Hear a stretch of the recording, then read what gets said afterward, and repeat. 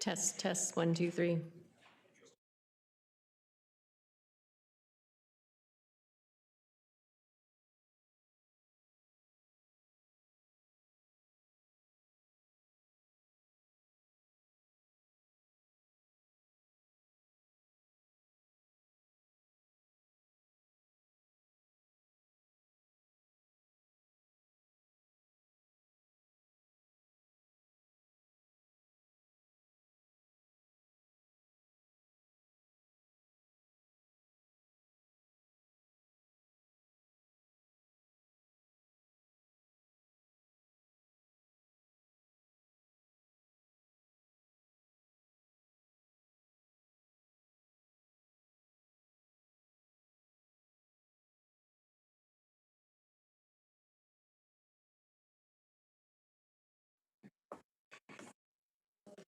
Good afternoon, everyone.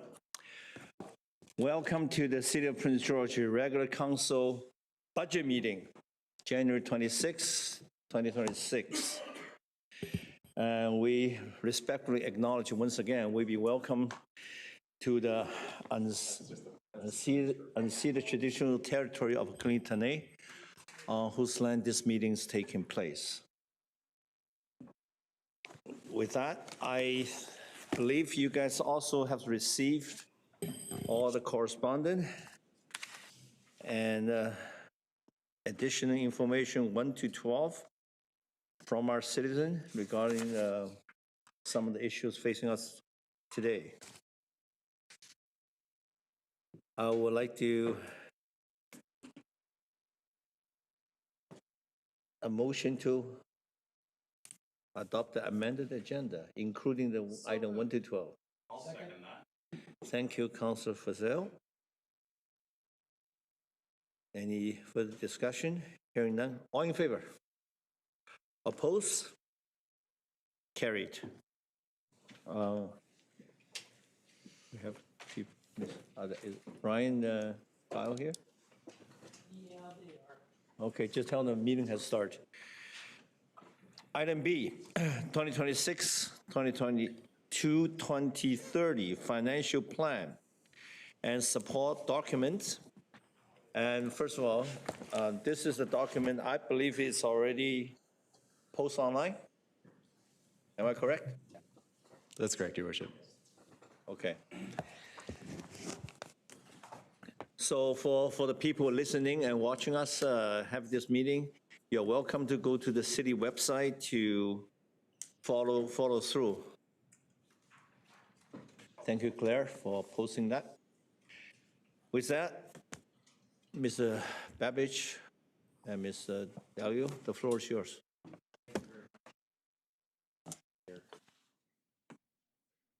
Thank you very much, Your Worship and Mayor and Council. This is the agenda that we'll be presenting information to you on before you now. Firstly, I'll provide a brief overview of who does what, which is a breakdown of what services each order of government is responsible for. Next, I'll go through the legislative framework that governs the development and adoption process for the city's operating and capital financial plans. Then I'll share what we refer to as the city's infrastructure story for local context regarding our particular challenges related to budgets. Ms. Thwaites will then provide an overview of the public consultation process that Council and administration undertook in developing the proposed financial plans this year. Mr. Dalio will then present a financial overview of the city's budget with information on the city's 4 tax levies and on the distribution of revenues and expenditures. Mr. Dalio and Ms. Bobby will then present to Council the city's 2026 to 2030 capital expenditure plan. And then the senior leadership team will each introduce their departments and will guide Council through their service categories of the city's operating budget. So moving on, who does what? This is a slide that was developed by our comms team a few years ago and has since, I believe, been replicated and built on by other local governments. We've used this slide, as you know, Your Worship, in town halls and other communications with our citizens. We often hear residents ask Mayor and Council or administration to address issues that are not in our jurisdiction. So in other words, The issue at hand is really the responsibility of another order of government. We, of course, as you know, work with all our government partners to try and help make life better for all citizens, but there are some services that are really provided by other levels of government that are already resourced by other taxation, such as income tax. So although these services are also, of course, for the people that reside in our city and we want to assist, we're simply not resourced to assist with these services that are the responsibility of other orders of government. And as you know, Your Worship, the current local government fiscal framework relies heavily on property taxes as the main source of revenue. Our municipal budgets are being impacted by several intersecting and overlapping crises, including addictions, mental health, homelessness, rising housing costs, inflation, and climate change. Cities are being asked to do more to address these crises and other challenges, but don't share in the revenue growth that the provincial and federal governments receive. In short, Your Worship, as you know, municipal government really only works with about 12 cents of every dollar of tax that a citizen pays. So moving on to the legislative framework for the next two meetings that we're going through. The BC Community Charter governs the development and approval of municipalities' financial plans. City Council must adopt 5-year operating and capital financial plans, and Council's strategic plan plays a key role in administration's development of the city's financial plans. The financial planning process must include consultation with the city's residents, and the type of consultation is left to the discretion of each municipality. Also, under provincial legislation, each year of the financial plan must be balanced. In other words, unlike other orders of government, there cannot be a deficit budget. Lastly, the financial plan must receive final reading adoption by Council before the tax rate bylaw receives final reading, and both bylaws must receive final reading before May 15th. So moving on to our infrastructure story, we presented this at budget meetings over the last few years, and I don't think that we will stop presenting this because it's so critical to understand our city's geographic growth history in order to understand our current context, our opportunities, and our challenges. Although our city is over 110 years old, the decades after World War II saw Prince George grow multiple times, and it was one of the fastest growing communities in Canada. This accompanied significant capital investment in the forest industry, new mines and dams, and the expansion of transportation infrastructure. Our population was growing rapidly from the 1950s to the 1970s, which led to a decision to expand our municipal boundaries in 1975 very dramatically to the size we are today, as you can see by the map in front of you. So, Prince George was a boomtown in the 1970s, and the city's geographic boundaries expanded to meet the needs of even more forecasted growth. Following the dramatic expansion of the city's boundaries in 1975, the city's first official community plan was completed in 1979. After 2 decades of significant growth, there was a lot of enthusiasm for the continued growth of our city. In fact, in 1981, Prince George was one of the largest cities in the province, having more population than Kelowna, Kamloops, and Nanaimo. The geographic size of Prince George and our infrastructure construction was based on the forecast that our city would have a population of more than 200,000 people by now. And until our city's population grows, together with our tax base, we're likely to continue to have challenges maintaining all of our infrastructure. So what does this mean for our infrastructure? As you can see by the bar graph in front of you, our infrastructure was disproportionately built from that time of rapid growth. This graph shows the value of our infrastructure and when it was installed, with the largest bulge in the 1970s. This includes all of those types of infrastructure listed in the bullets on this slide. So this means on average, our infrastructure in Prince George is about 48 years old. And to put that in perspective, the Elks Centre Arena was opened in 1976, so it's almost 50 years old now and is close to the same age as Prince George's average infrastructure. So about half of our infrastructure is newer than the Elks Center, but that means also about half of it is older than the Elks Center. So our infrastructure is old, and it also has to serve a large area. Here's a comparison of some of our peer cities that we often benchmark against, and you can see Prince George has a huge footprint compared to some others. And although we didn't include population figures on this slide, we also have the smallest population compared to our peers.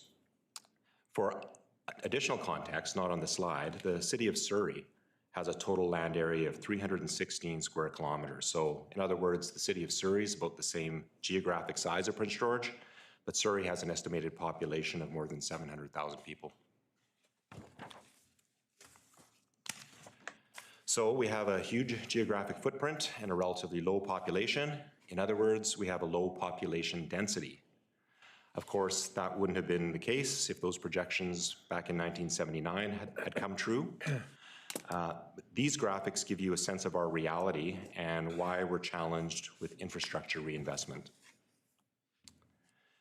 In fact, based on Statistics Canada data, Prince George is the 7th least densely populated population center in all of Canada, with a population of at least 40,000 people.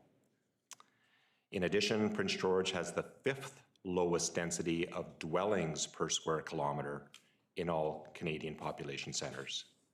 Again, that was from Stats Canada. So we wanted to show a few slides that quantify and demonstrate what we're talking about.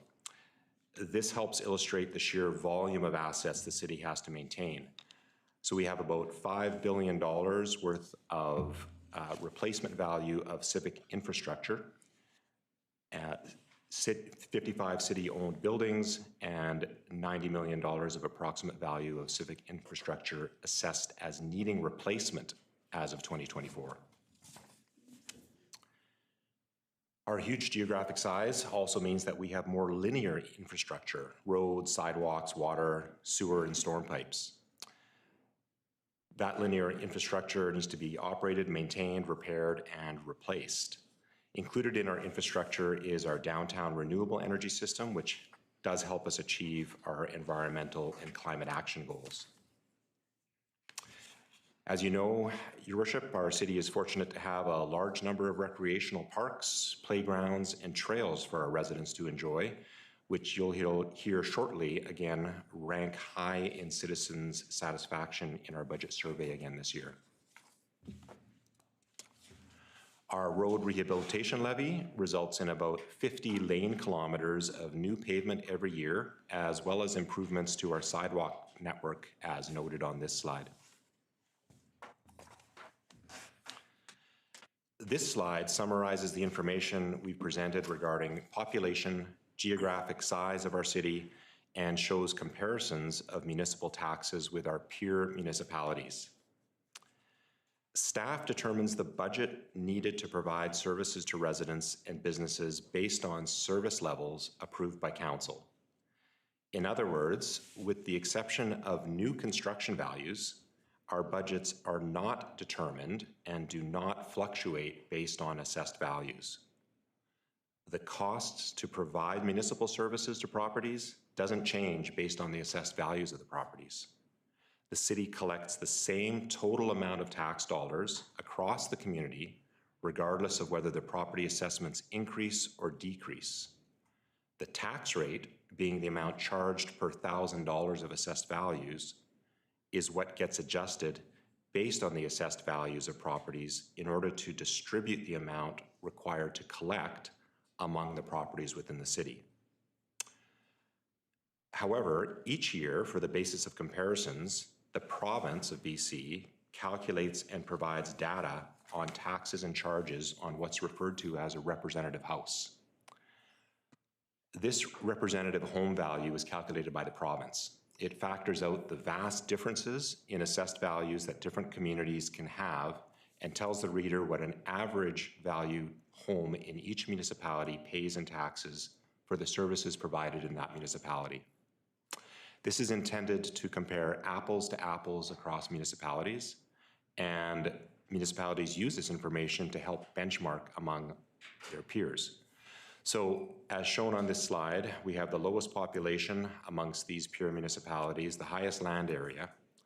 And this slide shows that our municipal taxes per representative home are among the lowest in the peer group, despite what's often stated.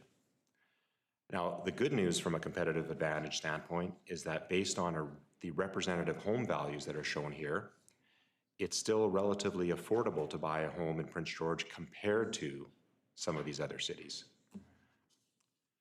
With that, Your Worship, I'm pleased to now turn the presentation over to Ms. Thwaites to provide an overview of our budget consultation process.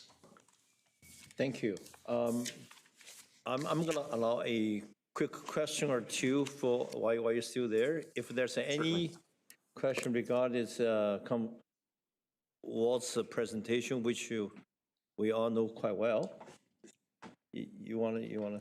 If I may, Your Worship, just what would be the preference of administration as far as going through all the departments, and if we have ideas on reducing the budget, whatever the case may be, what would be the best way to? This is what the next we're going to talk about the process here. Okay. Today, it's mainly we're going to department to department. Yeah. We're going to discuss the enhancement. Basically, it's a Q&A in terms of understanding some of the planning and thought behind the deliberation we're going to do on Wednesday. But today is not a time to present a motion or anything like that on the wheel. You know, just throw up a motion, say we're going to change that. Okay. I will prefer everybody hold all their change that they propose to Wednesday. But today is the time for more in-depth Q&A when the staff's all here and then when everything in front of us. Thank you. Thank you, Your Worship. Yes, would agree. As per the agenda here, the staff overview of their respective departments is at the end of the agenda, the operating budget. And there's an opportunity for council to ask questions about the operating budgets at that time. But yes, I believe that Mr. Anderson is going to provide a brief summary at the beginning of the operating budget presentations and confirm that we would appreciate council moving motions forward in the Wednesday meeting, Your Worship. Thank you.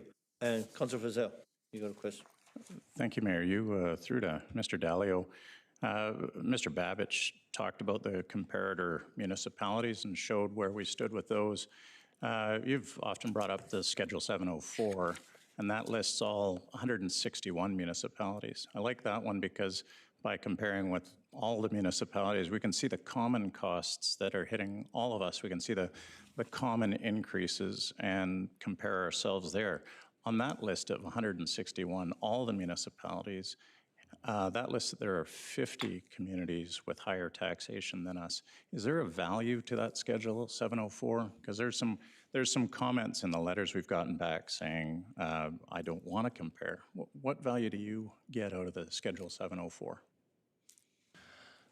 I would say that it's somewhat of a neutral party. The province is just collecting stats and trying to inform residents across the province what their municipality is doing compared to the industry, and I do call us an industry of what municipalities are doing.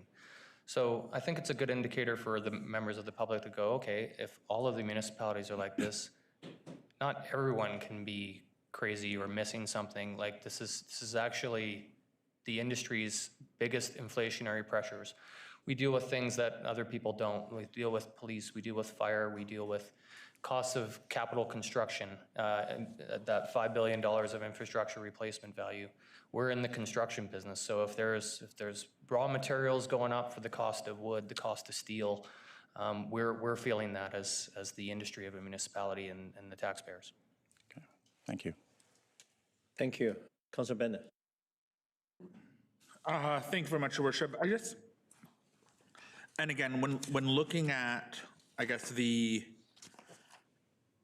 5-year kind of increase compared to our municipalities, and it's on I'm looking particularly at page 10 in the financial plan document.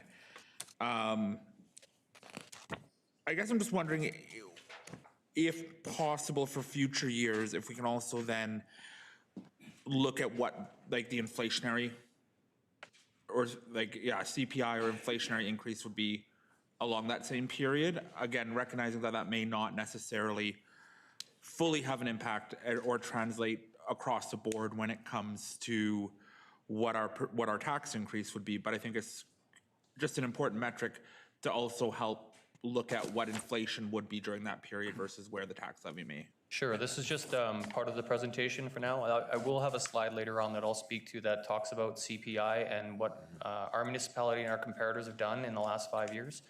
So you'll be able to, I don't know if the slide has the CPI piece, but I believe the table in my report embedded in the book does. So. Thank you.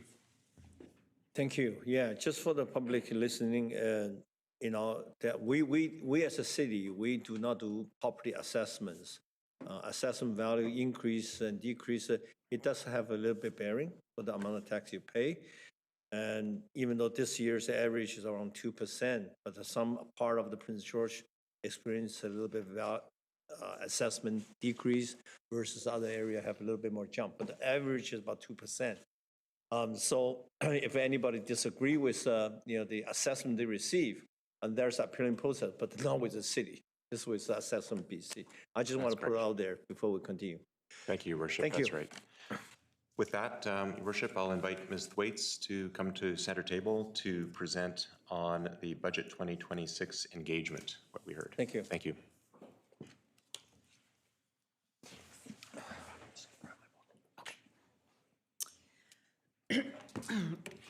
Good afternoon, Your Worship and Council. I'm here to speak on Budget 2026 community engagement results. This year, engagement ran from September 15 to November 7, and this year's focus was on making the process more inclusive, more accessible, and more reflective of how people actually want to participate. The Community Charter requires that the financial planning process includes public consultation to ensure that community priorities and needs are understood and incorporated within the financial plan. Each year, when it comes to the budget process, we work to balance service delivery, community expectations, and long-term financial sustainability. Public engagement helps us understand residents' priorities, but it also helps residents understand how their municipal services are funded. A major goal this year was to simplify engagement and make it easier for residents to participate. We said we wanted to meet people where they were at, and we truly feel like we achieved that. Instead of expecting residents to come to the Civic Centre or sit through presentations, staff went into high-traffic community spaces like the Public Library, Pine Centre Mall, and the CN Centre. This approach resulted in over 200 direct interactions compared to fewer than 50 in previous years. The face-to-face conversations were consistently the most valuable part of engagement. People were willing to stop, talk, ask questions, and share thoughtful feedback because it was convenient and informal. Our largest event at the Pine Centre Mall included Coffee with Council, informational posters, senior staff in attendance, and the Vote with Cash activity, where protective services received the most support, followed by parks, roads, events, and then snow removal. I covered this at the December F&A meeting, but I think it's important to highlight that shifting to community-based pop-ups was not only more inclusive, it was also a more cost-effective way of doing things than hosting standalone open houses. Engagement opportunities were promoted through social media, posters, and the Super Citizens newsletter, media releases, and our digital screens, such as the ones in the foyer at City Hall and in the reception area at the pool. Our online engagement metrics were strong. We had 47 social posts with 377,000 plus views and over 1,200 interactions. This year, for the first time, we did Reddit posts, which generated 24,200 views and substantial dialogue. Online comments reflected a mix of concerns and themes, including property taxes and affordability, road and sidewalk conditions, snow removal costs, aquatic centre cost concerns, urban sprawl and infrastructure costs, safety and social challenges downtown, and distrust in government and cynicism about engagement. At the same time, many residents expressed support for the city's new approach and for tools like the Citizen Budget platform. As part of the Othello Citizen Budget Survey, respondents were asked about their interest in keeping the budgets the same, reducing or increasing in 12 different service areas. They were also asked about the importance of services and their satisfaction with said services. The majority of respondents indicated satisfaction with city services and a desire to keep the budgets and services the same. The only changes suggested were a 5% decrease in corporate services. Corporate services is an easy target on the survey due to perceptions of administrative overhead because it doesn't appear to affect a service that the public uses. However, corporate services only exist to support the other services. It houses centralised expenses that apply to all divisions of the organisation, such as ledge services, including freedom of information staff, mayor and council, communications, including intergovernmental relations, health and safety, insurance premiums on assets, and all of the IT software and hardware for every division, the service centre and finance staff. Each individual service, like snow, police, fire, would not be able to provide their service fully if they had to spend their time doing the collection of taxes and utilities, hiring, procurement processes, paying of employees and vendors, IT integration and troubleshooting, answering 311 calls, public engagement, financial reporting, and so on. So cutting these services would impact other services. The 5 most important services are identified as snow and ice control, police, protective services, roads and sidewalks, and infrastructure management. For the Othello Citizen Budget Platform, there was also a question that allowed free text responses. The question asked, what do you feel are the key topics the city should consider as it establishes its 2026 budget? For this, we saw that residents overwhelmingly want the city to address homelessness and downtown safety issues. This was by far the largest and most consistent theme and appeared in well over half of the responses. Residents are calling for stronger enforcement, clearer accountability, and effective coordination with provincial services. Respondents also stress the need to refocus spending on core services such as roads, snow removal, and ageing infrastructure, while reducing administrative costs and improving project oversight. Rising property taxes are a major concern, with many residents feeling strained and seeking greater fiscal discipline and transparency. While some emphasise the importance of compassionate supports for vulnerable citizens, most respondents want the city to prioritise safety, essential services, and responsible financial management before advancing new major projects. The Othello platform has now been used for 10 years, and so the communications team believe it may be time to refresh or evolve the budget tool to keep residents engaged and prevent the exercise from becoming repetitive or predictable, which is something we will look to incorporate into our engagement planning for later this year. And lastly, the service satisfaction surveys. As in previous years, we surveyed satisfaction with 5 key service area specific surveys. They were protective services, roads and sidewalks, events and recreation, parks and trails, and snow and ice control. This year, we received 1,054 total responses for the satisfaction surveys, an increase over last year. A key improvement was the expansion of paper survey stations, which made participation more accessible for those who prefer or rely on non-digital options. Paper survey use grew significantly to 446 responses, up from roughly 270 last year.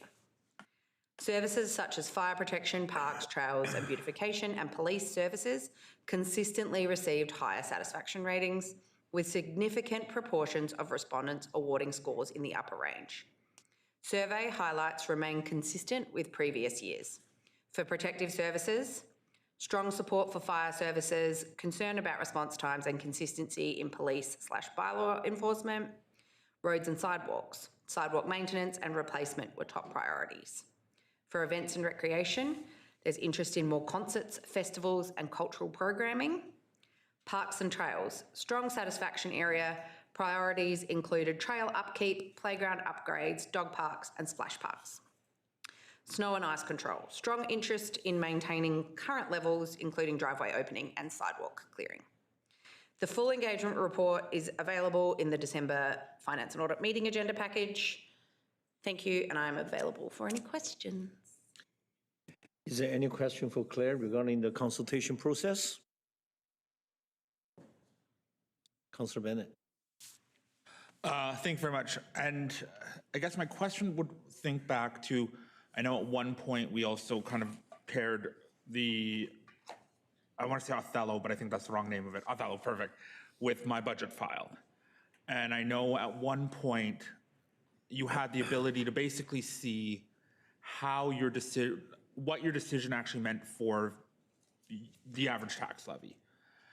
I guess, is there a desire to get back to that process? And I guess where my question stems from is, you know, we see based on feedback that people are relatively satisfied with, you know, current level of service and a 5% decrease in corporate services. Would people have answered the same if they knew that keeping the current level of service would result in a 5% tax levy increase? Or would they have made difficult, harder decisions if they knew that status quo meant a tax increase? Or when they're answering, are they happy with status quo, is that they're happy with status quo of taxes, not thinking about service increase? So I guess I'm just wondering, is there a way that we can introduce that tool back to the public where they can actually play with the numbers a little bit and see if that actually changes the result of the feedback? Yeah, Your Worship, through to Councillor Bennett, I think that it's a really good point, and it's something that we see a lot, and I know it was spoken about last year with the same thing about residents saying that they want to maintain services, but the implication that means a 0% tax increase. So I think that, you know, we try and put explainers and caveats around, and the Othello tool is good because you can, the individuals filling out that survey can put in their own BC assessment property value and play around with the figures as they would impact them.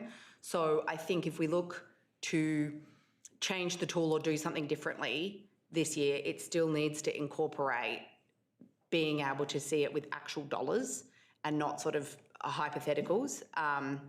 So I do think that matters, but I also would say that the people who responded using the Othello survey, it probably made more sense to them.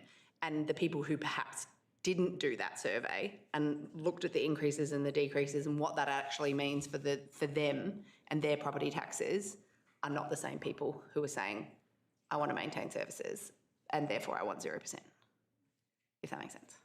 Excellent, thank you. And Councillor Skaken? Just briefly, Your Worship, appreciate all the survey work. Question, and I'm looking at, I guess it's page 7 where you talk about this surveys were focused on snow, ice control, roads and sidewalks. And I'm just wondering, and I see we do a lot of radio, digital, but did we do any targeting surveying?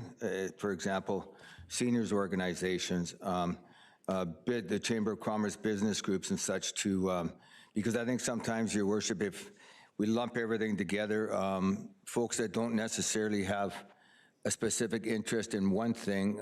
So I guess just to administration, would it be too much work to get more input from some of those types of organizations combined with what we're doing with the online presence and the Civic Center meeting and all that? Yeah. Your Worship, through to Councillor Skaken, that's something that we did focus on. And so with the satisfaction surveys, because we're able to do those ones on paper, this year we had Haddie House, we had some senior centres, we had the libraries, and we've seen a really good response rate from that. This was also the first year where we put age demographics for people to fill out. So we know that there's some of the older population, and then there's some of the under 21s who we're not hitting.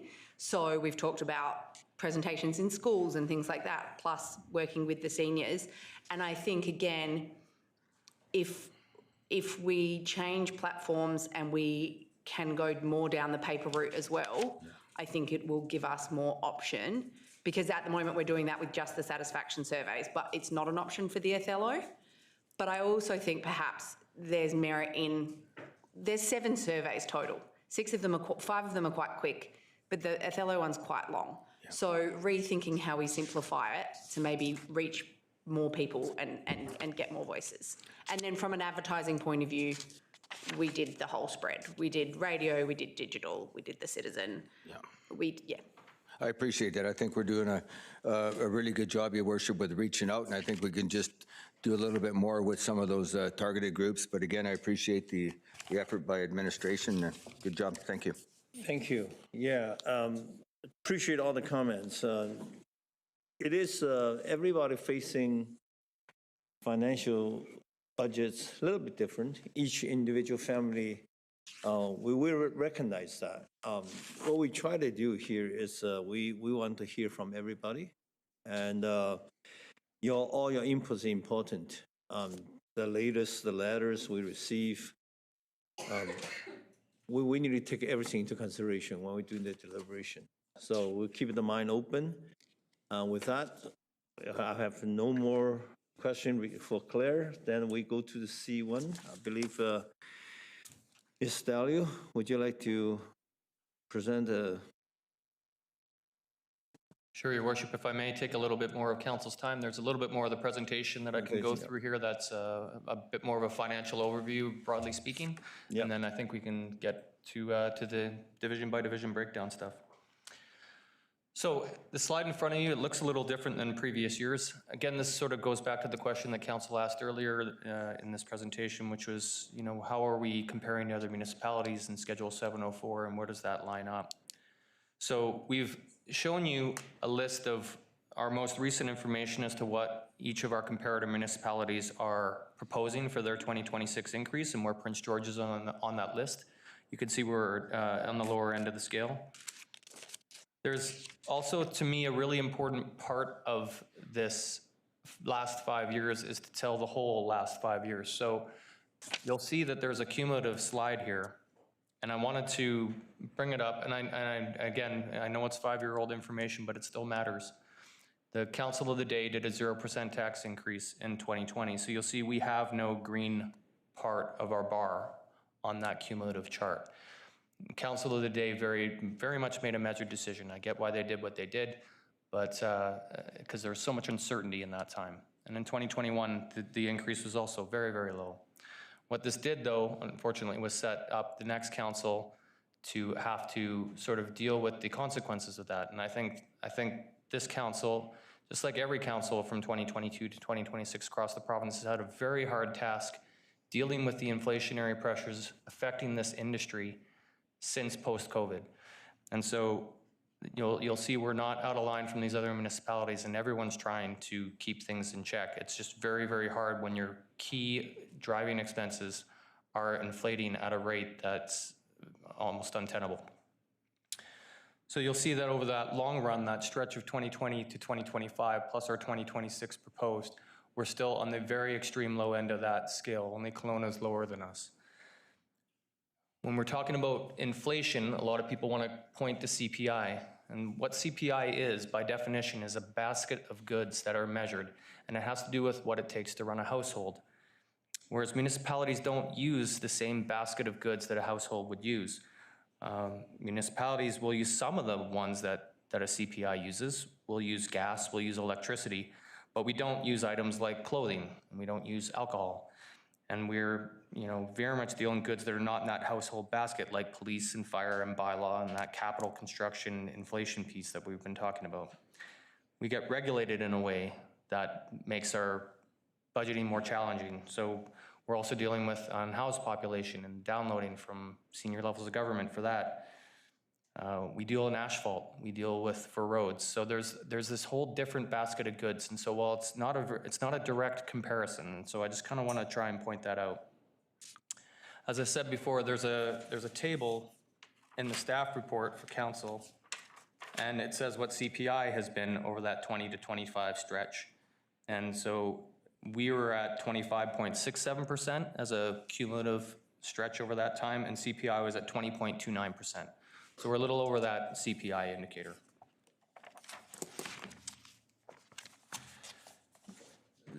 This is about explaining what our tax levy is. We always call it the tax levy. And so this is just to make sure that everyone understands the tax levy is actually made up of 4 individual levies, and their cumulative effect is what we call the tax levy.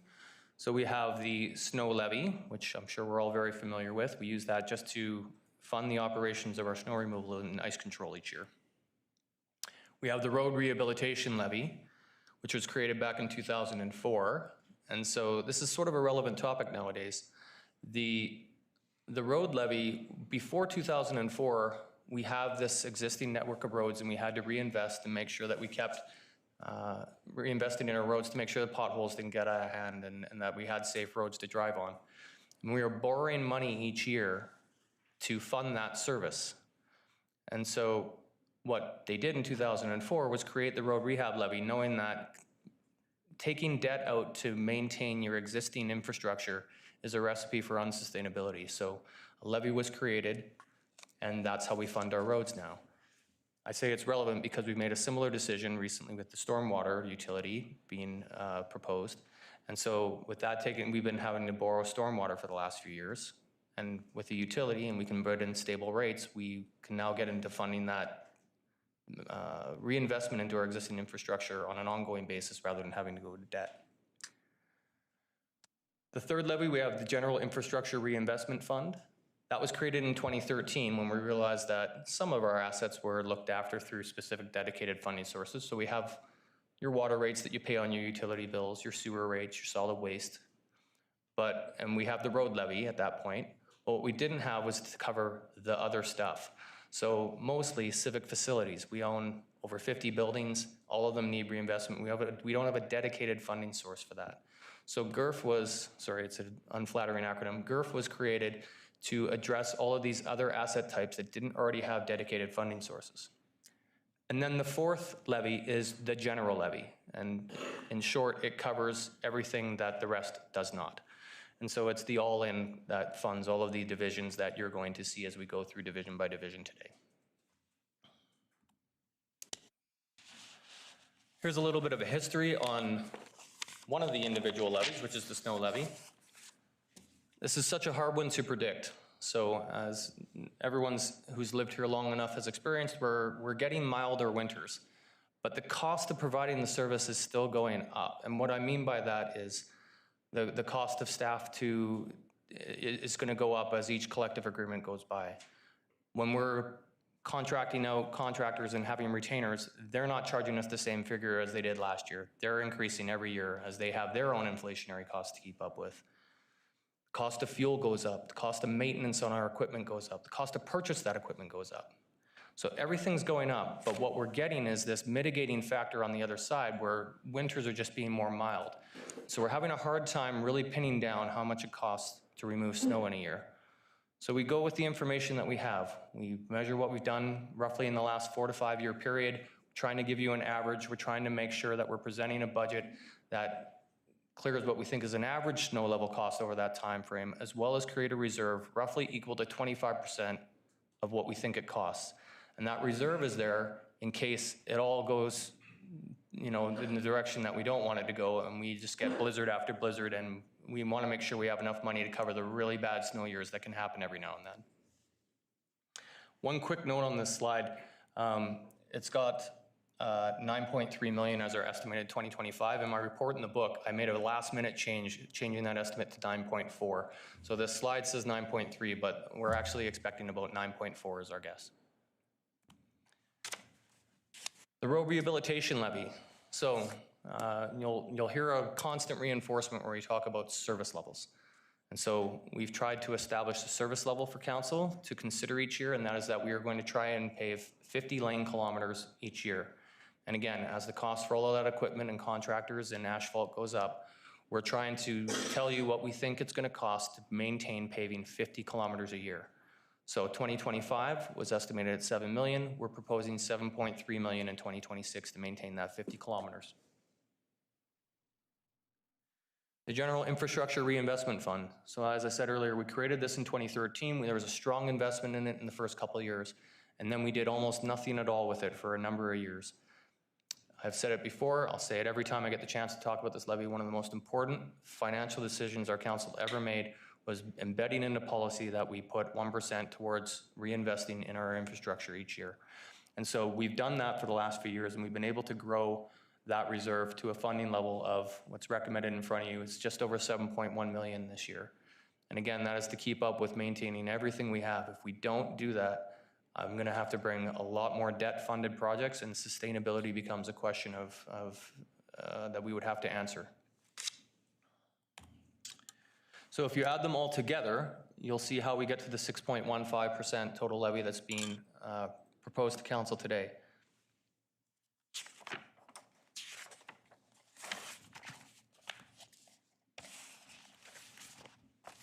Sorry, I've been speaking without notes for a while. I should really catch up. So this, the previous slides, representative home tax showed $2,922 as the municipal tax paid on a representative home. So a 6.15% increase would equate to approximately a $179 increase to that representative home. Council now has the ability to go through and look at all of our service levels. You can look at potentially reducing a service level, and it's our job as administration to be able to tell you what the impacts of those cuts might be. There are also service enhancements in the book for council to consider. These have come of either notice of motions from council, or they've come from previous staffing plans that have been approved by council. They might come from input from user groups. These sorts of things dictate how these service enhancements come to you. So just like council has the ability to discuss reducing a service level, you also have the ability to discuss increasing a service level. So there are 6 in front of council. One is to increase police support services municipal staff by 4. Actually, I'm not going to get into these detail by detail, but we'll get to them as we go through the book later. Should council approve all of the service enhancements in front of them, they add up to an additional 1.81% of a tax levy increase. So it could, if no other service levels are adjusted and just the enhancements are approved, the estimate would go from 6.15 to 7.96. This is a quick history of what our tax increases have been since 2021. So again, you'll see the 0 in 2021, the 3 in 2022, and then somewhat of a catch-up, and then also somewhat of a inflation period that I don't think we've seen in decades. Quick breakdown. This is something else that I always try and take some time on, really try and stress home one very important fact, and this goes back to the who does what slide. So Mr. Babich had presented a slide that shows this is what the federal government's responsible for. This is what provincial and RD are responsible for. So we collect for a lot of other authorities. So when you get your tax bill, a lot of you heard me quote $2,922, you're probably going, I pay way more than that. And you probably do.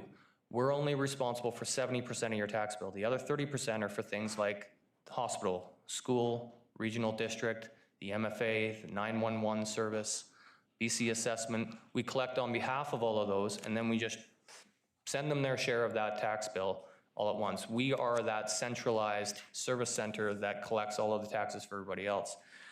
And really, quite frankly, we take it on the chin for everybody for doing that. So a lot of people probably ask you, well, why don't you just send everyone to their other authorities so that they know exactly what we're charging them? Because it's really about the one taxpayer model. You want to make sure that there's only one service center that handles all of these things, and then it's overall cheaper to the people who are paying the bill. So we act as the front line for that.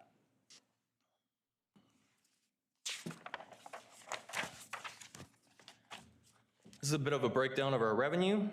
So as you can see, we take about 80% of our total revenue comes from taxation. Another 10% comes from sale of service. We have a little bit more money in grants and licenses and fees, and the smallest sliver of our pie is the investments. So the taxation, again, consists of those 4 levies that I talked about earlier. It also includes any of our grants in lieu. So if a federal or provincial government has property in our boundaries, they aren't obligated to pay tax, but they do what's called a grant in lieu, and they give us the money that would be equal to what they would have to pay in tax. There's also revenue sharing agreements. So there's a bunch of underground infrastructure that happens for Hydro and TELUS and Shaw and Fortis. And so there's no real, what we call PID numbers or properties to actually tax them for because it just runs under the whole city. So there's a legislated agreement that they gave us 1% of their revenue to acknowledge all of that. So all of that we consider taxation. Sales of service would be like your utility bills, so solid waste revenue, the revenue from the regional district to run the 911 dispatch, which is a revenue neutral service for us. RRD pays us the money to run the service.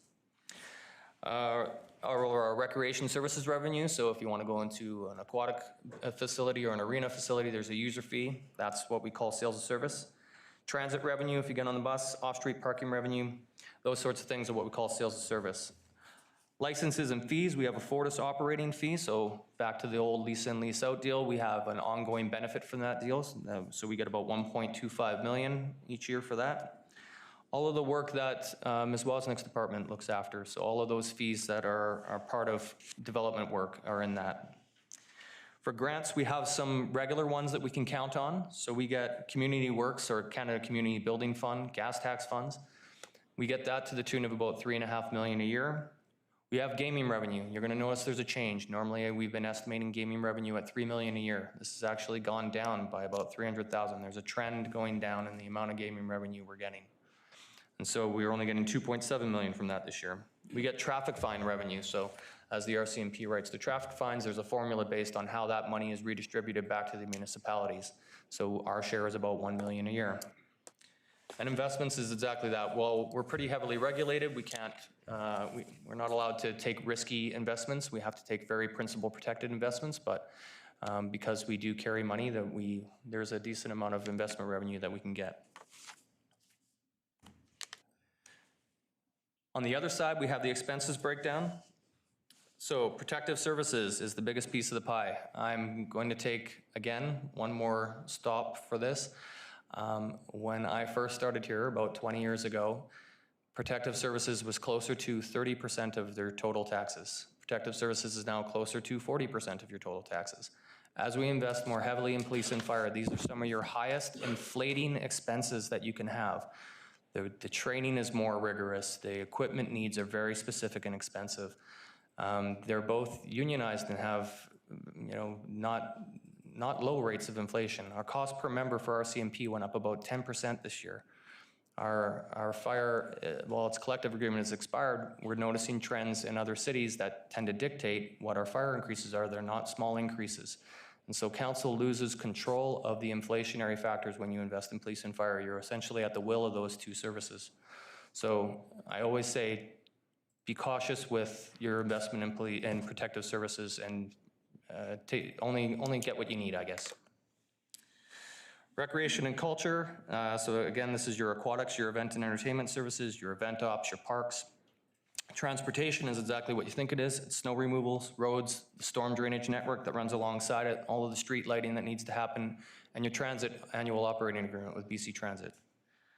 General government is essentially your corporate services that Ms. Thwaites talked about earlier. So all of those support services that go along with having all of these separate businesses that we run essentially under the umbrella of the municipality. Debt, this is your debt servicing costs for anything that you've taken out for financing. And your smaller pieces of the pie are probably pretty explanatory too. As for what we've seen, big positive and negative adjustments in the budget this year to prepare it. So again, the RCMP contract, labor makes up that largest cost per member, but for every RCMP member we hire, we're paying about $258,000 per member now. The city's funding 130 positions, which is less than we funded last year. I believe we funded 135 last year. And so what we've done is we've risk managed that budget. That's a term that we've been using for a number of years now. So we have an authorized contract strength of 157 members, I think. But knowing that some people are going to go on leave, some people, whether that be a health leave, a paternity leave, or just a gap in hiring. Somebody leaves the organization and it takes time to get the replacement in town and out doing the job. So part of the stats that are tracked are how many actual members can we field on the ground in a year, and it's not 157, it's less than that. So we noticed a vacancy rate in earlier years of about 12%. We're noticing a much higher vacancy rate than we used to. So we have already adjusted that budget down to match a vacancy rate that we believe we're experiencing nowadays. Now, the downside to this is, should the trend ever reverse, you have already pre-given your authorization to the federal government to fund up to 157 members. So if the vacancy rate goes down again, you're going to see very large increases as RCMP has the ability to fund those positions or get those positions back on the street again. Transit increases. So every year before budget time, you are given a visit by BC Transit. They present to you an annual operating agreement. Your decision in that discussion leads to how the budget is presented. So you've already agreed to the contract. We've presented to you how that budget shakes out. That transit increase is about $304,000 net. So we get some more revenue, but we also have more expenses. It nets out to $304,000. We've seen some pretty high increases in the stormwater for the cost of crushed gravel, asphalt, concrete, and culvert pipes. So the cost of stormwater is about $164,000 increase. Council has also previously approved a 3-year plan to enhance our grants program. So we are in year 2 of that 3-year approval by council. So we have included an additional $156,000 in grants. Investment revenue. So a few years ago, I was able to give really good news to council because as all of that inflation happened and the Bank of Canada rate went up, our investment revenue was going up. And so we were able to use that extra revenue to keep the levy a little bit lower a couple of years ago. But now the Bank of Canada rate is being driven down. Like I said, we're a principal protected investment firm. So as that Bank of Canada rate goes down, so can our investment revenue. So now the opposite effect is happening. So we have about a $1.82 million decrease in our investment revenue. We have contracts that the city has with service providers that are already in there.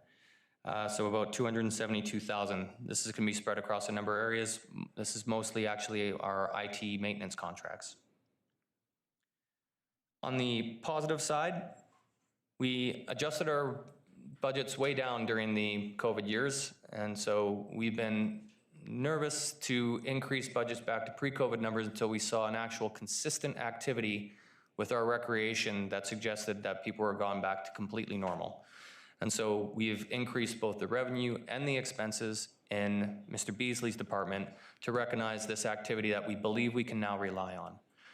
You're going to see large increases in expenses, but you're going to see larger increases in the revenue. And so that nets out to about a $373,000 increase in revenue for us. Ms. Wozniak's department has also seen, as you can get every month, you get the building permit summaries, and some of that always, will result in good, what we call new construction or non-market change revenue, but it'll also increase the value of the revenue that they pull in on the permits and licensing side.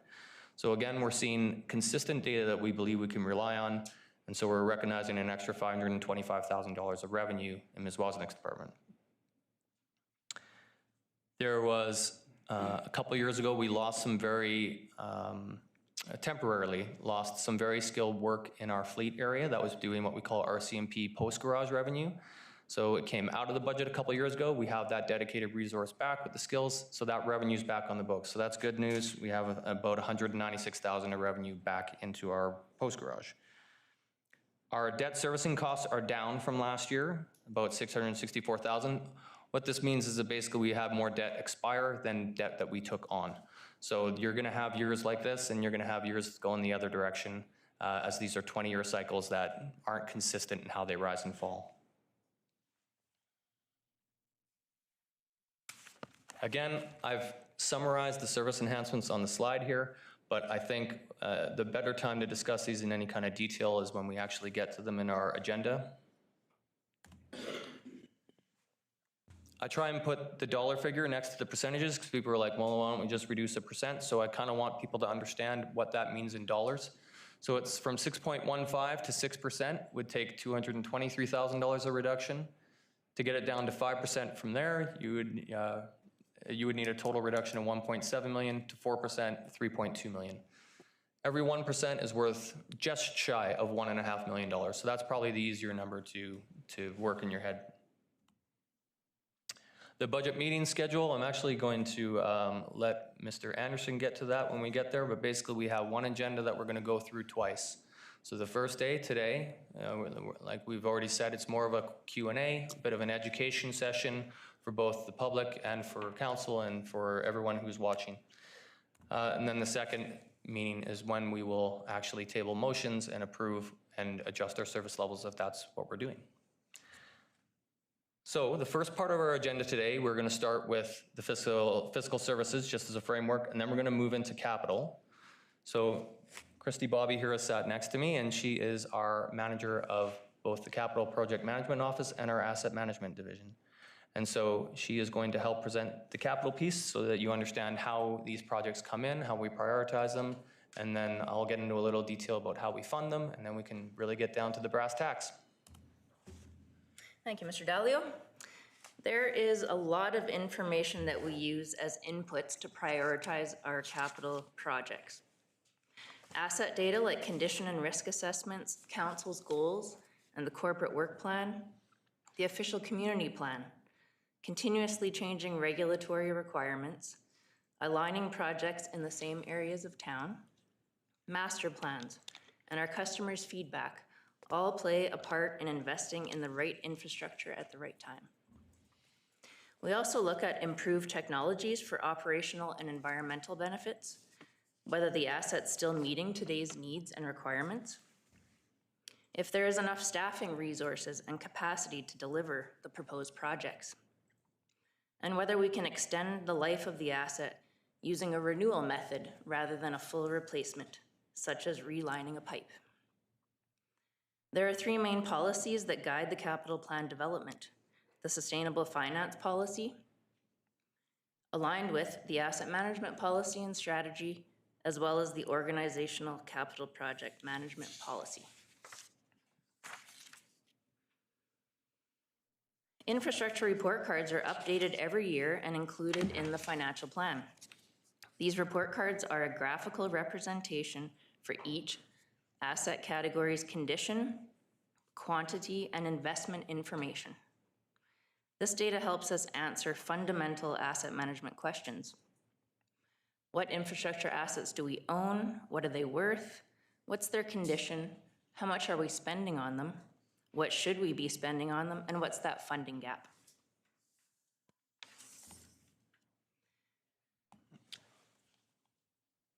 The capital expenditure plan includes both funded projects, which are the highest priority, as well as unfunded projects that are important but less critical. Because costs can change significantly over time, staff review the budget annually to ensure that the first year is as accurate as possible. All projects in the plan are reassessed each year, and budgets are refined as new information becomes available, such as updated costs, regulatory changes, or technological advancements. Projects scheduled for 6 to 10 years into the future typically include development cost charges projects and longer-term initiatives that may depend on growth and development. Over to you, Mr. Dalio. So again, now my job is to say how we fund these projects that are submitted to us. And so the capital expenditure plan provides purchase, construction, reinvestment, and upgrade of our assets. It includes land and improvements, it includes buildings and vehicles, machinery, infrastructure for roads, drainage, parks, sewer, and water, and any leasehold improvements we have. We fund those with actually a remarkably few amount of reliable funding sources. So 2 of them are capital levies that we collect through the tax levy. So the road rehabilitation levy, which is $7.3 million estimated for 2026. Community works funding, which is again that Canada Community Building Fund, the gas tax funding. That's roughly 3.6 million. It's right in that range. The general infrastructure reinvestment fund, which is just over 7 million. And then the gaming revenue.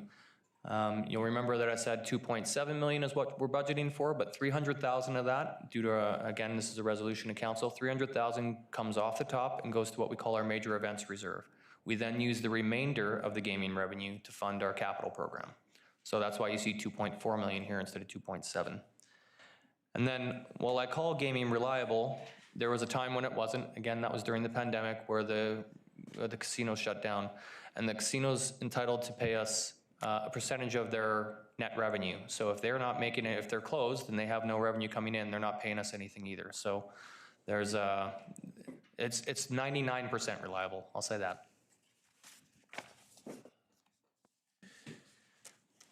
This is a chart of a 10-year history. You can see that our capital spending has increased since 2018, even 2015, I should say, especially in general. We really don't expect this to slow down. Again, you would expect this bar to go up as inflation does its work over time. Even if you're doing the same amount of work that you did 10 years ago, it's going to cost more to do that work. And so this graph isn't a surprise that it goes up. This chart is how we fund our capital. So we have roughly 3 ways that we fund our capital projects. We either do it through our reserves, which are funded by the grants and the levies that I mentioned earlier, or we can take on debt if we don't have the reserve funding to do it, or we might have grants or third-party contributions that help offset the full cost of a project. And so you'll see that the debt went up in 2020 because of Canfor Pool and the new fire hall and others. But nowadays we are using way more reserve funding than debt funding, and that's a good thing. Again, I don't consider debt a bad thing in general for municipalities, and I can get into that another time when we talk about the usefulness of the Municipal Finance Authority and the rates that they can provide us. But we are regulated in how much debt we can take on. So if we only relied on debt, we would hit our limit and we wouldn't be able to do everything that we need to do. So it's important that we are also setting aside enough money to balance that need and use our reserves to fund our capital program. This is that regulated amount I was talking about. It's based on 25% of our controllable revenues. Those controllable revenues are things like your taxation, your grant and lieu, your revenue sharing agreements, your user fees. And so, again, you'll notice 2020, we had a very low dollar figure there. That was because we cut a lot of our user fee services when we had to close facilities. So our borrowing capacity went down as we had to cut down that revenue. Now as that revenue's come back, you can see that our limit is growing again. But when you talk about $5 billion of replacement value on our infrastructure, if we had to take debt to fix everything that we got, that $429 million wouldn't last long at all.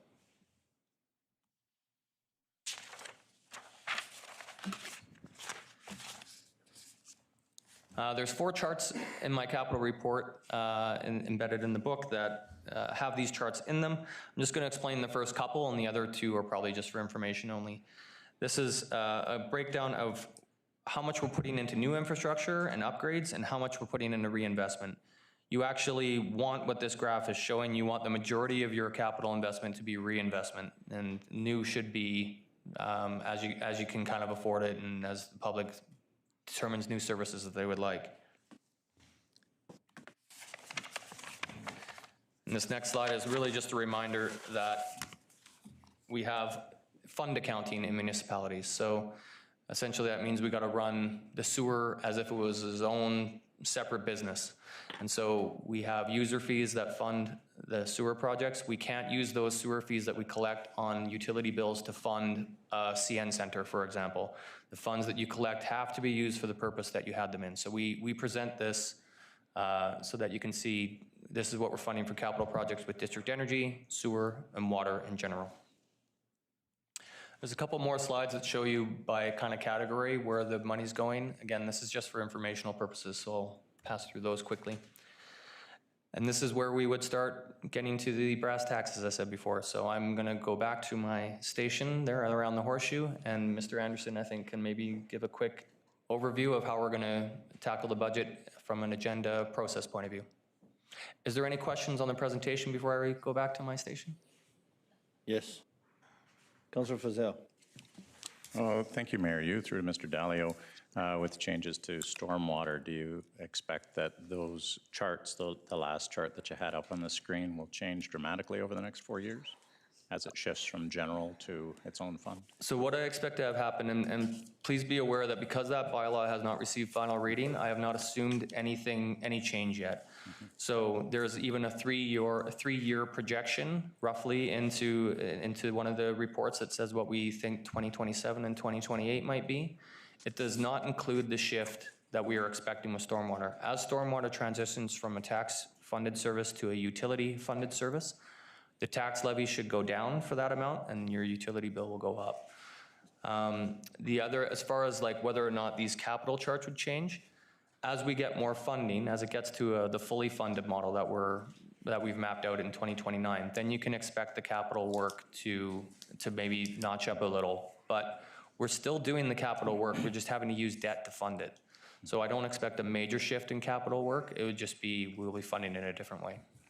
And instead of having it funded by borrowed money, it'll be money that we will have been collecting and adding. And we've into. already had set aside, yes, sir. That's excellent. Yeah. Thank you. Thank you, Councilor Frizzell. Councilor Skeekin. Just a couple quick things. Earlier in the presentation, Mr. Daly had a comparison of Prince George where we were compared to other municipalities. I think we're kind of in the middle. Yeah, right there.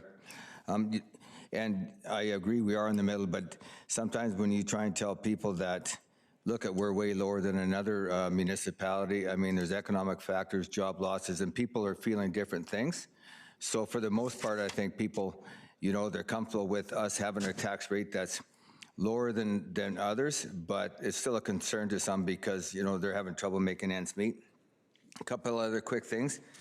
And I was looking at the breakdown of our taxes, the hospital district and the school district tax, I think, were $60 and a bit million. And when people look at their tax bill, they open it up and they see the city of Prince George. And you know that, and even though they might be broken down, even for as an example, the Kamloops Regional District only paid $17 million into their hospital regional district last year.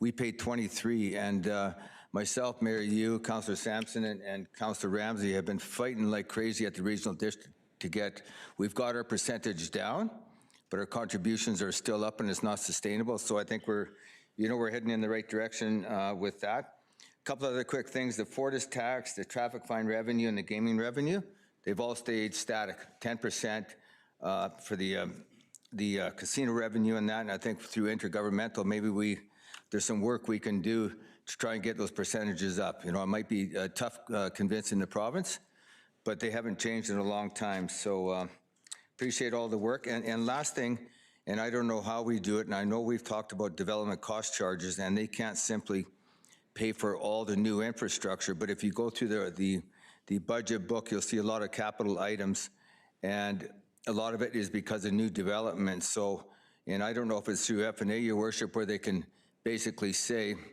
this is what new development is costing us. The permits and everything are going up and generating more revenue, but what is happening with all the investments we have to make to have all that new building? So I guess just at a high level, maybe that's something down the road.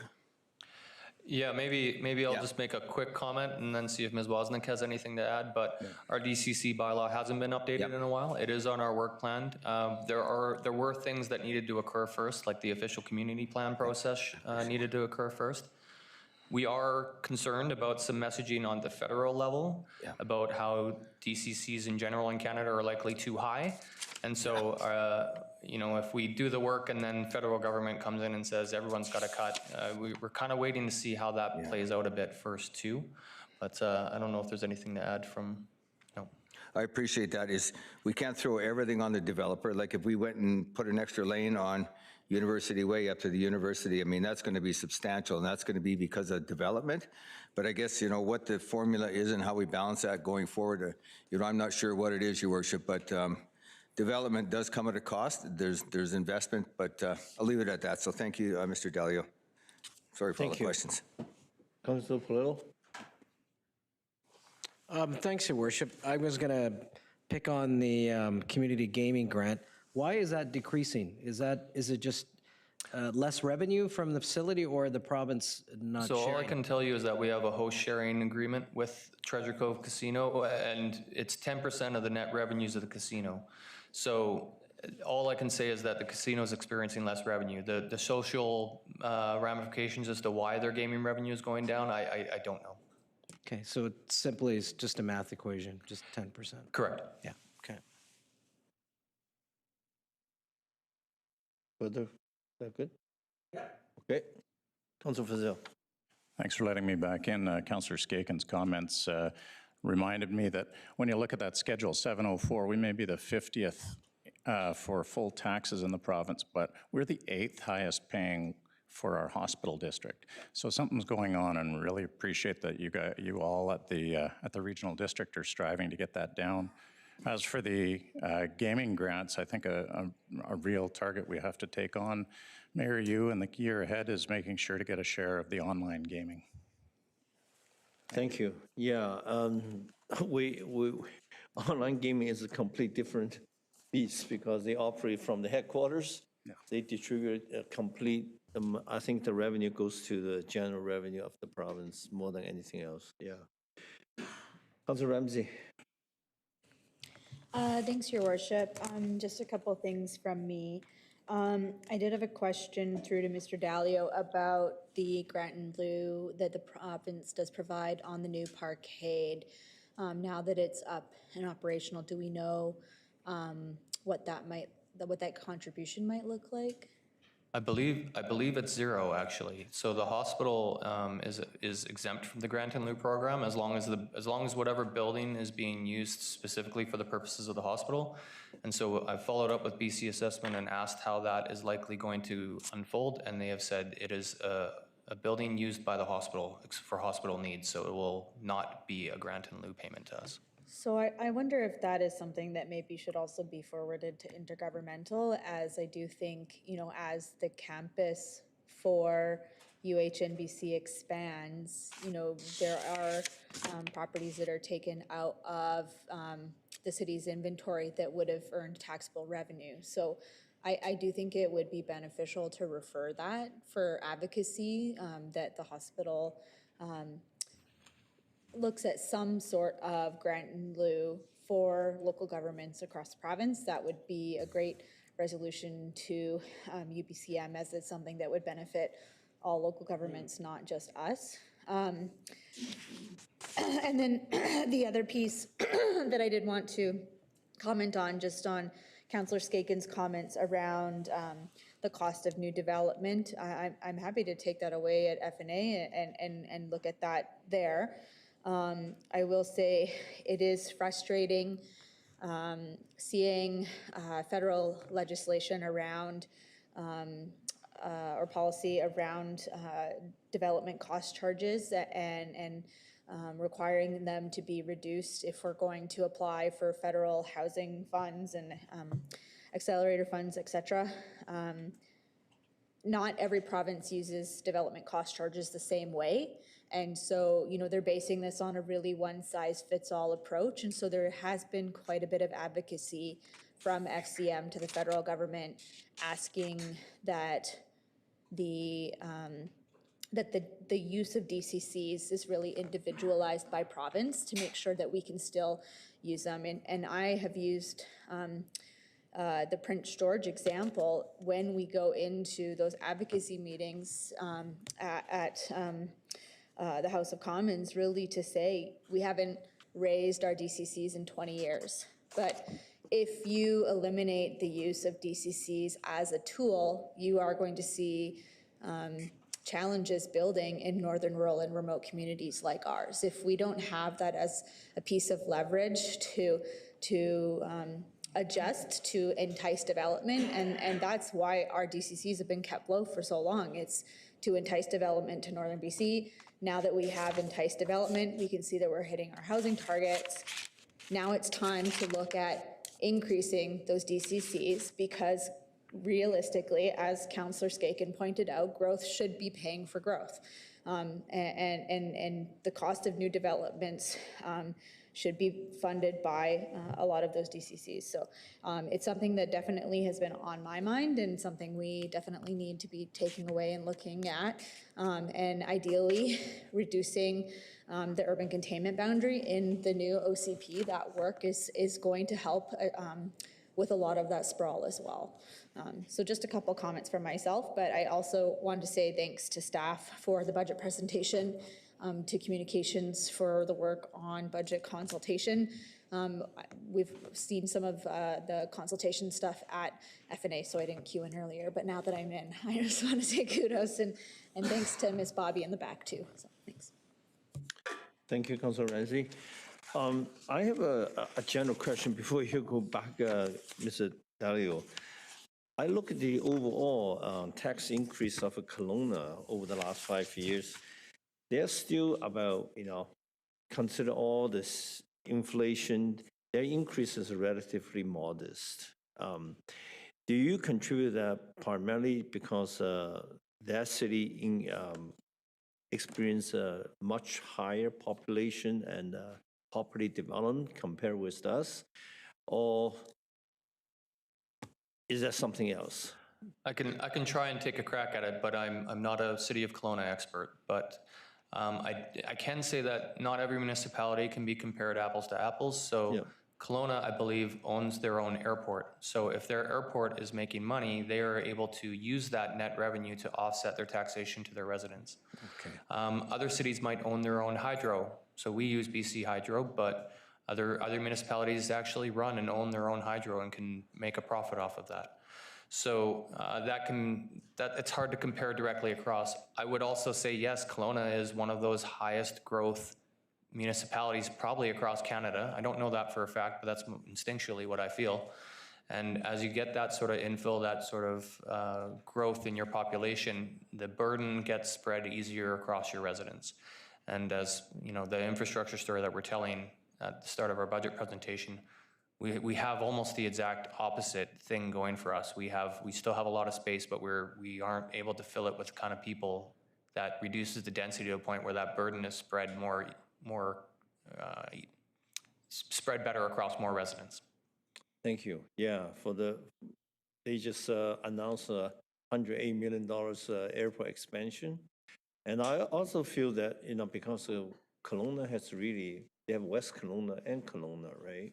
So some of the facility perhaps get more revenue because they draw more population to use the same facility. Would that help them as well? Yeah, I think that's the whole density conversation, right?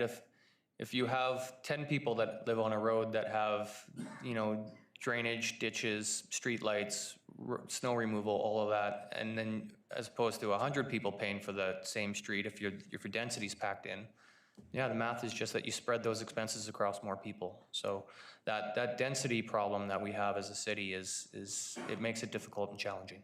Thank you. Okay, yeah, I see no more people in the queue, and thank you for all your answers and your presentation.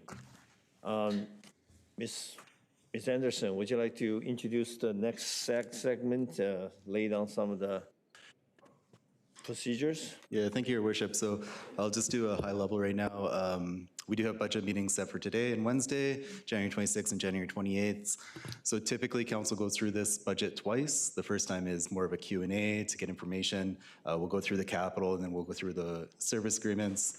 The public library and tourism PG will present, and then we'll go through the operational. This is really designed for council to ask questions and get more information from staff.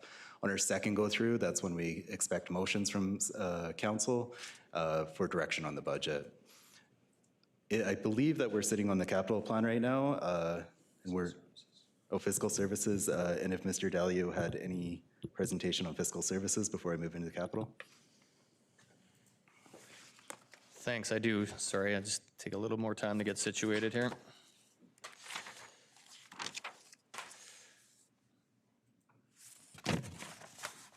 Okay, so fiscal services is essentially it's an extension of financial services. So all of the staff that run financial services also run fiscal services. But this is kept separate because it contains sort of organization-wide financial items that aren't particular to finance. They serve the whole city. So it's what houses your tax levies, it's what houses your grants and lieux, your collections for other agencies, those ongoing grants that I said you could rely on, your gas tax, your gaming, and it also houses the city's debt and equipment leases, which we then transfer out to the other areas. So this is where the kind of that framework of all of those big organizational items live. It's a lot of information. What we're doing here is asking council to approve this as a framework to work from, understanding that you may make changes which will change certain figures on this, and we'll come back and amend this later as those changes take place. If there's any questions about anything that's on this division that's in front of you, I can answer those for you. Councilor Fazil. Thank you, Mayor. You, through to Mr. Dalio, can you tell us about the estimates you've given for collections we're doing for other agencies? Are we fairly certain of what their directions are at this point, or is this a general estimate based on previous? Estimate based on previous years. So some of these collections for other authorities, they're going to go through their process later than we will. So the good news is that you really won't see it in your budget. Like I said, we collect it in and we transfer it back out. So for every one of these, like the provincial school, for example, we're going to collect that 38.5 million, but then we're going to pay it right back out. And net impact to yours is 6.15% that you're seeing today. The net impact of that is 0. So it might be higher than that. It might be lower. Well, it'll probably be higher than that for each one of these items, but I just don't know I don't know what their drivers are. So I'm not taking a guess. I'm just giving you what we did last year, basically. Thank you. Thank you. Just a recommendation. I mean, this time, I can see, for example, snow control, we are proposing 10%, right? Because from 1 million to 11 million. I was wondering if it's more easier, so next time increase a column regarding the percentage, because a lot of time, a percentage increase or decrease, it jump at you a little bit more easier to see in terms of reference, because this is a lot of information in terms of even when we're reading it. So I had to do the math back and forth. Is that a lot of work to eventually get a line into it so the citizen was able to see the percentage increase and decrease a little bit more easier? I don't think it would be a problem. I should really talk to my staff because essentially they're the ones that would have to do everything. But what my only thought would be the readability might be hard if you have too many columns. What I could do maybe is, yes, we'll try and figure something out. Just so the lot. I'd like to be able to remove a column, but I also don't know what I would remove. So I don't know. We'll see how it looks readability-wise if we were to do it, and hopefully I don't need to change anything to make it readable. Okay, thank you. Much appreciated. So the process, I think we, to save a bit of time, we are going to go through section by sections. Thank you, Your Worship, if I may. For the capital section, when council did their budget survey, the majority of councillors agreed with a correspondence or consent agenda type system. So what I thought we would do is for the funded capital plan, being pages 157 to 160. If councillors could queue in with the number of the project that they wish to discuss, once you recognize them, give us the numbers. Me and Ms. Keller will keep a list, and we will go through those projects one by one. Then we'll repeat that process for the unfunded and the future year projects. So if that works, Your Worship. Yeah, that works. And also you are going to present it to each section, each time. This is section, so we know. And you flip Leslie, you're going to flip the page to that section for us? That's correct. Much appreciated. Thank you. Okay, with that, we are in D1, 2026 to 2030 capital plan. And we'll go through the funded project. And we'll first receive the funded capital project. Only page 157 to 160. And Councilor, I will stop each section and give everybody a little bit time to pull. 161.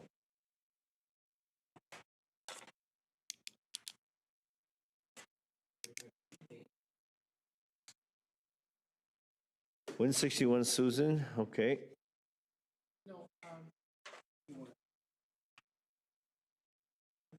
You're fine? Okay. Councilor Skaken? Just a question on, a couple questions on page 159 with the bus bay pullouts and the Ospika-Tyner roundabout? Just a high-level question. High-level question? Yeah. Okay, you address to Mr. McIntosh? or- Sure, yeah, just number 59 and number 62.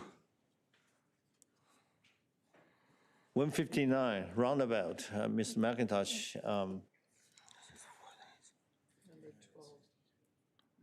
59 and 62 on page 159. Yeah, sorry, yeah, thank you.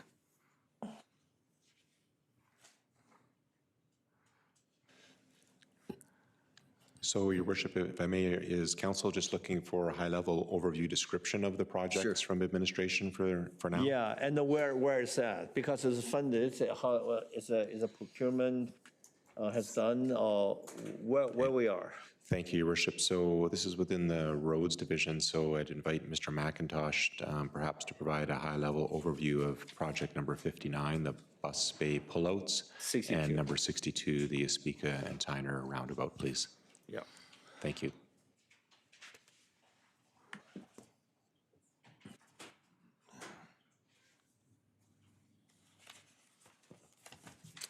Thank you, Your Worship. Through to Councillor Skaken regarding number 59, Bus Bay pullouts. This project is to develop new Bus Bay pullouts along arterial roadways beyond those triggered through the new subdivision development requirements. This work is being informed by the currently updated or being updated active transportation plan.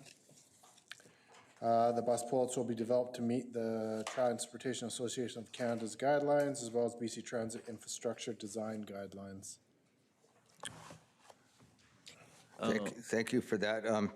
Just the Bus Bay pullouts, so if you look at University Way by University Heights, there really is nothing there. So is that something, an area where the city is going to actually put something in, Your Worship? Your Worship, we have a quasi Bus Bay pullout right there. Yeah. We've been hesitant to develop a full, probably up to standard Bus Bay due to the future four-laning of Tyner.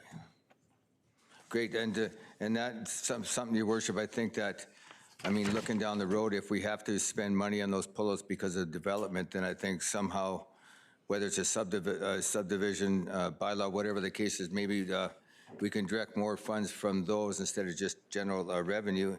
And the last one is the Ospika and Tyner roundabout 62.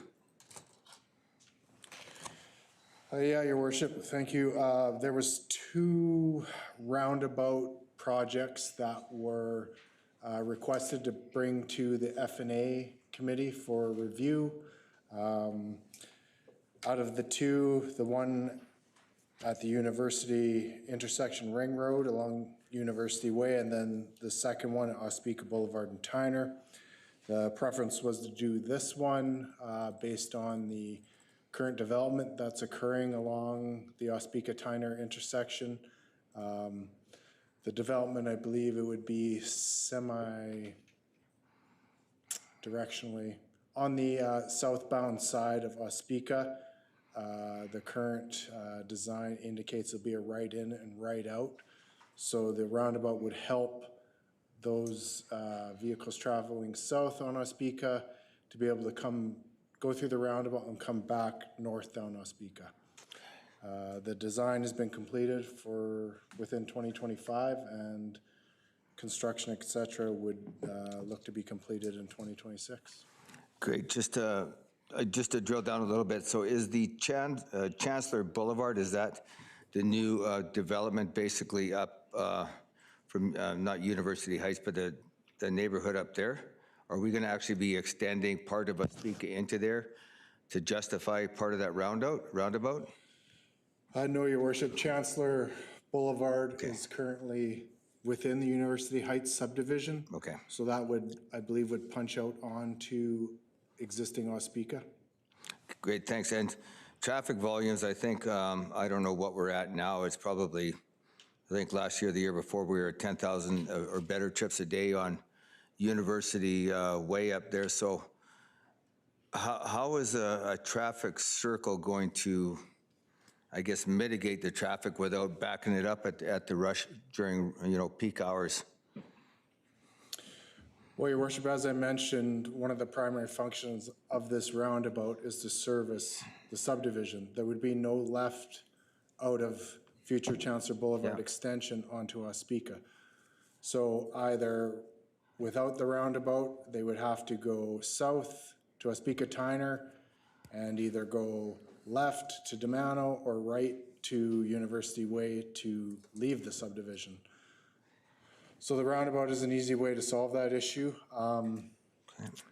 As far as traffic congestion, it would be planned to be a 2-lane roundabout or be able to be expanded in the future for a 2-lane roundabout.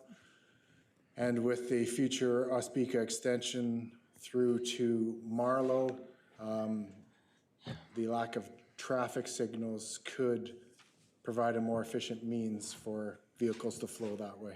Great. I'll deal with this when we actually vote on it. But yeah, the ICBC funding and third-party developer funding, I think, would be key because development is driving this. So thanks for letting me ask those questions, Your Worship.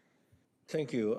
Further to Councillor Skaken's question, I just happened to notice that both questions are asked by Councillor Skaken, 59 and 62. The reserve versus community development funding, the ratios are approximately 20%. There are contributions through our capital reserve. Is this a kind of criteria that we have to contribute 20% to every project in order to qualify for the funding?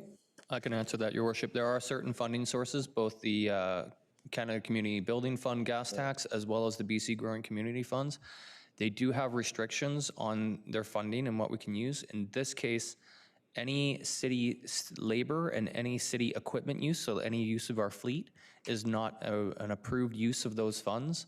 So knowing that probably no matter what, we have some city costs required to deliver almost any project, if we use those two funding sources, we assume a 20% city involvement in the cost. And we have to find a different funding source then for that 20%. Okay, and then if there is any discrepancy, the funds should flow in and out of the reserve. Basically, if we don't need that amount, 20%, maybe 15%, then 5% go back to reserve as to future capital project. Is that how it works? Yeah, I mean, ideally, we're under on both the 80 and the 20% estimates, and then, but if we're not, and the full cost of the project comes in and it ends up being a 75-25 split, for example, we would have to come to council to amend the budget to allow for that funding source change. Okay, but if it's not the 20, it's a 15 to 85, then 5% will be automatically rolled back into the reserve, right? Yeah, if we exceed either authorized limit on either of the two reserves funding the project, we're going to have to come back to council with a budget amendment. It might be done through the city manager's delegated authority and reported to you quarterly, or if it's big enough, we might have to come to council specifically to ask for that change of source. Okay, yeah. Thank you. Councillor Bennett.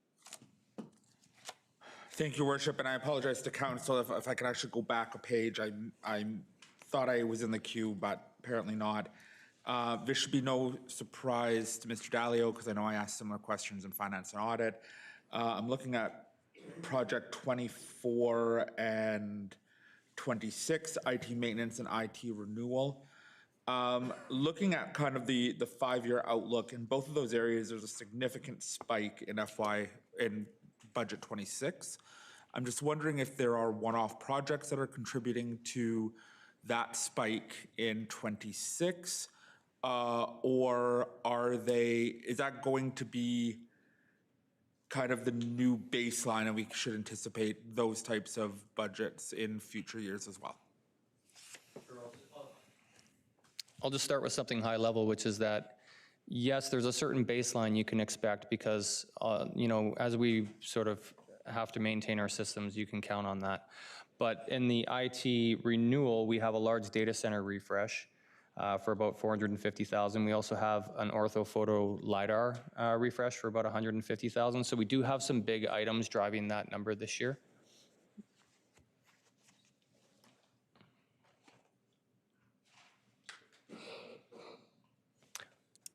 You okay with that answer? Yeah, thank you. Councillor Perillo? Thanks, Your Worship.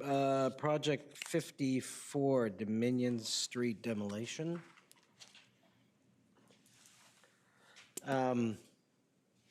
So funding source on that is endowment fund.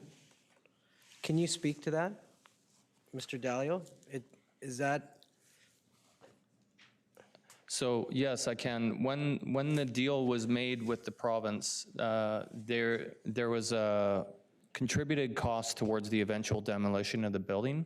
And so that money was set aside, accumulating interest until the time of demolition.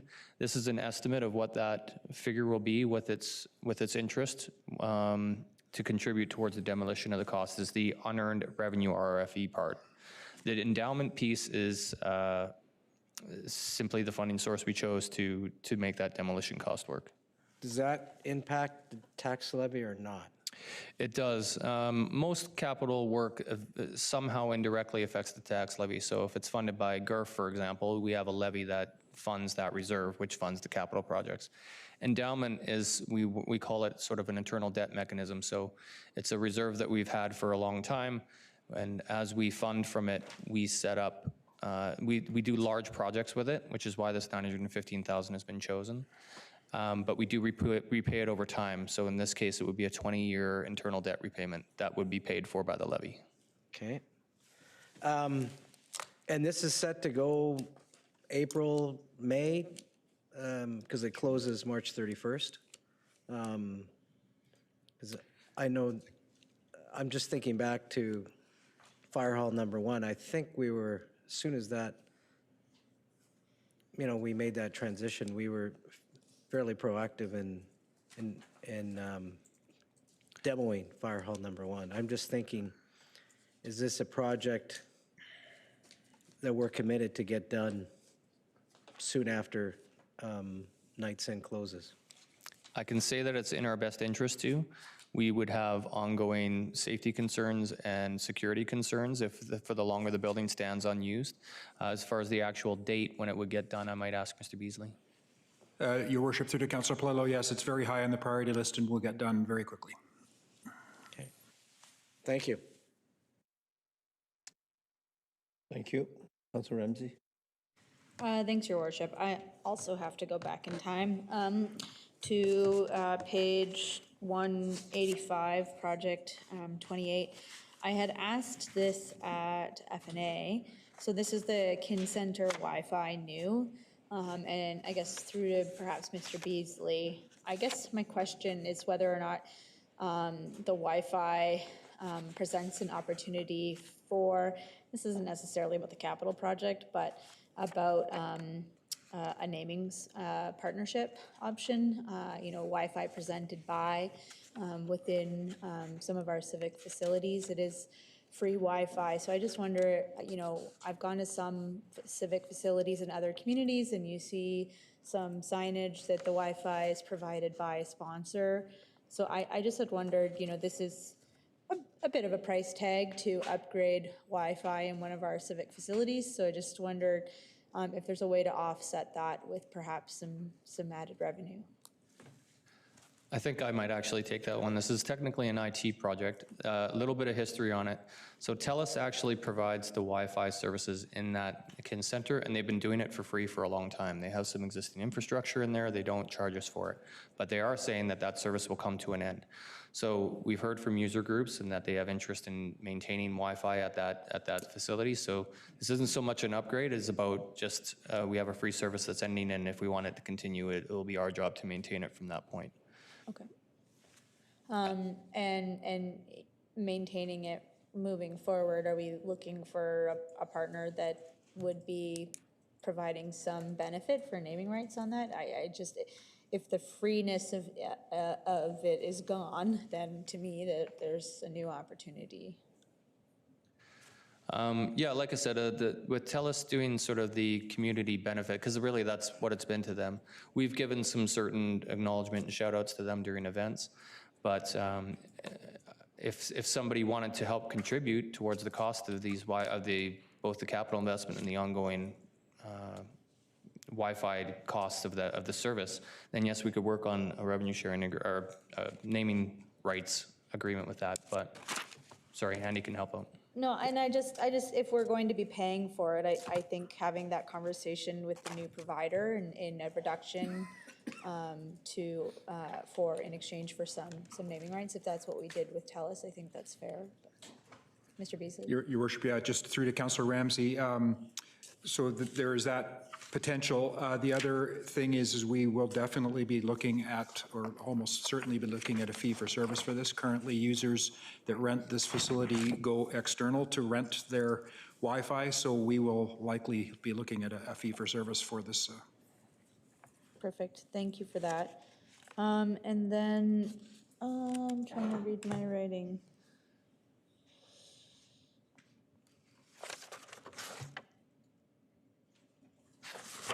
Oh, number 30, for the tree planting, greening the city. I noticed that in the corresponding park schedule, I didn't see operating for the work. I just saw the monetary side in the capital plan. So I just wondering what's happening there. But I can flag it for later if it makes sense, go on the other side of the schedule. Sorry, Your Worship, could you clarify what you're looking for? So on this item here, we can see that we've got 58,000 in expenses. But there was, I think in the schedule, the operating schedule, it had no money allocated for tree planting. So I don't know if it was reallocated elsewhere in the department. I might need Mr. Dalio's support on this one. We can look at it when we get there. Being but- that this is a capital, I don't think capital is included in operating. I'm sorry, what was the nature of the question? I'm aware that the operating is not included in the capital, but I'm wondering why there's a capital plan, but the operating offset is at 0, so there's no allocated budget to do the work. Thanks, Ms. Kellett. So you can see tree planting is proposed 0. Oh, yes, sorry. This is a PSAB requirement. So PSAB is short for Public Sector Accounting Board. So in there, one of their requirements that we have to do is report on our asset maintenance. So certain capital projects will get reclassed retroactively into asset maintenance from capital. So this 52,000 that you're seeing in and out in 2025 is a reclass adjustment to meet PSAB. So it'll be the same for 2026. It's in the capital plan for now, but depending on the work and how it gets classed, it may get reclassed back into here. Okay, thank you. I don't think I would have picked that up intuitively without asking. The next one was on page 195 for the Gorse Street Parks Yard greenhouse demolition. And I guess my question around this one was, is it necessary to do in 2026?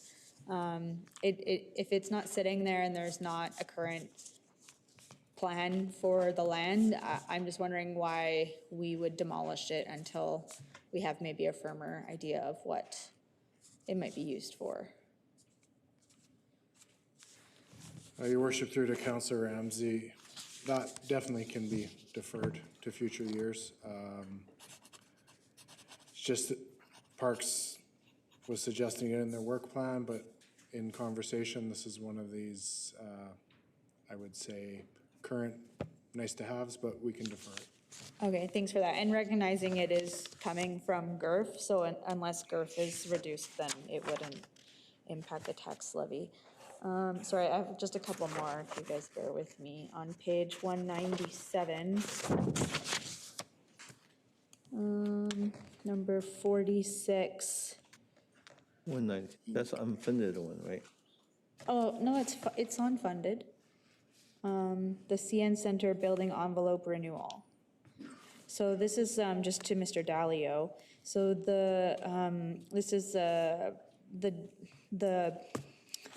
funding source for this is MFA debt proceeds, and I'm just wondering if we have considered on some of these using endowment, now that endowment's kind of been built back up a bit, rather than MFA debt proceeds, because, you know, with our endowment, I think the rate of return is 3%. So are we looking at if the MFA rate of return is maybe a little higher than that 3%, maybe internally borrowing rather than using MFA debt proceeds for some of these things? So you're right, we use 3% for internal debt repayment, and that's just sort of something that we use to smooth it out over 20 years, but we're borrowing from ourselves, so that interest rate is also adjustable by council if they would like it to be. I'm not sure, I'd have to check and see if the endowment's actually healthy enough to take 16 million. I'm not sure it is. Well, 6.7, right? Well, only in year one. This is actually a Oh, sorry, multi-year okay, project that okay, totals I see. 16 million, so I don't believe the endowment could handle that in its current state. Okay. And you wouldn't be able to split like year one from endowment, year two from, I guess that wouldn't make sense, or? We could have multiple funding sources and do partial endowment and then partial debt. Yeah, we could do that. I'll just maybe leave that with you to take away. The two left, sorry. Number 48, the overhead crane replacement for the city yard. I had asked it at this at FNA just about, consideration of staggering the purchase of the 7 overhead cranes rather than doing it all in 1 year. And this is funded by the MFA lease proceeds. So just wondering if that had been considered. Oh, sorry. Mr. McIntosh has it. Your worship, through to Councillor Ramsey, part of the issue of limping this along has been obtaining replacement parts given the age. These pieces of infrastructure are critical to how the mechanics and fleet support our mobile fleet. So it's more or less efficiency-wise, all part and parcel. Okay, thank you. And then the last one was 63. It's the Willowbrook and Hardy Road Bridge replacement. Is this the bridge we acquired from the province?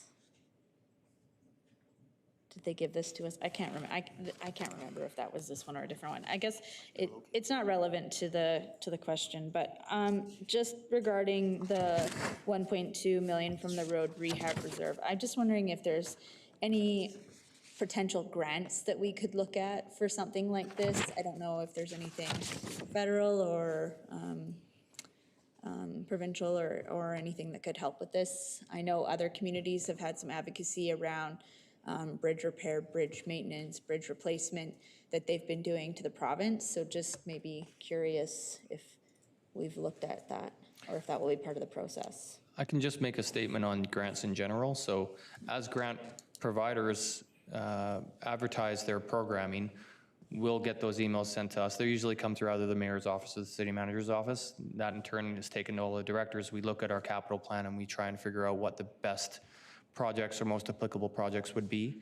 So based on that, no, we haven't found anything for this one in particular. All right, thank you. That's all, Your Worship.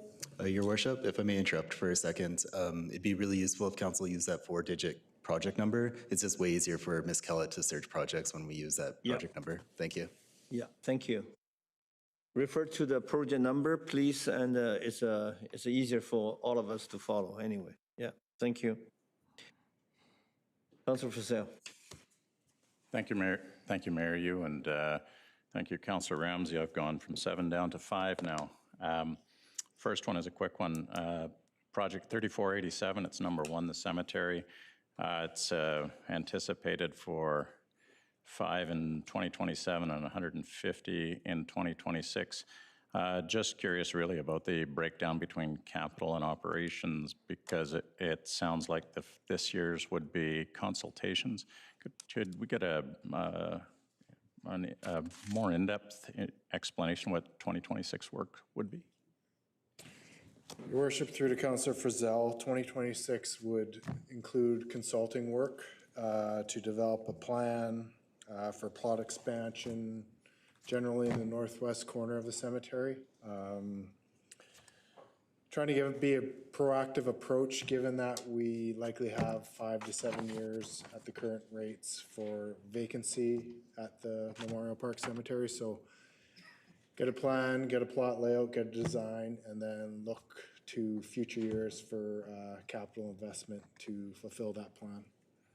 Thanks. So this would simply be asking MFA to set that money aside, but we wouldn't be using the 5150 right away, 150 in this year, and then the other 5 in 2027. Okay, thanks. The next two are right next to each other, 3476 and 3477. The park utility vehicle and the CN Center Zamboni, number 11 and 12 in the book. Just wanted to know what the impact would be of deferring this to next year.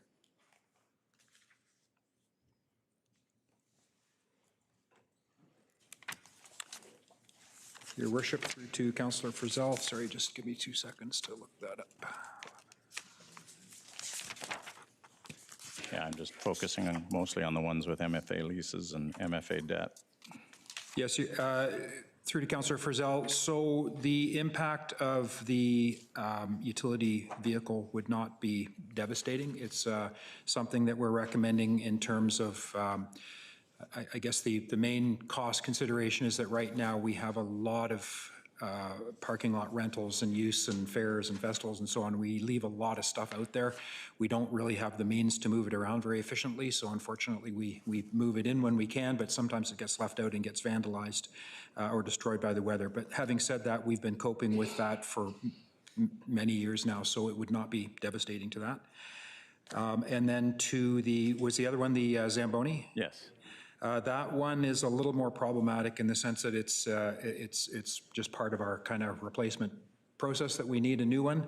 Electric is the way to go these days, and you know they're constantly in use at all times. The arenas are sold out during prime time, as you probably know, and it's just relentless. So those machines do get a lot of use. Let's put it that way. So. Your worship. Thank you. From a fleet perspective, the Zamboni's 2016, so it's 10 years, end of its life. Okay, thank you. That background really helps. The next one was number 0431, which was number 22, again on fleet. This is a mobile equipment replacement, and we've got some 4125 in 2026.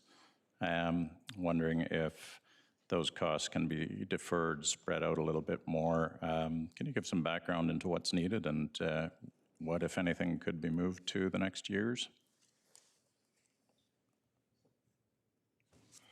Your worship, through to Councillor Frizzell. So this year's program includes 2 utilities, 1-ton trucks with special decks, so service trucks. Parks Freightliner truck. I believe that's the Arborist enhancement from last year, that vehicle. There's a garbage truck, 2 tandem axle dump trucks, the Zamboni, 3/4-ton crew cab pickup for fire service, and a Rosenbauer tender fire truck for fire service. So that totals the 4.5 million basically. Thanks. Can you speak about the Zamboni? Is that a different one from the one that we looked at before? No. I don't believe it is. Or it's tough to tell without a unit number. Okay, if we can come back to that when we come back to capital, that would be great. Don't want to hold it up. So that's 22. Thank you for covering 28. The last ones are 46, 47, 48, and 46 and 48, Councillor Ramsey already attended to. So for the elevator renewal in the conference center, wondering if that is a critical change, a critical 880,000 to spend this year, or if that can be deferred to future year. Your worship, through to Councillor Frizzell, I would very much like to keep this in the capital plan. It's antiquated, there's no parts available, and that goes right back to 1990. So it really needs to be done. I'd really prefer to leave that in, if that's possible. Thank you. Those are all mine. Thank you, Mayor. Thank you. Councillor Skekin. Thank you for letting me back in. Just to build on Councillor Palillo's question about the nightstand. So just to be clear, the total demolition cost to the city would be 915, is that correct? Because we're going to have money from Yes, the cost of the project is inclusive of both reserve funds, but the cost to our city reserves is essentially just the endowment piece. The province contributed that money to our eventual demolition, so they've acknowledged that we were going to demo, and they gave us some money towards it.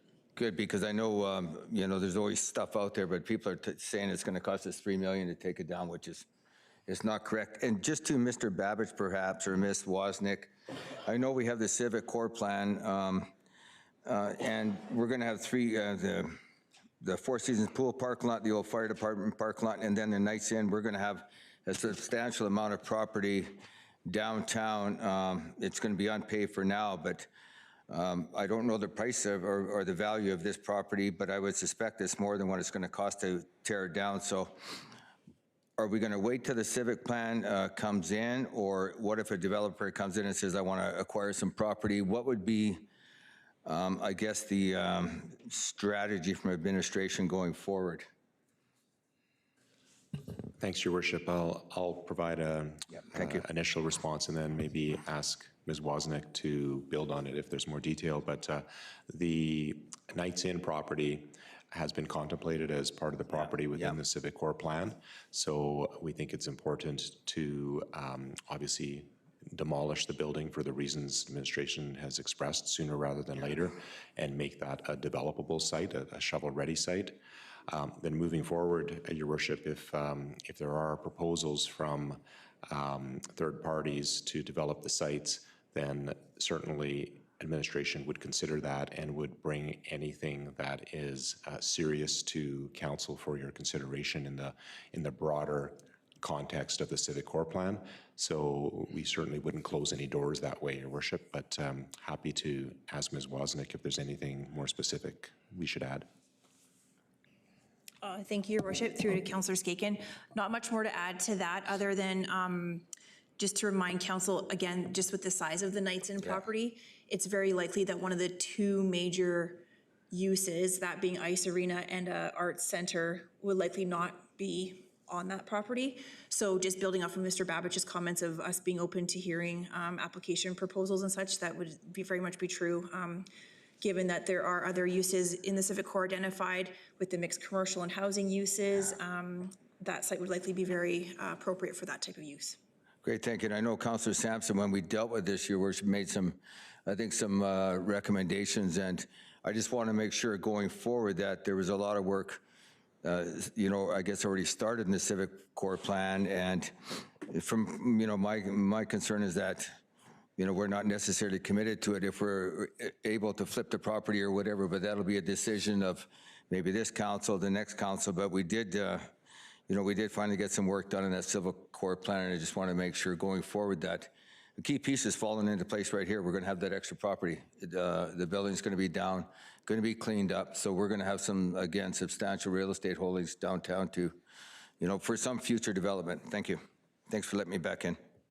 Thank you. I just want to make a follow your comment before I forget. It's I 3-4 years ago, I think when I first got on the council, I did present a proposal to develop a plan, for this whole area. Of course, the decisions are going the other way right now, still in the some kind of flux. And during the budget exercise the last 3 years, I do believe there was an item there, and to eventually develop a model, to present the future vision of long-term vision of not just downtown core, but the entire Prince George, what it look like in the future for the citizens to look at it and to. I thought that was in the budget, but somehow this item is no longer here. I do believe it's an item, maybe it's worded differently. It's a 1503, number 2. Maybe you can make some comment on that. It's a 1503. Yes, Mayor, it's actually in the unfunded section for 2026. I believe there was still some uncertainty as to whether or not that was a council-backed initiative or not. So it's been in the unfunded section, and if council wished to pull it and talk about funding it, then that discussion could be had. Thank you. That was, it's just one item that I think as a mayor I initiated for a number of years. I thought it was gonna be as a funded, but anyway, we'll discuss that later. Bennett, Councilor Bennett? Thank you very much. I don't have a project number because it gets through to Mr. Dalio. If I look at page 17, it talks about a capital projects for office renovations at the RCMP building. But I don't see a capital projects for that. So are those costs then built into operations? This is another piece where for certain asset types, there are a threshold dollar figure as to whether or not it becomes capital or not. For anything building related, if the cost is estimated to be under $100,000, that's not a capital item. Okay. So that threshold would be different for different asset types, but for buildings, it's 100,000. Okay, so for the RCMP project, just because there wasn't a dollar amount here, it would be less than $100,000 and included in the police budget. That's correct. Well, actually, it will be in the project delivery facility maintenance areas of Andy's department. Great, thank you. Thank you. Councilor Sampson?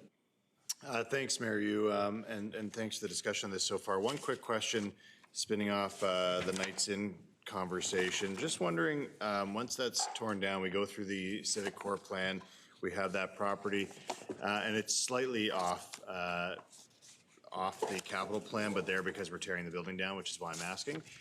Can the city build a plan for that land and then put out tender on who would develop that in a reverse, almost as if we're selling the land, but based on a proposal for what you would do with that land? Is that a process that we can undertake?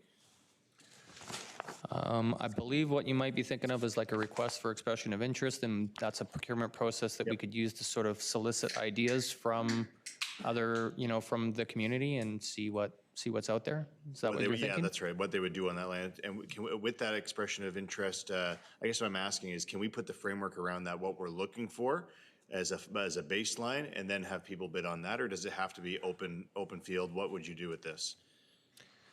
I believe you can put some criteria on it, but you want to make sure the criteria is vague so that you're not restricting the proponent's potential ideas. So there's a balance to strike, but yeah, so I believe you can put some minor criteria in there. So as we work through the Civic Core plan, that's a piece that we can consider in developing some of those lands. We can identify our core fundamental pieces that we want to see, but not prescribe it too much and go to expression of interest. Yeah, and that's just it. You want to make sure your criteria doesn't restrict ideas, because once you name the criteria up front, you're held to it. Great, thanks. Thank you. Maybe Mr. Babbage, would you like to put a further comment on that? Thank you very much, Your Worship. Yes, building on the question and response, I believe Ms. Wozniak has, as part of the budgetary proposals here, some funding to do that type of study, but I invite her to provide the specifics, please. Thank you, Your Worship. Yes, just to build off of the Councillor Sampson's question, when it comes time for planning and development's service category presentation, there will be an ask for operational dollars to put towards a consultant for an RFP process related to the Civic Core specifically, tied to, in short, and I can get into it further later tonight, a business case for the area that's been identified as the Civic Core District Plan area, which should inform, or the goal is to have it inform what land usage should go where with what size of structure, with again, the two main uses that have been talked about quite a bit within council chambers as well as in the public, but also those complementary uses with the housing and commercial components. And again, I'm happy to answer questions now or later when I do the presentation for the department. Thank you. Yeah, based on the attendance of the last week's BC Natural Resource Forum, I think me and the Councillor Sampson had a little discussion regarding we do have some need, in terms of expansion of this facility in the Civic City Plaza, as well as I just really feel that parcel of land, together with our civic center expansion, we probably need another, private public kind of a together 5-star hotel. I think we probably need it in years ahead. So this will be, yeah, we welcome the idea, but let's not restrict ourselves to our imagination for the time being. I see no more people on the queue. I do have one, 3509.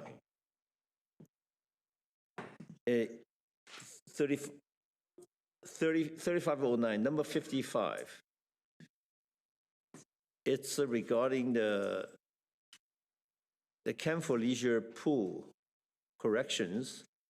And I can see the expenditures and everything is funded is this year and the next year. But now we as a council already made a decision that we are closing the aquatic center for the next 2 years. So with that kind of expenditure going there, we're talking about $12 million. And that means, are we anticipating long-term closure of a Camp for Leisure pool as well? During the same time. So that means we as a city, we're not going to have a pool at all. Your worship, before Mr. Beasley answers that question, sorry, the 12 million that you pointed out, it's just a $2.8 million project. There's a summary line for the entire division of project delivery, but the project is 2.8. I see, okay. Yeah, so it's just timing because the two pool, two capital plan within the same frame of time, so. Yes, Your Worship. So that's very much top of mind, and all of these studies we've got to date indicate that we do not need to close the Camp for Leisure pool for these specific corrections. They're mostly in areas that are not going to be used by the public. At the very most, we may have a day or two, literally single-digit days here or there over the next 2 years for these repairs. And the other thing is to keep in mind, we still will be doing the annual maintenance shutdown, albeit a shorter version than normal. But anything that we need to do in this specific project will be done with the pool open or during the shutdown period. Thank you. So this has been taking consideration of what's happening out there. Much appreciated, because I'm start getting used to swimming in this Camp for Leisure pool now. So I don't want a long-term shutdown that one either. Okay, I see no more people in the queue. Councilor Klassen, you got to. Yes, thank you. And a question about item or number 73, which is 3278, Pederney Recreation Site Improvements. I see in the explanation that it sounds like consultative work to develop concepts. If someone could speak to that, please. Which number? Number 73, yeah, it's that 73. one.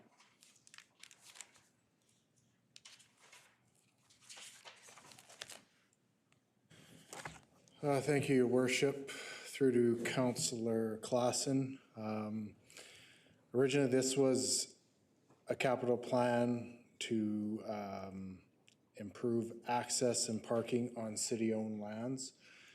Given the advent of the new Pederney Master Plan that we received, we are looking at forming that stewardship committee to further investigate what is necessary for improving the parking.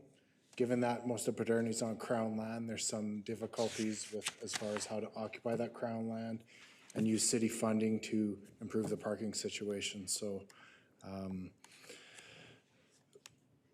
this would contribute to that future plan and expansion of parking. Okay, so you could say that it's done in consultation, like considering that master plan? Yes. Okay. Okay, thank you. All right, I think most of my questions, the climate action initiatives, item number 3188, through to Mr. Babich, I'd asked some time ago about, and I recognize that a lot of this work that we do under that name is, just normal common sense work that we do in order just to survive in winter. We see that Toronto is having a great deal of difficulty surviving with that much snow. But I'm just wondering if you could just, if someone could just speak to that item and tell us what those items are. Sure, thank you very much, Your Worship. I'm actually going to need support here from either financial services and or planning and development, because those two departments work in collaboration on this program, and there's required financial reporting as a condition of the funding that we're receiving. So looking at my two colleagues here, who would be best to answer that question? I'll speak to the funding piece, and then if there's details about the work itself, I'm not the environmental expert, but so this program used to be called CARIP, the Climate Action Revenue Incentive Program, and it since got changed to the name you see before you. They gave us about $250,000 to $300,000 a year. We've used it historically for smaller projects mostly, to do things like retrofitting to make sure that we're more energy efficient in our facilities. We've used it once I'm aware of for a bigger project. I want to say it was like a Kin Center, big energy efficiency project there, like in the 7-figure range. But we're always doing little energy efficiency projects within that program. The reporting of it, CARIP used to have a very sort of detailed financial reporting section to it. LGCAP doesn't have as much financial reporting, but it's way more intensive on the sort of planning, mitigation, and adaptation reporting of it. And so one of Ms. Wozniak's staff and her team help with that part of it. Okay, so this is money that, so I mean, maybe my question is more, how are those decisions made? Like, are we simply replacing light bulbs when we could be just using the light bulbs until they burn out and then replace them with more efficient? Or like, what is generally, how is this handled as priorities? Like, what kind of decisions are generally made? And so maybe that's more Ms. Wozniak. Thank you. Yeah, thank you, Your Worship, through to Councillor Clausen. So just to give you, I think the projects that this would fund are definitely more meaty than that, and certainly more substantive. So again, it is grant dollars provided by the province. We report every year on certain efficiencies and improvements we've done internally, which would help inform the dollars we receive. As an example, for 2025 and 2026, we've used those dollars to help fund a natural asset inventory and valuation. So looking at the natural assets within our city's boundary of how those could be made use of for things like stormwater retention and such, or to help with the drainage and those components. So, and helping preserve those items versus simply through development or expansion of developed areas, have those features be lost to development. So again, these are very early stages, but that's the type of project these climate action or LGCAP dollars get put toward, is to, again, we might not have it operationally to have it as part of our budgets, but use these dollars to inform ourselves with our, again, very small team of one person doing that work. Okay, thank you. My other questions are in regards to, I guess, the item 3485, number 7 and number 8, page 174 in the more detailed explanations. Just as we're discussing the civic core and expansions, like, are we keeping in mind that we're not doing, like, if suddenly we are able to embark on a civic core plan, that we're not doing work that will be negated or prove, oh gosh, we should have just waited for the new renovation expansion? So if someone could speak to that, thank you. Your Worship, through to Councillor Clausen, yes, very much so. A great example of that is Copar Arena, which we are specifically not bringing large dollar items unless they're absolutely needed for that facility. And in terms of the Civic Center AV system upgrade, this is specifically to do with the sound system. Mostly it's upstairs and downstairs, but upstairs is just not working properly at all. Those of you that have been in there and have used the sound system will know that it's just been failing. And it again goes right back to when the building was first built. So the first phase is just to fix the sound system, and then next year we're proposing to add in additional improvements within the auditorium to help with the sound and rigging systems. But anyway, sorry, long answer. Short answer is yes, we're very much considering civic core plans. All right, thank you. And Your Worship, if I may, another question. This one is on item number 29 or number 3456. Well, that's easy, 3456. Paid parking lot renewal, and I guess this may be a question through to Mr. Depino. I'm just thinking, I know we just had the parking review, and I'm just wondering if we've considered the fact that I think the study showed that we were using in some cases, like half of the parking capacity or the parkade capacity. So I'm just wondering how we've made the decision. I know that the spending looks like it's not going to happen until 2027, but if there could be something said about that. Thank you, Your Worship. Through to Councillor Clausen, I can speak to part of this, and then perhaps Mr. Beasley through project delivery might have more comments. Certainly, the parking study demonstrated that we have an abundance of parking. That was one of the outcomes, both on-street and in our off-street lots and parkades. One of the consistent points of feedback, though, was around the cleanliness, the light saturation, the maintenance of those sites, and so this project would help move those forward. While we do have these sites that are listed, those are expected to remain in continued operation, and there's other sites that we're looking to bring into a more regulated format, such as the Fire Hall 1 space, for instance. So certainly from the department's point of view, this helps us increase that maintenance standard that's been asked for and identified through the report, and so we were supportive of seeing this go forward, but in terms of the other considerations, Director Beasley might have more to say. Thank you, Your Worship. Through to Councillor Clausen. All I can add to that is the lots are range from fair to poor condition, and so that's how they're being assessed. The ones that we're proposing for 2027 they're in fairly bad shape right now and will likely be in worse shape next year. So if we are keeping them, going to continue to use them, they just simply have to get the potholes filled and repaved and so on. All right. So maybe, I'm not sure, Your Worship, who to ask the question on our parkades and the fact that they're not close to full capacity. Do we have a plan? I mean, now if we're going to be Knights Inn is going to be demolished, we're going to have even more empty spaces downtown.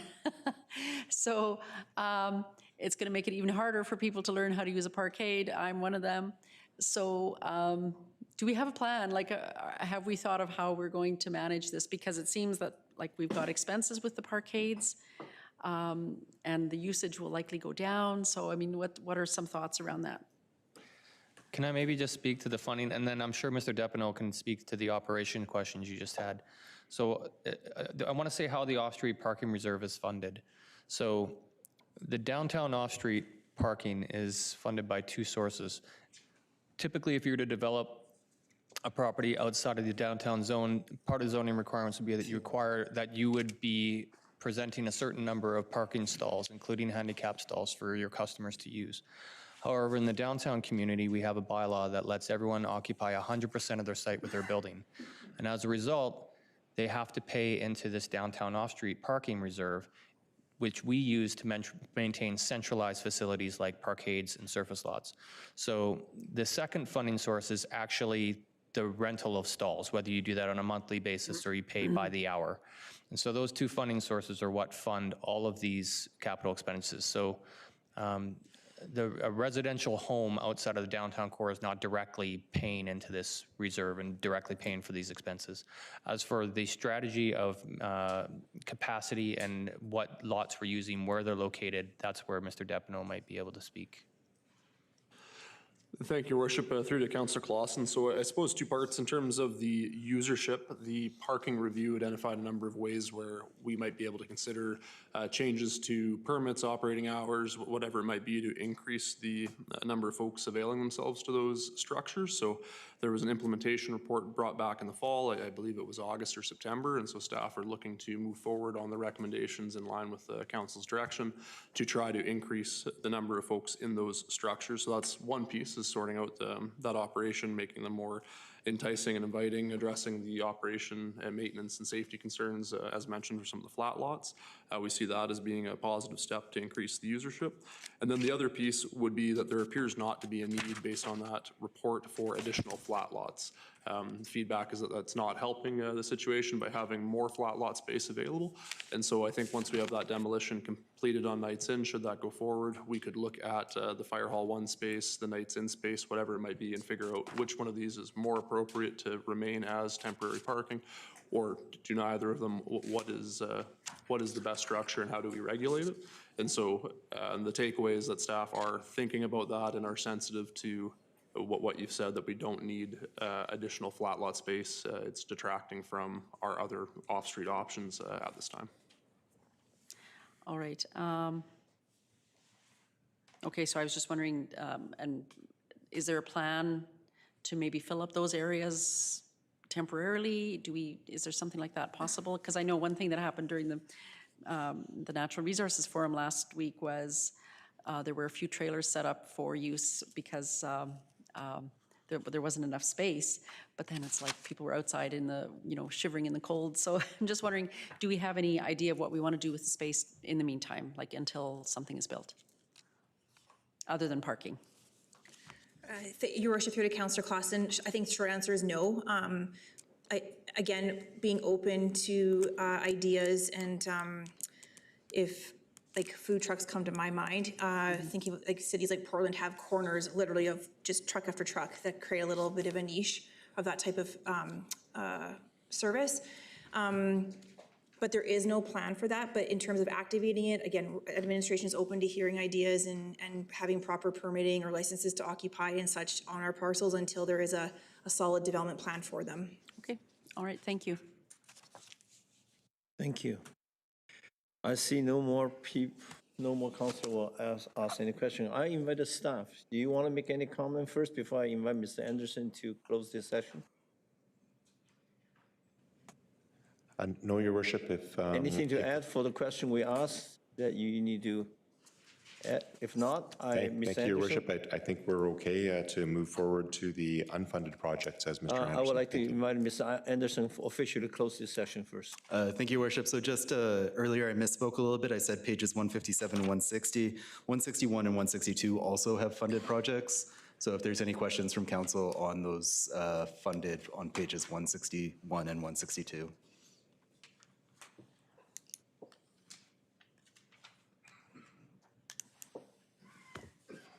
Any, Councilor Frizzell, go ahead.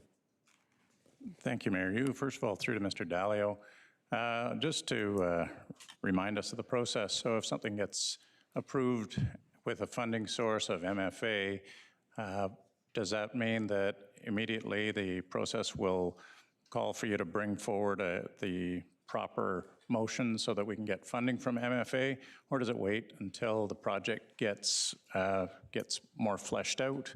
If we approve an MFA-funded capital project tomorrow, does it mean we immediately go to the loan?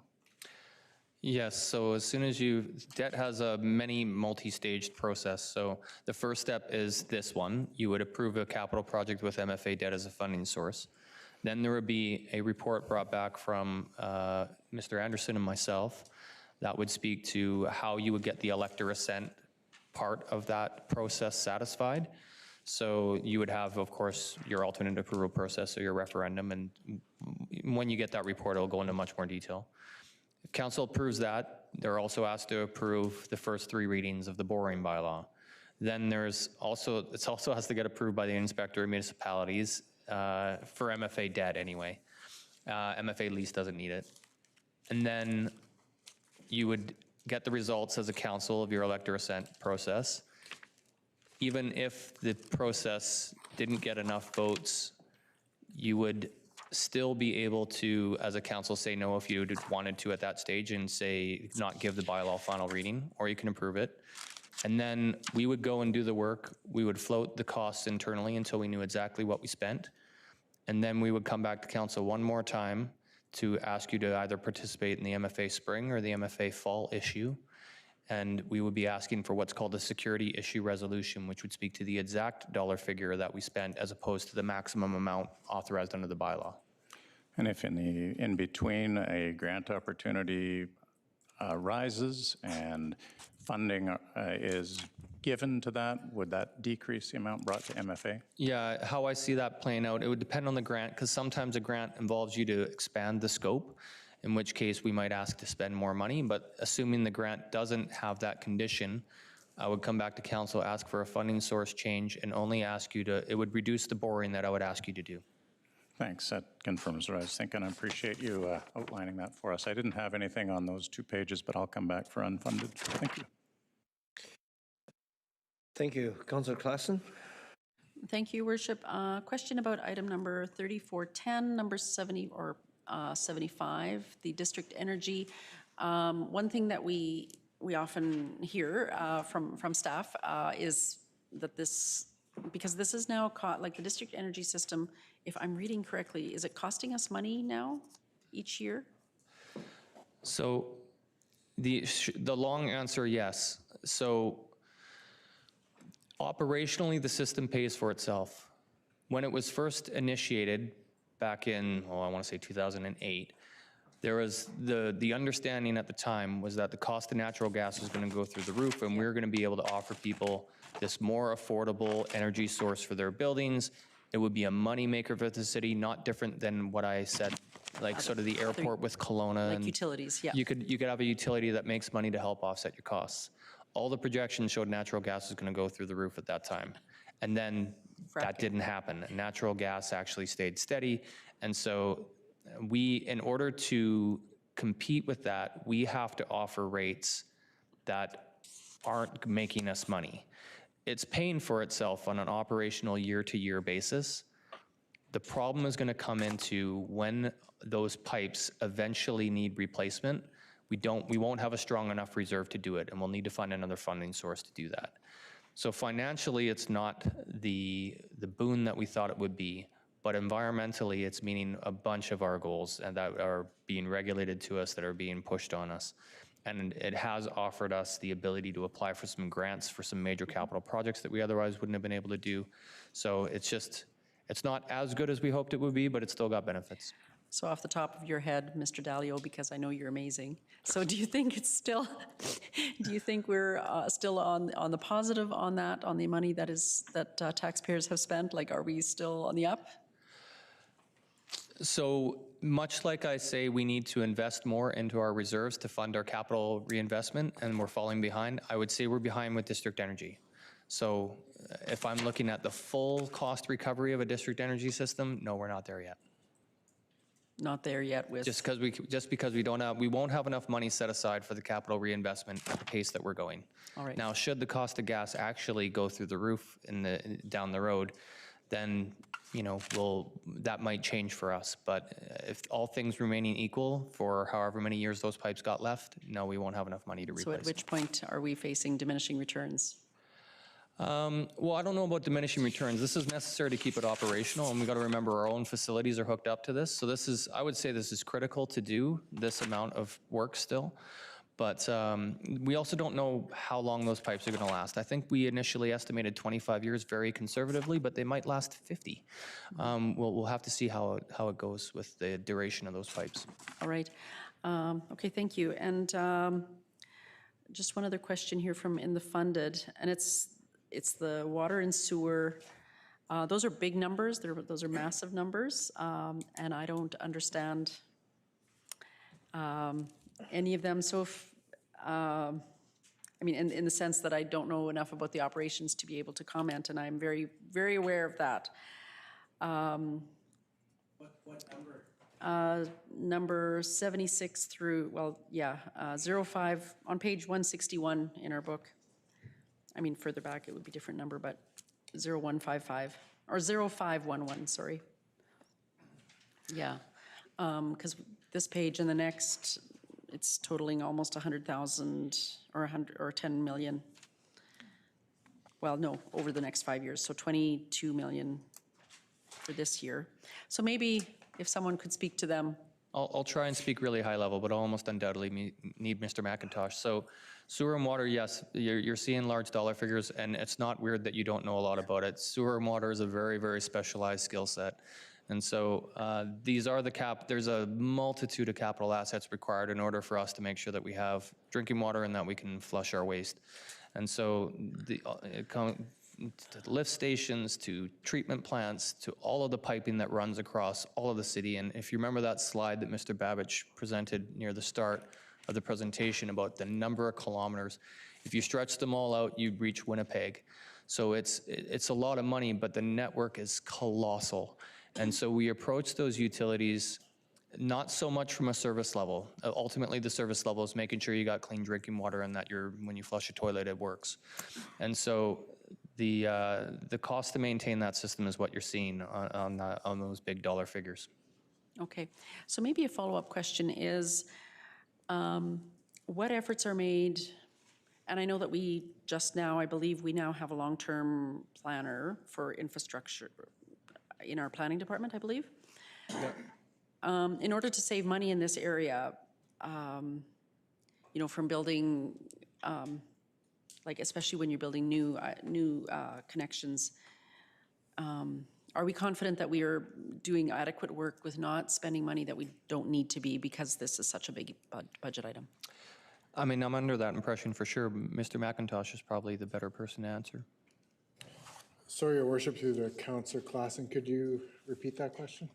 I guess my question is, are we confident that we're doing enough in terms of the long-range planning and the planning together, especially with your department and development services, to make sure that we're not costing ourselves money by doing work and then having to redo it, you know, 5 years later, that kind of thing, or maybe putting a line in the wrong direction, et cetera?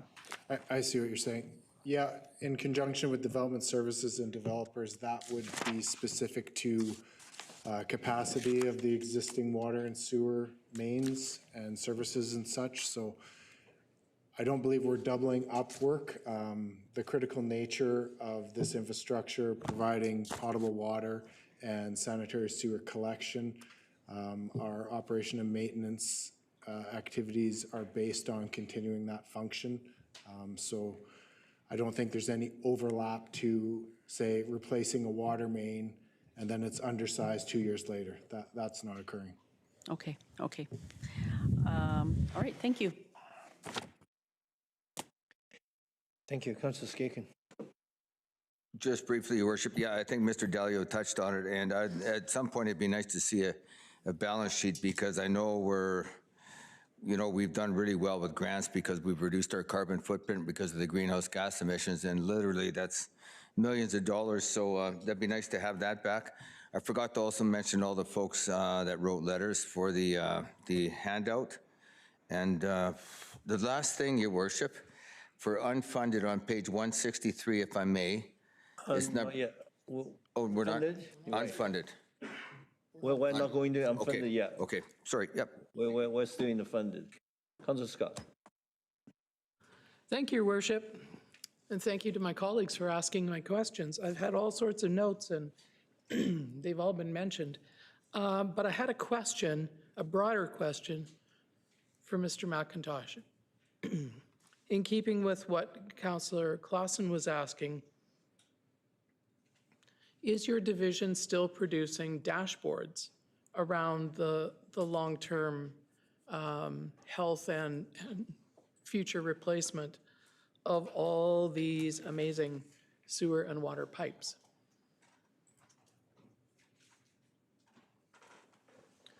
Your Worship, through to Councillor Scott, I believe, our capital planning asset group is continuing to update the infrastructure report cards. So those would reflect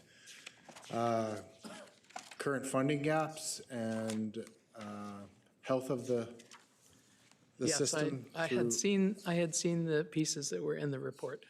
Yes, so those reflect that, and we're always doing condition assessments annually to get a better idea of where our infrastructure is. So, yes.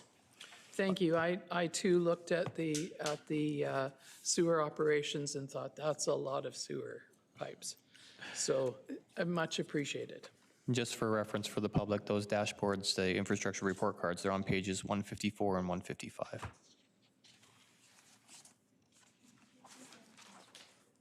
What's that?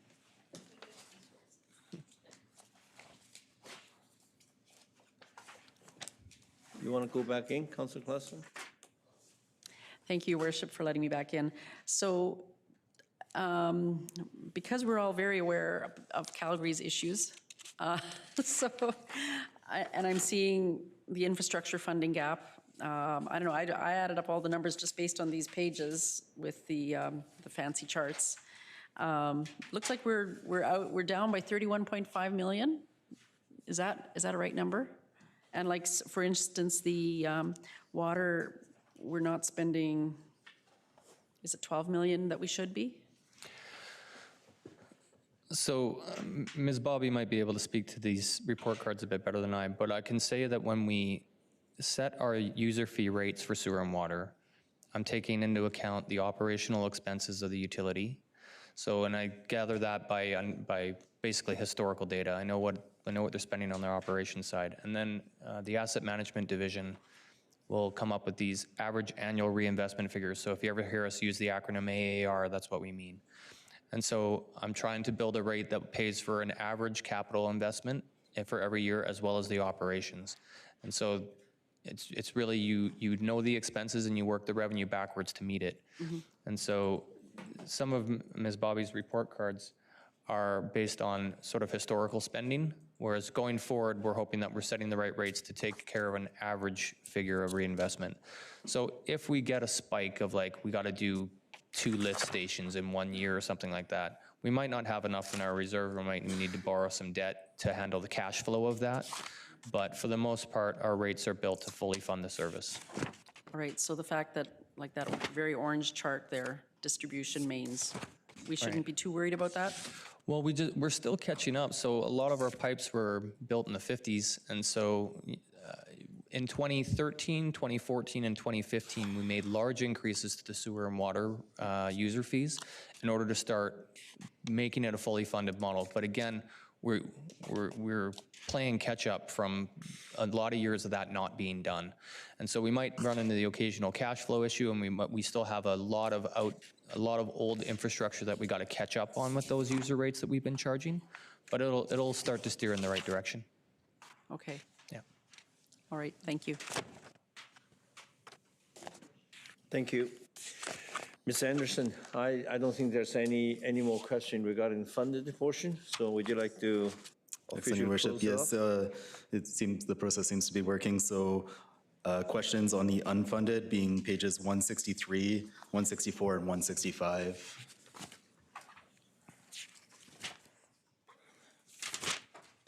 So now I would like to invite the council to ask question. 161 to 165 for the order project. It's unfunded. And starting with Councilor Skeekin. Well, thank you, Worship. I'll be brief because they're unfunded. So just a question around Pine Valley, and I know, I think we put this off for a bit, but the new irrigation system, how important is that going forward? Oh, sorry, on page 163, it's number 11, it's 1487. 1487. 1487, sorry. Yeah. Your Worship, through to Councillor Skaken, regarding the Pine Valley irrigation system, so that is something that is very much in need of replacing. Having said that, we keep bumping it down the road because we want to look at that entire operation and come to council with a more fulsome report about other options perhaps. So we're purposefully sort of punting it down the road a bit, but we wanted on the capital plan just to note that it is there, and if nothing changed over the next few years, that would be something we'd need to look at. And other options might include either Ms. Wozniak, funded do you want or to answer don't. that, Or, Your Worship, through to Councillor Skaken. I mean, discussions happened with the notion of perhaps incorporating housing mixed in with recreational purposes, like a reestablished golf course facility.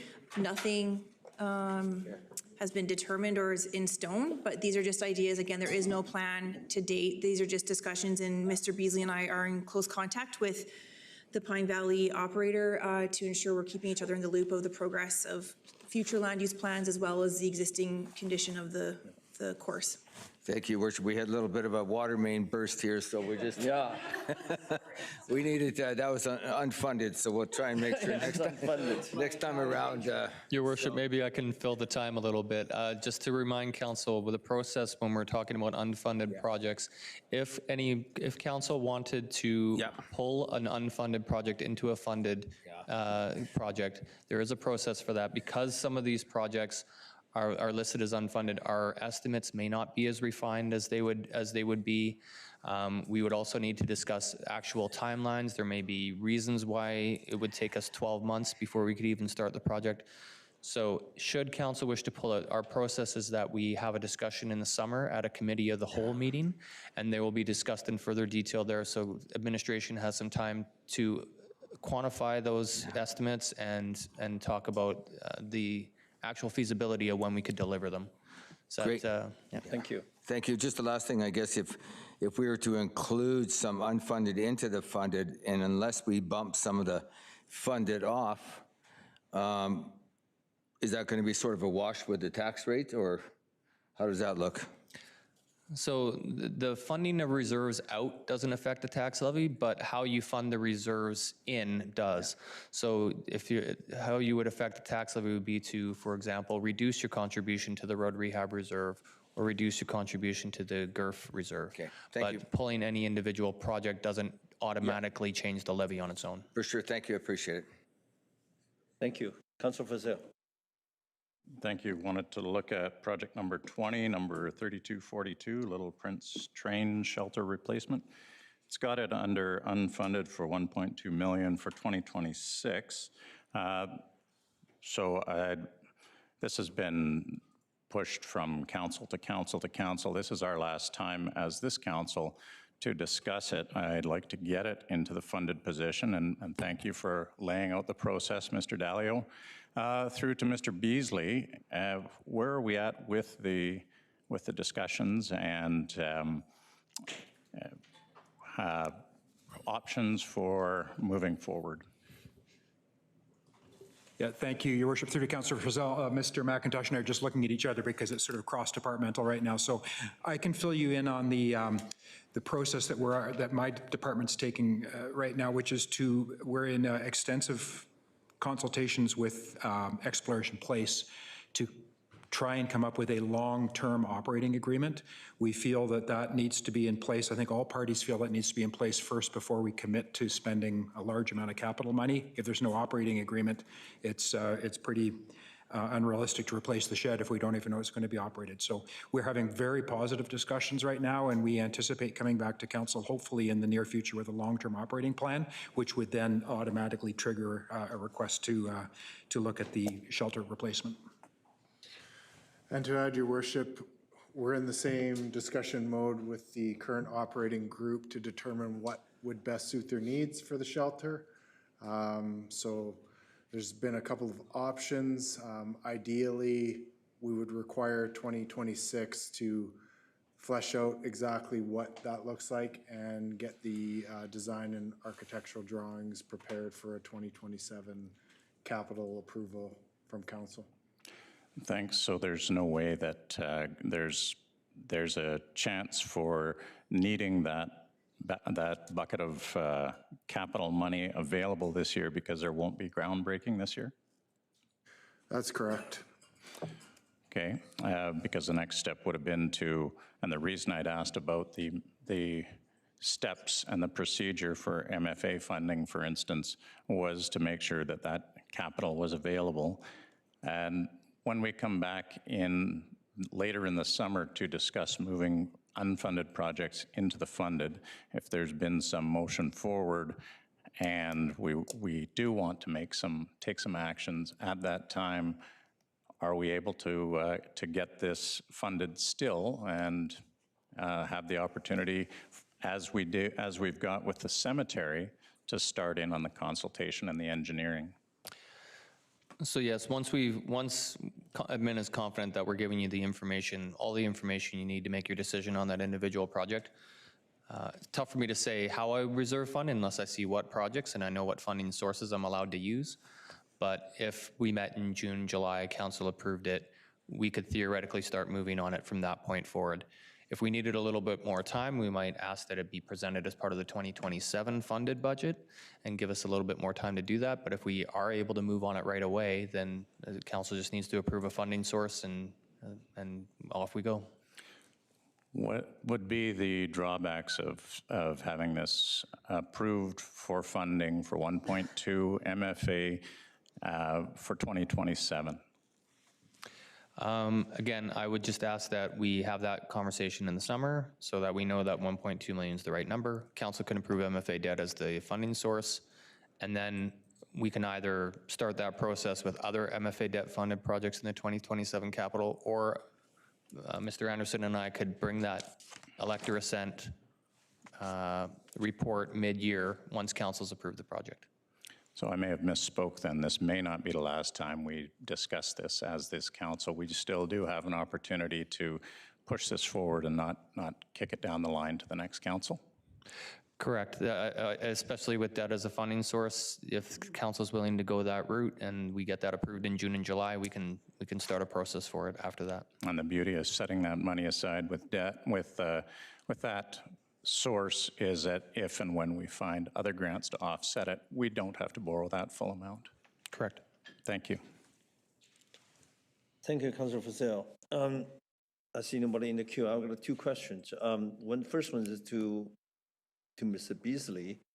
The aging and the system at the Pine Valley, it's still operational, is it? Your Worship, yes, Pine Valley, in fact, has had another extremely good year. It is operational. They're limping the irrigation system along year after year. The operator, again, is fully aware of our pushing it down the road a little bit, but in the meantime, it's working well, and things are going quite well there.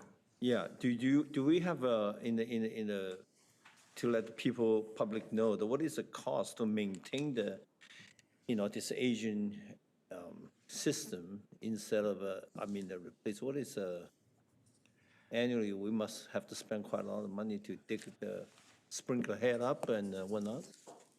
Your Worship, I apologize, I don't have the number memorized, but in terms of overall for Pine Valley, it's a revenue generating contract that we've got. The contractor pays the vast majority of repairs himself. We do a little bit of building envelope things. I think we replaced a hot water boiler and probably some lighting or something recently, but for the most part, they're on their own to pay for that. The irrigation system, we haven't paid anything whatsoever for that, so I'm not aware what the money he's putting into it. Okay, thank you. Okay, I have an item, and obviously you guys know which one I'm going to be talking about. It's a little bit political, actually. It is unusual. Maybe first question to Mr. Delio. When we initiate a project, it's unfunded. It's a capital project. We normally put it down in the first year in the queue. So after the 5 years, it becomes funded if there's no objection to the project itself. Is that usually the case? I'm not sure I totally follow the question, but I'll try and answer it. So unfunded might have something anywhere from 2026 to 2030 in it. We fund sort of the things that we think are absolutely critical first with the resources that we have, both financial and sort of people power. If something's in the unfunded, it's not that it isn't important, it's just that it's less critical. And so I'm not sure, I'm sorry, Mayor, I'm not sure I'm getting your question. I'm going to give you the reason why I asked the question. Okay. I ran to become a mayor. It's one of my goal, actually, it is to have the item 3463 done during my tenure, because it's to do with the long-term vision of the city. And this particular project is very dear to my heart, and I would very much like to complete it within the 4 years.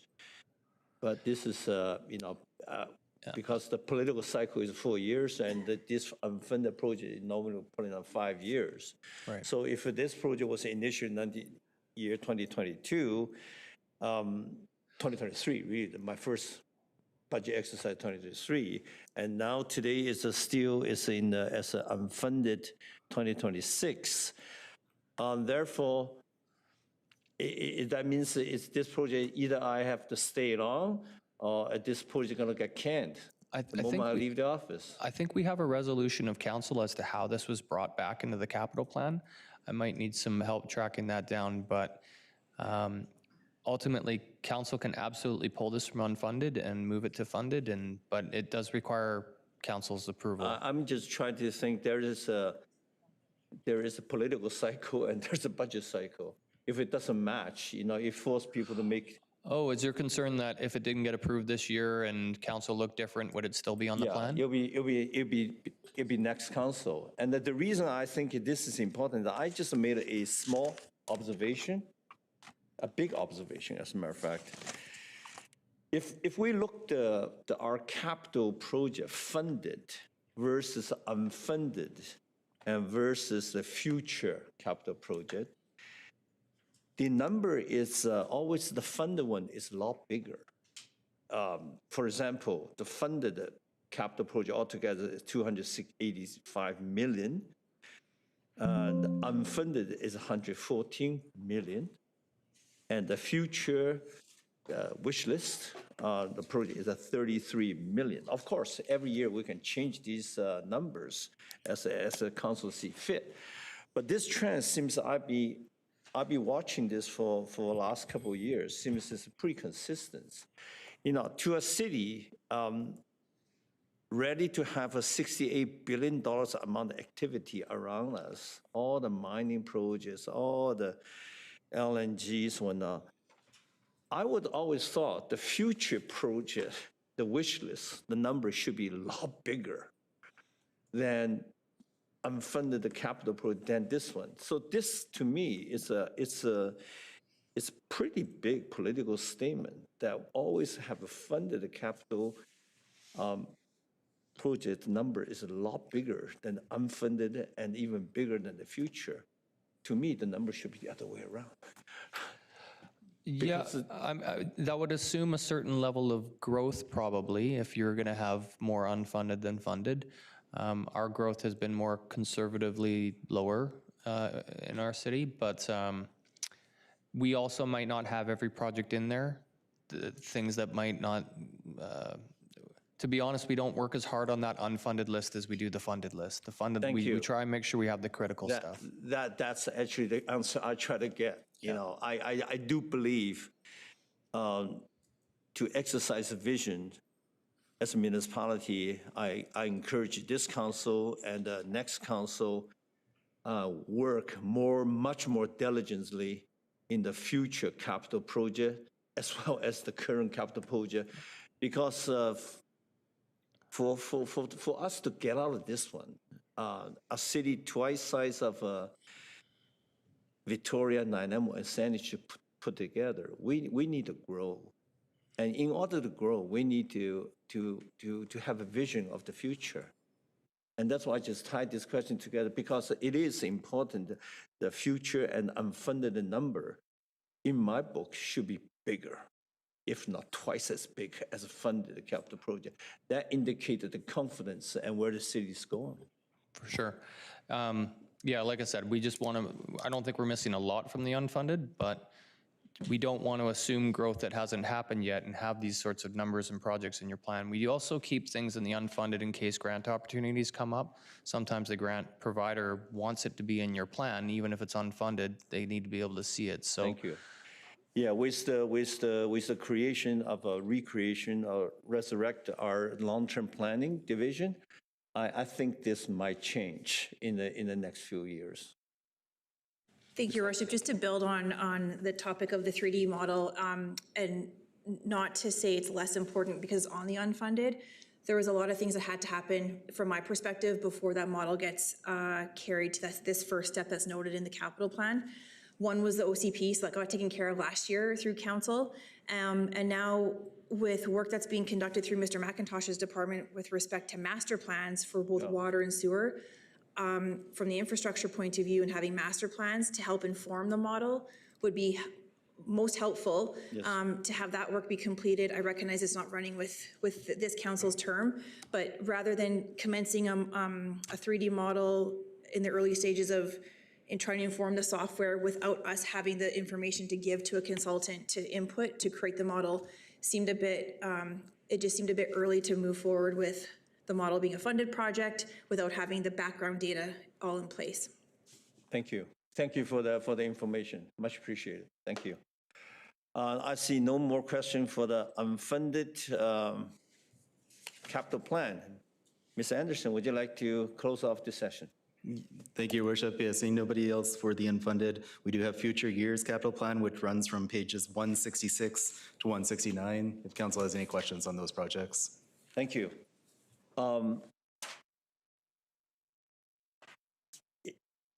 First, a question. Since it's a future years, we're talking about 2031. It's a two political cycle away. Does that mean that during this exercise, we as a council, we are open to a little more leeway in perhaps insert more project into this during this exercise, or is this still very much a financial exercise? So we're legislated to have a 5-year plan. The future years is actually years 6 through 10, let's call it, is really about sort of DCC projections is really the major reason why we go out that far. I think that's where I'll leave it. Yeah, this is where I think, perhaps I don't mind to, after the recess, we come back as a council to perhaps insert few item onto our wish list. Because the reason is, this has not been legislated, but it doesn't articulate the future. I do believe there's probably 2 or 3 zeros missing, 33 million. I think it should be 3.3 billion or something, because I can imagine so many things we can do within the city. But this is the place I think we should invite the public. And this is where I do believe the children, the university kids, everybody should use this session, the future years capital plan, to exercise our vision, collective vision for the future of this region. Ms. Babbage. Well, thank you, Your Worship. My mind was just going to Council's strategic planning process. And perhaps this is a topic that we do bring up, and we will continue to bring up in Council's strategic plan in terms of what the vision of individual councillors are, and bringing that together for approval with council as a whole to try and identify what your long-term goals are for the community, as well as the short-term goals during the tenure of the existing council, Your Worship. Thank you. And then to be inserted into the next year's future plan. Thank you. I very much welcome the opportunity. Councillor Claassen. Me again, and I see on page 276, item number 0665 or number 31, Ring Road Dangerous Goods Route New, and I want to just highlight that is actually the recently departed Mr. Sintich's dream, correct? Yeah. So, I'm glad to see that there. This is probably one that would be good if we were able to bump it forward to be more, especially with all the development with the mining. $69 billion is expected to come into North Central BC for mining, and that will be a lot of traffic. And I'm just wondering, so for this project to be funded, is that, for the funding sources, is that all just us, or is that also the province? I believe the ring road is just us, but I'm looking for someone to help me. Through Your Worship to Councillor Claassen, honestly, there's been very little review or conceptual design done for this project, given that it's been pushed out to 2032. I'm not sure if this includes the new bridge crossing from Boundary Road to College Heights, so I would need further time to provide a more fulsome, detailed answer. Yes, we haven't done something like that in a long time. Just like we were talking about with unfunded, even a 2028 unfunded, we don't really have a refined dollar figure or really thought the project all the way through. It's more of a marker. So something as far out as 2032, it's a really rough marker. And so there'd be probably a great deal of work from admin to make sure that we have a proper project that's been looked into with a Yeah, dollar I'm- figure. And Yeah, I'm expecting a bridge like that will be at least $500 million. this is the work that we'd have to go out and seek out and to do. And so you don't anticipate that the province would fund any of that? Again, if I think I know where this road is, I don't think the province has a piece of it. I think this would be just us, but I could be wrong. What if we called it Highway 16? Okay. Just a question, and I'm sorry, this goes back to a previous, probably where I should have asked it earlier, but on DCCs, when a developer in the heart pays DCCs for parkland, am I correct to understand that that's no guarantee that that parkland money will be spent there? Correct. DCCs are done through, I believe, 4 different zones, A, B, C, and D. And the rates are different for each zone as to how much you collect. But where the development in the city occurs could be in a different zone than where it was collected from. Okay, well, that's sort of sad, but, okay, thanks. Thank you. Councilor Skinner. Thank you, Your Worship. Just to administration, to be clear, so the funded capital plan for 2026 is pretty static. We're not going to be making really any changes to that tonight. Like if we were to add something in, we'd have to get a background report and a bunch of information back, just high level, if I may. Yes, I think if you're trying to add something to the 2026 capital plan, there's going to be some work that needs to be performed that might restrict it from actually being done in 2026. But council can also remove stuff from 2026 funded, and that's fine. Great, so that's pretty clear to me. Last thing, and I think it was mentioned, so it'd probably be the next council, or would that be the committee of the whole this summer that would decide on having something included in the 2027 capital plan that isn't necessarily in there now? How does that look? Correct. Committee of the whole would recommend to council, essentially, projects that they may want to see in the 2027 funded plan. And it's not unusual for a previous council to make a decision that the next council would own. You're an ongoing body, and so you would, just like you guys have owned decisions of a previous council, the new council would own some of yours. Great, I appreciate that. And I appreciate us going through this 5-year unfunded or 5-year capital plan, because it kind of gives us an idea what lays ahead, and we can make some changes down the road. So I appreciate the work. Thank you. Thank you. Yeah, thank you, Walt. Please remind us during the strategic planning that in our future, we need to invite the public to insert more stuff into this thing. Yeah, thank you. I see no more questions for future capital plan. This is where I really like to spend time, actually. Ms. Anderson, would you like to close off this session? Thank you, Your Worship. So if there's no more comments for the capital plan at all, we're not quite at 5 o'clock for our normal recess. We could move down into operational budgets, starting at G with corporate management and Mr. Babich. Okay. So we go to G1. Am I correct? Yes, that's correct, Your Worship. Thank you very much. Your Worship, the slide before you now is an analysis of the FTE, or full-time equivalent employee, information for the Corporate Management Department, which is comprised of the 4 divisions that are listed there. And you can see that from 2025 through 2026, there's no changes in the number of employees in this department. So now I'd like to provide you with a very brief overview of each of the 4 divisions and the changes for council's consideration and answering any questions you may have. Thank you, Worship. So the first division is the Office of the City Manager, and the changes to this year's budget reflect regular contracted step progression and cost of living salary and benefit increases.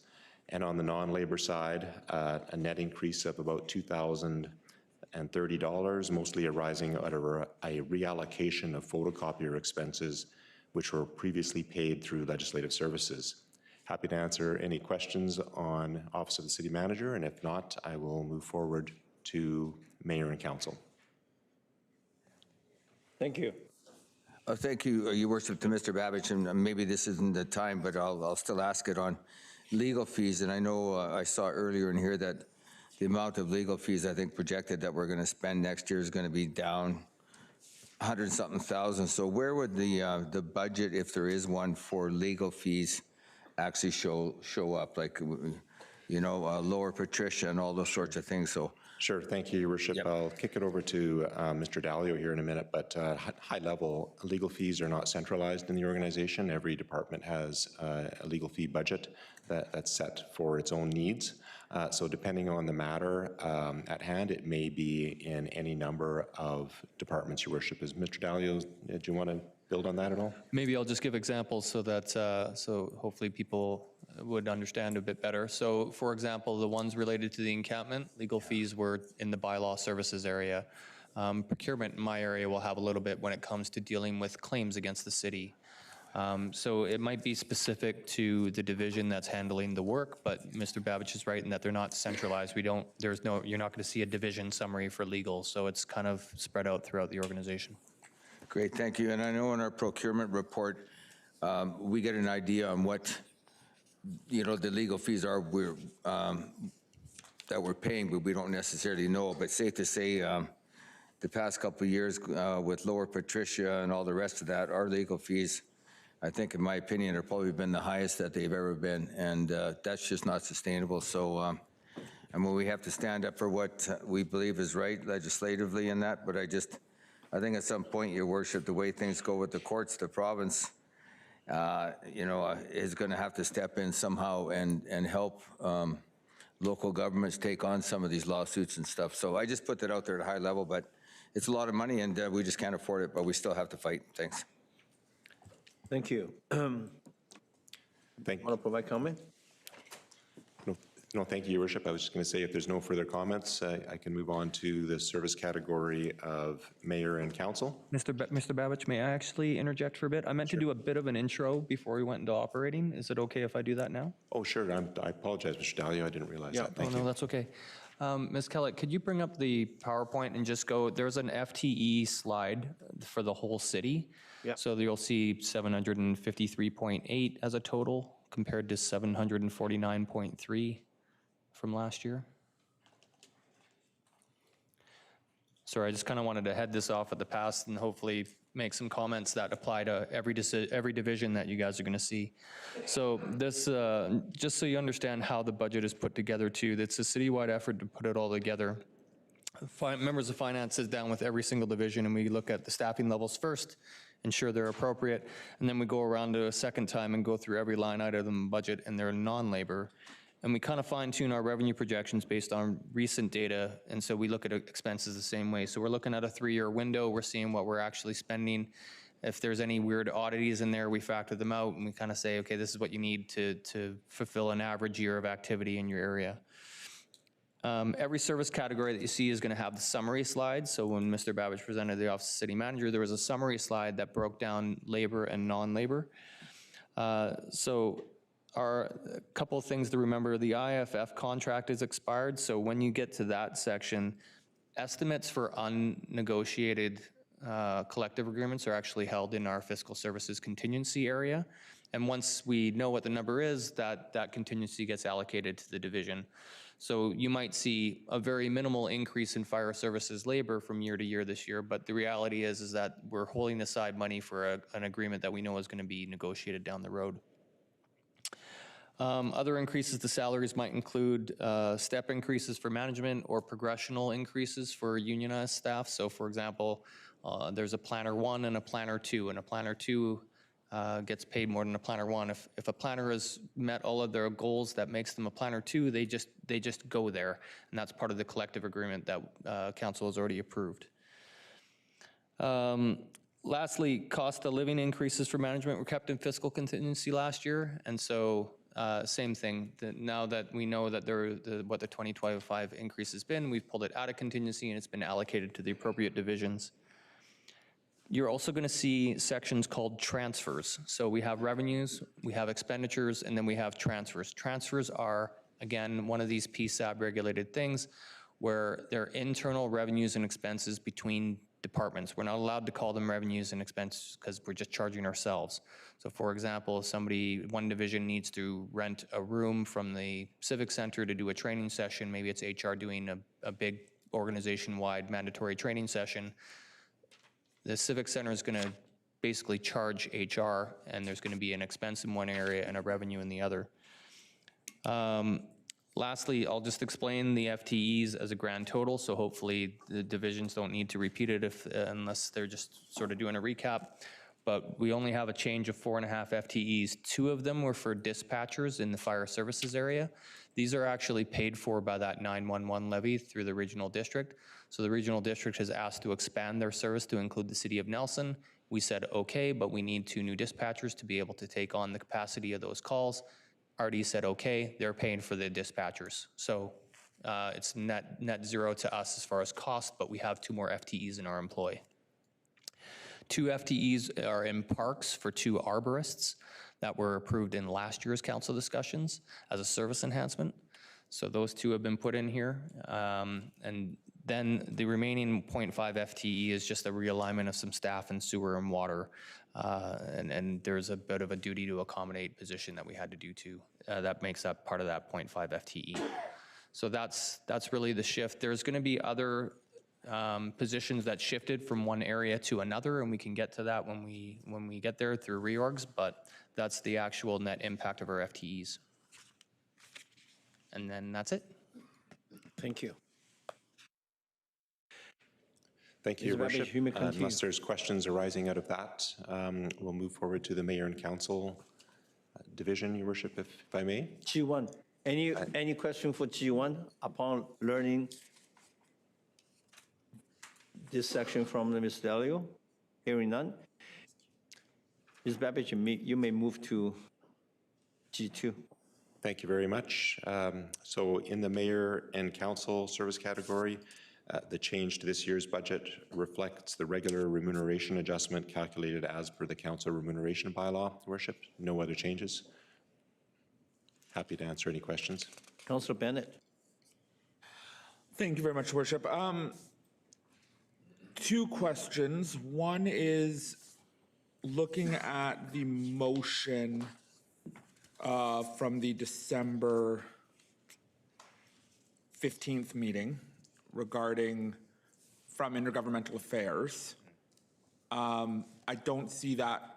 The motion was to refer that to budget, but I don't see that either as an enhancement or adjusted within this document. So I guess I'm just wondering, is that going to be voted on Wednesday, or I'm just wondering about that process from the referral from December 15th. Thank you, Your Worship. Just to confirm, this is the consideration of the transfer of economic development advocacy funding, if I'm not mistaken, of $20,000 from the mayor's budget through to intergovernmental, if that's correct.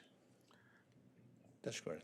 Oh, thank you, Your Worship. So yes, as said at the beginning of the meeting, it would be open for Mayor and Council to make motions to suggest revisions to the budgets, and the appropriate time to do that would be on Wednesday, Your Worship. I don't believe there's a standalone report or reference in the budget materials, Mr. Dalio, to this proposal.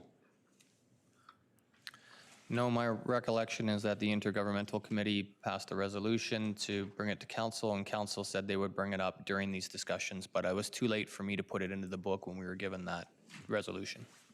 Excellent, thank you. My other question is around Council Committee. So we have a $15,000 budget there. I guess I'm wondering what costs go into that in terms of, like, is this where promotion of committee recruitment may sit? Again, if I look at the actuals of 24, the budget was quite significantly underspent. At just shy of 4,000 of at that point, $17,000 budget. So I guess I'm just wondering, is that what would fall under that budget for council committee. Thank you, Your Worship. That budget consists primarily of expenses that are run in connection with the committee meetings themselves, outside of the staff support for legislative services. So if a meeting's held over a lunch hour, for example, if there's a lunch provided, then that's where this budget would come from, as well as any other initiatives that the committee approves that would require external resources. And off the top of my head, I can't think of anything recently where that would be an example other than the meal expenses. Mr. Dalio, is there anything else you'd add to that? Thank you. Thank you. Councillor Fazil. Thank you, Mayor. That's answered my question as well. I was more looking at impacts if we take away the budget increases for legislative mayor and legislative council, but I'll hold that for tomorrow. Thank you. Thank you, Your Worship. Seeing no further questions, the next service category is legislative services. This division provides a broad range of services to support City Council and your standing, select, and advisory committee meetings, including agenda production, minutes, drafting and processing bylaws, as well as records management and FOI services, as well as delivering elections and any referendums. The changes to this year's budget include regular contracted salary and benefit increases, an increase of 81,000 over what has been reserved to date to reflect increased costs to deliver the general and municipal election this year, and a projected increase in revenues of $5,000 for routine requests for records. Mr. Anderson and I would be happy to answer any questions from council. Councillor Skaken. Just a comment, Your Worship. I just wanted to thank Mr. Babich and staff. You know, Ms. Kellett, Ethan, all the rest of the folks that help us on all our committees. We can't do it without them. We come to the meeting, everything's done, you know, all the work, and if we need help with any of the items for any of the meeting, they're always there for us. So again, just thanks to the staff that play a part in, you know, getting our meetings going, running our meetings, and all the rest of that, Your Worship. So we can't do it without them. Thanks. Thank you. Councillor Ramsey. Thanks, Your Worship. I'm just wondering through to staff on the legislative services piece, if we're going to be reevaluating the fees for records and searches and stuff like that. It kind of says to me, if we're having to put more resources into that some of those costs should be passed on to the end user within what is legislatively available to us. So perhaps through just to Mr. Anderson, is there consideration to amend the fees and charges bylaw at the beginning of the next term? Thank you, Your Worship. Through to Councillor Ramsey. I think we're constantly evaluating. I do know that we do a review of the fees and charges, I think, per term. But we're constantly evaluating. I think it was last year when we brought a change to the fees and charges to reflect that. We're collecting more revenues, but in terms of expenses, those expenses exist per labor regardless. So we're actually just collecting a bit more revenue. So the resource intensity isn't increasing in terms of expenses. Okay, thank you. Thank you. I see no more question. Thank you, Your Worship. You might go G4. Thank you, Your Worship. So the final division in this department is Human Resources and Corporate Safety. This division provides human resources and corporate safety services, including continuous improvement, recruitment, training, disability management, and employee wellness and benefits management.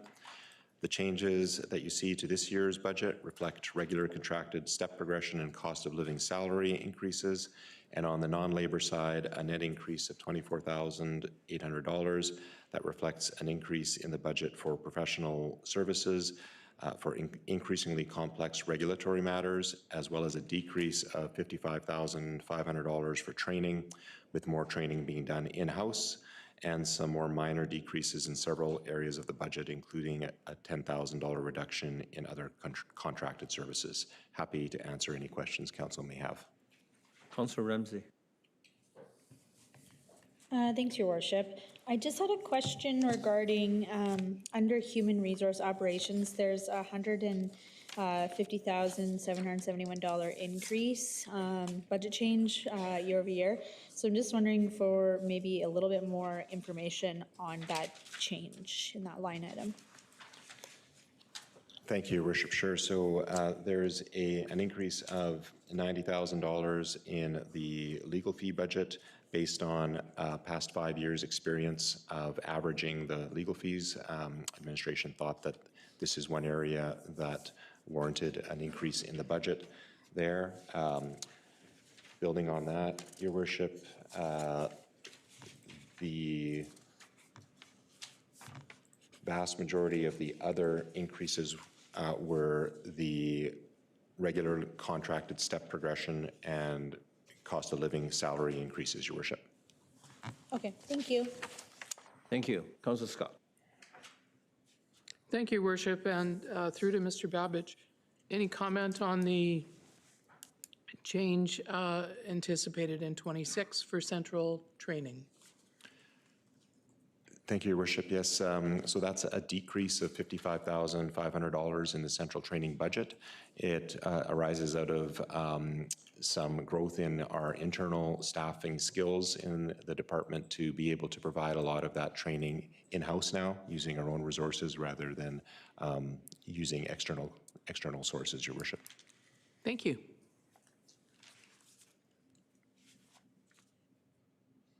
Thank you. Ms. Anderson, would you like to also take a little bit early break, longer break, or you want to, is Mr. Devenoff ready to go, or how you want to do this? Your call. Your Worship, we do have a couple of service enhancements in our area that would be beneficial to have the subject matter experts from the departments here. What I would propose, given we have 35 minutes, we do have the fire chief present, I could intro the initial part of our department and perhaps deal with fire first, which would likely take us to the break. Sure. And then we'll be joined by police support services just after the service agreements. Our proposed path forward. Agreed. So I think, Your Worship, we're proposing to start at H2. We deal with H2 first, right?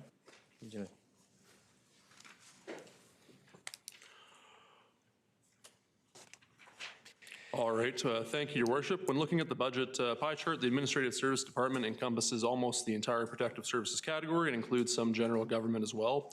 The department holds the bylaw, Prince George Fire Rescue Service, Police Support Service, RCMP contract, communications, and government relations functions, and these services are mainly funded by the general fund. We're roughly 240 staff plus the RCMP contract, which brings us to a little over $68 million for 2026 as the projection. Turning first service category, we'll go to fire. Thank you for that leniency on the agenda.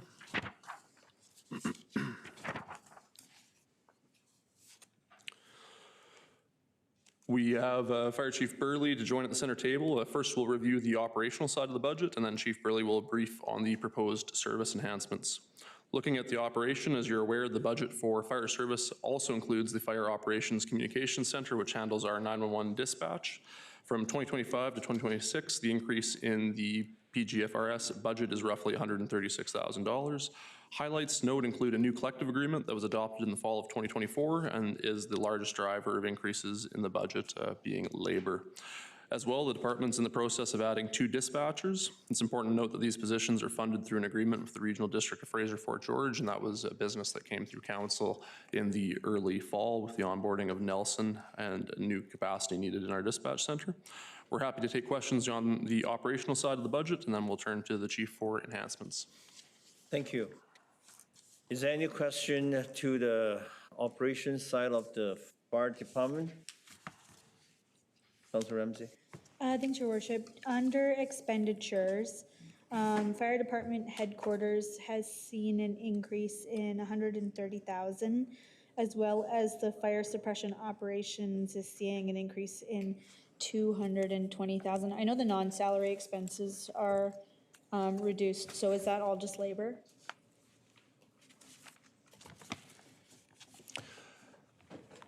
Your Worship, through to Councillor Ramsey, my understanding is the largest driver there is certainly labor. I would turn to the chief if there's any restructuring that took place that might have an impact there. Your Worship, through to Councillor Ramsey. Can you just speak into the mic? Sorry. Sorry, is that better? Yes, thanks. Yeah, that's largely offset by the wage scale increases due to the IFF contract. And then just other minor increases. One, you're going to see some of those headquarter expenditures through the cost of clothing and uniform. And then secondly, in the suppression world, just cost increases of the turnout gear and PPE. Okay, thank you for that. And then we are seeing the increase in revenue under, and that I think that the Fire Ops Comm Center is from the RD contract, so I won't ask about that. Okay, thank you. Thank you. Councilor Skeekin. Briefly to the chief, I appreciate all the work that you and your folks do. How long ago was it that there was a shift change? I think instead of going from, what was it, 8 in the morning till 6, and then like a 14-hour shift at night, and just at a high level. I talked to a few of the members that like the new shift, but just if you can touch on those. Yeah, Your Worship, through to Councillor Skaken, that was part of the most recent bargaining efforts. And so that shift pattern commenced last December. And so we ran it for 1 calendar year now, it's just over. We've got some great feedback. There's many members that support it. There's many positive things. Good. There's some administrative benefits from a perspective, you know, everything aligns with a 12-hour rotation now and managing hours. At the end of the day, it's still shift work. And there's some downfalls to shift work in general, right? Great, thank you. Just the last question, where would you see health and wellness, where would that show up in the budget? Because I mean, your folks are dealing with, you know, a lot of things 24/7. So what kind of supports do we have for the members when, you know, to debrief, take time, you know, off of the calls or however that works, sort of a high level? Your Worship, through to Councillor Skaken, health and wellness is a big thing, and it was part of the driving factor with that shift pattern, that work-life balance. Yep. And so we've now enhanced, we've had for many years, since 2007, I believe, health and wellness program. It's a joint venture. We utilized a local physician to support that program. Most recently, we've transitioned this year to an outside source through retirement phase of our local partners. And so what we've seen is a huge increase in that. We were able to get every member on shift through that process, an annual checkup this year. That shift pattern now instills 5 full days away from work. So the intent is to provide that better work-life balance.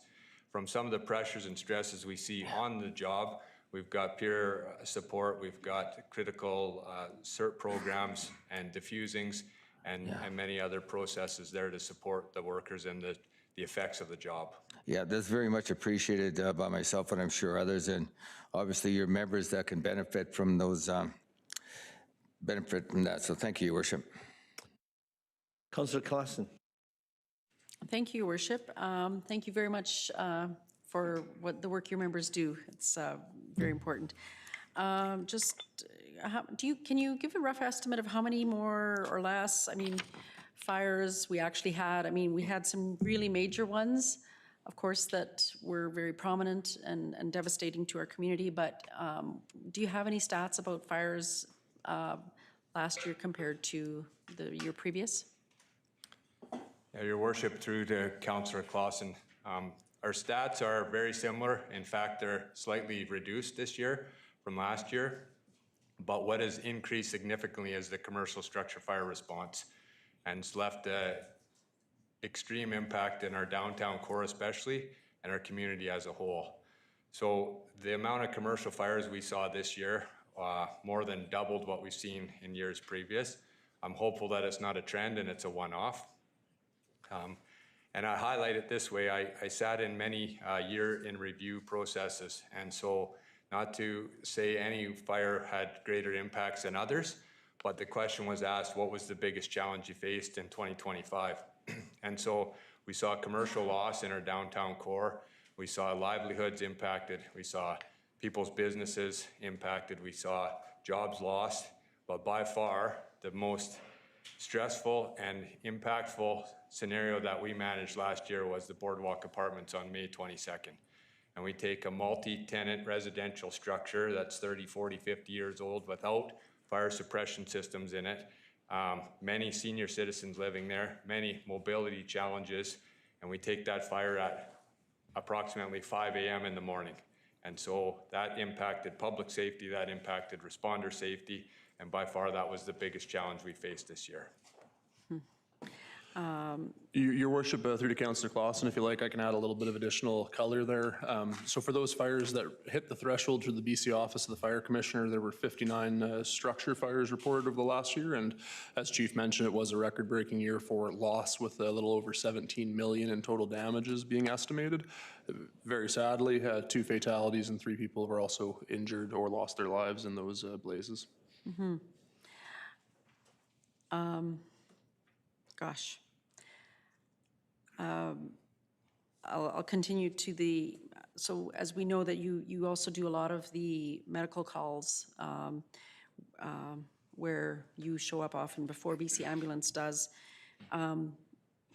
that isn't quite what, when young people are considering a career in firefighting, they don't consider that will be part of their job. Does that also impact your firefighters, their mental health? Your Worship, through to Councillor Clausen, yeah, there's always those impacts, and the things that we support, the service calls we support, have different impacts for different members. The matter is that first responders have been part of the fire service for more than 30+ years. And so it's escalated, and it's gone to more calls for help than we've seen in the past. But at the end of the day, it's always been a critical part of the fire service in providing support to our community. All right. Okay, I think that's all for now. Thank you, Councillor Clausen. Any further question? Ms. Anderson, shall we move to enhancement since the fire chief's here, or shall we just jumping back to RCMP? Thank you, Your Worship. I think it makes sense to do enhancement item M4 while the fire chief is available. Mr. Davenant, would you like to lead off on M4 for us? Thank you. Thank you, Your Worship. I believe Chief Burley is ready to open the floor regarding the enhancement, and I might have some additional words if required. Thank you, Your Worship. So for the 2026 budget cycle, we've put an enhancement forward that falls in line with that 5-year staffing enhancement that was presented back in 2023 and commenced in 2024. So this year, falling in line with that, we're seeking an additional 12 firefighters. The original ask for 2026 was 10 firefighters to support and cross-staff an additional apparatus out of Hall 1. And in combination with that, there was a deficit of 2 firefighters that we weren't able to support in 2024. So we've added that to this year's enhancement request. And the whole goal of this, highlighted in the standards of coverage, which initially was conducted and reviewed in 2015 and refreshed in 2022, presented in 2023, was to say that we need to staff an additional apparatus out of number 1 fire hall to support the call volume, the majority of structure fires, and fall in line with NFPA 1710. So this enhancement brings us 2 or almost 3 seats closer to doing that on a full-time basis, and will fall in line with providing more opportunity for us to support. The reality is, and the request of this 5-year staffing plan was to say that there are many times when the barn is empty, and these major fires we faced this year experienced that. There was 2, the Crossroads fire in particular. There was another item fire that came in approximately 1 hour after that with nobody to attend. So I visited the scene of the item fire. It was a fully involved shopping cart up against fresh air intake of a commercial building. Anything other than a type 3 ordinary construction, meaning block building, concrete exterior, we would have had another fully involved structure fire with no one to support. We faced the same thing in May at the Boardwalk Apartments. We had several medical calls where there was nobody to attend, whether it was us or BC Ambulance. So the enhancement is to say it's going to make public safety safer and stronger. It's going to enhance firefighter safety, and it's going to provide us ability to attend to the next call for service. Thank you. So you've been with fire department for what, over 20 years? I just completed 23 years of service. 23 years service. Thank you.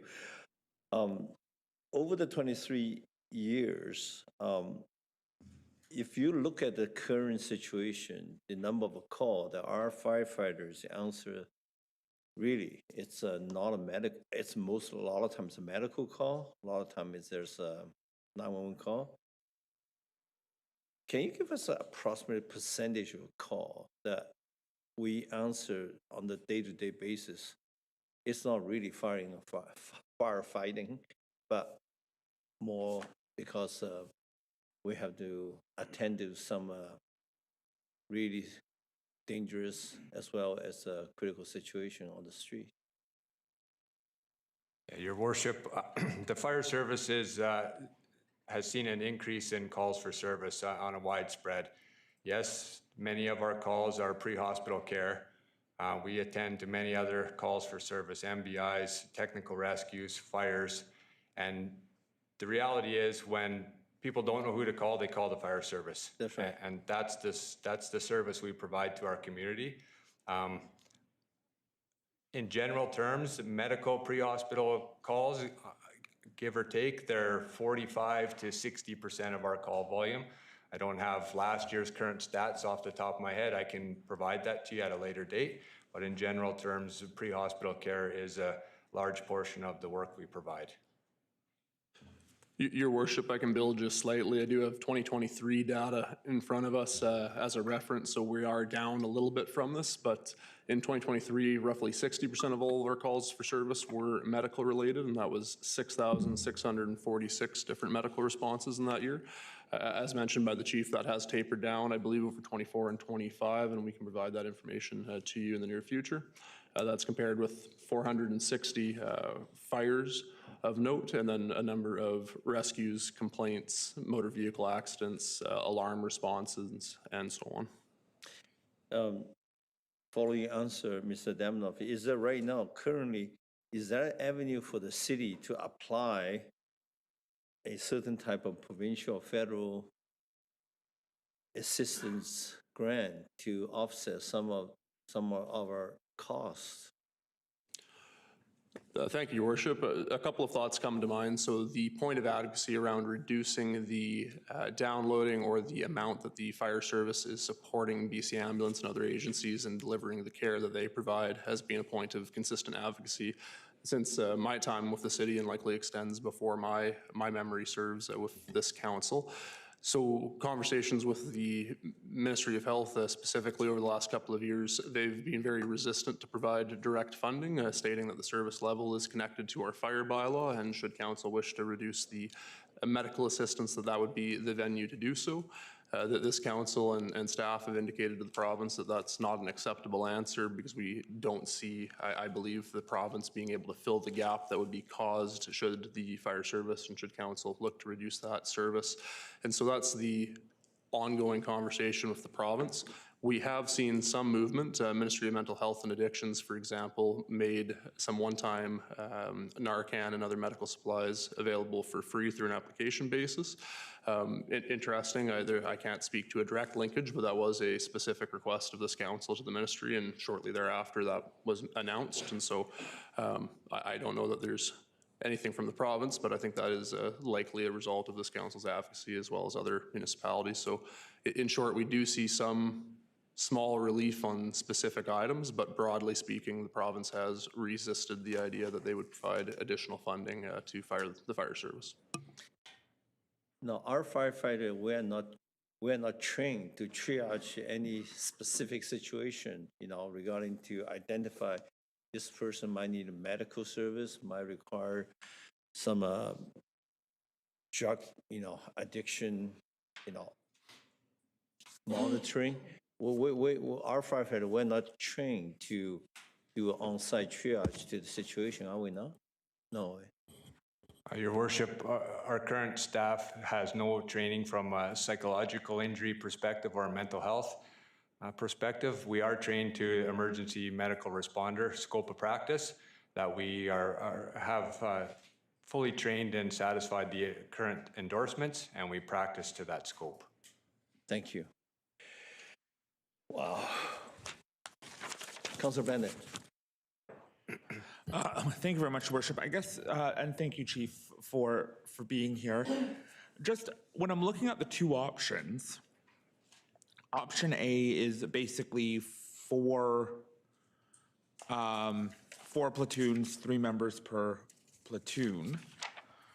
Under option B, it's looking at 7 members.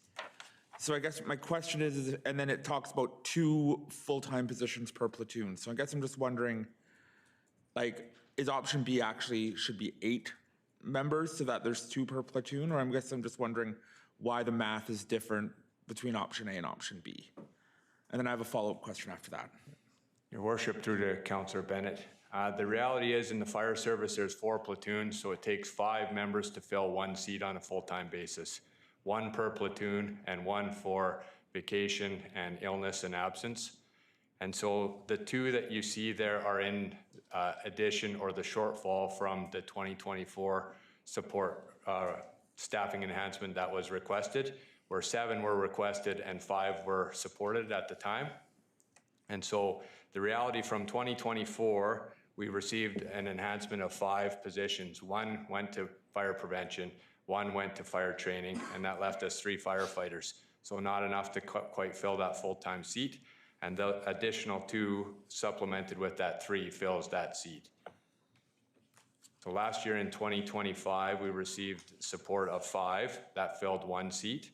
And then so in conjunction with the 5 there plus the 2, that could create 3 seats on that apparatus. Yeah, and perhaps this may be, and again, I recognize that this may have been a previous decision from the previous fire chief. I remember that enhancement coming forward where there was an ask for the training officer, right, for those 2 positions, and then there was an ask for the additional members. And council approved the additional members, but I don't believe the other positions were approved. So I guess, was that just an administration move to move the members into like training and prevention? Or, and again, maybe I'm misremembering that budget conversation, but I believe it was 2 different enhancements, and I thought council approved the 5 members, but not the other 2. Your worship, I can't remember off the top of my head. I don't know if Mr. Dalio can recall or Mr. Depineau, but failing that, we can bring back confirmation on Wednesday evening. That'd be great. As to what the previous enhancements were and how they were implemented, Your worship. I'm trying to remember exactly. I do remember multiple options like you see in front of you here. And then I believe council created a 3rd option that wasn't in that service enhancement, somewhere in between 2 options.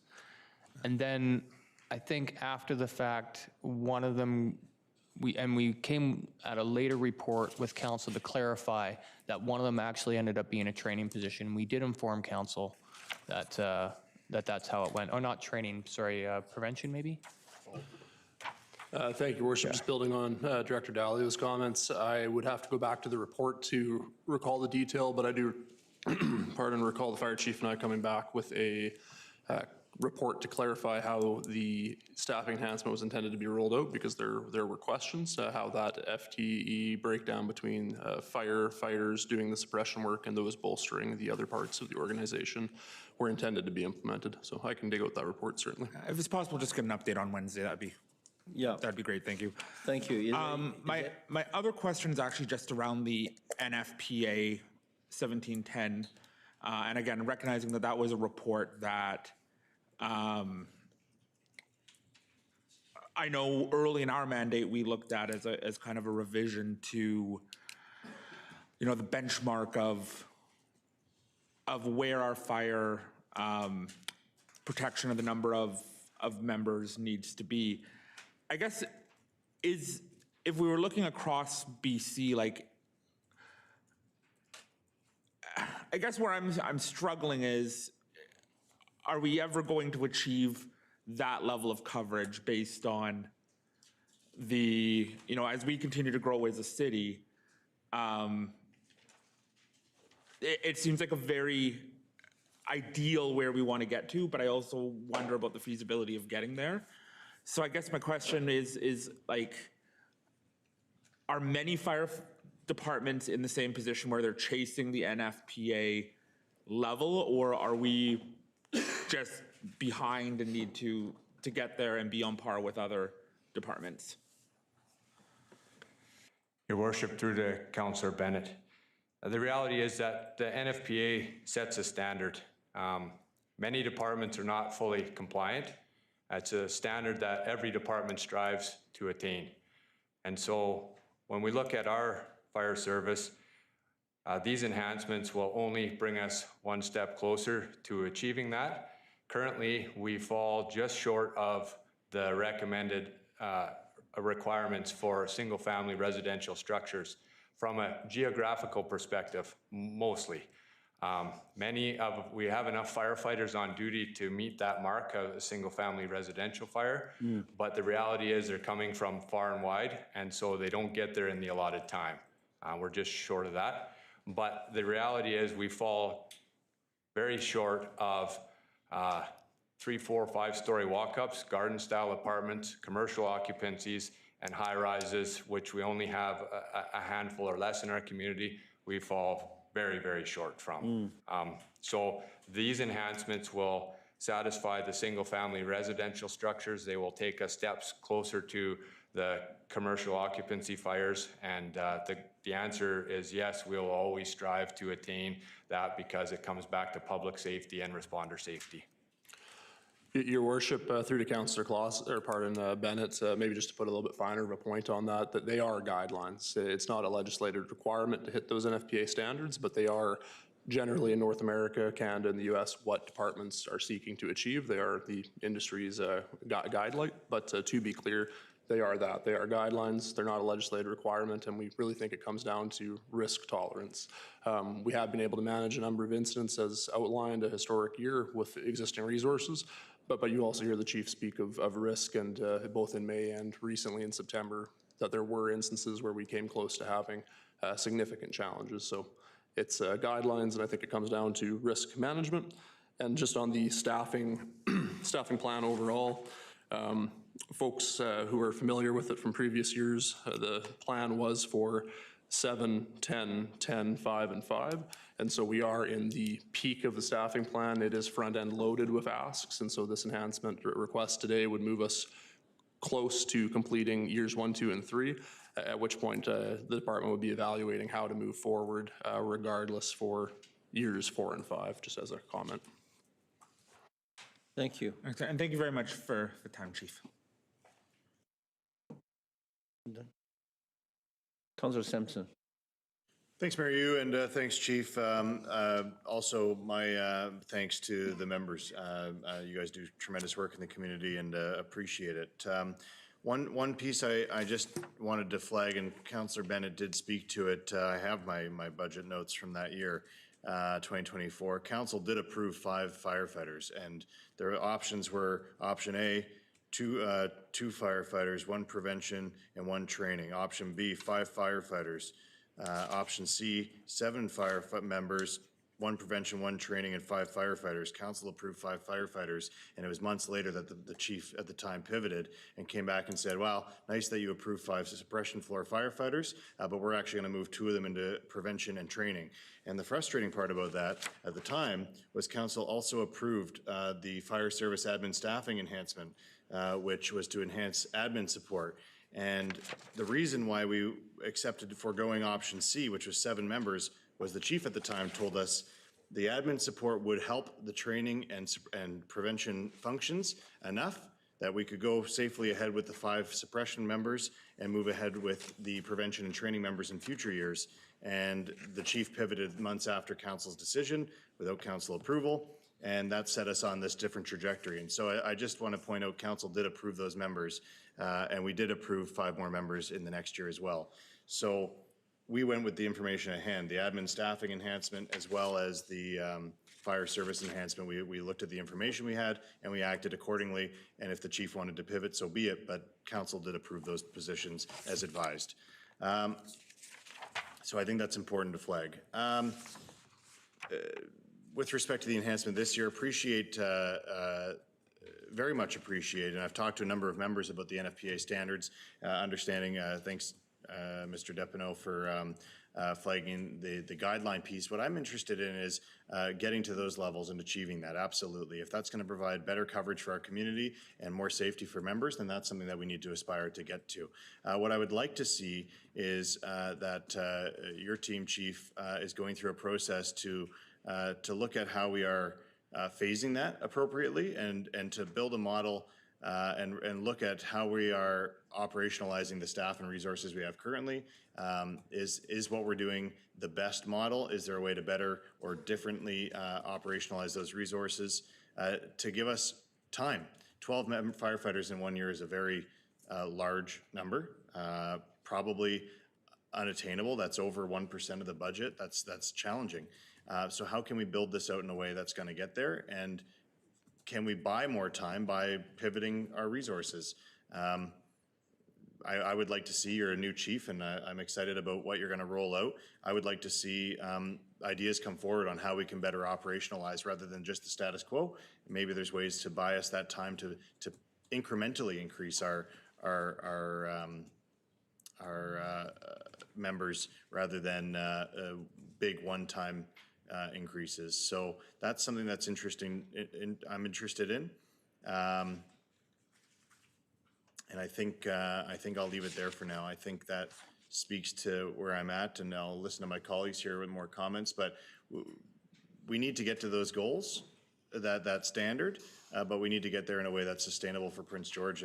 And biting off over 1% a year on increases, I think, is going to be very non-palatable for the taxpayer. So how can we do this sustainably while still maintaining safety, which is the absolute paramount for our members? That's huge.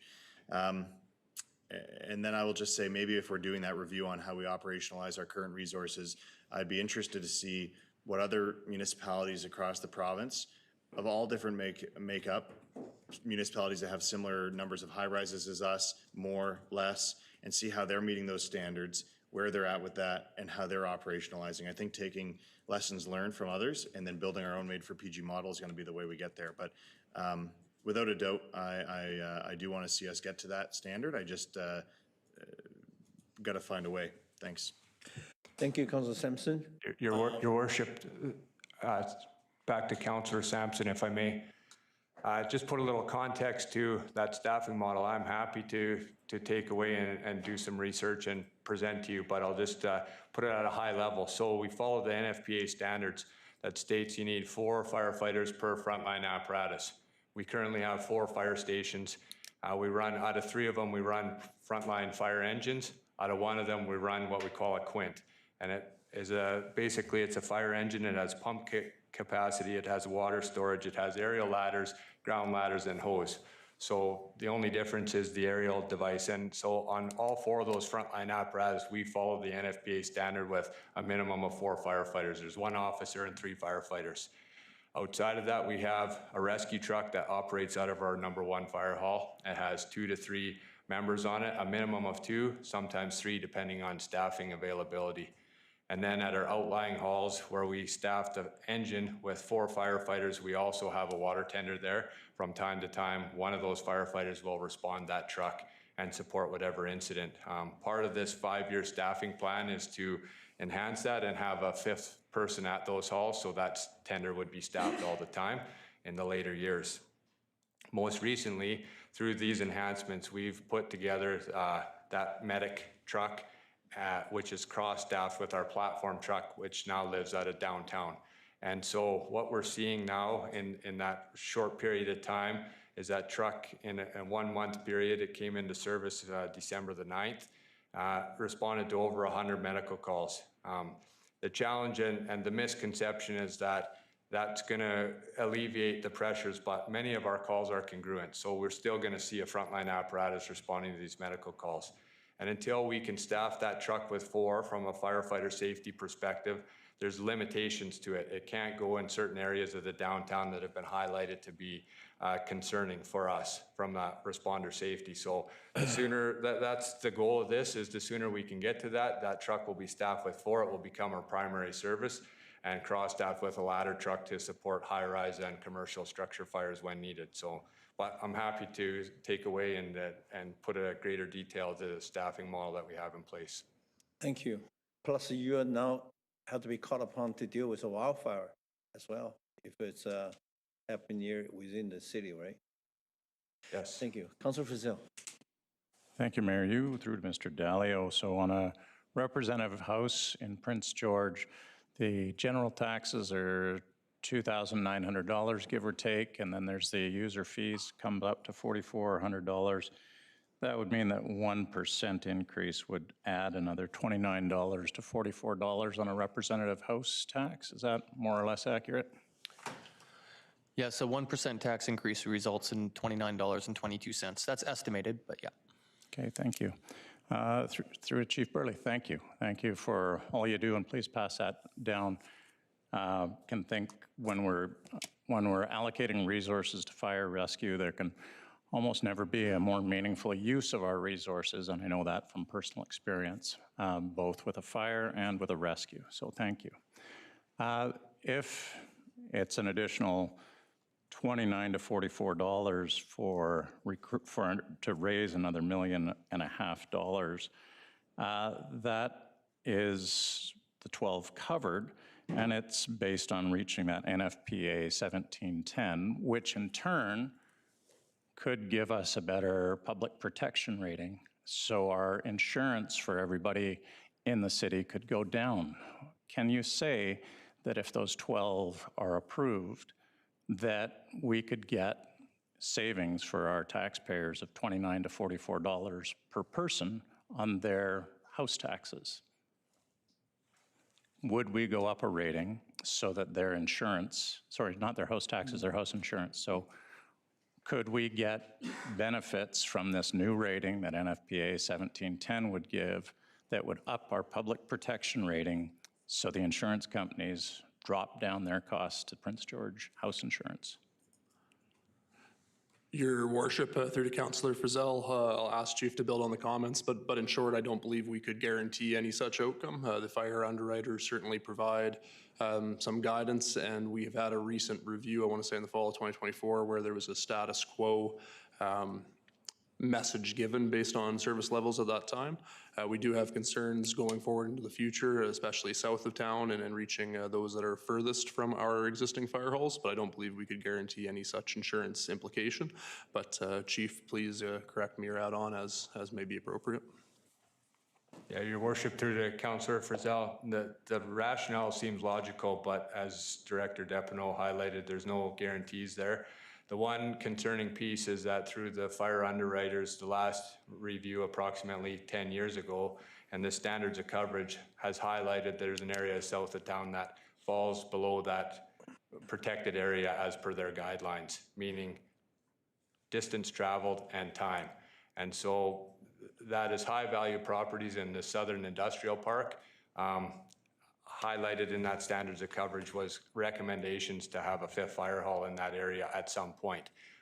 That would support that, but that's not where we're at today. So the reality is, it's been some time since the underwriters have done a holistic review of our community, and there's an opportunity that it could go up or down with that rating and the enhanced service that we have. Thanks. No guarantee. I was hoping that we could get benefits that would pay for this by itself. Second question, then last one for me. That's about $132,000 per firefighter, and the way our conversations go mean we hope for flexibility. You've offered 2 options, just 7 and just 12. If we pick something that is neither 7 nor 12, an 8, a 9, a 4, a 2, are we missing out? Are there other problems that get generated if we do not pick either 7 or 12? Your Worship, through to Councillor Frizzell, as highlighted, that the goal is to attain that NFPA standard. And so every firefighter gets us one step closer to that. The challenge when you go outside of that is that without going in increments of 5, we don't always secure a full-time seat. So the answer would be yes, it would be supportive, and we would be excited to explore that. The reality is it just can't be guaranteed that that staff would be there 24/7 without that 5 people to secure the full-time seat. Okay, If thank that you. answers your question. It does entirely. Thank you very much. Thank you, Councilor Frisell. I do have one question. You just mentioned our firefighting for high-rise is limited right now in the capability. How high is the high-rise that, in your mind, the high-rise is normally it's over 30 stories. It's high-rise. Between 12, 14 to 32 is mid-rise. What is the capacity? Because I'm thinking, in the not too distant future, if some developer coming here, ask Ms. Wasnick, he said, I want to propose a hotel, 20-story, let's say. Do we have a firefighting capability to deal with the 20, 25, 12? Do you have a number right now that we are comfortably can communicate out to the outside community, to the investors when they come in?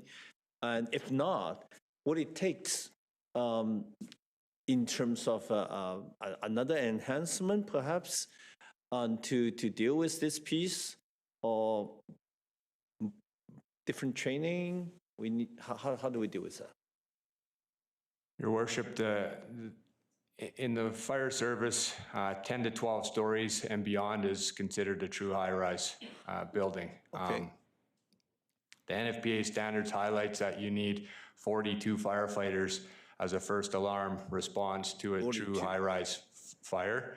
Now, we're miles away from that, and with only a handful of true high-rises in our community, it isn't so much a different training aspect, it's just hands-on and bodies on the fire ground that need, because there's a tremendous amount more work involved in a high-rise with evacuations. Never even mind going to the single means of egress debate that's out there. So there's a huge safety perspective. Now, when you talk about new modern-day high-rises, they have many fire suppression systems built in, and so that's a huge help. But some of the old ones we have are the ones that get a little bit challenging. Thank you. So if a developer come in, say is he going to build 20-story building with the most modern fire suppression system in it, will you be okay and to say recommend to the Ms. Watson we can approve that, and or we're still going to be lowered to 12 because our ladders? How do we look at these situations?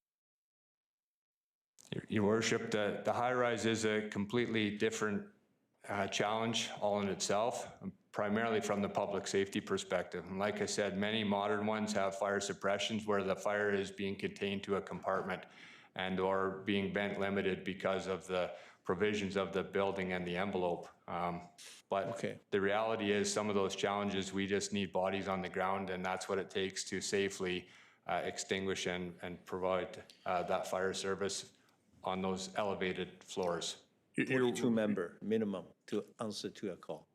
Your Worship, if I may, there might be a component of this that would be between that private developer and their insurance provider and what level of risk they want to accept, knowing the level of service that is available to them in the jurisdiction. Yeah. But certainly not an expert on how that portion would play out. Because sometimes we do have answers. The developer, when they come in, they look at a piece of property, they want to densify. Of course, there's a parking issue, there's also other issue, but firefighting is probably number one. Without that piece in place, people would not, there's no way to invest here, anything other than make a low rise. Thank you. I don't see no more question, and we are ready for a break. And I thank you, Chief, for coming here. And are they going to be coming back Wednesday as well to answer further questions? Yes, subject to availability, we'll have the same staff available on Wednesday night. Mr. Depineau, I don't know if you can confirm that with the chief now or not. Thank you very much. Okay, I'm gonna call a recess, and we'll be back here at 6. Thank you.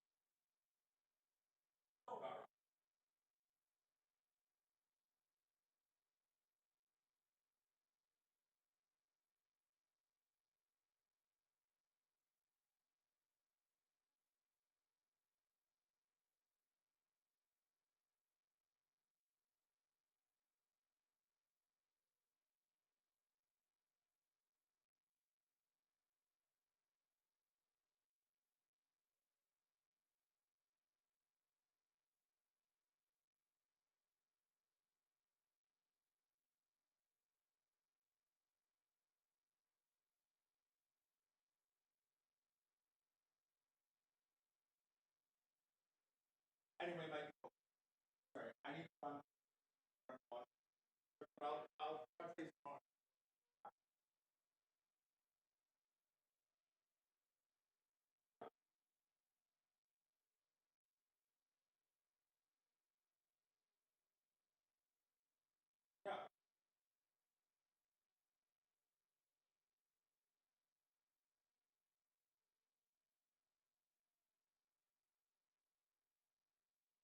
I'll see if I can call. But I will.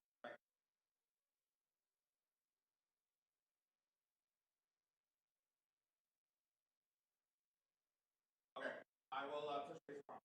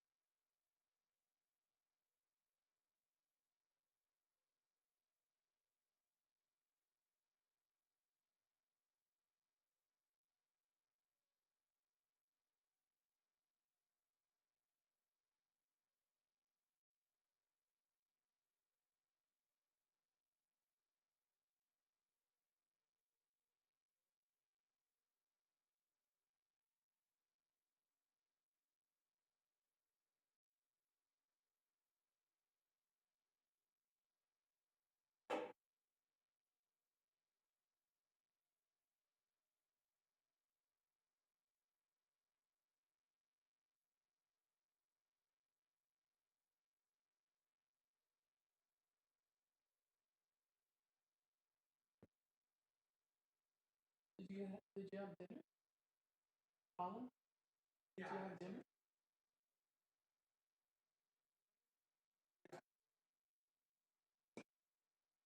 I brought mine with me.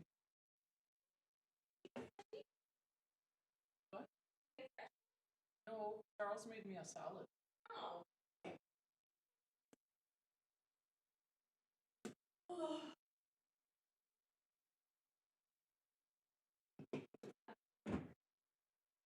Are you having fun, Leslie?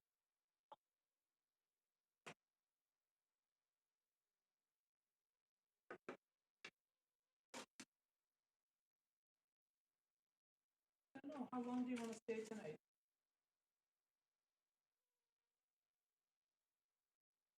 Okay.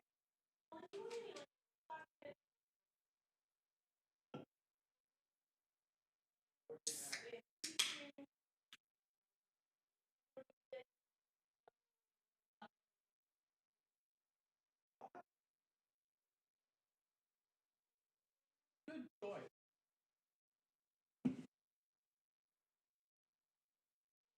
I'm gonna try to get the people sitting on either side of me to stop knocking my water bottle. That might be the hardest task you have. As long as nothing got broken. It's not the hardest task, but it's the only one we'll talk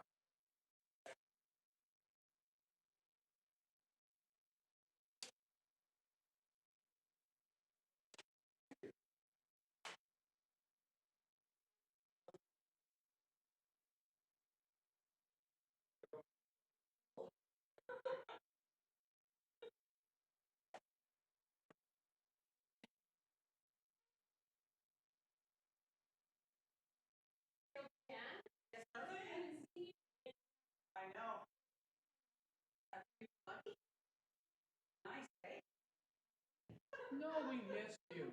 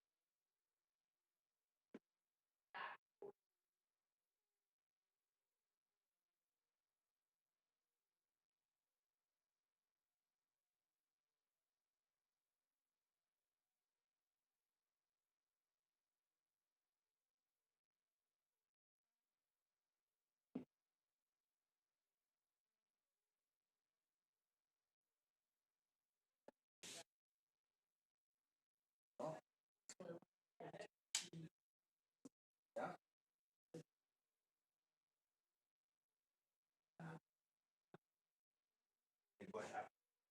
Oh, no, but we made what happen?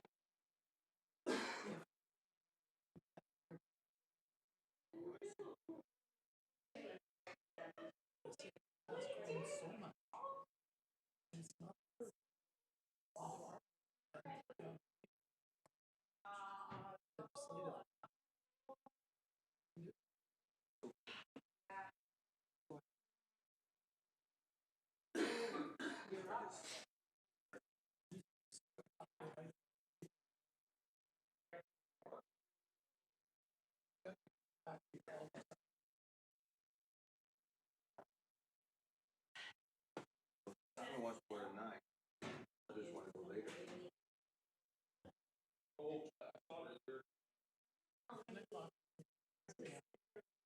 What's that?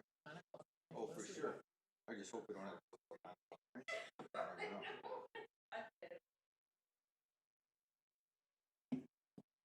What I like about is getting a sense of what people are doing. Oh, I see. What do you think?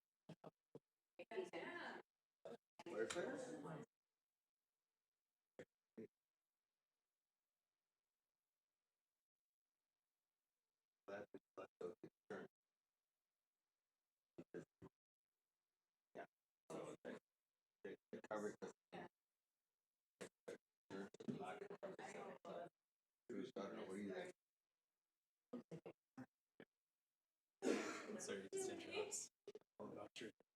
Oh, right, yeah. Well. I wonder how long these are gonna last. I don't know, I'm worried about it, right? Because I think it might start peeling.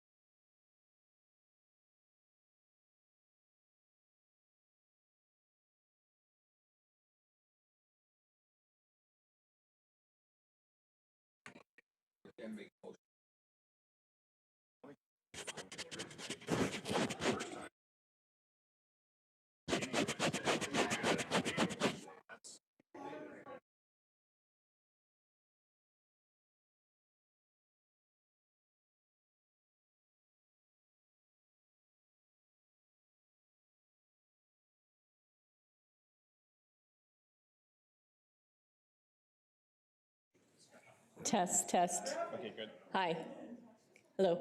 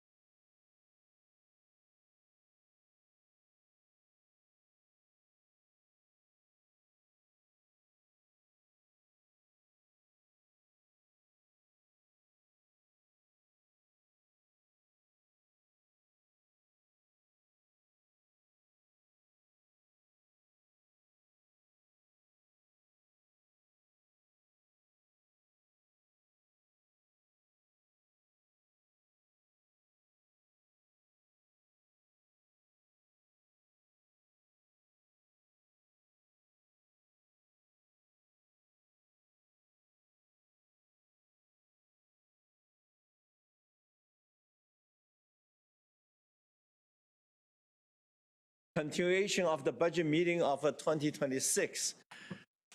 I see, we should start the meeting at 6 PM. We shouldn't start at 1. More people show up. And then we can keep going. Thank you for coming, everyone. Thank you for everybody. I did say thank you. Yeah, okay. Welcome, and I just want to recognize once again, we got welcome to the traditional territory of Lheidli T'enneh, on whose territory this meeting is taking place. We got a continuation on the, no, we're going to start with the F1. Are we correct? That's correct, Your Worship. Ms. Anderson, would you like to introduce the F1 to the table? Thank you, Your Worship. So we have presenters from the Prince George Public Library, Mr. Paul Berry and Ms. Anna Duff, if they could come down to center table. Thank you. Welcome, Paul. Welcome, Anne. Thank you. Yeah.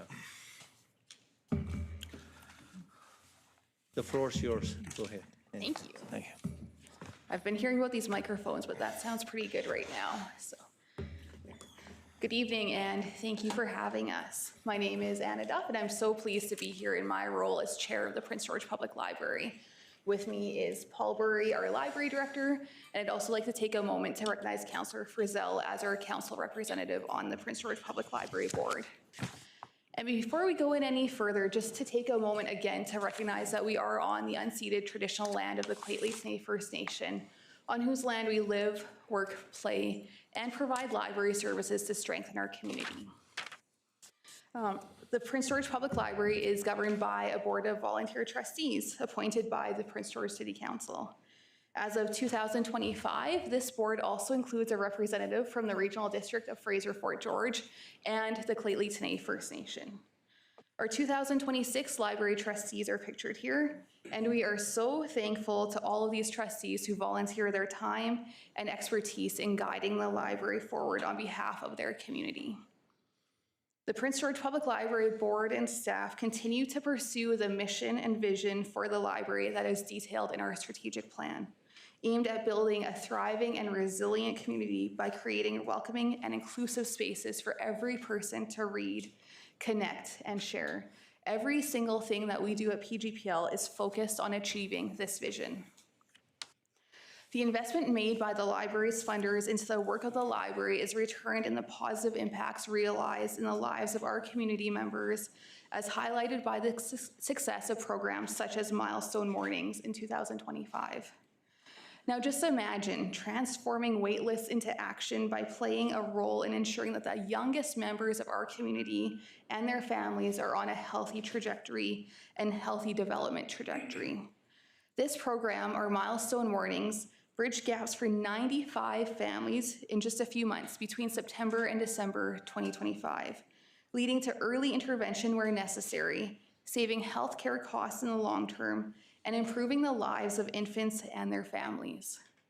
This program offers parents and caregivers the opportunity to bring their infants and toddlers to a safe space at the library, where they can interact with speech-language pathologists from Northern Health and occupational and physiotherapists from the Child Development Center. As highlighted by some of the quotes shared by our program partners, Milestone Mornings helps to ensure that parents are able to access the supports and information that they need to help their children reach their development goals, alerting caregivers and healthcare professionals to developmental concerns and helping to avoid potential future complications. Library performance in 2025 continues to illustrate the community's strong support for and reliance on community services, collections, and programs. While we do note that borrowing of physical resources like books and DVDs declined slightly in 2025, digital borrowing, in-person visits to both our branches, the one up in the heart and the downtown branch, and website usage all increased over 2024 totals. During the library's budget presentation to Council in 2025, Councillor Bennett raised the concept of cost per use metrics as a potentially helpful way to evaluate the value of the public library in our community. It's noteworthy that with a 9% funding per capita rise between 2020 and 2024, Our cost per visit dropped 18% and cost per checkout by 42% during the same period. We gratefully recognize that the city has been increasing the funding per capita over the past number of years, and we're proud to demonstrate our stewardship of these funds and celebrate that the return on investment is growing at a faster rate than the rise in funding. In order for cost per use measures to be useful, we need comparative data to evaluate the library's performance against. Taking advantage of the usage data collected by the Provincial Public Libraries Branch, it's possible to compare PGPL's performance to other public library systems in BC. While different systems represent different types of public libraries in different sized communities with different demographic and economic characteristics, this is one way to measure PGPL's performance against other systems. The charts included on the following slides illustrate PGPL's performance on a number of different cost per use metrics in the year 2024 as compared to other BC library systems. In each case, the cost per use is calculated by dividing the total revenue for 2024 by the total for the metric being compared on the chart. The values do not represent the actual cost of providing the specific library service depicted on the chart.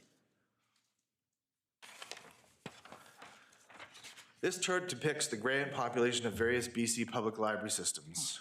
This is the population total from the 2021 census that the provincial government used to calculate the portion that each library system received of the provincial grant funding in subsequent years, including 2024. The library systems selected for comparison include other systems in this region, such as Caribou, Thompson-Nicola, and Fort St. John, as well as other small and medium-sized municipal library systems, such as North Vancouver, New Westminster, and Nelson. The grant population for PGPL in 2024 was 90,378.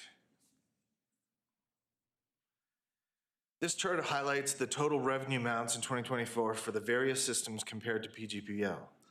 The Thompson-Nicholas Library is a 13-branch system funded by the Thompson-Nicola Regional District, serving over 140,000 residents, with its main branch located in Kamloops. The Caribou Library is also a regional system with 15 branches serving a population of just over 60,000. North Vancouver and New Westminster are two municipal public library systems serving populations that are smaller than PGPL's, but with total revenue in 2024 that is slightly more than PGPL's $4.66 million. If we take the total revenue amounts for each library system and divide it by the total grant population, we can compare the per person funding amounts for the different library systems. This chart confirms that PGPL's per capita funding of $51.59 is lower than all except two of the other systems compared, Caribou and Fort St. John, and well below the $70.47 average for the group. This chart combines in-person visits with website visits to depict total visits, underscoring how important the library's virtual presence is in a time when many library users may never visit a library facility in person. The chart for total visits highlights the role of population density in this performance measure. While library systems like North Vancouver, New Westminster, and Whistler have smaller grant population than PGPL's, they also have access to large and densely populated areas adjacent to their service areas, impacting their visit totals. PGPL had 555,899 total visits in 2024. The cost per visit calculation for 2024 shows that at $8.39, PGPL's is slightly higher than the average for the group of $7.18. And while our cost per visit is slightly higher than the average, each visit is yielding above average borrowing, which we'll see on the following slides. The total borrowing chart combines the total number of checkouts of physical materials such as books, video games, board games, and DVDs, with the total checkouts and uses of digital resources as defined by the Provincial Public Libraries Branch. PGPL's borrowing total for 2024 of $805,177 was higher than all of the systems in the group other than the Thompson-Nicola Library. The cost per checkout comparison chart illustrates the excellent value PGPL produces for the investment in the use of library resources, outperforming all but Nelson and Whistler libraries at $5.79 per checkout. The program participants metric is a count of people who attended a program or event at a library branch or at a location in the community, or who participated in a passive or take-home activity such as a craft. This includes the Milestone Mornings program that Anya detailed earlier in the presentation. Library programs are foundational to the success of the library in our community, and our community members are faithful and enthusiastic program participants, with 43,540 attending a program in 2024. This total is more than all the other comparison libraries, although there is no program data available for Thompson-Nicola. As with the cost per checkout metric, the chart confirms that PGPL provides great value for the investment made in library programs and events, with a cost per participant total of only $107. In addition to the cost per use comparisons to other BC public libraries, it's also useful to examine PGPL's cost per use performance over several years to highlight any performance trends over that time. PGPL's funding per capita totals between 2020 and 2024 are depicted in this chart, showing a 9% increase in that cost during these 5 years. Despite this per capita cost increase, this chart showing cost per visit and cost per checkout confirm that the value returned for this investment is improving over the same period, with cost per visit declining by 18% and cost per checkout dropping by 42%. Similarly, the cost per new patron added and cost per program participant have both decreased substantially during this period, as the growing community usage has outpaced the increases in per capita funding. These charts confirm that PGPL is returning excellent value for our community with the investment made by our funders, producing excellent performance for a reasonable funding investment relative to other BC library systems. The library's budgeted revenue comes primarily from the municipal grant provided by the City of Prince George and the Regional District of Fraser-Fort George. The remainder of the library's revenue comes from a provincial funding government grant and also internally generated funds. In 2026, we are requesting a budget of $4.9 million from the City of Prince George, an increase of $300,973 over 2025. This is the amount required to continue operating the library at the current service levels. We also have included a 5-year budget projection as requested by Council in 2025, using the example of the city's budget numbers as a guide. In response to the request from Municipal Council to provide information about alternative sources of internally generated library revenue, we wanted to provide some additional detail about how the library raises revenue to help reduce the burden on our funding partners. One source of support that PGPL has been successful in using in 2025 is in-kind donations of goods and services from vendor partners who are willing to either reduce or waive their fees in order to support the important work of the library. This partial list included here represents more than $17,500 in costs donated by our partners in the business community. And we are so thankful for their support, both financially through these in-kind donations, but also the gesture of their support for the value of the library in our community. The revenue generated from donations and other internal sources helps to supplement the funding received from external sources. Data showing revenue actuals between 2020 and 2025 confirms that PGPL has brought in significant revenues over this period. The data for 2025 represents the provisional unaudited estimates. Revenue collected from lost and damaged materials and other fees may vary significantly, so the amount budgeted for these tends to be pretty conservative. For example, significant revenue amounts in 2023 and 2024 came mainly from higher than expected interest payments that were earned. Revenue from grants and donations, which are not included as a revenue source on budget requests, can also vary greatly from year to year. In 2023 to 2025, for example, the increases in fundraising came largely from the efforts made in support of the Beyond Hope Library Conference, the biennial conference organized and hosted by PGPL staff in the city of Prince George at the Civic Center. The Provincial Libraries Branch, the North Central Libraries Federation, and the Friends of the Library all made significant contributions in 2025 to the Beyond Hope Library Conference. A significant portion of the $140,000 plus fundraising total in 2025 is dedicated to the library board's All Hands on Deck project in support of the planned upgrades to the deck space at the Bob Harkins branch in downtown Prince George. The project's $100,000 fundraising target is intended to enhance the deck space with seating options, natural elements, interactive structures, and other features, once the required engineering upgrades are completed by the City of Prince George. The Friends of the Library launched the fundraising effort with a $10,000 donation, and other organizations and private individuals have made contributions large and small. We have been so impressed and humbled by the strength and enthusiasm of the community's support for this initiative. And in early January 2026, we were very excited to share the news that the Prince George Community Foundation had approved a donation of $100,000, fully funding the All Hands on Deck project.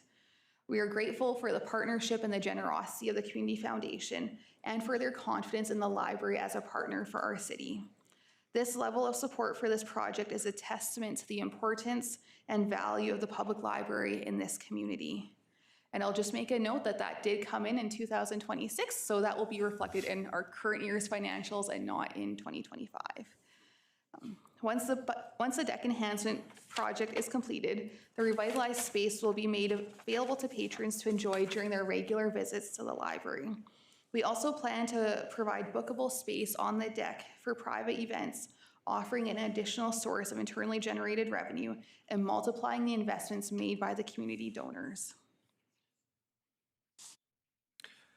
The increases in wages and benefits in 2026 represent planned increases resulting from bargaining for a new collective agreement with library staff following the expiry of the current agreement in mid-2026.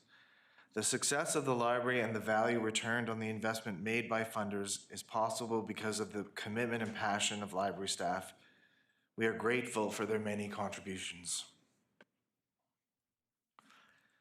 The operational expense lines highlight the cost increases associated with continuing to operate at current levels, with a slight decrease in the amount for repairs and maintenance due to a renegotiated janitorial contract, and a significant rise in the amount for rent.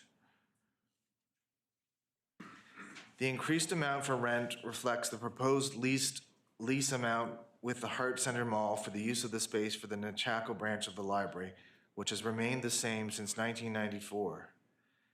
The budget request also includes an increase coming from the implementation of new accounting practices to move from cash-based accounting to accrual-based accounting. This means that the budget now includes a line for amortization costs. This change ensures that the library's financial documents are prepared in accordance with public sector accounting standards.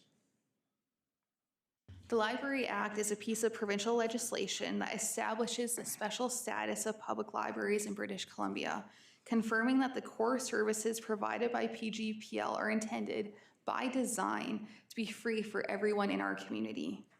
The elimination of fees on overdue materials was approved in 2021, and it has become an industry standard, with all 71 public library systems in BC having also discontinued their use.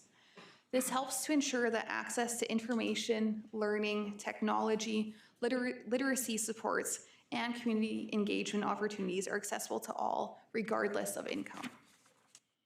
Being a community resource that is accessible and welcoming to all was the key finding of the library's rebranding project that we undertook in 2025, resulting in our new one-word slogan, which is welcome.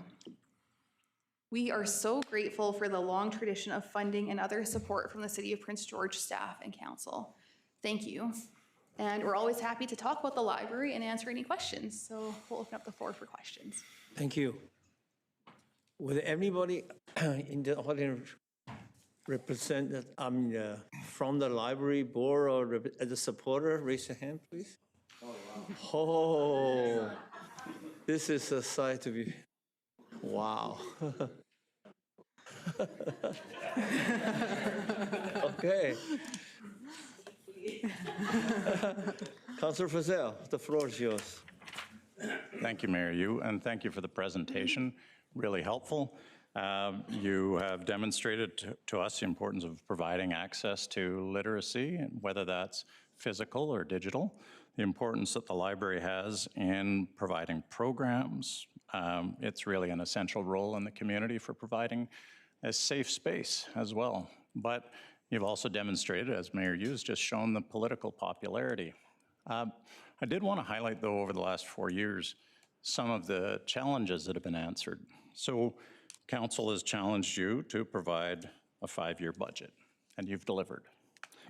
Council asked you for metrics, and you have absolutely delivered. Thank you for going into depth and doing the comparison. It must have been a great deal of work, and you got it done in a short period of time. That's appreciated. We asked for enhanced revenue generation. Asked and answered. That is remarkable what's been done in a short period of time. People in Prince George love libraries.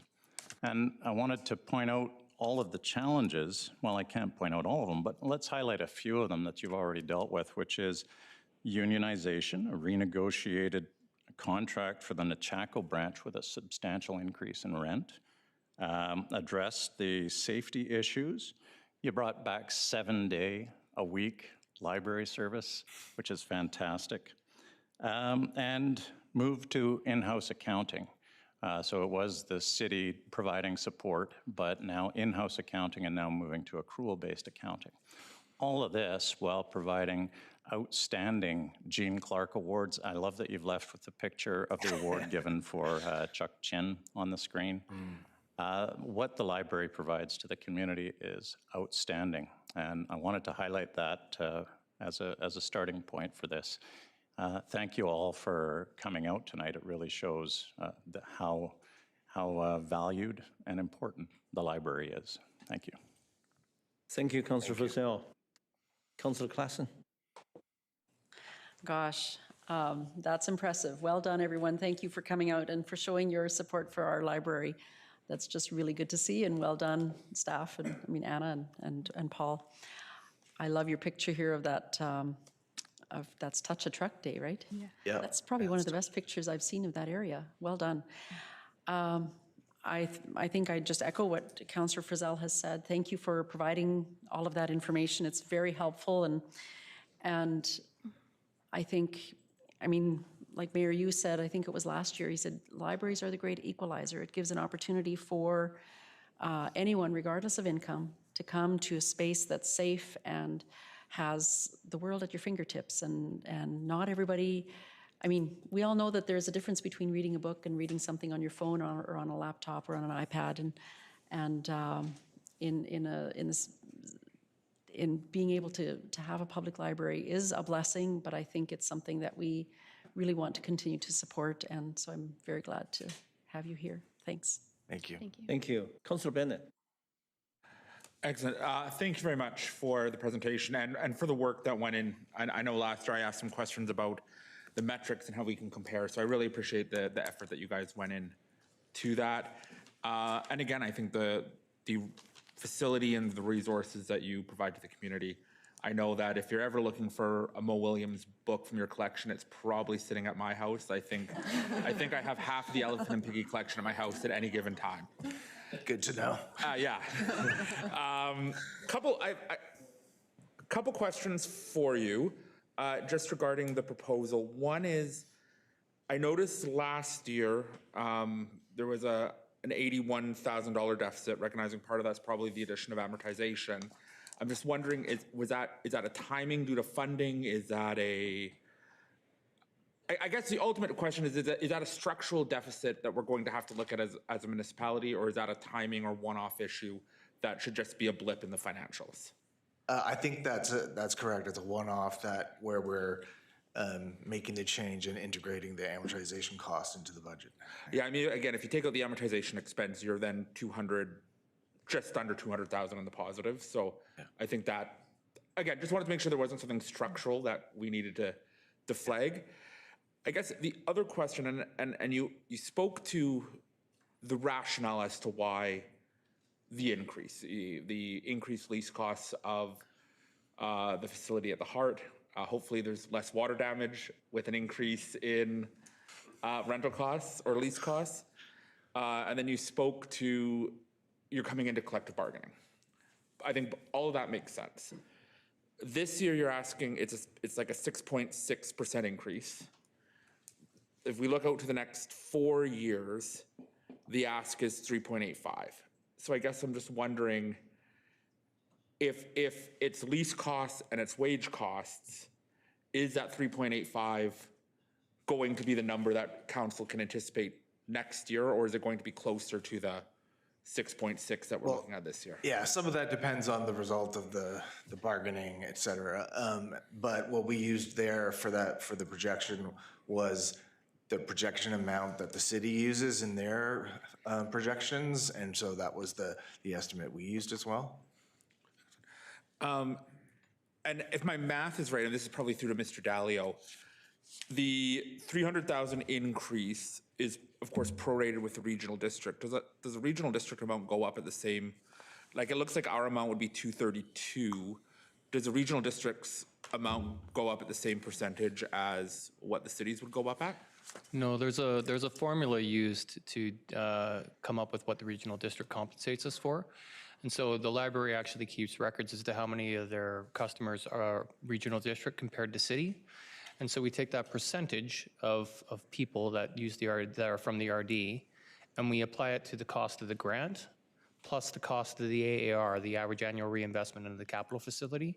And so using that formula, we come up with what the RD's number should be to us. Excellent. Excellent. Thank you very much. And thank you again for all the work. Thank you.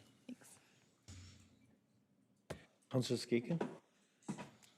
Well, thank you, Your Worship. Thanks to the volunteers, the boards. I see Steve Hamilton in the back. Appreciate the work you do, and I'll approve the budget when we get there. Thank you, Your Worship. Thank you. Thank you. Councilor Ramsey? Thank you, Your Worship, and thank you, Paul and Anna, for your presentation. And I appreciate the work that went into adding the 5-year budget. I know that was my request from last budget, so I think this does help us provide some sort of certainty as we're looking at our 5-year budgeting cycles. So I do appreciate that.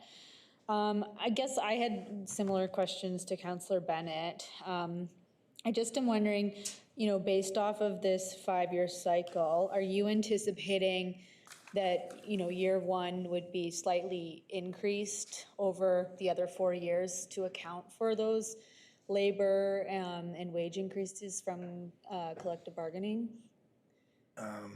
Sorry, I'm not sure what you mean. Just with the budget 2026, you have the projected increase. I don't know whose math is right, 5.7 or 6.6, but then 2027 goes to a 3.85 increase, and then that carries forward. So just wondering if, the first year of this 5-year cycle, I don't know when your collective agreement bargaining falls into, would that year see a higher lift than other years? Is that what this is indicating?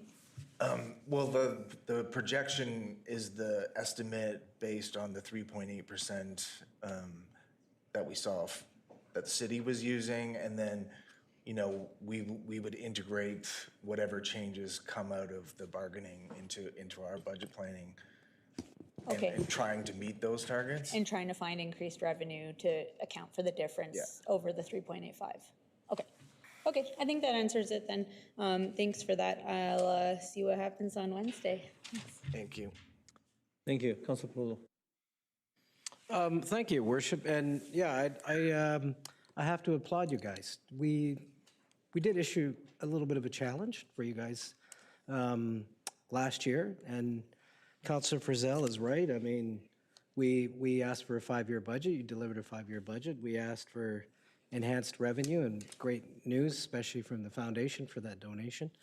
I think some of us around this table actually donated to that as well. And also, we asked for some metrics, and we got metrics. So thank you for that. My question, and I don't know, Ms. Kellett, if we can go back to the request for the additional costs, or what the request, obviously the collective agreement was one of them. I think one was for another security officer. Not that I want to bring up a negative, but I know there was some concerns with safety issues. How are we doing now? We did add an additional security member at the end of last year, and so we've already made that change and made some, arrangements to our scheduling to make sure that we can accommodate that within our budget. But basically, we want to make sure we have enough coverage, enough people on shift at the same time to meet our security needs. We still have, considerable challenges around that, and it's a difficult job. So we want to make sure that, when we have staff who are away or on, not able to work, that we've got enough people to call in so that we can maintain our coverage levels. So that person has been, that person, the extra security staff has been hired? Or Yes, we've hired that person already. implemented? So that'll be in the budget moving forward? Yeah. Yeah, okay. Yeah, I think we all understand around this table the value that the library offers this community, and it's wonderful to see the comparisons and the metrics in particular to the other communities, and how well loved and how well it's used in this community. So thank you. Thank you. Thank you, Councilor Paul. Councilor Simpson.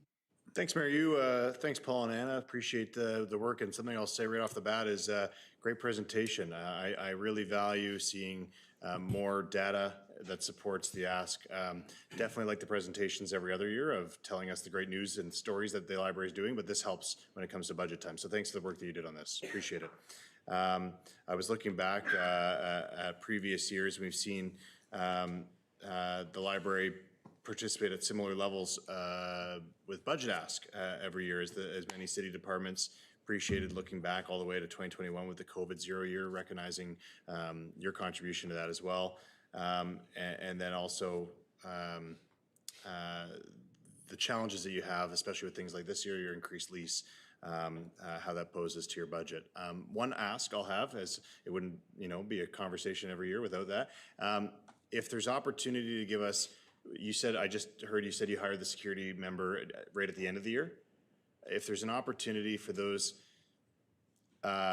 decisions to be made, budget happens really early in the year. It helps just based on, if I'm being honest, I feel you've hired that person, I have no choice but to approve it. And if we want to be in this ability to discuss the opportunities, I think that'd be a great partnership, but not a big criticism, just if that opportunity is available, hiring at the start of a year right around budget, so we have the opportunity to discuss that approval rather than it being already locked in, that's helpful. Yeah, no, I understand totally. And in this case, it was a significant need that we felt. I understand that it might not always work out. Just if there's an opportunity for those things, Sure. it's helpful in that discussion.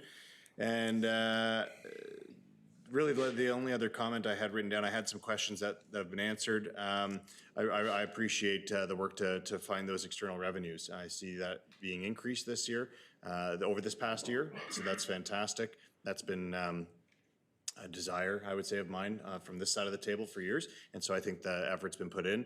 And I think good results on the public outreach and the public participation. I think people really stepped up and showed their support as well. And I think that's indicative of the kind of support that you could count on for future campaigns, be it just a straight up donation or fundraising initiatives, invitation to participate in activities that have a cost maybe at the library, different things. So I think that is indicative of the uptake you'll have, if not the folks that you have here today. I think that's also indicative of that. And just appreciate the extra effort you put into that this year. Thanks for that. Thank you. Thanks. Thank you, Councilor Sampson. Councilor Fazil, you like to come back in?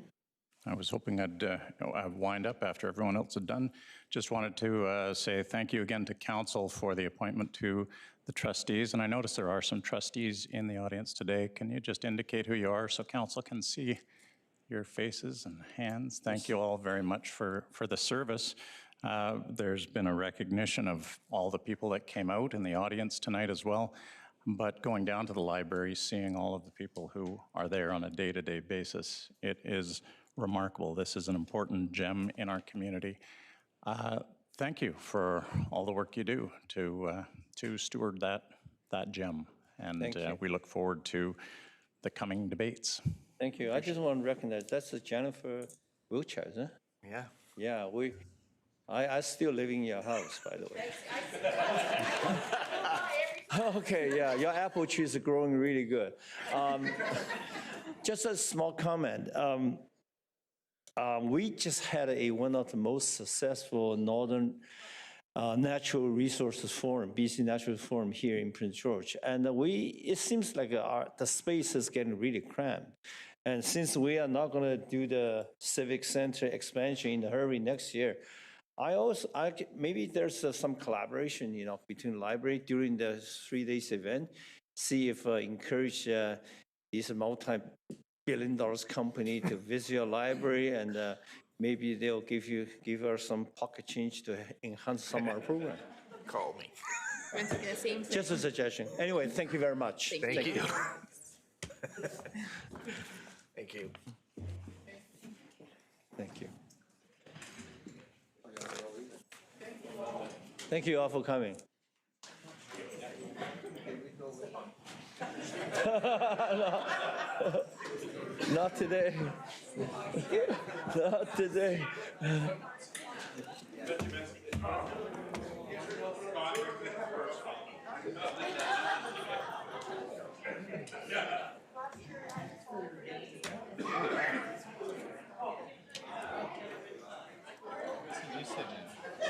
I'll do this one.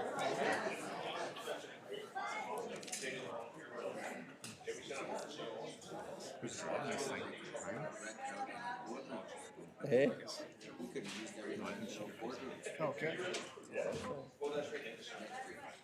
They have a nice one, big ones too. Yeah, that's why that's what I suggested. We need one. It's yeah. Thank you. Now we moved on to F2, Tourism Prince George. Where's your group, Scott? Well, good evening, everybody. Thanks for having us here today. My name is Scott McWalter, Executive Director of Tourism Prince George, day 63 in this new career.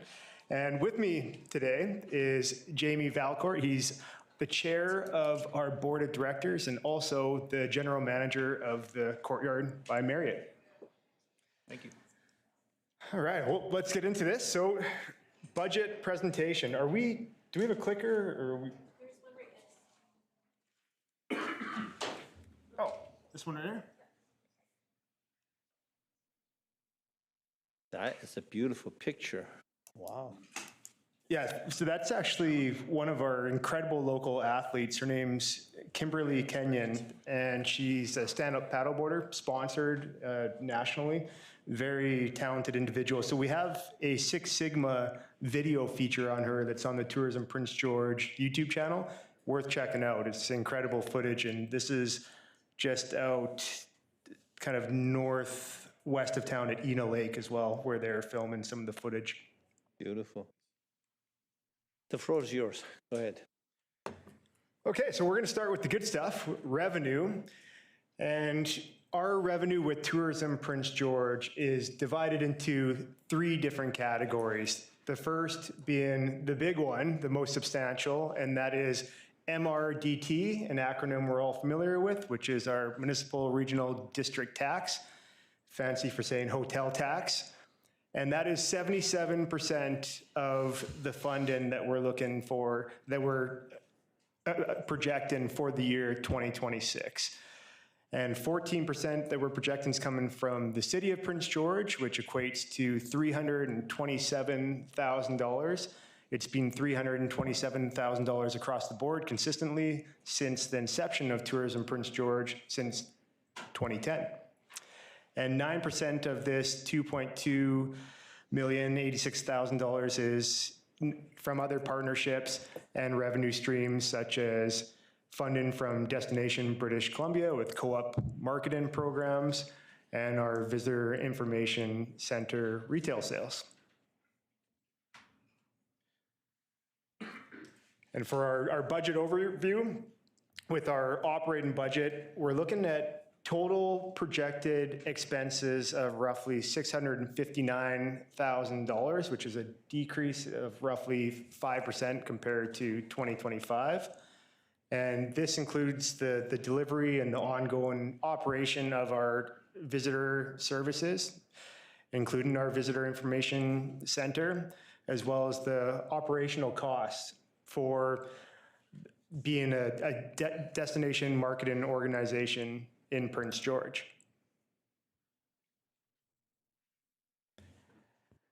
Our capital budget overview, this is a projected expense of $65,000. And this actually constitutes an increase compared to last year of 117%.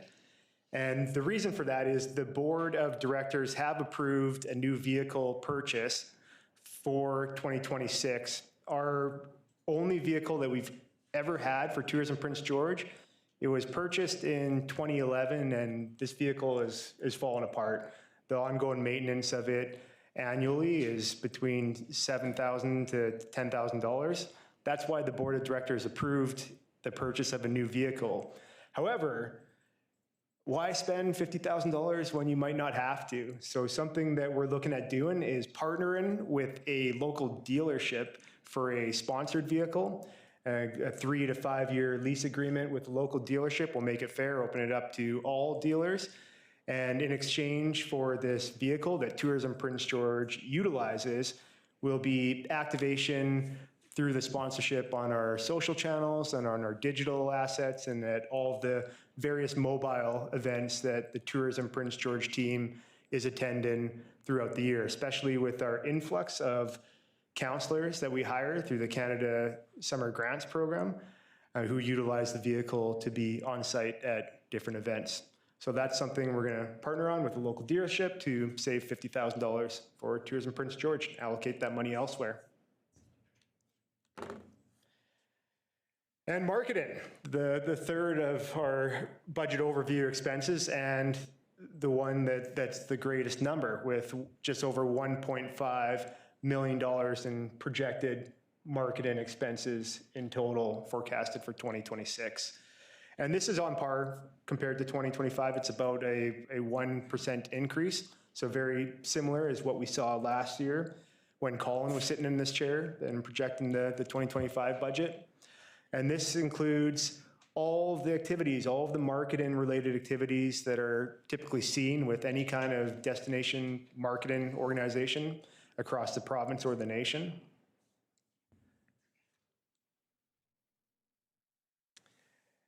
And going over those revenue forecasts as well as those expense forecasts, nothing changes in terms of the key areas of focus for Tourism Prince George for the year. And we're actually in a strategy planning year. It's a very exciting time for Tourism Prince George because we're developing the strategic plan for 2027 to 2032 of the DMO. So that's the 5-year plan. We actually had an RFP go out in December. We had an incredible response, a very strong response for proponents submitting their vision on Tourism Prince George. And we went over every single one of these proposals over the last 2 weeks, and we finalized it down to 3, reviewing it with our executive committee on the board this past week. And I'm proud to let everybody know that we've found an incredible partner to work with the strategic plan on for 2027 to 2032, which we'll be announcing over the next 7 to 10 days. So our 6 key focus areas remain the same for our current strategic plan, and that is the marketing of Prince George, the destination development, continuing to enhance our visitor services, industry outreach, business development, and organizational effectiveness. And our success is going to be measured in a variety of different insights and analytics and barometers, but the 4 that you see up on this presentation slide, one is most important, and that's increasing the positive image of Prince George as a welcoming and inclusive destination, not just to the visitors, who are arriving here, but also, and equally as important, to the residents who are blessed to call Prince George home, including everyone in the council chambers right here tonight. Also, increasing tourism-related revenues and diversifying revenue. That's another key measure, because there are ways outside of MRDT funding and some of our typical partners that we've always relied on and the city of Prince George to increase revenues. So we're very interested, especially in a strategic planning year, to be able to leverage some of this diversified revenue. The third on this list is supporting and facilitating industry development, and that's the destination development piece, and making sure that we have market readiness for the variety of products and experiences that Prince George has to offer. And final on this list is growing our stakeholder engagement and satisfaction. And so that's our presentation tonight, quick and easy, and I'll just turn it over to Jamie if there's anything that you wanted to add on top of this. Oh, thanks a lot, Scott. That was a nice presentation. Thanks for the information. And again, it's you know, Prince George is a great place to be, born and raised here, and I'm proud to call it home. And we just want to continue building, looking for those opportunities to develop tourism in the north.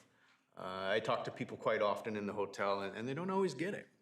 You know, it's something special up here. And when you get out into the forest and spend some time out there, you yourself and maybe a moose or whatever is nearby, you get a sense of how special it is. So we're going to continue to work on that.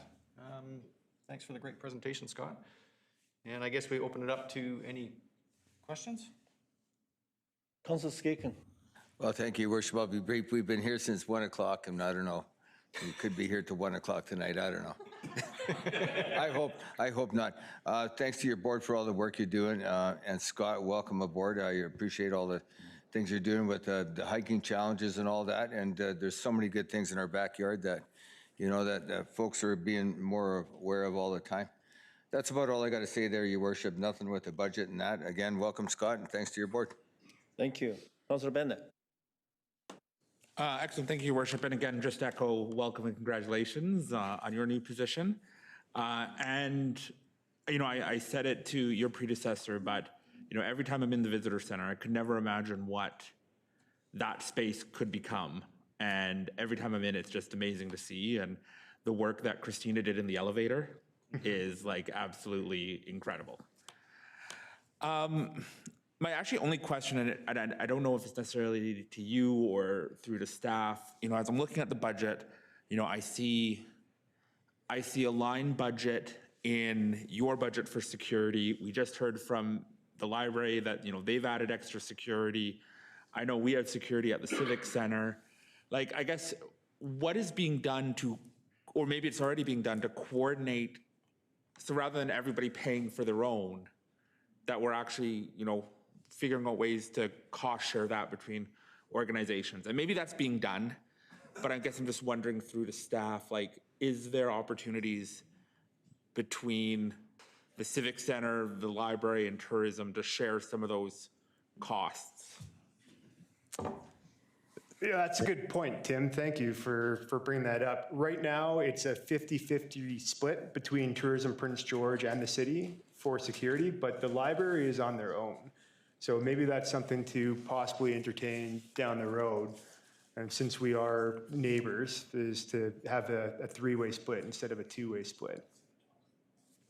I don't know what steps would need to be taken to be able to render that kind of solution, but our arrangement is a 50-50 split with the city. No, that sounds great. Honestly, I'll leave it with you guys and staff to determine if there's something there, but ultimately, at the end of the day, if we can better use taxpayer dollars across the board and not duplicate services, I think that would be great.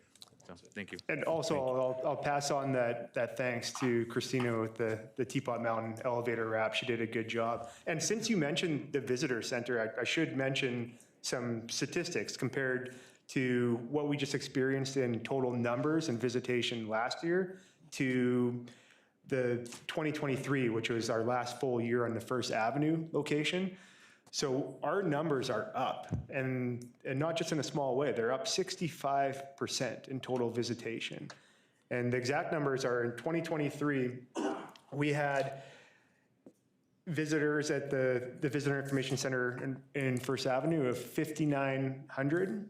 And just last year, in our first full year, we had over 9,050 total. So that's 65.1% increase in our first year. And we're projecting those numbers to rise even further this year.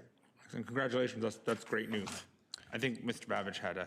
Yes, thank you, Your Worship. I just wanted to note that staff have made note of the possibility to explore partnering on security arrangements, and will make connections with Tourism Prince George and the library and set up a meeting with appropriate staff, Your Worship. Good, thank you. Councilor Ramsey. Thanks, Your Worship, and thanks Tourism and Scott. Good to see you at the helm, and thanks for the presentation.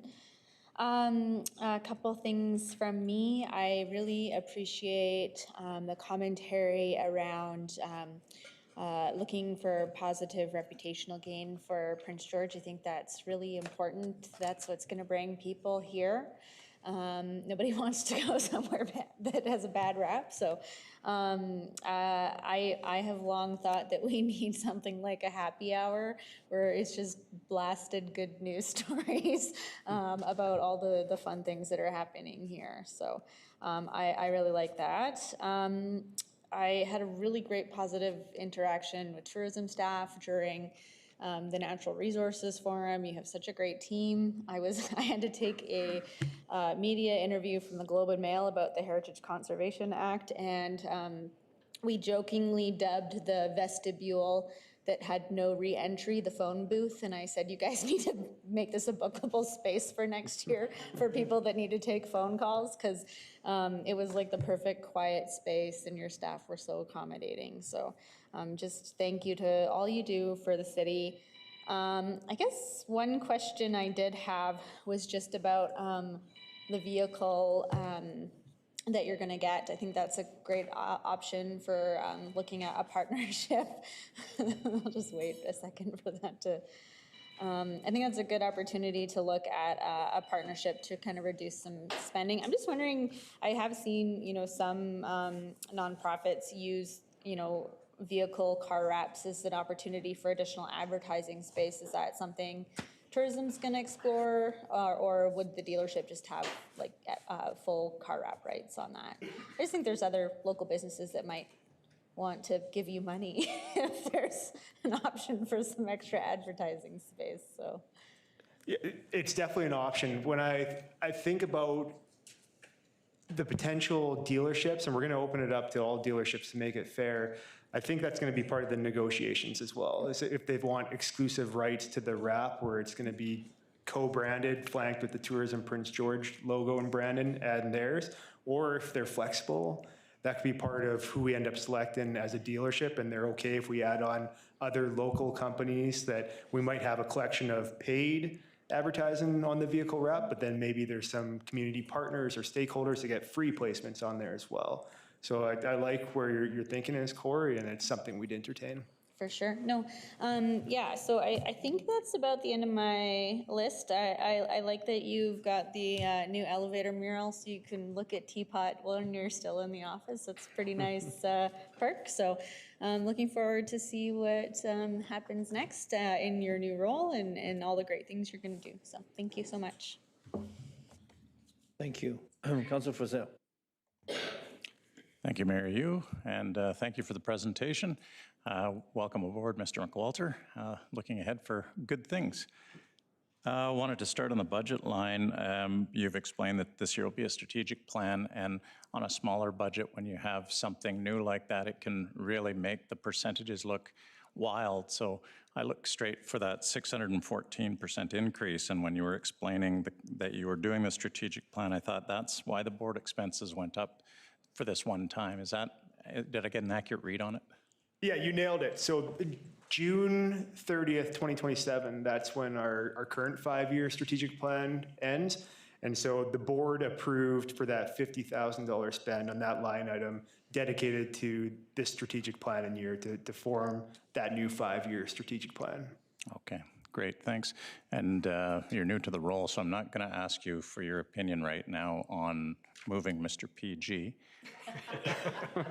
But I would like to know about parking. Have you gotten feedback on parking with the new location?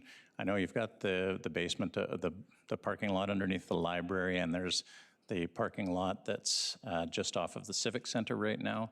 But any feedback on parking at the new facility? Zero feedback. We've had zero complaints, but also I recognize the fact that we haven't had many Nangasan container market activations yet, which will be prevalent during the summer months where we will start seeing increased volumes of traffic. Our biggest night was the Civic light up, which we were blessed to partner with the city of PG on.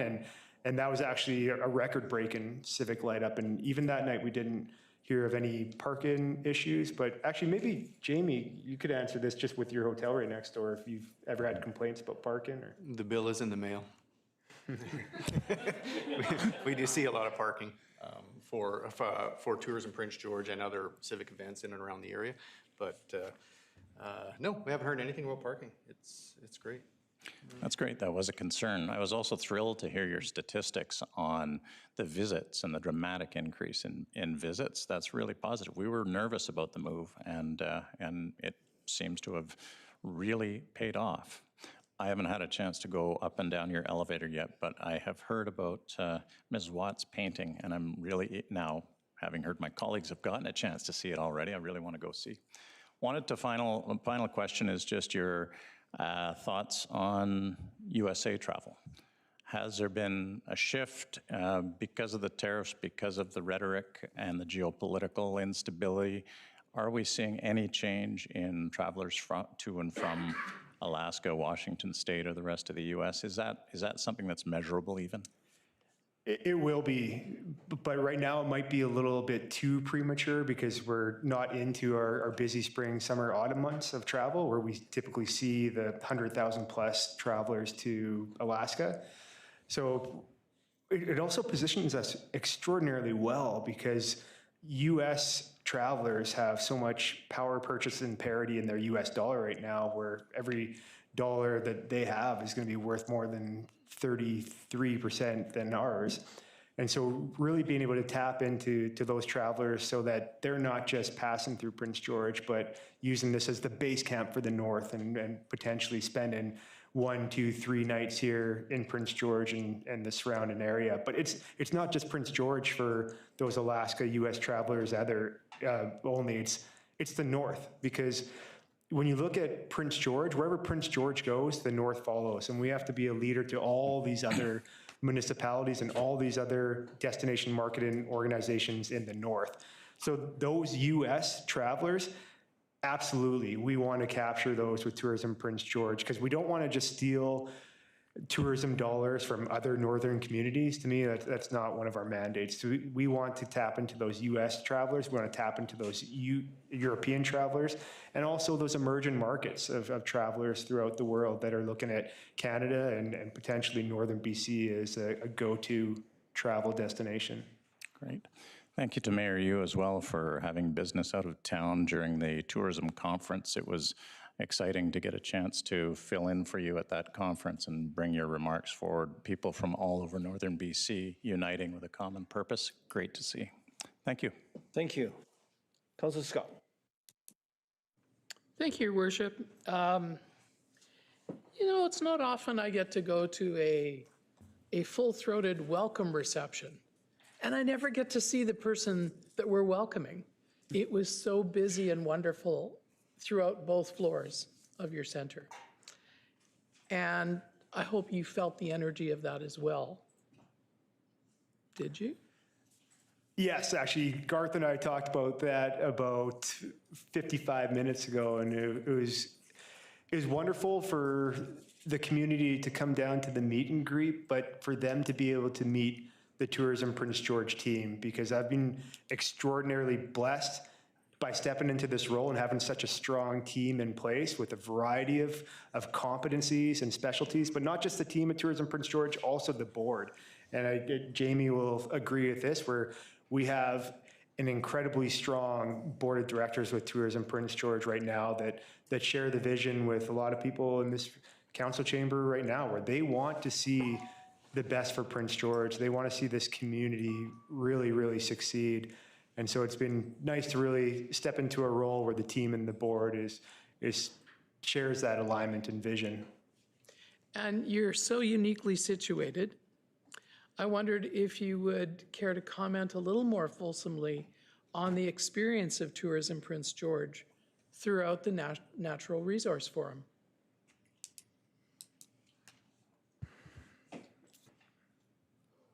Yeah, what a week.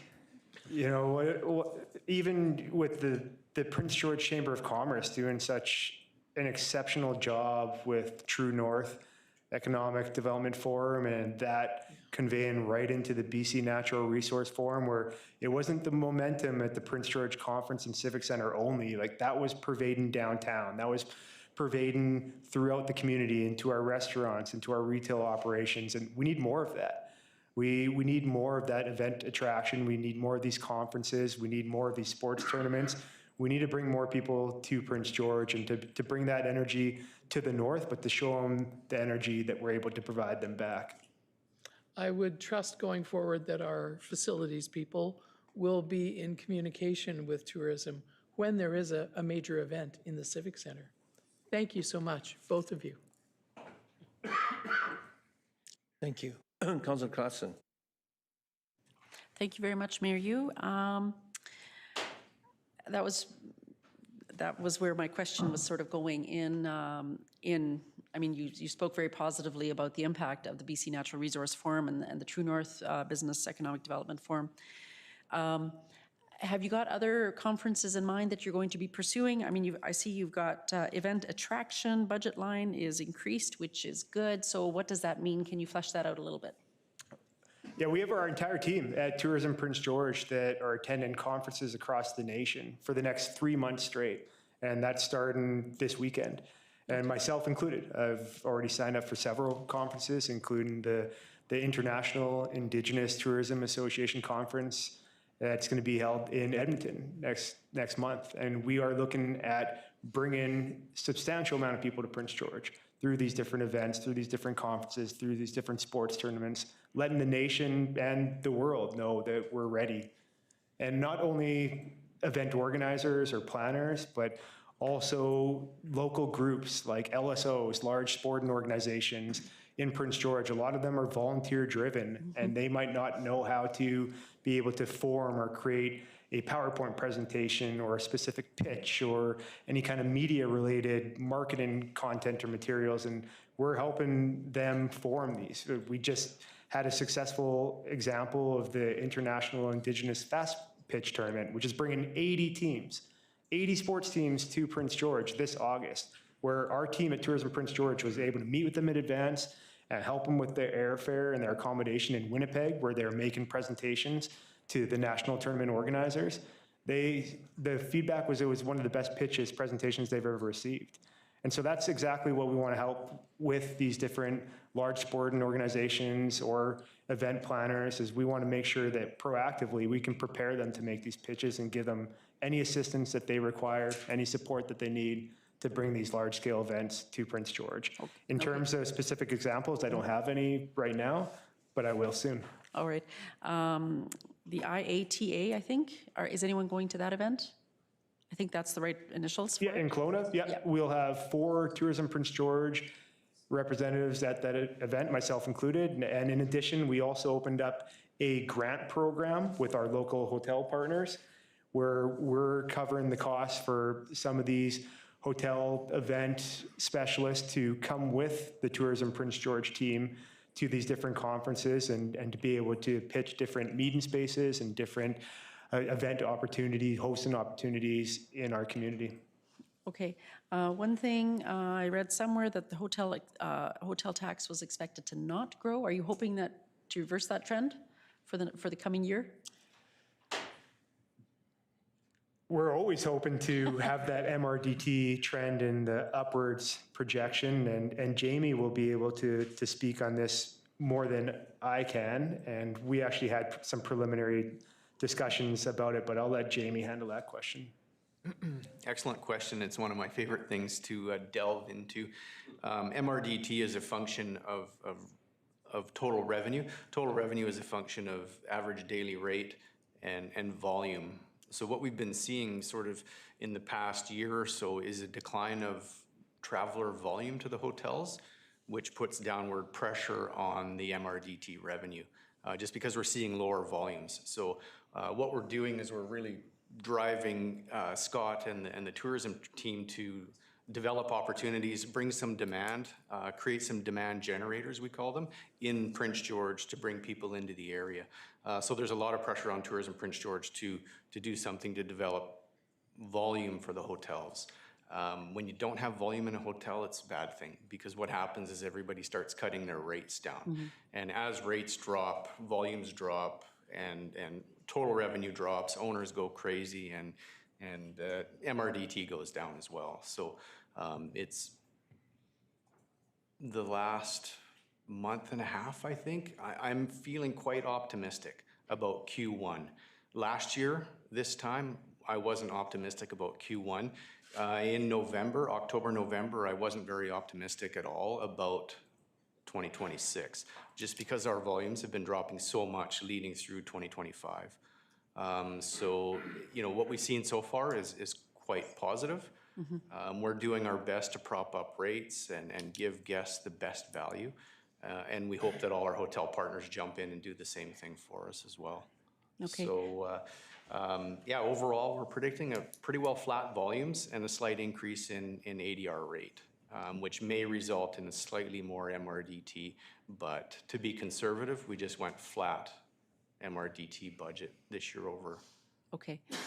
All right. And just in light of the fact that Mining Weekly published that they expect $69 billion worth of investment to come into North Central BC, that's going to be a lot of people coming through our city. And do you have a plan to capture some of that so that more people stay in Prince George, or that you've got more conferences? I mean, the BC NRF is just done. Minerals North is happening in Smithers this year, so good for them. But what opportunities do you see in serving that community? That's another great question, Trudy, and it's something that Destination British Columbia has taken very seriously right now, where they're offering some seminars and some workshops and some courses that they're providing DMOs with, destination marketing organizations, but also different hotel partners.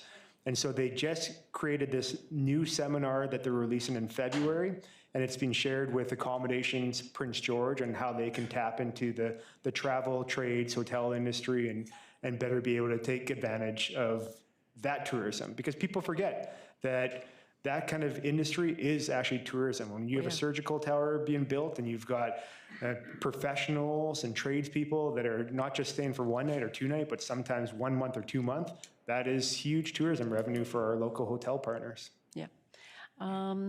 On business development, tourism development specifically, and you mentioned First Nations, are you doing any partnerships with Claytley Tenay? I don't want you to speak for them, or even our surrounding communities, First Nations communities especially, because that's a seriously underdeveloped opportunity. So anything exciting happening there?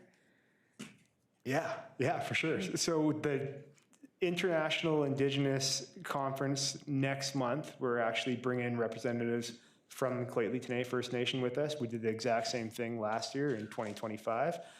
And in addition to that, we just added Evan Salter, the CEO of Tano Tenay, to our board of directors. Jamie and I gave him a 90-minute board orientation last Friday at the Tourism Prince George Digs, and he's eager. He's excited to be able to represent the Claytley Tenay First Nation and be a big part of our vision and our board for Tourism Prince George moving forward. Okay. And just for anybody who thinks that there's nothing to do in Prince George, they just need to follow you on social media, Scott. And and actually, even if they want to exercise, they can just watch you go climb all these mountains, and we can just relax on the couch. Thank you. Thank you. Councillor Perillo. Most of it's been asked and said. I must say that I was walking my dog a couple weeks ago, and Scott ran right by me. It was it's like, hey. My question is regarding the new synthetic ice rink. What's the uptake on that? Are you seeing lots of usage on that? So I just prepared a cost-benefit analysis that I'm presenting to the board of directors on Wednesday. And that Nangasang Container Market with the ice rink, it didn't come out of MRDT funds. It came out of grants, which I was very happy to learn my first week in this new position. In terms of activation, it's only been activated once since I've stepped into this executive director role, and that was on November 29th, which was the Civic Core light up. The light up, yeah.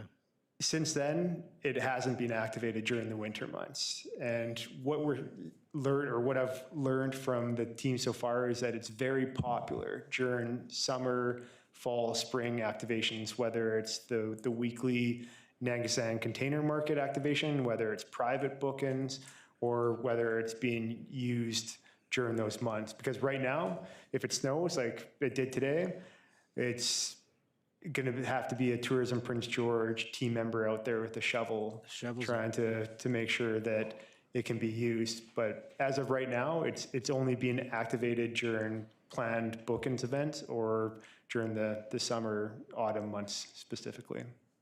Okay. I did know during the BC Natural Resource Forum that, yeah, it was covered in snow. And I thought perhaps that might have been a lost opportunity if we didn't have that shoveled, an opportunity for them to use it. But anyway, just a thought, and I personally haven't seen a lot of people use it, so, but I appreciate the information you just gave. Thank you. Yeah. That's all I have, Your Worship. Thank you. Councilor Simpson. Thanks, Mayor Yu. Yeah, it's all been said. Jamie, Scott, thank you very much for the presentation. I had some thoughts and questions, but they've been asked and answered.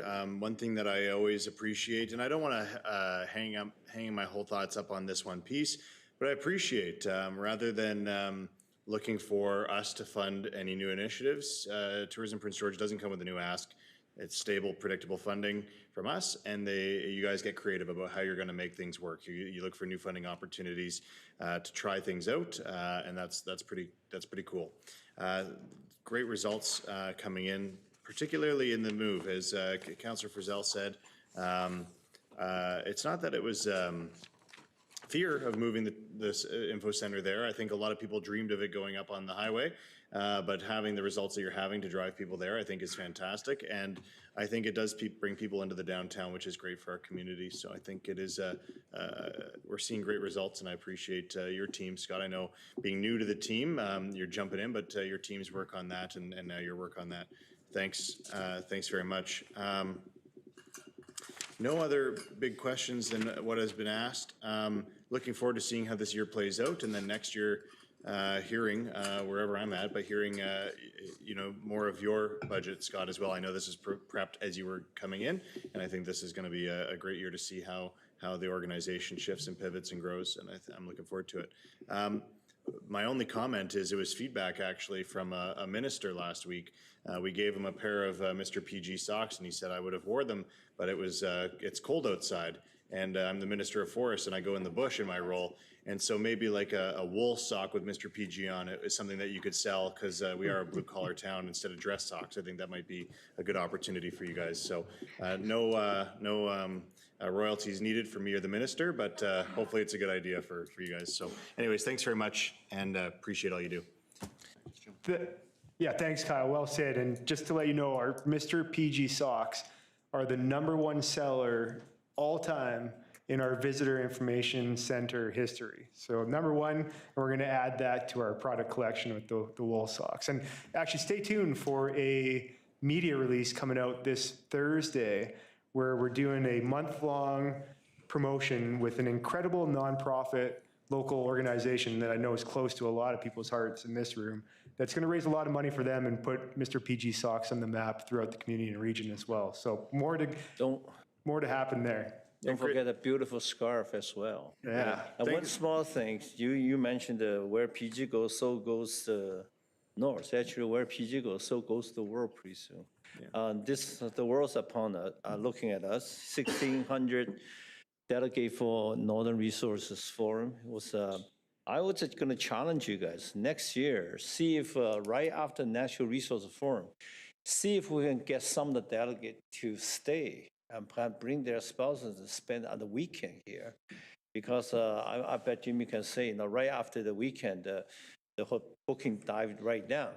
Let's see if we can capture 10%, get them to a mine tour or do something around this area.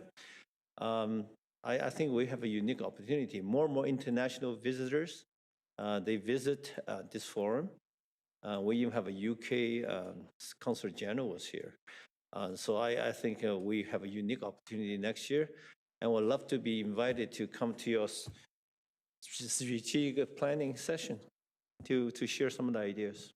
Absolutely. And people are visiting Prince George from all over the world. We had a gentleman in with his wife from Ireland today. Yesterday, or on Friday, it was 3 people from Saudi Arabia. We had 2 Brazilians in last Wednesday. So people are visiting from all over the world. And there was the fear that people might not find the new visitor information center location, and people are good with technology. And we've got these little adult pacifiers in our pockets that are also called phones that have access to the internet. People will use that technology to find us, but it's not always necessarily people finding the visitor information center. It's about us finding them as well through our digital and targeted efforts as well. So Jamie had something to add there too. Yeah, absolutely. Kyle, you kind of touched on something that made me think, so just in and about the MRDT funding, it is quite restrictive in terms of the things that we can use it for. Right? So you can look at our P&L and you can see most of it's marketing and some administration, and we're very limited. We can't use things for capital and different things like that. So the team at Tourism Prince George is very strong in grant writing. So they were able to secure a bunch of grants to get that facility moved over. So some real talent over here, and there's some opportunities there. But again, with the restrictions at MRDT and like you said, the organization changing and the way the environment's changing, we have to put some pressure to try and free up some of that funding for other uses that we're a bit stuck with. So stay tuned, I think. Yeah, great. Thanks very much. I think I've had a number of conversations with folks in your industry, Jamie, hoteliers, and the interest in from them to invest into staple things that will bring people to town is high, and I look forward to seeing how you manage that as a team and how you support those who want to bring those flagship opportunities to the community. I think we're seeing it with things like the rodeo and whatnot, but I think there's more opportunity, and it sounds like your group thinks so. So that's fantastic. Yeah, absolutely. Thank you. Thank you. Thank you for a presentation. Looking forward to next year. Big success. And just as an aside, I've recruited Mayor Yu for my Iceman team, so he'll be doing the swim. So no pressure, but we're in it to win it. I'm trying not to disappoint you too much. I'm going to finish the course. Okay. Thanks, everyone. Thank you. Okay. Anybody need a break? No. Okay. We're back to H1. H1, RCMP Police Protection. Mr. Devnov, would you like to invite our RCMP guests come forward? Thank you very much, Your Worship. I would ask the management representatives from the Police Support Services Division and Inspector Chris Riddle of the RCMP to join at the center table. We do have both Assistant Managers, Police Support Services, Crystal DeVald and Melissa Lang here with us this evening to support conversations. I'll brief you on the operational side of the budget and introduce the enhancements for this service area, and then the team at the center table will be available to help support any questions that might arise. Thank you. So in terms of the operation, police protection combines both the RCMP Police Support Services contract and the City Police Support Services Division. Highlights of the changes from last year's budget to this year are primarily in labor, with, as mentioned earlier by Director Dalio, nearly a 10% increase in the RCMP's contract value. The 2026 cost per member is calculated as roughly $258,000 per officer inclusive, and is up from last year's value of approximately $234,000, so a very significant driver. This year's budget is based on an authorized strength of 157 members. However, with known vacancy patterns, we are only budgeting for 130 members year over year in this budget, and that's a somewhat conservative estimate that I expect we'll talk about a little bit further. There is no enhancement request to increase the authorized strengths for this year's budget, so no ask for additional sworn officers at this time. While the 2022 detachment review highlights a need for further officers and a staffing plan has been developed, the department and detachment are waiting to see recruitment and retention address existing vacancies within the department before proposing authorized strength increases. If there are questions on the operating side of the budget, I can field those now, and then we will turn to the enhancements.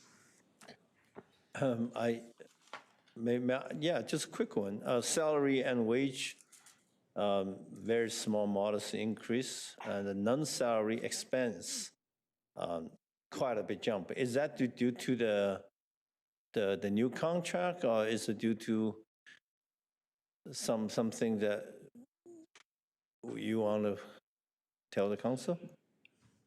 It looks like we're just scrolling it here on the screen. In terms of the non-labor costs, things like the body-worn cameras and whatnot coming online are certainly something that comes to mind for myself, but perhaps if there's anything Inspector Riddle would add while I search my notes. I'm just trying to find the budget line for the increase here. I could potentially speak to. Yeah, right there, yeah. I wonder if that's the potential for increase for a new collective agreement that's coming in. Yeah, that's what I thought, yeah. I believe, I don't have the percentage, but I believe that I may there be, is, sorry, I was out of the room, but I may be able to answer the question. So please keep in mind the RCMP are not our staff, they're our contractor. That's right. So any of their increases to the contract will show up under non-salary expenditures. That's what it is, well, yeah. I just want to make sure that's, that when public sees this line, because if the wages, not actual number of RCMP, yet the non-expense goes up, people probably want to know what is it, more vehicle or, yeah, that's good. Thank you very much for the answers. Thank you. Councilor Skaken. Well, thank you to you and your staff for all the work you guys do 24/7. Quick question on the custody of prisoners. Revenue is $52,000, and I guess the overall cost was $817. Is that just how, is that meals we feed them? Is that the cost of having jail guards look after the inmates? How does that work, Your Worship, high level? Looking first at the revenue side, Your Worship, through to Councillor Skaken, we understand that there is a base amount of flat funding available through the province, and then a calculation done on the total number of prisoners who enter our care, and so that's how those numbers are ultimately calculated for the revenues. In terms of expenditures, it would include things like meals, for instance. Whether or not the guards' wages are rolled into there or a different line item, I would need to confirm. Thank you. I would imagine some of them, we don't need to drill down on that right now, but that's just another offloading cost to us. So again, appreciate the work you do, and I'll approve the budget when we get there, I think Monday. Thank you. Thank you. Councilor Frizzell. Thank you, Mayor Yu, and thank you for coming forward. Appreciate the presentation. Through to Mr. Dalio first, can you walk us through how we process payment? Does this go on a monthly basis, on a semi-annual basis? We surely don't pay the entire amount out at once, and does it go locally to the federal government? What are the mechanisms for transferring money from the city to our contractor? Sure. First, sorry, I was just looking up Councillor Skaken's question as well. So out of that 817,000 that you're seeing there, almost the entirety of it is wages. So 788,000 and change is wages. Those are things like your jail guards and your premiums shifts for being in those particular shifts. As far as the payments, they come as a quarterly invoice from the RCMP, and we pay the province quarterly. So the RCMP is the local detachment? No, sorry, we call it E-Division, but the province bills us for our share of the policing that is in Prince George, and it's done quarterly. Thanks. And ownership of the land, we talked earlier about the grants in lieu for hospital land, but this is our land. Is that accurate? Yes, it is. We own the building, we own the land, so there's no tax on a municipal building either. Yeah, thank you. With that in mind, the numbers are what the numbers are, and we appreciate always having people that we can call when we need them. On a personal note, wanted to say thank you for how quickly the administrative processing goes with the organization that I volunteer with on a regular basis, Operation Red Nose. We got sometimes one-day response time on getting criminal records checks done. It was remarkable, unexpected, and then much appreciated. Thank you for the work that gets done. Thank you. Thank you. One quick question. We operating car C60, right? If there's a request to increase the service to 2 car, let's say, or having the nurse station in the, have an office at the station and answer a little bit more longer hour calls after the 9 p.m., that would not be including anything in this budget here.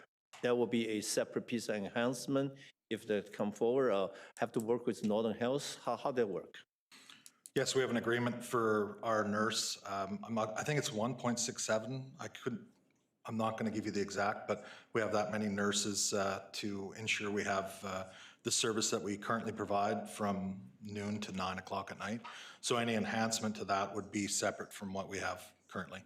Okay, but it's not in this year's enhancement request at all?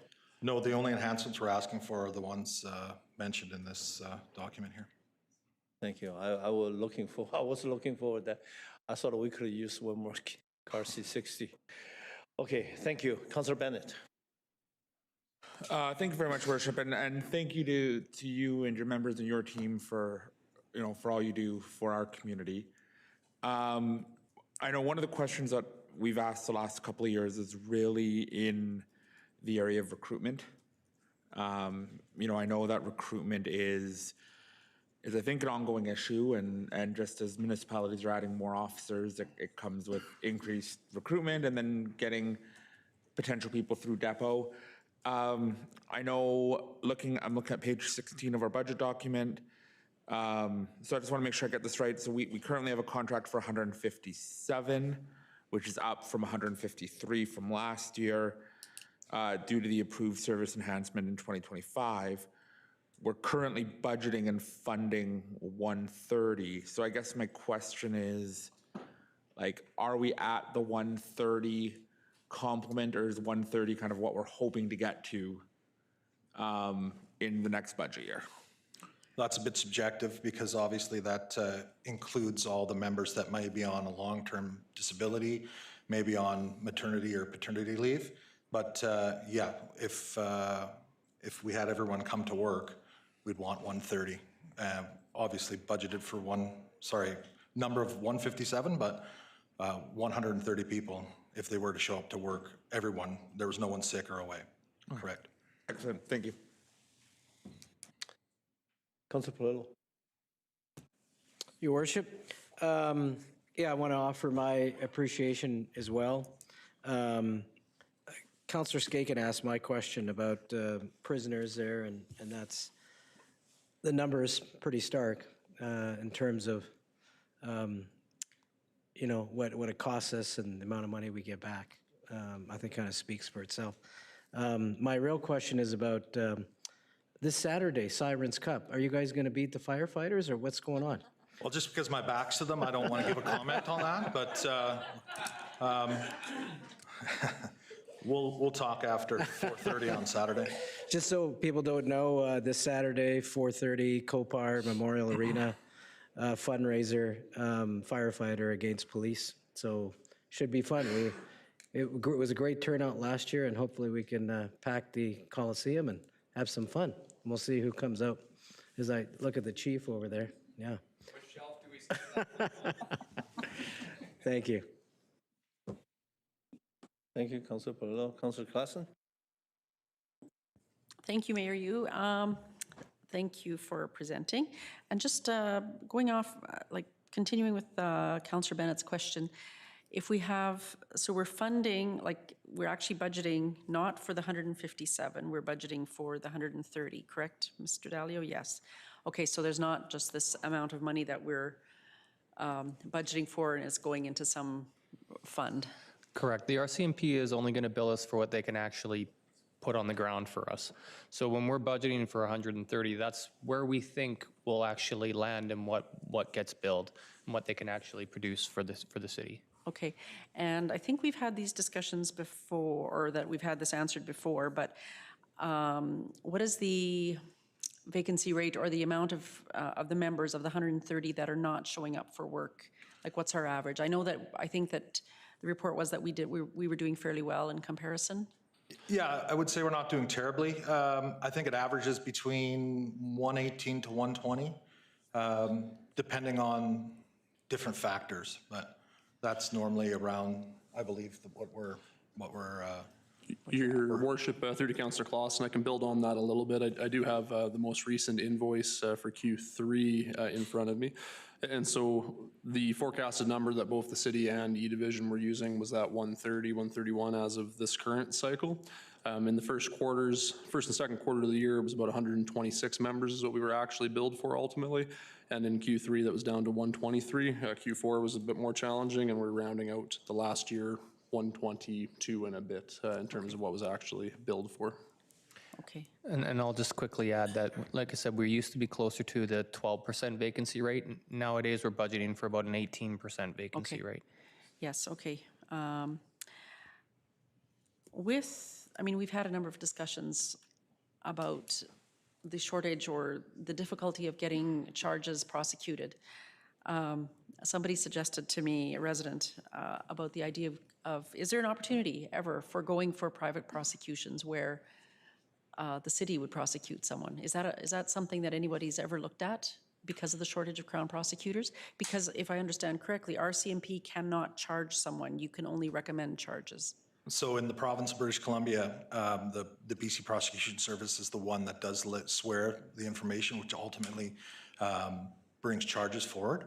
It's different in other provinces, but to that point, I don't know if that's possible. I know private citizens have in the past attempted to swear a charge. It has to go through the court registry, but due to the process, ultimately it will come back to us or for Crown Counsel to request us to investigate further and provide our lens on it so we can ensure that the proper disclosure of the information is sent over in the proper manner.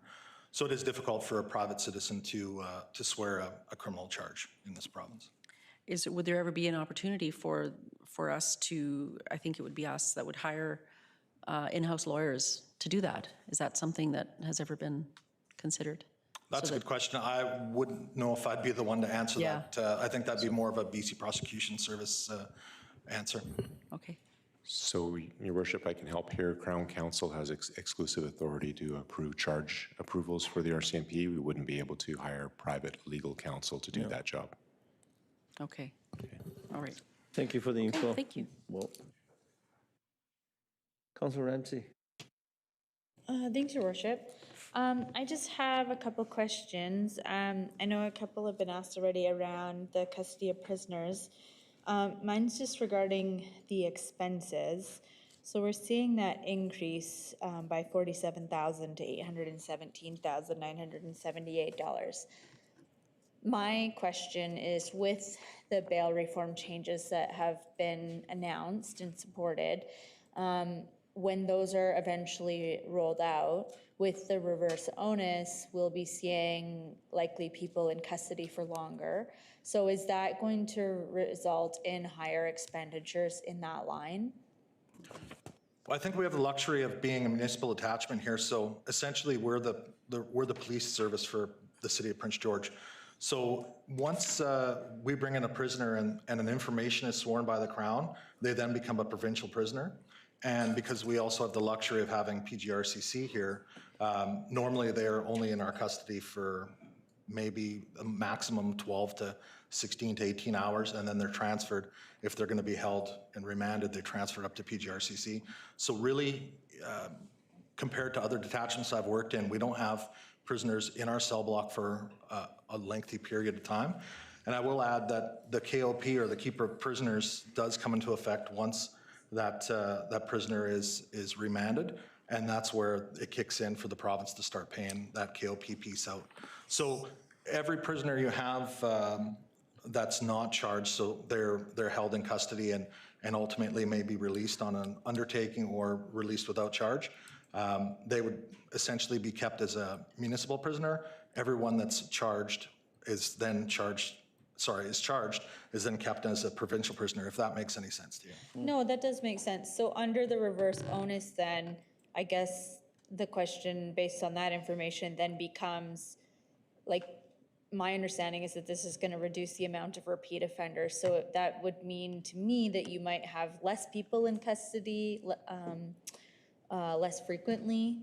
So then would that perhaps put the cost down? I'm just trying to get a ballpark on that. I mean, it's hard to know without. Yeah, it's very subjective.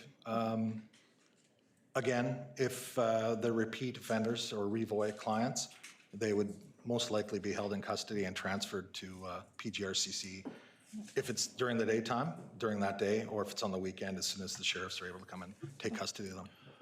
Your worship, through to Councillor Ramsey, I suppose I would just add that it's something that we can certainly watch for as these new reforms are rolled out, what impact that does have on the prisoners in our care. Inspector, if you can confirm, I believe this year and last we had more than 4,000 folks cycle through our cells, and so certainly those that are heavy repeat offenders may be impacted by the changes we're speaking of, but in terms of total volume, I think the anticipation from staff is that it will remain high based on what we're seeing in the world. Okay, thank you for that. And then the other piece I was wondering, Mr. Deppino, this is through to you.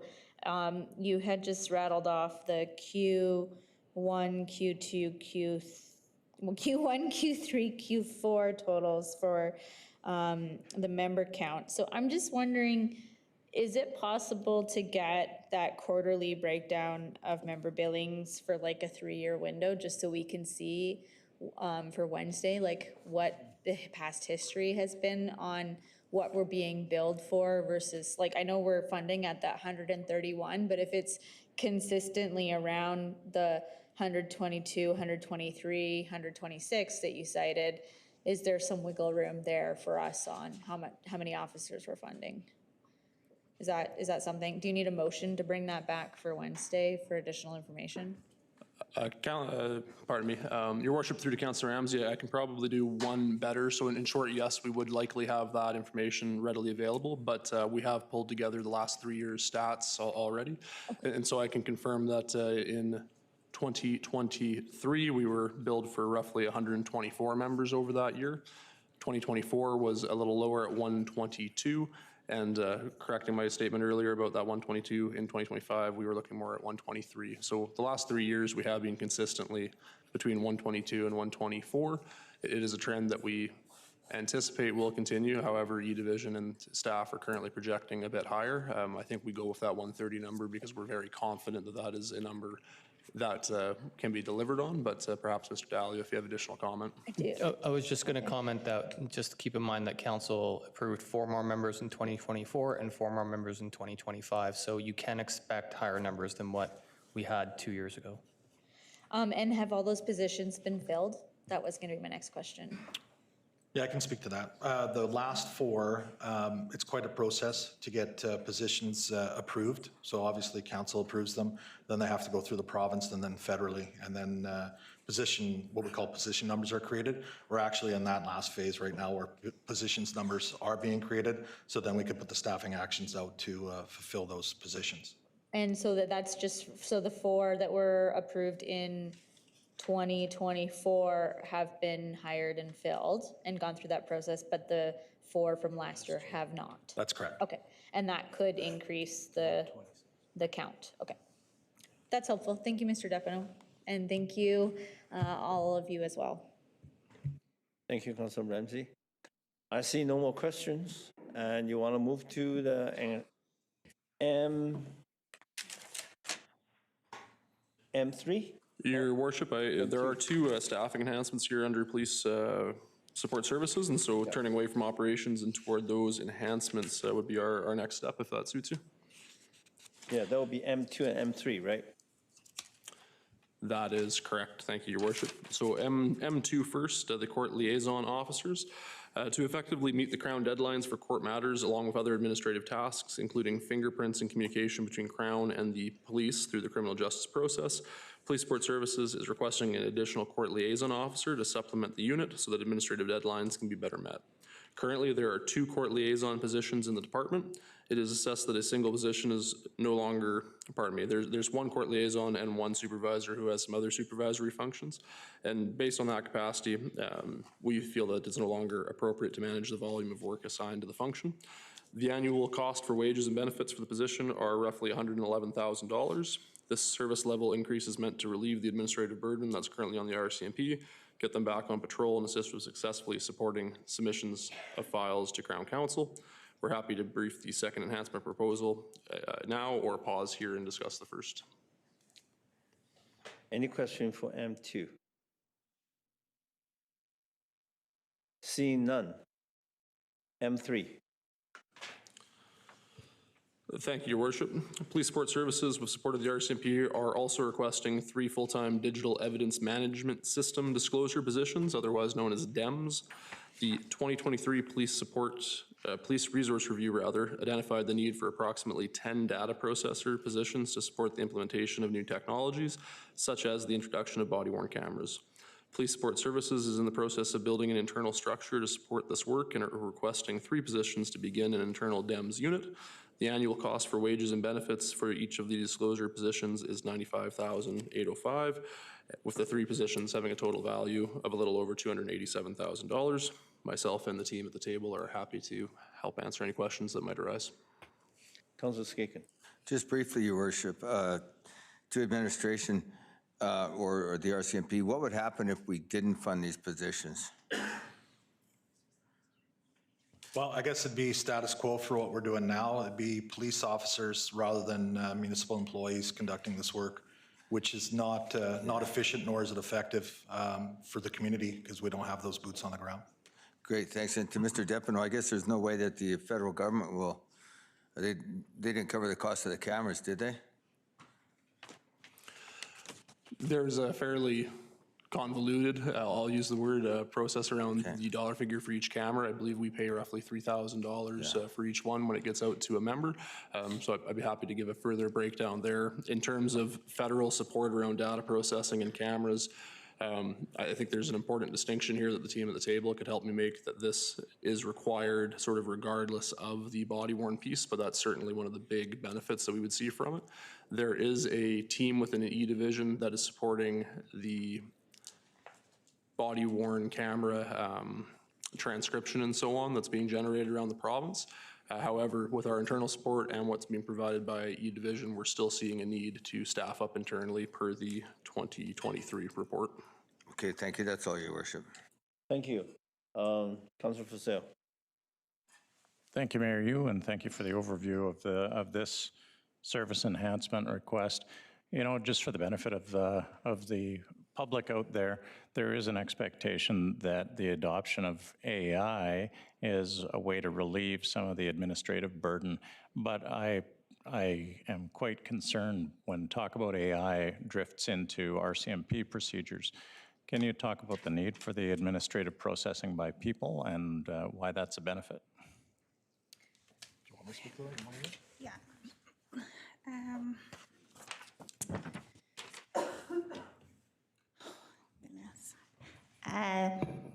Your Worship and Councillor Frizzell, thank you for that question. I kind of want to just lay the land. So the RCMP had experienced a few different changes.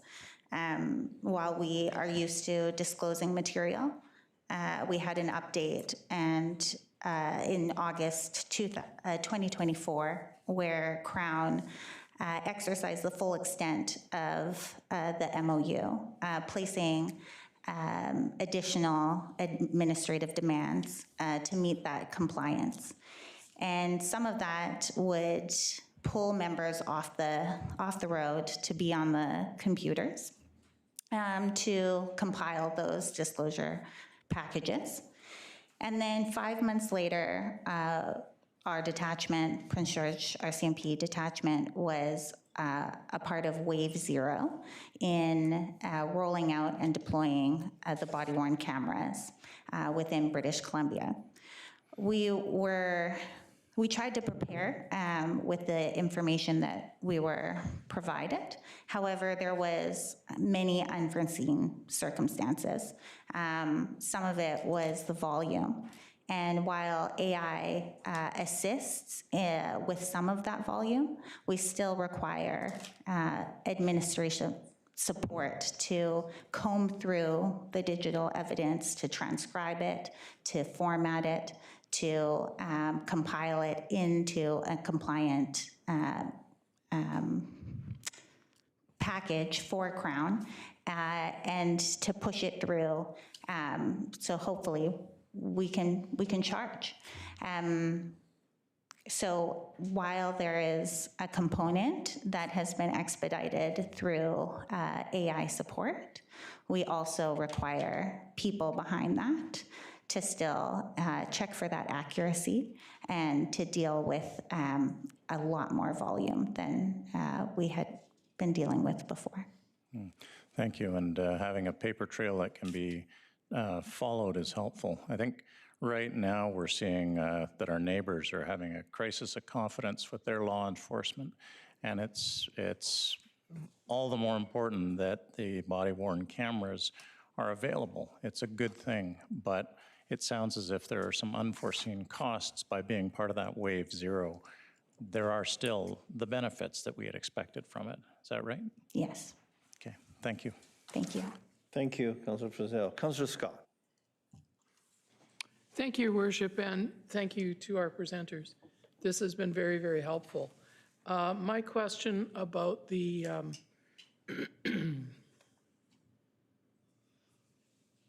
about this particular enhancement, how long does it take to staff up any one of these positions?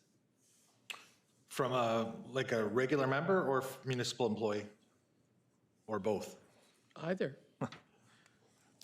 I might be able to lead off, Councillor, Your Worship, through to Councillor Scott. So each of the enhancement positions that are being asked for here are municipal employees in each case. And so we would work with HR and the department to put together or review the job descriptions. We would have the open internal, external hiring process, typically advertised for 2 or more weeks. Usually we have that interview over a number of weeks. And so in terms of staffing up, it would really depend on if qualified candidates were entering that job pool. If we were successful in the first round, it could occur relatively quickly once authorization's in place, relatively being over a couple of months.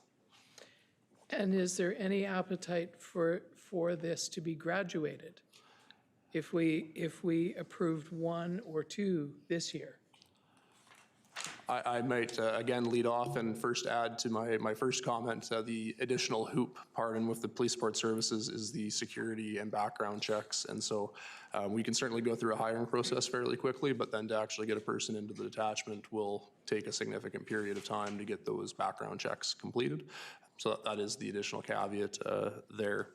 And your original question restated, please, Councillor. It's 3 positions.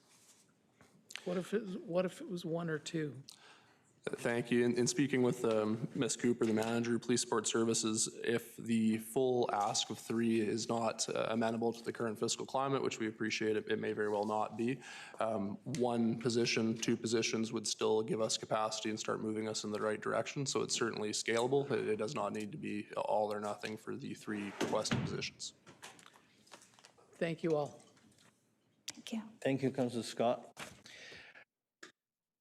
I see no more questions. Thank you very much for the presentation, and we will deliver the budget Wednesday. Thank you. Thank you. Thank you.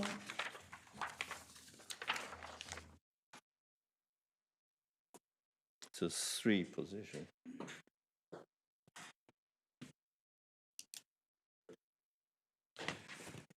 Okay, we are back on track. Now we are moving to H3, emergency program. Mr. Thank you, Your Worship. Still with myself here for a couple more service categories. Emergency services reports through the Prince George Fire Rescue Service in our organizational chart, but are treated as their own division for the purposes of the budget. This is a status quo budget with only a small increase over last year, primarily driven by increases in the cost of labor. There are no enhancement requests coming from this group, and we are available to support questions should you have any. Thank you. Councilor Bennett. Thank you, Worship. I'm just looking at, and again, recognize most of the costs for things like the warming center, cooling center come, I believe, from BC Housing. I guess my question is when I'm looking at the offset between the Emergency Wildfire Center and the Emergency Wildfire on the revenue, when we activate, do we receive, because when I'm looking at the 2024 actuals, it doesn't look like we actually receive 100% of funding back from government when we activate. So I guess I'm just wondering, are we basically able to anticipate that we receive most back from government, or is there still a lot of chasing of money from government when we activate for emergencies? It's a lot of work, but we do tend to get all of it back. The 2017-18 wildfire led to some things that we didn't get back, but we haven't seen that since. Excellent, thank you. Councilor Fazil. Thank you, Mayor. You, through to Mr. Depineau, can you go over some of the activities of the emergency programs in the past year? I want to get a sense of what types of activities they perform on our behalf. Thank you, Your Worship. Through to Councillor Frizzell. So everything from preparedness and mitigation to training, and then of course the response side. A couple of stats as requested. Pardon. So operational summary for ESS, or Emergency Support Services, there were 20 activations over the last year, including 2 fairly large ones with the Killorn and Queensway apartment fires.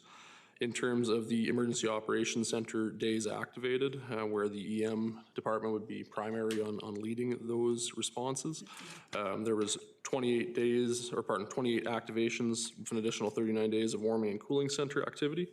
On the ESS side, roughly 85 days of activity. Most of that was for City of Prince George residents rather than hosts, which is a bit of a change from previous years. As well, evacuees assisted, we were a little bit over 300. Again, 178 of those being Prince George residents from apartment fires, house fires, and otherwise. So that was a bit of a change over previous years in terms of the host versus local support. Other additions, in terms of grant funding in 2024 and 2025, the team was able to pull in about $280,000 in each year in grant funding. So far this year, we're in January, but we've identified 100,000 in opportunities that we're looking to pursue, and likely that more will be forthcoming. That funding will help in the year ahead with our FireSmart program, including a dedicated limited duration FireSmart staff member. And some of that quieter response, not having to host as much this year, we were able to lean forward on the mitigation. They conducted 59 wildfire mitigation program assessments, as well as 2 FireSmart neighborhood applications, so some additional benefit there. And then finally, just on the emergency event supported being the primary function. So there was the multiple apartment fires we mentioned, house fires, but there was also the McLeod Lake Indian Band had an evacuation of their elders due to a prolonged power outage, and they were received here in the city, as well as the Caribou Regional District and Alcacha wildfire evacuations over the summer. So there were definitely not the Jaspers, not the Williams Lake evacuations that we've seen in previous years, but the team was very busy with evacuees and operations. That's extraordinary. So on a $369,000 budget, they were able to attract $280,000 in additional revenue. That's remarkable. What about looking ahead? I know that we're responding, but is there forecasting for things like fires and floods? Do we have the ability in the emergency program to anticipate?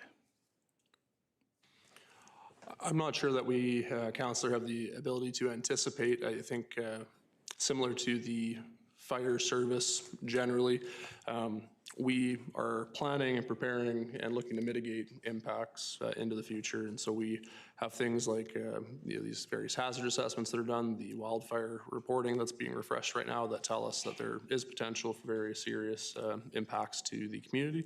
And so we're building a system to be prepared for those and to mitigate against them.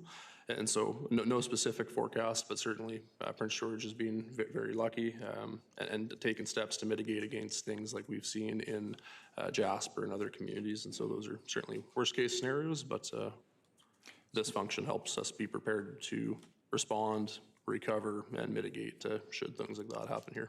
So no community has a crystal ball to anticipate what's going to happen, but it sounds as if there's a great deal of planning to be prepared if catastrophic events happen.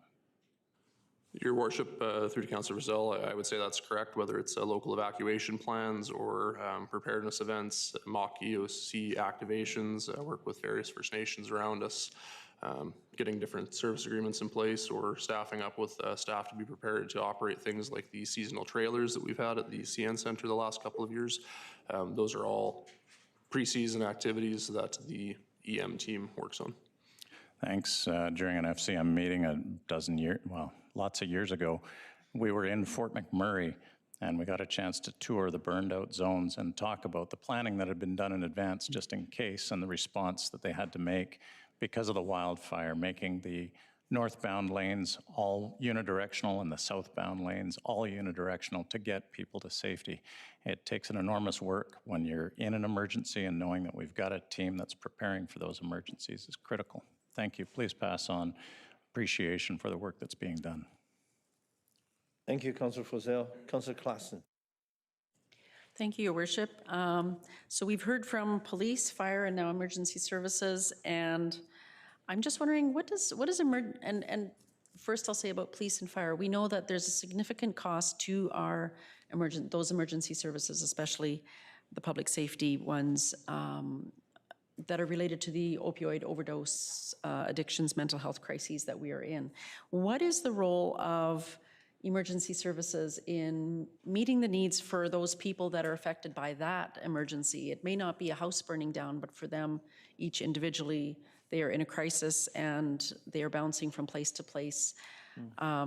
So do we ever have those conversations, you know, how those three organizations, maybe even with, you know, the Northern Health, BC Housing, could, because I think there's savings that could be had if we maybe did a few things differently. Like, for instance, you know, we've talked for a long time about the need for 24/7, 365 emergency drop-in centers for folks who are finding themselves without homes, who are finding themselves in addiction, that kind of thing. So have there been discussions like that, or is that something that council needs to pursue with the intention, or with my belief that that would actually end up saving us money?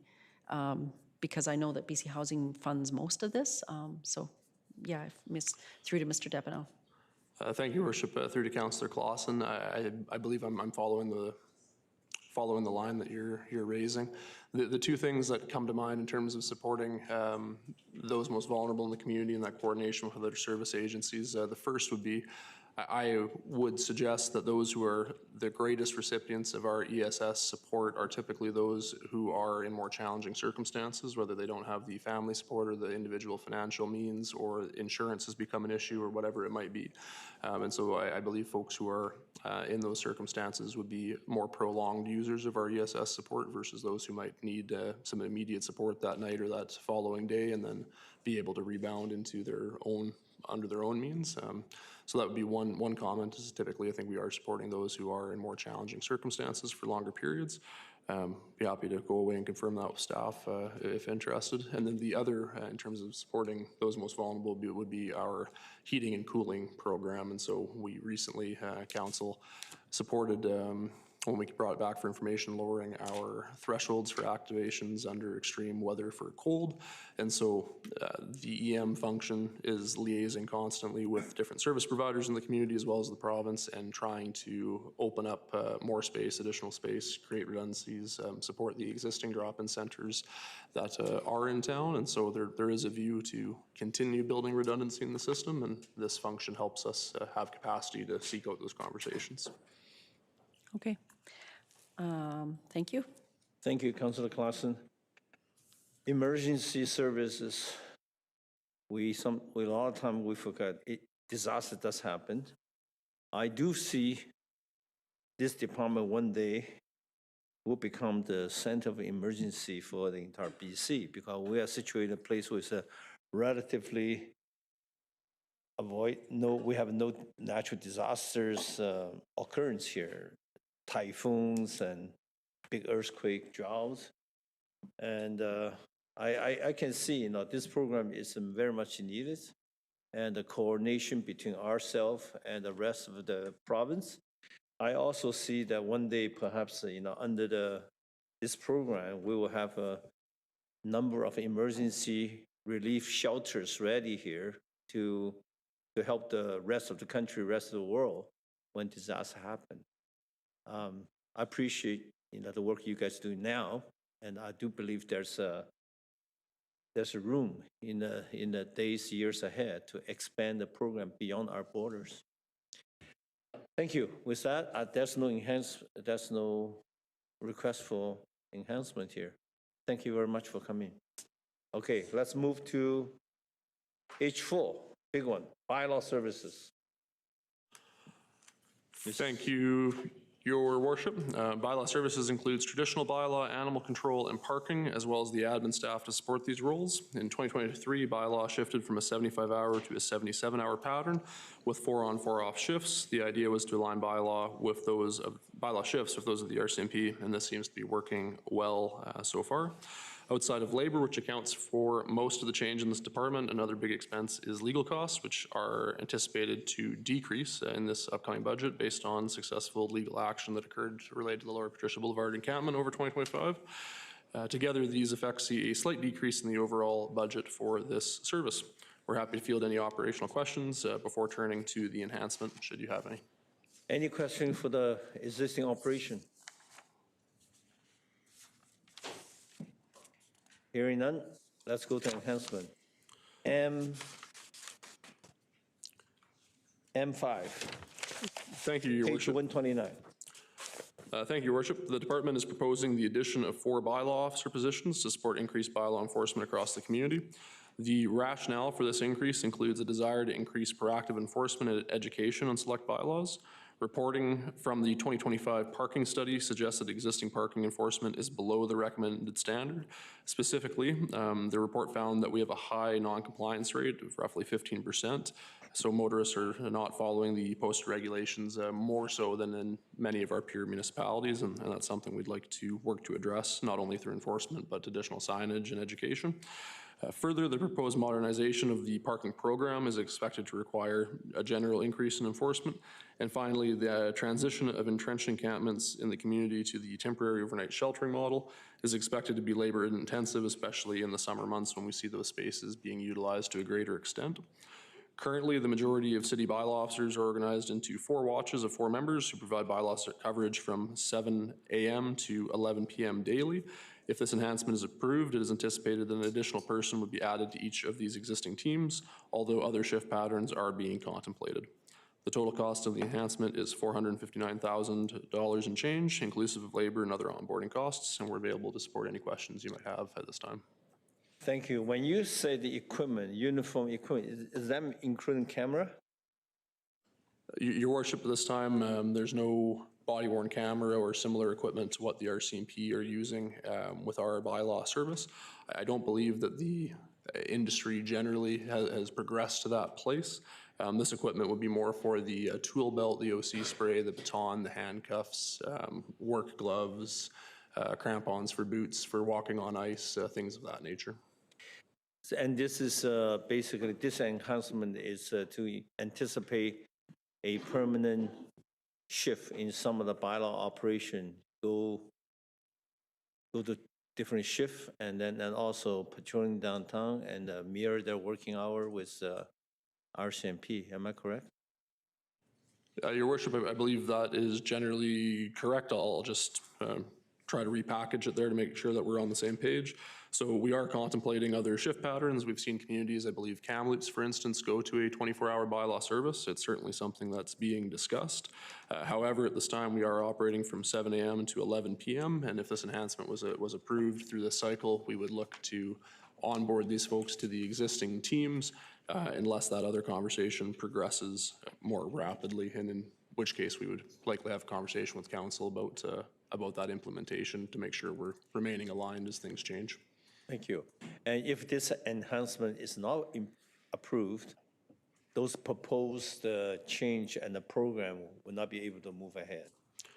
Your worship, we do have existing council direction to implement a number of recommendations of the parking study. We will have obligation to address bylaw infractions across the community, whatever they may be.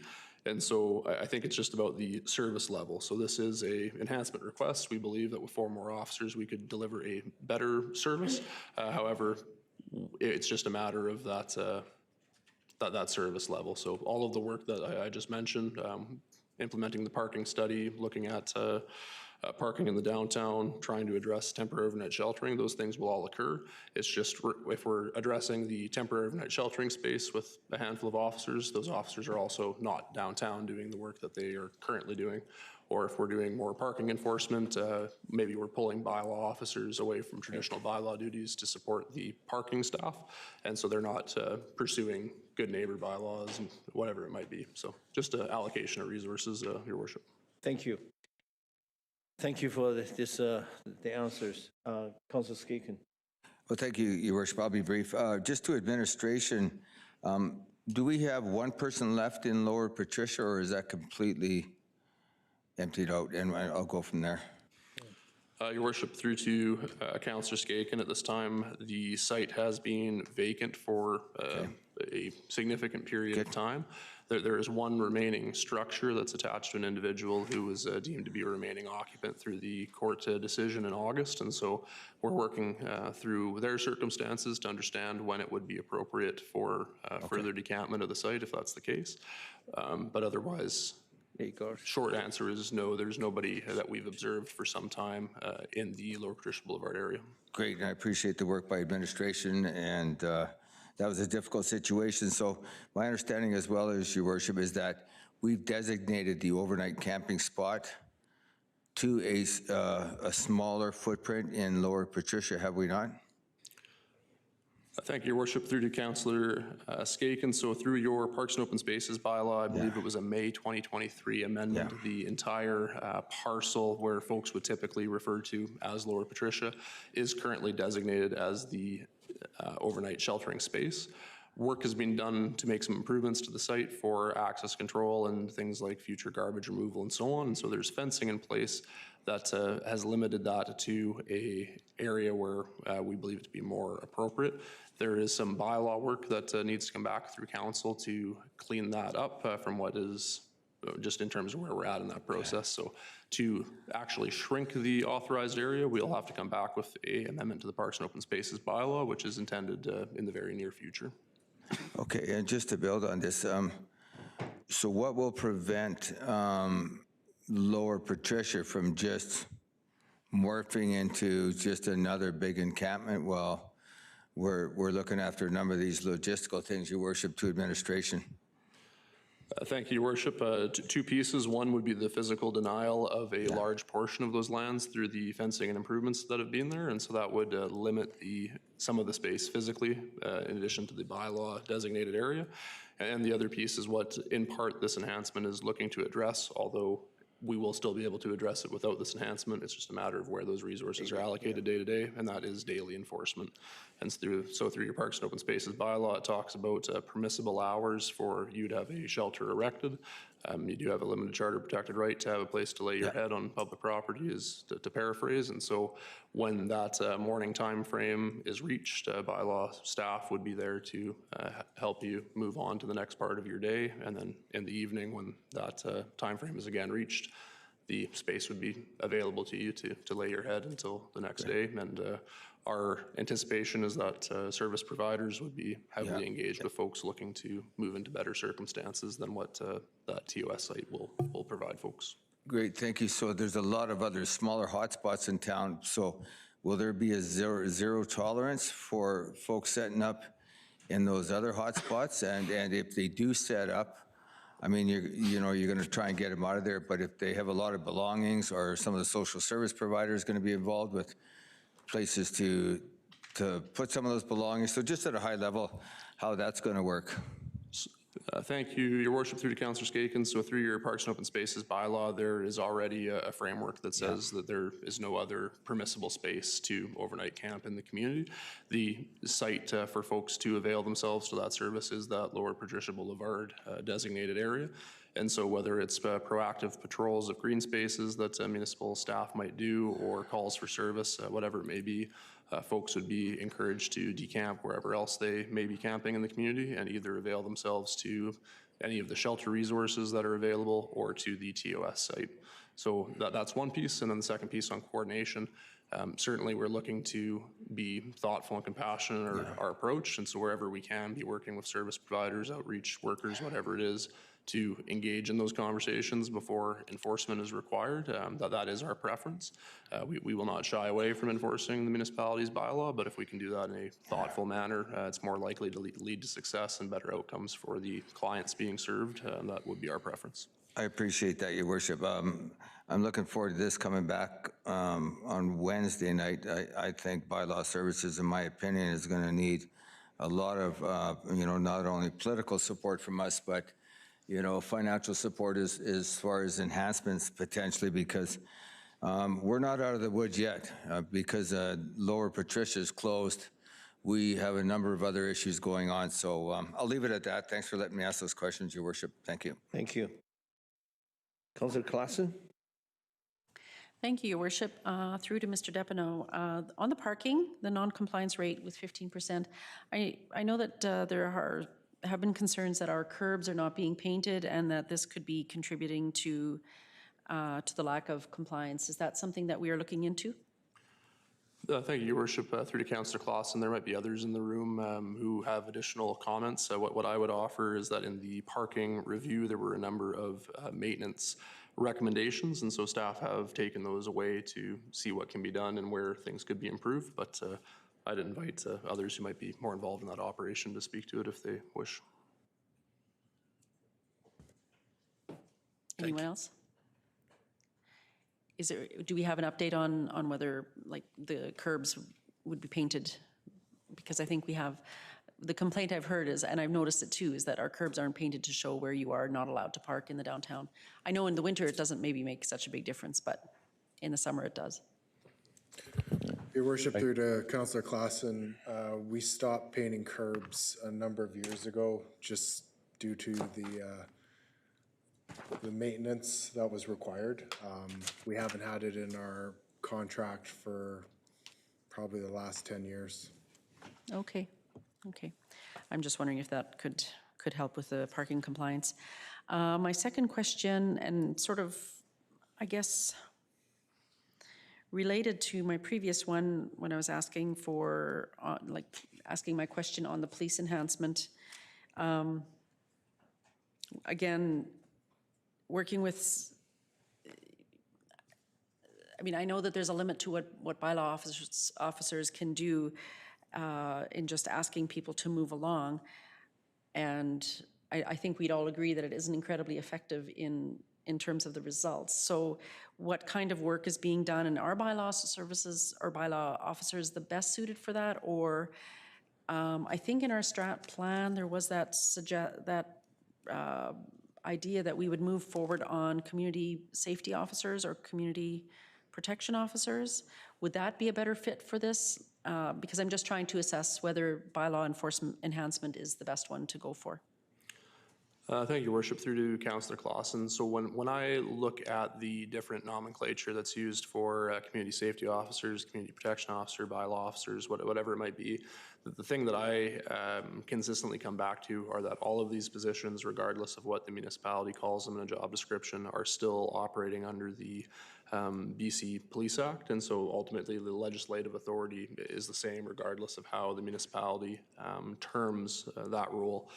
And so I don't believe that there is a different model or a silver bullet out there in terms of utilizing a different kind of employee. Those frameworks, CSOs, CPOs, are typically around tiered policing and looking for bylaw officers to do additional duties that regular officers are doing at that different rate of pay. And so that's the cost-saving measure that's typically applied there. And so we are looking to understand if there are any duties where it would make more sense for bylaw to execute rather than police officers. For the most part, the department does believe we have a pretty good balance where we're at, and we aren't necessarily looking to download some of that federal work that we're already paying for onto our municipal bylaw officers, but it is an ongoing review. There was a report brought to the Standing Committee on Public Safety recently talking about where the department's looking to head in terms of this, and so whether it includes a naming change or not, certainly looking at the Police Act and making sure we're in compliance with having folks take oaths and that training component, and again, looking at services are all things in addition to the shift pattern that are coming up. Okay. Thank you. Councillor Frizzell. Thanks. I'll be brief. I just wanted to give a heads up. Didn't want to blindside. So when we come back to discuss this tomorrow night, I wanted to check with the Standing Committee on Public Safety if this enhancement is essential for achieving the goals of the Public Safety Committee. So I'll bring that forward on Wednesday. Thank you. Thank you, Councillor Frizzell. We get a lot of downloading from, because all the program dealing with all the problems on the street. I'm wondering, does this kind of enhancement qualify for some kind of a funds available maybe from a provincial federal government? Your Worship, you will have a report on the February 2nd agenda coming up imminently, I believe to be released later this week, that does talk about staff pursuing grant funding to look at piloting some different shift patterns specifically around bylaw. And so if that were to be successful and this enhancement were to be approved, then the costs likely would be a wash for at least the first year. That being said, I would recommend that you don't make decisions through this budget process on what could happen through grant processes in the future. But in short, ongoing O&M funding from other levels of government is very unlikely, but we are trying to be creative and approaching other orders of government about how they could support us piloting things like what's proposed here to help give us some business case and proof of concept. Thank you. That's why my following question is to Mr. Dalio, and because there is a timing issue here. We're dealing with this all the enhancement everything Wednesday, right? And then if there's government funding, we cannot count whether they're coming or not. And if there's a way do we have to make a final decision in terms of adopting the budget at the separate meeting, or Wednesday? That's it. Wednesday should be it, Your Worship. There's still a tax rates discussion that we have to go through the Finance and Audit Committee and come to council with bylaws. So there's still a lot of work to be done. I wouldn't say this is too dissimilar than when we have a capital project that may or may not get grant funding later. We still have to commit to the funding ourselves. And then should we get the grant funding later, it's a nice bonus. Yeah, I'm just wondering the timing of it. Okay, thank you very much. We move to the next item. That is I believe H5, Your Worship, off-street parking. H5, yeah. And so still with myself, off-street parking is a self-funding service and does not affect the tax levy for residents, as expenses for this area are funded by the businesses in the downtown who pay the downtown parking levy and the customers who pay for parking in the parking garages and surface lots. Expenses include factors like snow removal, line painting, sweeping, security, elevator overhead, and maintenance. And we are available to take any questions you might have. Any questions for Parking. I have a question. Now the hospital parquet is opening. How does it affect our revenue around this hospital parking in the last little while, surrounding area? Are we reduced a lot of revenue? Or we don't no longer need a bylaw to patrol the area? How that goes? Thank you, Your Worship. I think we are just at the beginning of that process, and so it's something that we'll be watching. My recollection and understanding is that any form of paid parking in that area is only fairly recent. I want to say it was introduced in the fall of 2024, and so there's really only a year and a bit of data, and then now there's only maybe 2 months since that parkade has been opened, if that's correct. And so not much to report on in terms of trends at this time, one way or another, but something that the department will look at closely. Thank you. With that, you may go home. All your items done. I'm afraid not, Your Worship, but we do have communications as a final service area. Oh, that's right. My apology. We'll keep it brief. The Communications Division is responsible for internal and external communications, all the city's public-facing platforms, as well as crisis communications, issues and publication management, visual identity, and media relations. There is very little change in the budget as presented beyond the routine labor increases. Some things, though, to note, because there are some change in the numbers. In 2025, an enhancement was approved to increase the communications staff complement by 1 engagement specialist, and as well, due to reorganizations in the municipality, the intergovernmental relations role and related budget was moved into the comms team, which accounts for most of that change that you'll see in recent years. And so with that, we're available to support any questions. Councilor Skaken. Just briefly, just wanted to thank the comms division for the work they're doing, and especially with the social media, Your Worship. They're getting tagged on posts. They're going into a post and just clarifying a lot of the city's positions, and I think it's taken a bit of pressure off of us. We don't get tagged as much, but yeah, the comms division is out there, and I think the community really appreciates it as well. So, well done. Thank you. I do have a question. Economic development for this region, for the city, is going to be so important in this little while. Under the current, because in order to communicate our city to the potential investors and the people that come through here to do business, under the current budget and the current structure, are we able to squeeze in a little bit more economic advertising for the city? Or is this going to be to the DNS department and then going as a request to the communication team? How that works? Thank you, Your Worship. I might be able to enter some additional comments in terms of strictly economic advertising, supporting initiatives, Facebook posts, these kind of things. Certainly the departments work extremely closely together. And so I would offer that there's a pretty seamless communications between those couple of floors to advance those initiatives of council. Okay. Councilor Fazil. Thank you, Mayor Yu, and please pass on support and encouragement. The Intergovernmental Affairs Standing Committee got tremendous support from Mrs. Jacoby, and we're now getting tremendous support from Ms. Doran. The work is essential, and the support has been excellent. Thank you. I see no more questions. I really think now it's Mr. Abner, your job is done for tonight anyway. Now we move to civic operation. Blake McIntosh, Director. Mr. McIntosh, are you ready for this long 14 item? Big one, first one. Mr. Councilor Pallillo's favorite subject, snow removal. Thank you, Your Worship. Snow control is guided by the Snow and Ice Control Policy, which outlines the intent of the City of Prince George winter maintenance operations and establishes the priorities and service levels for snow and ice control. For 2025, the current expense total is approximately $9.4 million.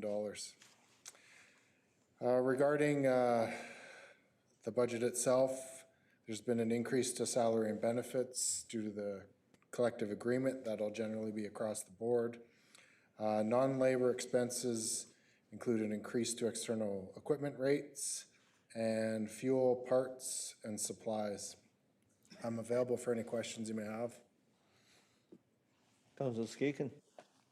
Well, thank you to administration and Mr. McIntosh. I know, my understanding is the Parks Division sort of gets absorbed into the Streets Division or Snow Division for the winter. That's correct, right? Yes, that is correct. Your worship, through to Councillor Skaken, Parks is responsible for most of the civic facilities and parking lot snow removal. Okay. And I know in December, right till the end of the month, they had the mulchers out. They were trimming city trees and that. So I'm just wondering, and I would imagine if the Parks employees take vacation in the wintertime, the Roads Division would assume those costs. I'm just wondering, when is the cutoff for the Parks work? When does that go into the Roads Division or the snow removal? So, your worship, there's dedicated staff in Parks to the civic facilities for shoveling, for de-icing, entryways for all the facilities. The arborists themselves are on their own budget. They don't jump onto the snow budget. Okay. Some of the tree maintenance you may be referring to are at times when there's no snow or lack of snow. We may go and rent a chipper and widen out rural roads as far as sight lines and such go. Thank you. So, and just last question, and I know we have fixed costs, so today I think it snowed maybe 4 or 5 centimeters, not much for the whole month. So if basically, if we didn't have any snowfall in a month, what would those fixed costs be? I mean, we still have to do the retainers, we still have leasing equipment, so just a rough estimate on what those costs are without removing snow. Yeah, so I don't have an exact number, but fixed costs, you're correct in the retainer program. It would be staff wages, any lease or rental rates for equipment, and those generally would be what the budget is accounted for. Great, and I appreciate the work they do. I saw an article, I mean, our snow removal is top notch. I was looking at, I think it was a councillor in Edmonton last week taking flack as fire trucks and ambulances were getting stuck because they don't even get into some of their residential areas. So, I mean, our first responders, everybody benefits from the snow removal. Last question is the, and I know especially on the Heart with some folks that have ditches and culverts, my understanding is everybody is charged for the removal of snow on your driveway entrances. So, and I think we had a number, and correct me if I was wrong, there's something like 30-something% of the driveways don't get the snow removal. Like I used to live on Hillcrest, Lalonde, and we didn't get our driveways done because we had ditches and culverts. So do we have a rough idea on the amount of people that don't get it done? Your worship, my best comparison would be the volume of grader plow versus truck plow. Yeah. So generally curb and guttered areas are treated with graders. That's about 60% of our road network. 40% is truck plowed. It's a little bit of a trade-off. Truck plows get faster service. Yeah. We don't have loaders behind the truck plows because of the speed of the trucks. We could never keep up. So the graders do go into non-curb and guttered areas to widen and such, provide more storage for snow. And when they do that, loaders accompany them and the driveways do get opened. So overall, I mean, there's a number of driveways we don't, the entrances we don't clean. So there's really nothing we can do to mitigate that. What would it be? You charge people that get their driveways open more and the ones that don't less, or we just keep up with what we're doing? Well, I think there's a couple of trains of thought here. If we were to address the entire city with the driveway opening program, we're going to require more graders, more loaders. That's going to increase the budget. That's going to increase the timelines, given the efficiencies of truck plows. I believe the snow levy, much like the road levy, is spread out throughout the community. It's equitable. you're not just paying for your residential road to be plowed. All the arterials and collectors to get you to work are part of that service. Okay, again, I appreciate the work staff does. I mean, I remember years ago when I think Colin Kinsley had, I don't know if we had a twin city in China, but we had folks come here from overseas to look at our snow removal. So it's a model, and our employees, they're doing a great job, so thanks. Councilor Polillo. Thanks, Your Worship. It's uncanny. Every time we talk snow, we get snow, isn't it? You notice that? And I agree with Councillor Skaken. We provide excellent snow removal, and I think we all know it's amongst the best, or if not the best, in Canada, quite frankly. Last year, we took a little bit of a calculated risk and reduced the snow budget. That seems to, so far at this point, looks like it worked. And reserve, I just want to, well, I think Director Dalio probably would answer this question, but so we spent 9.4. I think the budget was 10.4, correct, last year? Yeah. Budget was just 10 million right on the nose. 10 million, 9.4. So that was, I guess, 600,000 in reserve. So we want to keep our reserve. Maybe talk a little bit about where we're comfortable in terms of reserves, and I understand we're about 3 million. Is that correct? So we deliver end-of-year reserve totals to the Finance and Audit Committee, but we have to go through the year-end process. So I have a December 31st, 2024 total of about 2.1 million, and we're going to add about 600,000 to it. So that'll put us at 2.7 million. The idea, at least the theory that we work under, is that the goal is to keep that reserve at about 25% of the cost of a snow year, just in case it's a really bad snow year. So your reserve is at its goal, and even though we're recommending 11 to be safe, council could easily, I think, reduce that like they did last year and gamble again and see where you end up. I don't think you'll be in dire straits gambling for a year. I appreciate that information. I think it's no secret. Proposed a reduction last year and ended up being $1 million, I think, between myself and Councillor Frizzell. But Wednesday night, I'll be proposing another reduction, probably right around $10 million. Well, the budget to be at $10 million. $10 million. Not a $10 million reduction. Because then we're all shoveling snow. That'll be our full-time job. This is shoveling snow. The budget to at 10 million. So that's what I'll propose on Wednesday night. And so far, I think we're off to a fairly tame year. But as we know, things can change dramatically. So yeah, thank you, Your Worship. Don't bet against the weather. Councilor Klassen. Thank you, Your Worship. I'm just wondering, Your Worship, through to Mr. McIntosh, if we could have those numbers for those fixed costs for Thursday. If there's no snow, what does it cost us in staff wages and lease and rental retainer agreements? For Wednesday. Did I say Thursday? Yes, whatever. Our next budget day. It has been a long day. And I too want to say, like, our snow removal is second to none. It's like really awesome. Yeah, just watching the rest of the world right now go through snow, and it's like, okay, we do that all the time.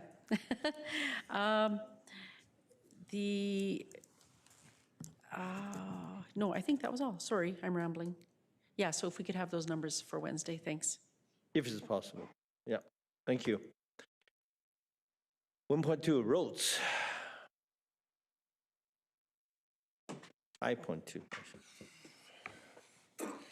Thank you, Your Worship.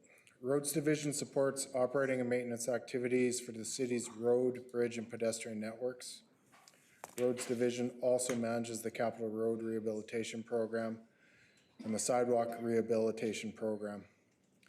For 2025, 57 lane kilometers of roadway were renewed, 5,700 5,077 meters of sidewalk were renewed and 820 meters of new sidewalk were constructed. Expenses reflect increase to salary and benefits due to the collective agreement. There's an increase in contracted traffic control, an increase to materials such as gravel, concrete, asphalt, and also line painting and calcium dust control services. I'm available for any questions you may have. Councilor Fussell. Thank you, Mayor. And through to Mr. McIntosh, yeah, you've touched on the one that I highlighted, and that was the traffic lane marking.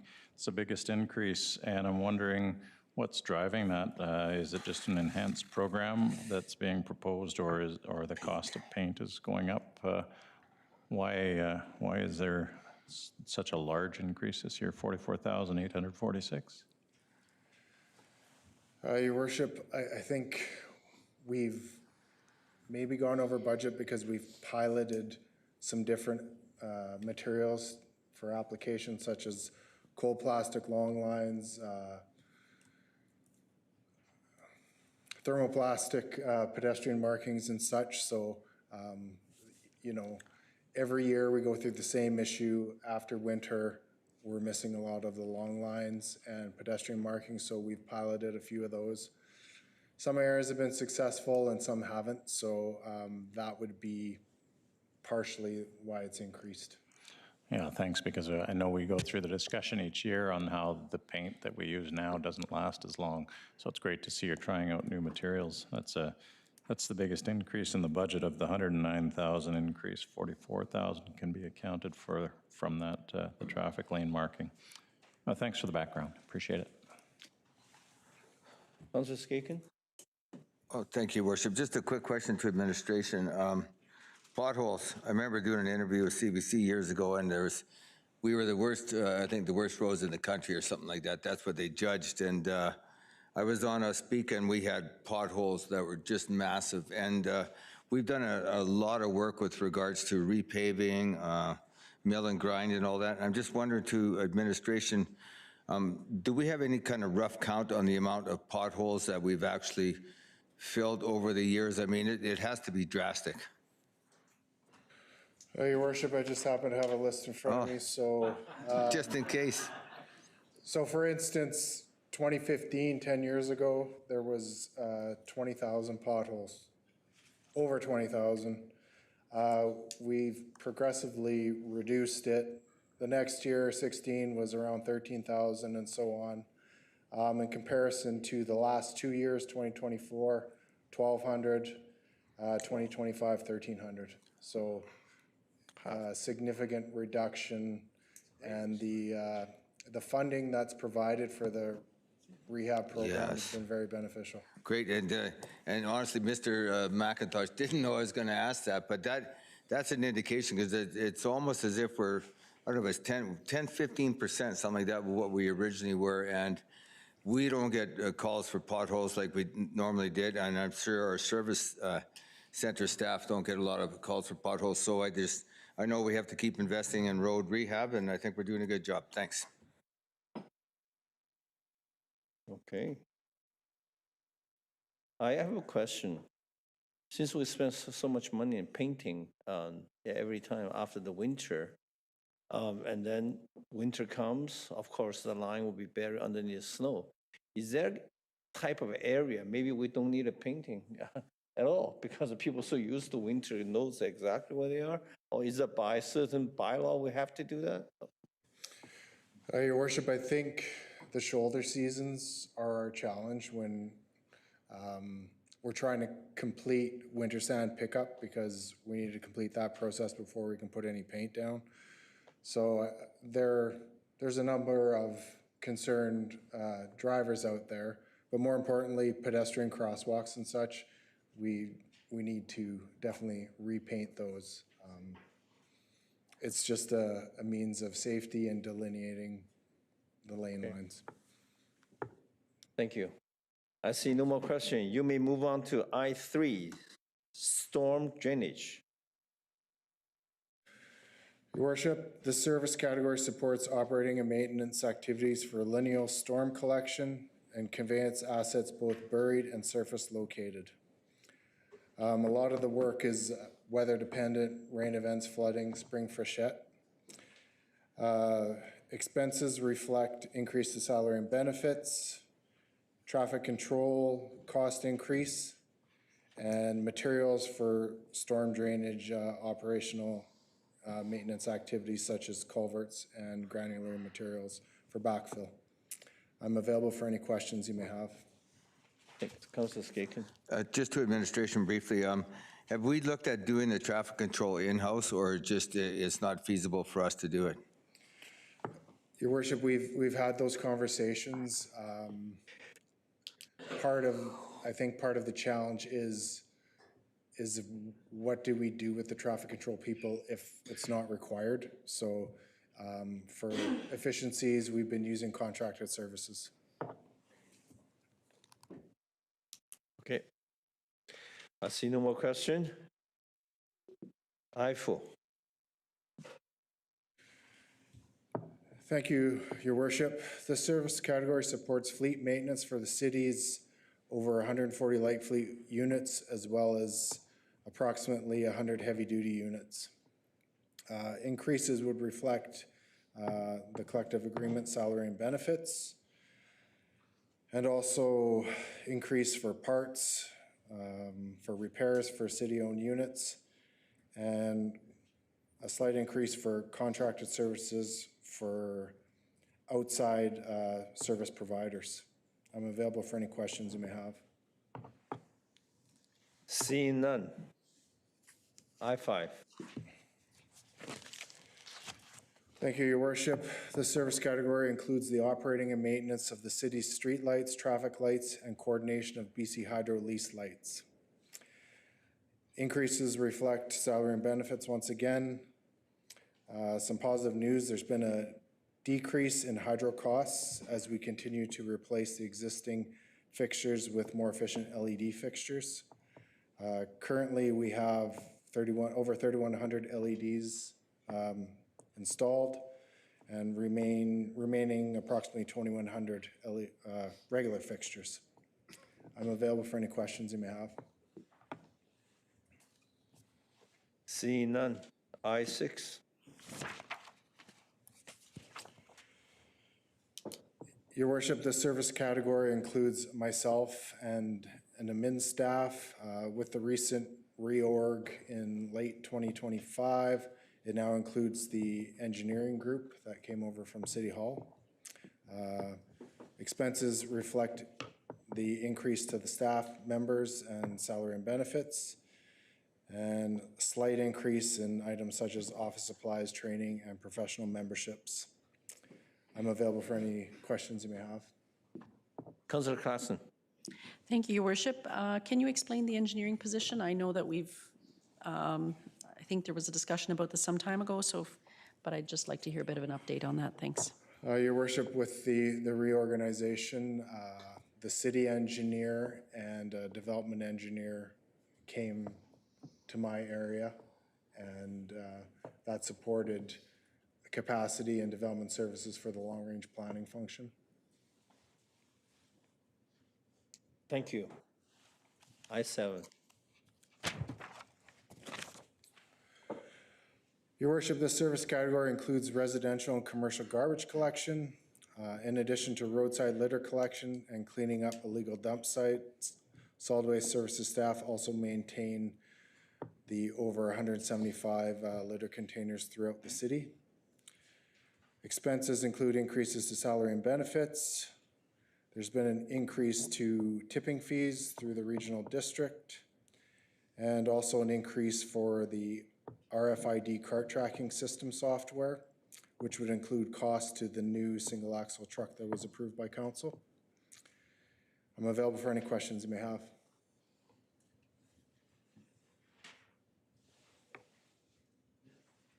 Hearing none. I-8. Your Worship, this service category supports the operation and maintenance of Memorial Park Cemetery and the mausoleum. Expenses include increase to salary and benefits, and there's a slight increase to contracted services, which includes security, garbage and recycling, and the contractor that supports the washroom at the Memorial Park Cemetery. I'm available for any questions you may have. Councillor Claassen. Thank you. I'm just wondering about the transfer. Usually that's the services used from one department to the next. Your worship, the transfers include the building utilities, so the cost for water and sewer, internal, and there's also the perpetual care fund interest transfer. Okay, thank you. Councillor Skeeken. I'll wait.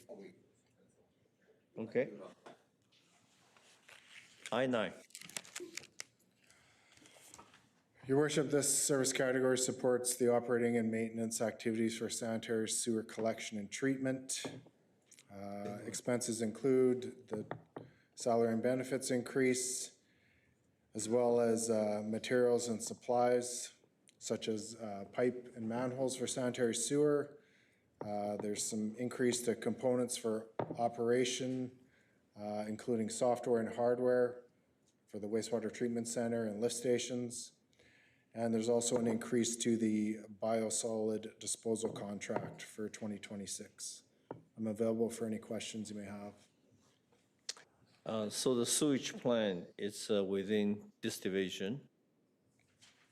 Have we done the X-ray in the lagoon, the pond, big tanks? Have we done the inspection for those, the big tank? For the digesters? Digester, yeah. There was some work done. One was emptied because one of the lids, the apparatus holding up the lid was failing, so that was inspected that way. It's quite a process, I believe, you have to drain the entire digester to look at it. So definitely one was inspected. We're currently working on the wastewater treatment plant master plan, so that will help inform all of our future infrastructure planning and needs for capital planning in the future years. Thank you. As people usually say, the sewer line is the conscience of the city, probably the most important thing. The planning and the maintenance program for that, we need to pay special attention, especially, it was originally designed for 180,000 people. Our population never grew to that size. That does not necessarily mean that, that the plant itself will not last when the city grew. But we need to really need to look at the detail of this plan. It's how many years are left. Thank you for all the work you've done there. And I visited there a couple of times. The staff seems there is very professional, and they operate in such a high capacity that I really appreciate the service there. Councilor Fazell. Thank you, Mayor Yu. Through to Mr. McIntosh, can you walk us through the line item on financial services for sewer-managed? I think that's more mine to walk you through. What can I help you with, Councillor?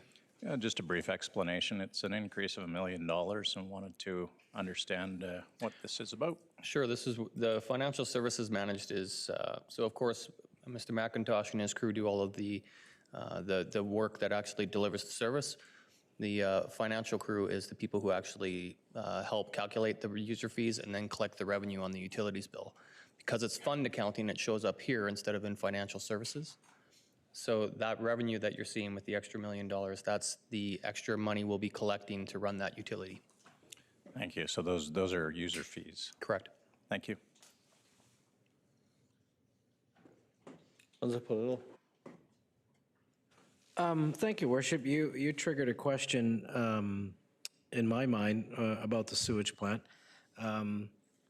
It's longevity. Are we in good shape? Is it, because I know other jurisdictions, it's an extremely expensive item. to replace. Do we have many, many years left? I suspect. Your worship, I believe we're in good shape. Obviously, we're being proactive with our maintenance and trying to identify ways to renew the existing treatment plant. The master plan that is currently being worked on will give us a better idea of where we are. But from a capacity perspective and a treatment perspective, we're always meeting our permits for discharge, so. Okay, that's reassuring. I thought that was the case, but I don't think, I've never really heard a discussion about it, really. I know it had huge capacity and that it was built for, as you mentioned, your worship, for almost 200,000 people, but yeah, I mean, I guess many years down the road, when we have to eventually replace, I wouldn't even hazard to guess what in today's money would it be to replace an asset like that. Hundreds of millions, maybe billions. Yeah. 300-400 million to start. Yeah, probably more, a lot more. That's an item that we need a provincial federal help for sure, as infrastructure. Thanks. Thank you. Councilor Claassen. I think this is a quick question, Your Worship. Tomorrow I'm taking part in a national wastewater drug surveillance Zoom session, I'm just wondering, do we analyze our wastewater at all for any drugs, any illegal substances, anything like that? Do we do any surveillance of that kind? Your worship, I can't confirm that. Based on our permit, we're analyzing for quality as far as being able to discharge into the open drainage course, which is the Fraser River. We look for things like heavy metals and that kind of thing, but I don't think we analyze for narcotics or prescription drugs at this time. Okay, is that something Northern Health might, but they would have to get that information from you, right? Yeah, we would have to submit the results. Right, okay, not that you're aware of. Okay, thanks. Thank you. I-10. Your worship, just one good news thing about sewer that I've been remiss that I wanted to share with council. Okay. We now have our own Class 4 operator. One of our staff recently got his level 4. Very good. I meant to send an email, so I apologize. It's been within the last month, so. Please pass his name to my office. A letter of congratulations should be sent. That's important to have. Yeah. It's definitely a Thank big you. deal. I-10. Your worship, the service category supports the operation and maintenance of the city's water supply, treatment, and distribution system. Expenses reflect an increase in salary and benefits. There's an increase to software maintenance and the associated hardware that goes with that. There's an increase to the cost of water meters. So we're changing out old water meters, and like with anything, the costs are increasing. And also an increase for external contractors who support our underground dig repairs. I'm available for any questions you may have. Councilor Skaken. Thank you, Your Worship. I know if you go on the city website, you can see the aquifers we have, and our water is absolutely incredible. I don't know, you go to lots of different communities and you smell their water, you taste their water, and the city of Prince George has got absolutely incredible water, and I don't think we talk about that enough, Your Worship, because it's great. Water's clean, and obviously we do all the regulatory testing and that, but we have good water and should be promoting it. Thank you. Thank you. Councilor Fazil. Thank you, Mayor. You, through Mr. Dalio, there's a line in the revenue financial service water managed. Can you help explain what that means? Yes, sir. So we collect user fees. Mr. McIntosh and his department do great work, and we are the ones who collect the bills, and you'll find all the user fees in that area. Thank you. On that note, when we're measuring for water, are we measuring at the meter or are we measuring at the sewage that's going out? So there are two different types of water charges. There's what's called a flat charge and a metered charge. So nowadays, new developments are required to have meter, but grandfathered properties can just stay with a flat charge. And so for meters, yes, we read the meters and your bill is based on the usage of that, plus a capacity charge based on the size of the pipe that services the property. The flat charge is just exactly that, it's a flat charge. Thanks. So don't leave your water lines on, you will be charged for it. If you're on a meter, yeah. Thanks. Councilor Scott? Thank you, Worship. I know Mr. Dalio's got a great answer for me, so I'll ask the question. On page 81, I see debt. You know, it's a good thing that debt goes down. Can you explain why? For sure. So I think I mentioned earlier, we did larger increases in the 2013, 2014, and 2015 sewer and water user fees in order to really get to a fully costed model that pays for our operations and our capital. As a result, we have not really had to take on new debt in sewer and water for a long time, but we still had existing 20-year debt from before then, and it's slowly coming off the books. So here we are roughly 10 to 13 years later, and some of that debt is coming off and it's not being replaced by new debt. I can't promise that we'll never have new debt in these areas because some of the facilities that we have are really large. And so, if you need $40 million all at once, you might need some debt to help you do the cash flow of that project. But for now, our debt is going down. I have a question. I don't know who is it just to you or just to Mr. McIntosh. Because a large section of our city are very old. Water line bursting, we need to change out the lines. Would these kind of projects be classified right now as a capital project, or it's going to be as a part of the operation, and just now we have a special levy for water? How that work? I'm not sure I understand the question fully, but so when we collect our user fees, it's inclusive of both what we believe the operating and the capital costs of the utility to have. Based on the nature of the work and how expensive it is, will determine whether or not it's capital or operating, but either way, the funding source is the same, those user fees that we collect on the utility bills. Like the last, like 2 years ago, we dug up the 3rd Avenue, changing the line. That's a huge operation. Is that classified as a capital program, and then we stop somewhere and then we not continue? How that works? Oh, so are you talking about a capital program like a water main replacement that might hit various areas of the city, but it's all under one capital project? Oh, yeah. Well, just to interject, yeah, that would be a standalone capital project. That's an example. For instance, in 2026, we have a Southridge water main replacement as a potential capital project. So those larger water main replacements, we would not do under operating. I see. Okay. Yeah, the Traver utility crew number 1 just want me to pass the information. They're the best. I hope it's actually in case. I know there's a lot of crews out there, but sometimes there's some section of the old city, during the winter, the pipe got freeze, and your crew is doing a good job to helping people open the things up. So Mayor, maybe I can simplify it a bit. So activities like treatment and pumping, these would be operational expenses. Actual replacement of water mains would be capital.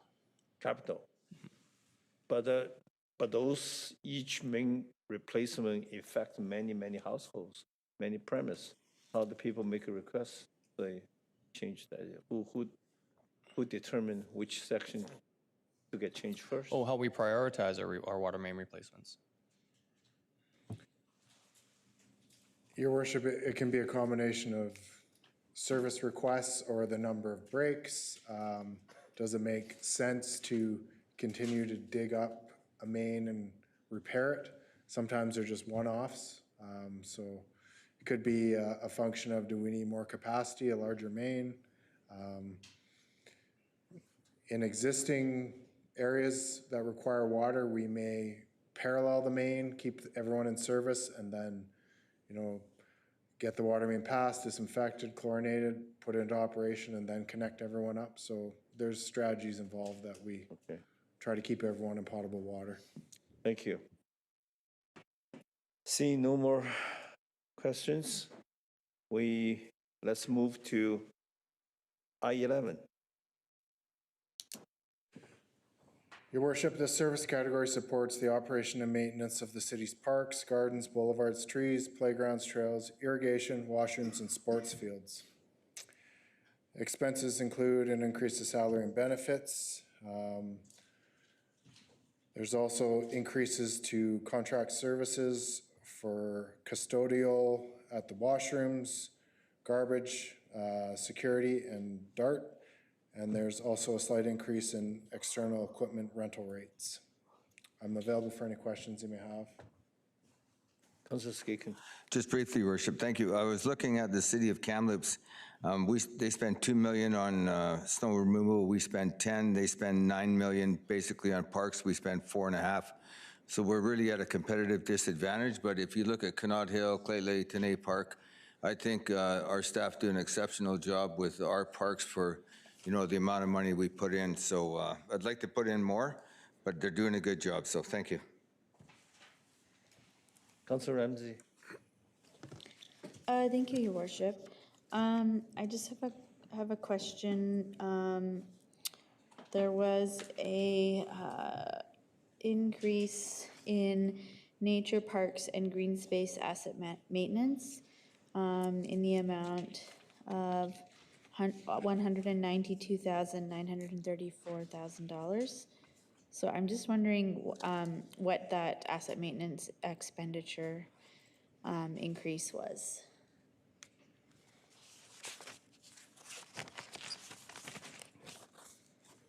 Mr. Dalio, can you help me up on that one? Yeah, I'll do my best, but I'm going to need some time to look it up, Councillor Ramsey. My guess is that it was more a reallocation from a regular expenditure to an asset maintenance expenditure, but I will find that out and I'll cue in later. Okay, and then the $275,000 increase in the parks expenditure operations, I'm thinking is just the labor increase. I see the non-salary expenses only went up by 121,000, so.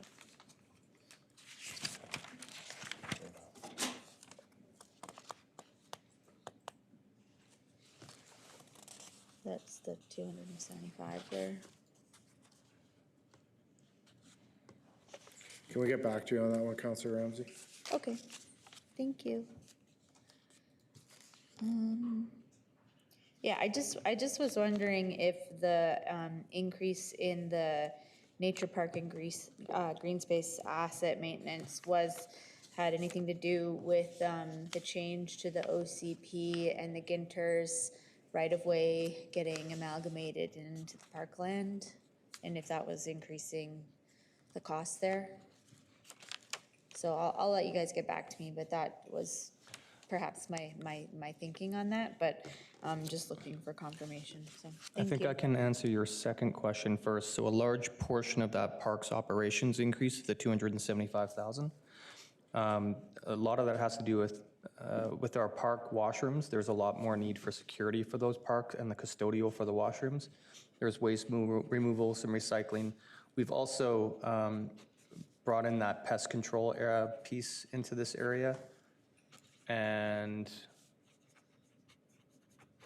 that seems to be most of the notes that I have. I'll keep looking for the nature parks and green space asset maintenance. Okay, thank you. Councilor Simpson. Thanks, Mayor Yu, and thanks, Mr. McIntosh. The parks budget is one of my faves because when I think about services municipalities should be providing, I think parks first and foremost, because that's the beautiful part that people like to enjoy about our community. I think of roads, water, sewer. You really represent a lot of the core services that we should be looking at. And so when I was looking through the budget book trying to find efficiencies, cuts didn't come to mind for parks, but what did was perhaps the opportunity to undertake, and I want to bounce this off of you, some sort of internal parks maintenance operational review, which we've talked about to a smaller degree in the past, to identify service level efficiencies or alternate operational approaches that could find savings that we could reinvest back into parks. Because similar to Councillor Skaken, I wish we could dump millions more into this.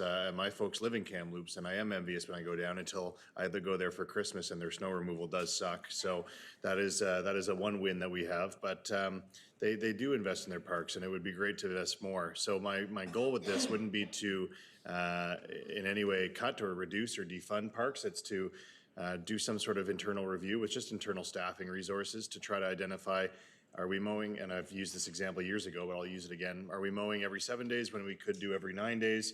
Or are there periods in the summer where people are just less frequently and then using the park, and then we could mow at a different rate? And mowing is just one example, but I'm just wondering if a review like that would be welcomed by your team.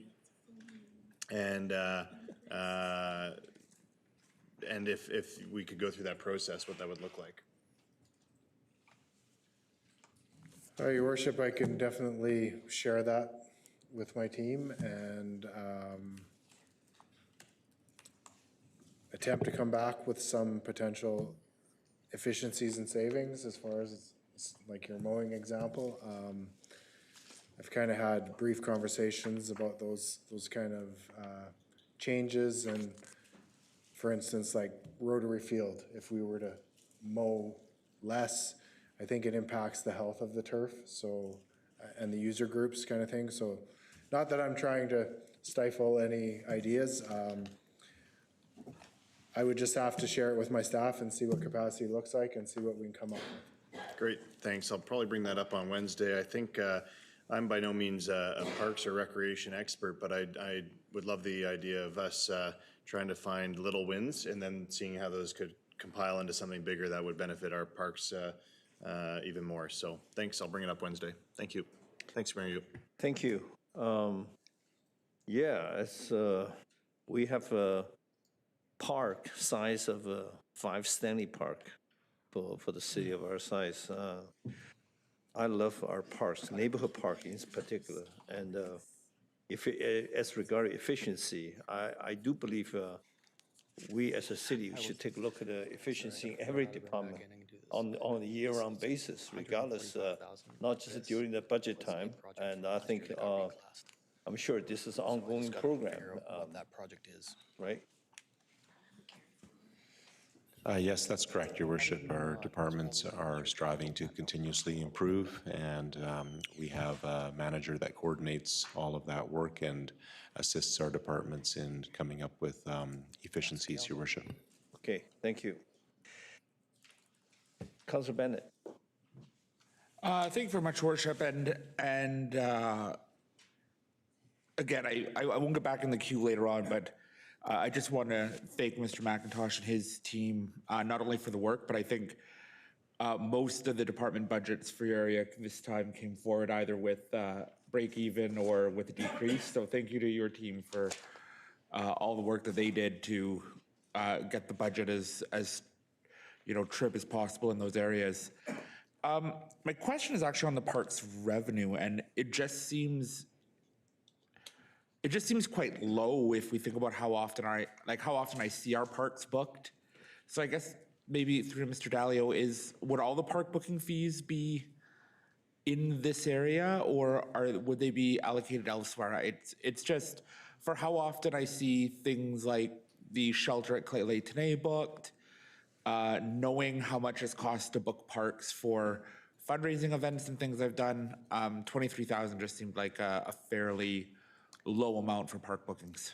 Yeah, and you're not wrong, Councillor Bennett. So we've talked a couple times during our presentations about reorgs. And so one of the reorg pieces that was moved was the parks booking staff went from parks over to Mr. Beasley's area in the other event booking, with the other event booking teams. So you'll find that the revenue, when we get to Mr. Beasley's department, will be there. Perfect, thank you.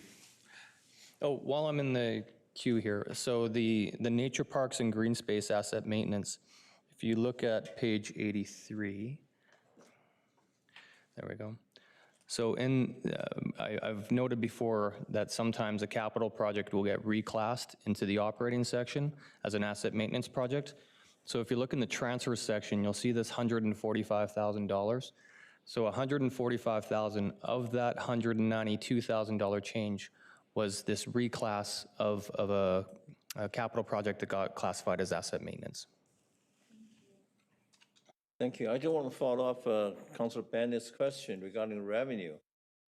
Will the city open up, the possibility perhaps a restaurant operator say he'll lease a portion of the land up in the Canal Hill to open up a nice little restaurant overlooking the city?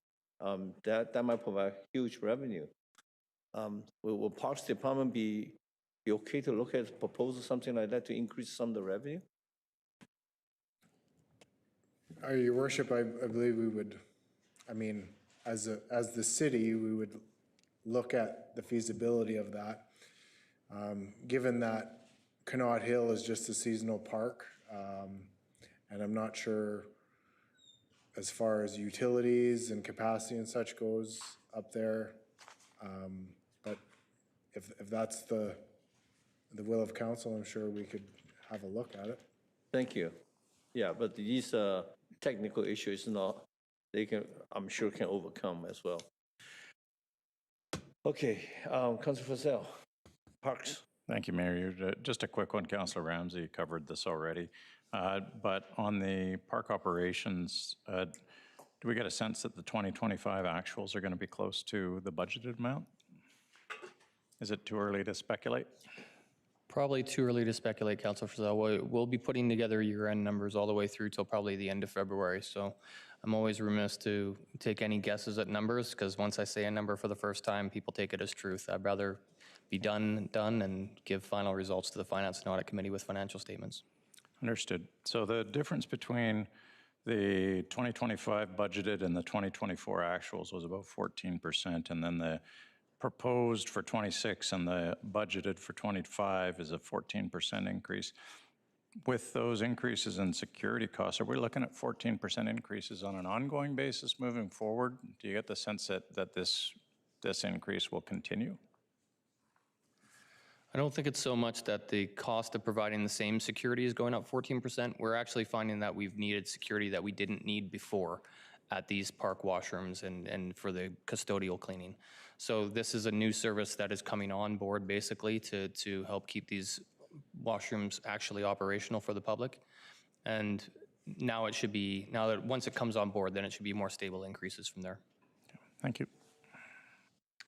Thank you. Councilor Speaker, you want to come back in? Yeah, just briefly to Councillor Sampson's issue he's going to bring back in parks. In 2012, Council at the time directed staff to come back with park savings, raising the height of the grass that's going to get mowed. We went through a whole bunch of stuff, and at the time, it was only going to save us $125,000. Maybe it's more now, but I think there's an opportunity definitely to look at it. But I mean, we even talked about putting more native plants on the boulevards. The benefit of letting the grass grow longer is you don't have to water it as much. But in the end, it wasn't too much. So I just thought I'd bring that up, Your Worship. And Councillor Ramsey had mentioned, and I'm not sure what time we're going to, but can we take a quick break if we're going to finish everything off, or what's your will, Your Worship? Okay, I think we should take a break. 5 minutes? Yeah, okay. Sorry, can I come in and correct a misstatement I made? I had my debit and credit go backwards. It wasn't the asset maintenance. This was the 2 arborists that were approved in last year's service enhancement. That's the increase you're seeing in the asset maintenance view. My apologies for the mix-up. I do, I think I do, yeah. I think we need a break. This is this is a long one sitting.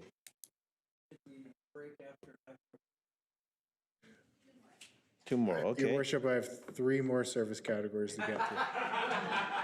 Not 2. See, this. Okay,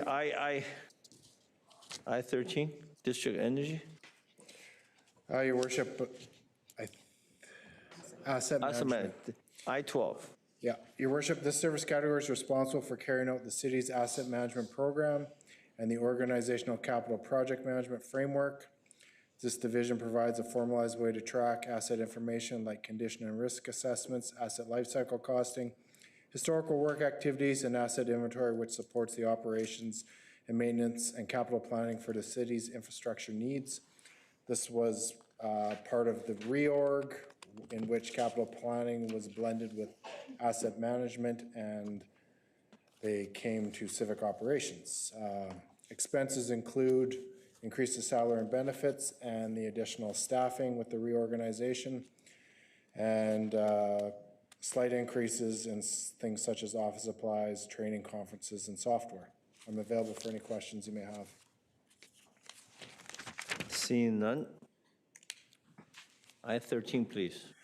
Your Worship, this service category supports the operation and maintenance of the district energy system or downtown renewable energy system and includes the administration of customer service connections, slight increase to salary and benefits, and an increase with the renewal of the Lakeland Energy Supply Agreement, and an increase to natural gas costs for our backup boiler system.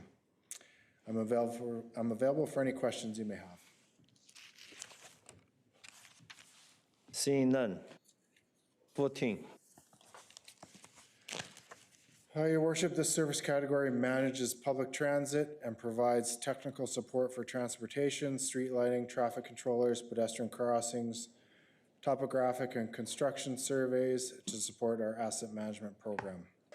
Expenses include an increase to salary and benefits, the increase to the BC Transit contract with the already approved annual operating agreement, and an increase to the maintenance contract for shelters for repairs due to vandalism and bench cleaning, etc. I'm available for any questions you may have. I do have one. Creekside, down below the Lower Cottage, Malaspina. That neighborhood got at least that neighborhood has about 100 or so children. They don't have, there's no public transit there. What it takes, a capital program or, a request to BC Transit to have a bus route, maybe go down there once in a while to pick up the kids, or how this sort of thing work? Your Worship, I'd bring that back to our transit planner and the manager of transportation and technical services, and we could look into what would be required to add a leg to an existing route or such. One day if the Cower Road to the Malaspina is open up, then probably it'd be a lot easier. But right now, it just seems the neighborhood is getting pretty big. A lot of children there and no buses. And the hill is really steep for them to go up there to go to school or something. Yeah, part of the challenge might be the bus turning movements based on it's kind of one way in going down there, and the residential roads are pretty tight, so we'd have to look at those operating parameters. Well, maybe some of my dearest friend can organize a neighborhood carpool or something. Yeah, it is a problem area. When the development only happened in half the city, half the place, rather than the whole thing, no buses. Okay, I think we should, since you're on it, we should do the enhancement. Oh, you're in the queue, sorry. I didn't see. Councilor Sampson, go ahead. Thanks, Mayor Yu, and thanks, Mr. McIntosh. Two questions on this, sorry. How many FTEs in this department? 7.1. 7.1. 7.1, thanks. And then second question is there any non-salary expenses that are outside of the contract with BC Transit? And the reason I ask is I'm wondering if we're paying into any future facilities or facility studies, as that was identified as it's going to be a future need. Currently, I don't believe we're paying into any review or studies of a transit hub that was discussed in past years. Great, thanks. And do we have the number of what's outside of the BC Transit contract for non-salary expenses? I might have to get back to you, or if Mr. Dalio could assist. I actually think that might be on the screen in front of us. The BC Transit expense is, oh, you're right, it's gonna, I think it still has one FTE in there. I will find that out for you. Great, thanks very much. You're just looking for non-labor that isn't in the contract? Correct. You satisfied? Okay. Councilor Clausen. Thank you, Your Worship, and I don't know if I should dare to say my poor little numbers here, but I tried to figure out how much we save by funding transit, how much we save on roads, and there are some tools you can use, and it looks like we subsidize each ride by $2.28, and our savings on our road infrastructure based on that is 7 cents, which just doesn't mean necessarily that that's still a bad idea, because there's other savings as well. But that was an interesting little study I did. My question was, I know that when we had the transportation review or the report from BC Transit, there was a discussion about doing there was mention of a pilot digital on-demand transit, about trying that at some point, because it does seem to work well for municipalities with large footprints. And I'm just wondering if and I know that that's not a budget question necessarily, but I'm just wondering if that's still in the hopper, or if it's, or if that was just an idea that was considered and discarded. Your Worship, I don't have the information to update you on that, but I can get that. Okay, thank you. Thank you, Councilor Clausen. I'm gonna force one on you guys. M6, Ms. McIntosh, can you give us a little explanation of this enhancement? Your Worship, this enhancement was based on the recommendations of the Bear Awareness Committee that was presented to Council in April of last year. The basis of this enhancement is the recommendations 1, 2, and 3 from the report presented to Council. Based on those recommendations, the enhancement includes the addition of a waste reduction coordinator, some non-labor operating funds to support that function, and a pilot project that would include bear-proof cans in the amount of, I believe, 1,000 carts. The total is reflected in the table, almost $600,000, $599 and $142. Thank you. Have you picked out the pilot locations, because the bear issue is everywhere around the city? Have your staff kind of recommend how many College Heights, how many up in the heart? I don't have a specific area, but traditionally where we've had bear encounters, such as the last pilot, I believe, was up in the Sparrow Flamingo area. Okay. So we could look at that area and perhaps maybe more urban areas. That if this was approved, we would have to look at those locations. Thank you. Seeing no more questions, I'm gonna call a recess for everybody. 5 minutes, 10 minutes, recess. 9:30, okay. I think we can do it. It's not that many left. It's all the enhancement is done. Yes, we do. Well, if you guys start asking less questions, we'll get through it. You don't have to worry about me. You're very good today. You're very good. You're very good today. You're exceptionally good today. It's all Susan's fault. What am I missing? You're exceptionally quiet.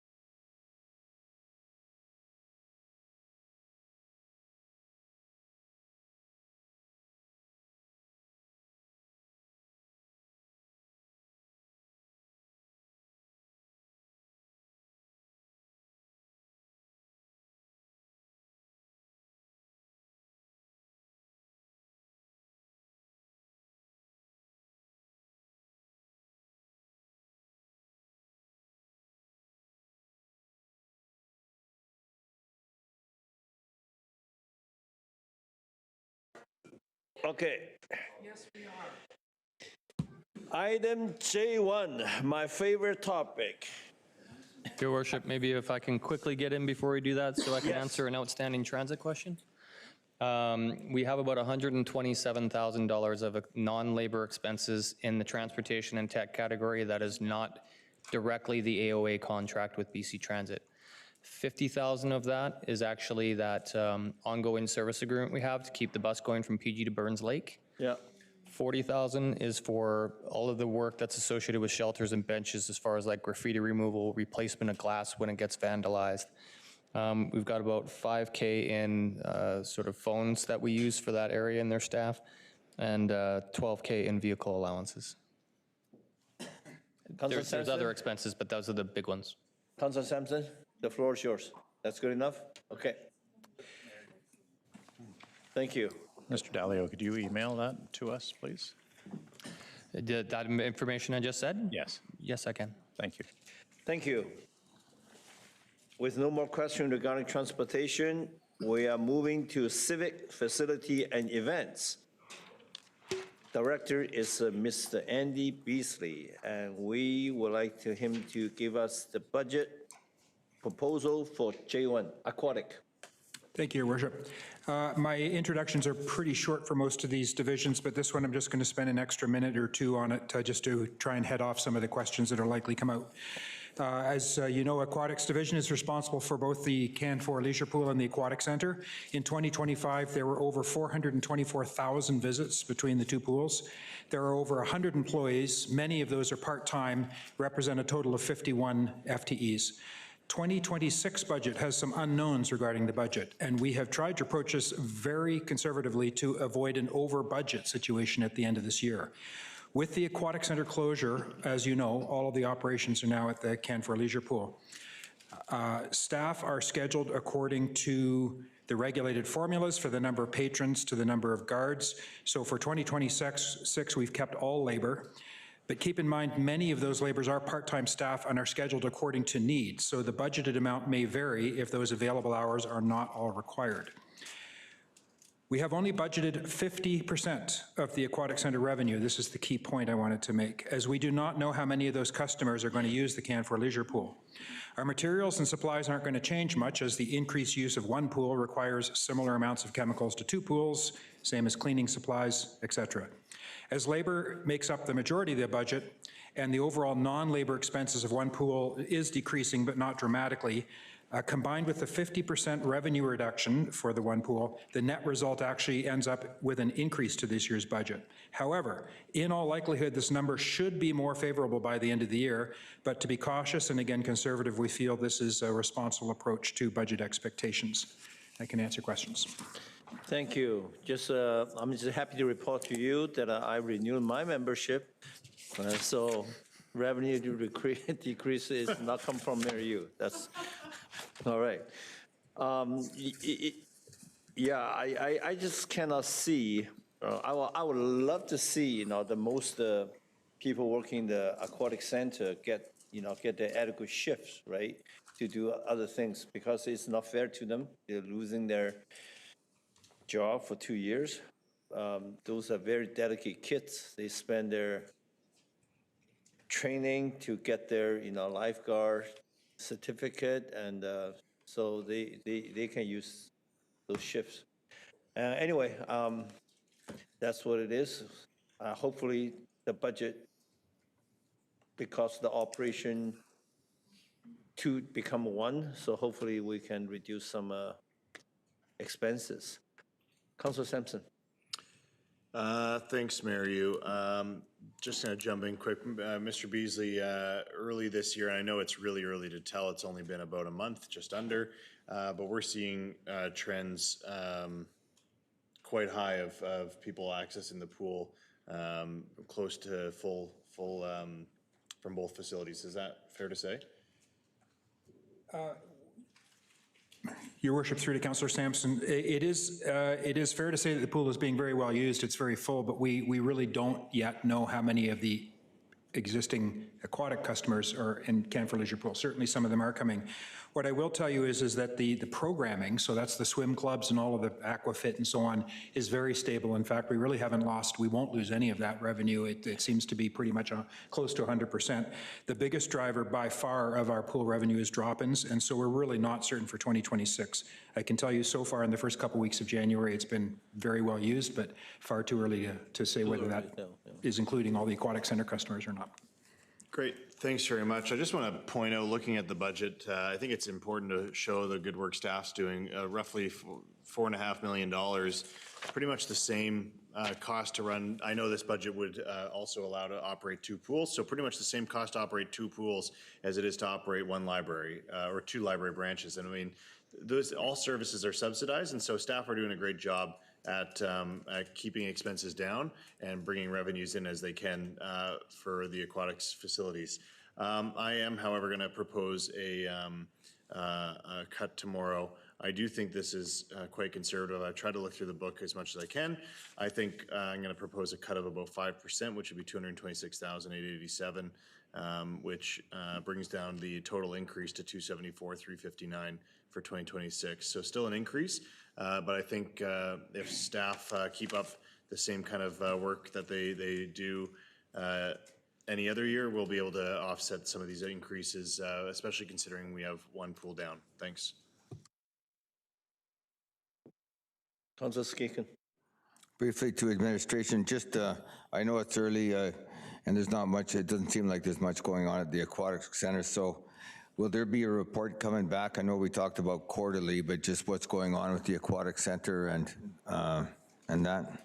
Yes, Your Worship, we will be bringing regular reports throughout the entire process. So great, just as far as the building now, I don't see any vehicles outside, so is that just part of it?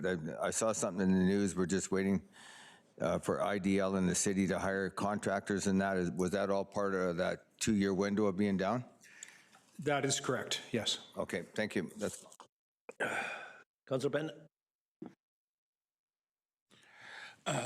Thank you very much, Your Worship, and thank you, Mr. Beasley, for, I think, that pretext. I had some similar thoughts to Councillor Sampson in terms of, is this an area where, where there may be a possibility of reduction, and I recognize and understand, but there is, I think, just a public optics of we have 1 less pool and it's a significant increase. So I'll talk a little bit more about that Wednesday. I guess my question would be, again, a little bit about I see staff has projected as best as I can around usage.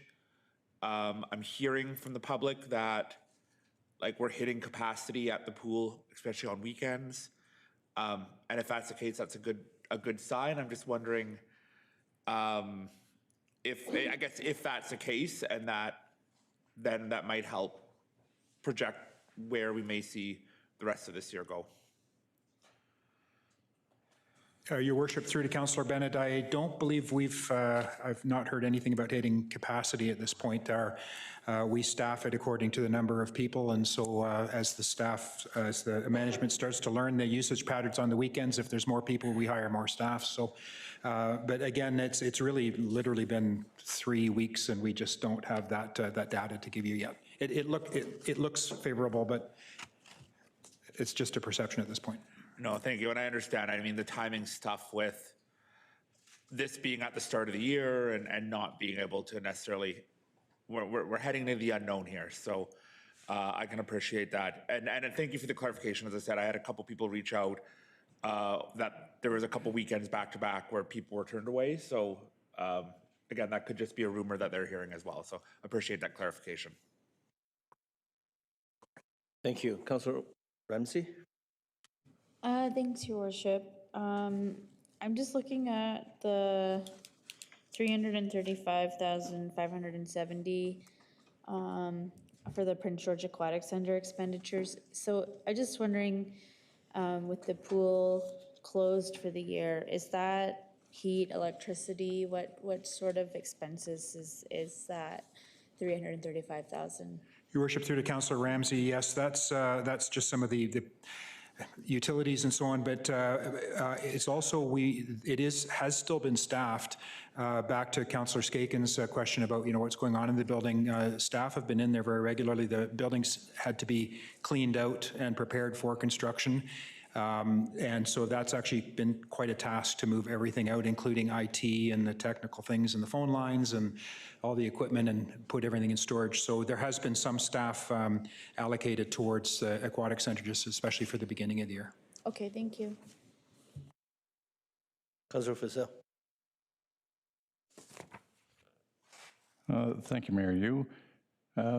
Through to Mr. Beasley, are the programs for subsidizing low-income users still in place?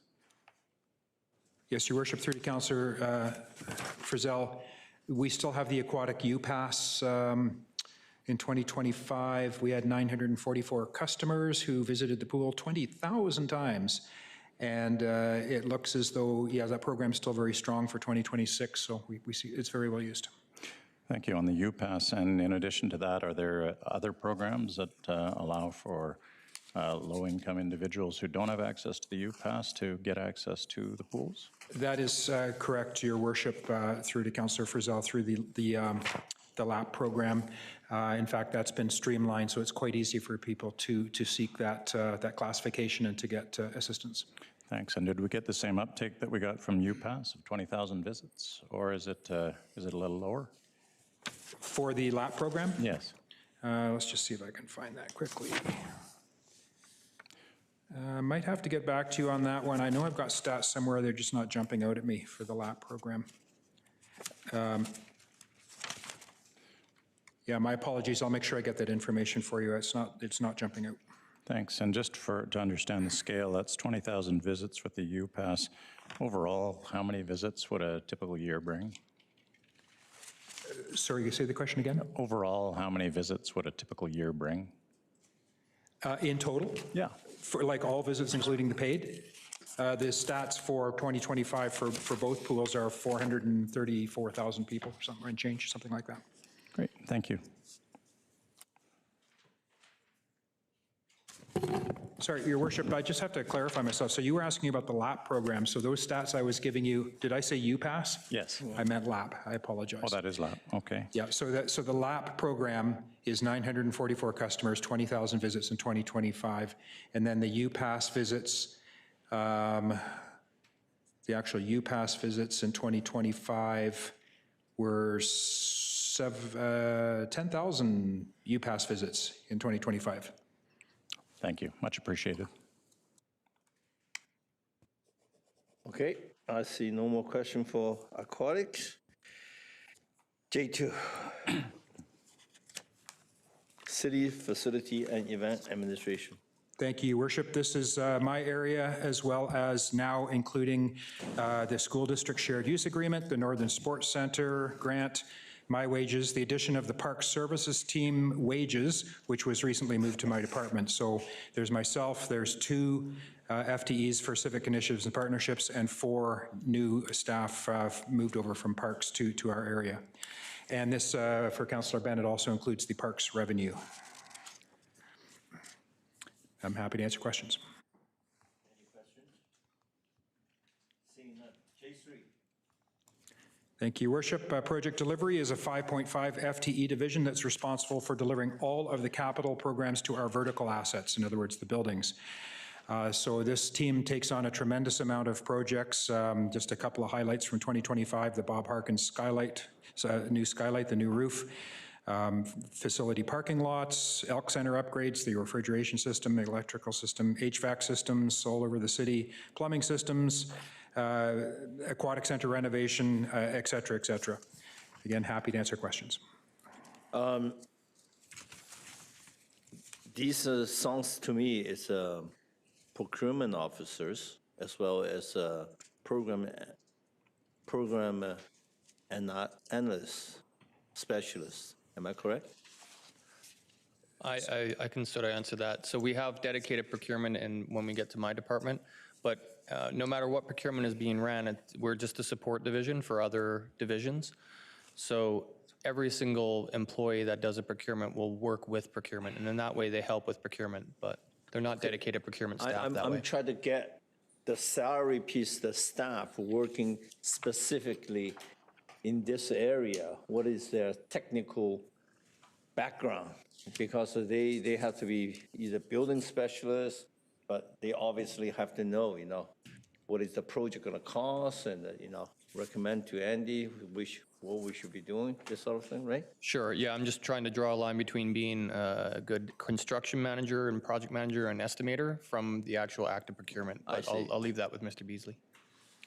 Yes, Your Worship. I mean, our staff have a variety of different levels of qualification. All of them are very well trained in their areas and so on. But the other key thing to keep in mind is that their expertise is in delivering projects, and that includes bringing in the correct consultants with the correct background and educational requirements and so on in order to give us reliable information that we can use for our procurement process. Okay. So they ensure they're project managers to some. That's correct. Okay.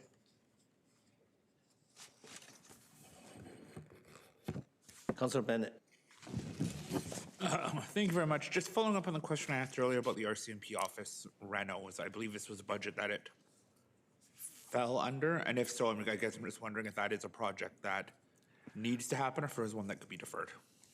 Sure. I actually, after you made that comment, I went and looked at some of my notes, and I have to follow up with project delivery because I have one note that says it's for Fire Hall 1 and another note that says it's for the RCMP. So I'm not sure which one is correct, but I will follow up. What I do know is that the work does not reach the $100,000 threshold. I believe that it's being heavily pressed by the user group. Okay. So as far as whether or not it can be deferred, I think we'd have to follow up on that user group and see what the impacts of that would be. But we have been strongly asked to do it in 2026. No, sounds great. And if we can just get clarification on Wednesday as to. Yes, for sure. Thank you. Thank you. I see no more questions. J4, Civic Initiative and Partnerships. Thank you, Your Worship. This is the division that focuses on a number of social health and well-being priorities that span multiple city divisions. And they also engage with key external partners such as Northern Health, the school district, and many nonprofits. Sample projects include the management of the city's grant program. That's a huge piece of what they do. The coordination and preparation of the city's accessibility work plan, and again, many other items. The 2026 budget primarily reflects what we call the Big Four operating grants, although the Big Four is now the Big Six, I think, because we've added some others to that category. The budget changes for the grants include the annual increase that council approved for the grants program, as well as the MyPG grants. Can answer questions for you. Thank you. So this is Sarah and Maria's department. Okay. A question. We, in the last 10 years, this division, we have not increased our contribution to Prince George Foundation in terms of our funds there. We do contribute on the annual basis some operating costs for the area.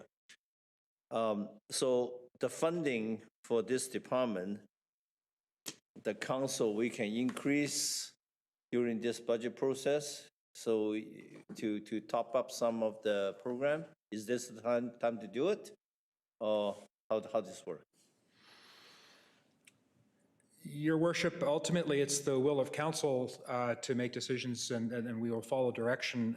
The only note I would make is that there are approximately 150 odd nonprofits in Prince George, and we have an adjudication process and a new council policy that we follow. So if council wants to make decisions on the fly or any other way, we'll follow your directions. It's certainly within your prerogative to do so. No, that's not what I'm trying to get at all. I'm just trying to say, since we have an established relationship with the Prince George Foundation, I think we can easily to contribute a little bit more to our city's fund there, that how they dish out the money, we can give some directive, in terms of how they select the recipient of the money later on after the. But I think this maybe is a time that after we as a council learn there's a lot of senior need some help, maybe this is the area we can give them a little bit more relief. That's my thinking, that's all. For the time being anyway, until Wednesday. Councilor Sampson? No. Councilor Skaken? I was just, I know Councillor Sampson has something in the hopper for this too, but it's, yeah, for us to debate anything like this tonight would be. Yeah, no, Yeah, I'm just. thank you. I just asked the operation, that's all. J5, facility maintenance. Thank you, Your Worship. This division consists of 15.2 FTEs. It's responsible for a vast variety of repairs and maintenance for all buildings operated by the city. The main changes in the 2026 budget is slightly down because we had a one-time enhancement in 2025 that no longer applies now. Again, I'm happy to answer questions. See no question. J6, entertainment services. Thank you, Your Worship. This division has 4.2 FTEs, including in that is the manager of entertainment in the CN Centre. This category includes all of the events at the CN Centre, but can also include outside shows, shows at the Civic Centre, Vanier Hall. It includes concert shows, trade shows, conventions, WHL Cougars hockey, sports tournaments, as well as ice and dry floor rentals by PG Minor Hockey and other groups. Also includes the management of the PG Playhouse, and then, of course, the overall management of the CN Centre. I will say overall it's been an okay year in 2025 for shows and revenue, with a great deal of that, quite frankly, due to the Cougars' success. And we also booked a very large volume of shows and events. We estimate over 260,000 people attended events inside the CN Centre, and this number does not include all of the recreational use, so it's actually much, much more than that. 2026 is very uncertain. I've said it last year and I'll say it again this year. It's very uncertain. The concert business is simply not as robust as it has been in the past. With the high American dollar, the FIFA is booking shows all over the place. The USA has their 250 birthday events across their country. European festivals are really picking up steam. And overall, there's just fewer bands touring due to the high cost of touring. We really do hope things improve, but we really can't predict very accurately. So our goal is to continue to fill up the CN Centre with entertainment, perhaps different, for example, smaller types of shows, which we have been doing quite a lot. But I will say again, this division relies a lot on the Cougars' recent success, and we hope that they continue to fill up the building and our revenues. Happy to answer question. Thank you. See no question. I have one. I know your staff working there, they are very, very good, what they do. But looking at their age, do we have a good succession plan for that division? Yes, I'm happy to say we've got an excellent, yes, very good, very good plan. Thank you for the assurance. See no more question? J7, event services. Thank you, Worship. This division has 8.8 FTEs. This includes the manager, event services, and the Prince George Conference and Civic Centre, as well as the team that seeks out and manages events in our cities. Everything from booking ice and dry floor spaces in our facilities to multi-sport national and international events to meetings, conventions, from small to major outdoor events, much, much more. They work extremely closely with Tourism Prince George. In fact, we're daily working with them. 2025 year was I would call it a good year for bookings and the related revenue. Looking ahead to 2026, there continues again to be some uncertainty about overall meetings and convention business across the country. However, we are stepping up our marketing efforts to seek out more conferences and conventions. We're quite excited about the new management at TPG and working with them. Just to give you a very quick snapshot, last year, 2025, we had 17 conferences, 320 events, over 60,000 attendees inside the Civic Centre, and then outside in the plaza, we had at least 40,000 people visit us for some of the events that we put on out there. Happy to answer questions. Thank you. This division is so important for the downtown core business. With possibility of expansion of the Civic Center, we as a city, we can probably host a UBCM and an event like that. I'm just going to ask the question is, the people working in this area, have they ever done a business case study in terms of giving the best scenario? You know, if we ever going to expand the Civic Centers, the size, the functionality, the different rooms, in terms of a business case. what square footage, what it's cost, what the payback period.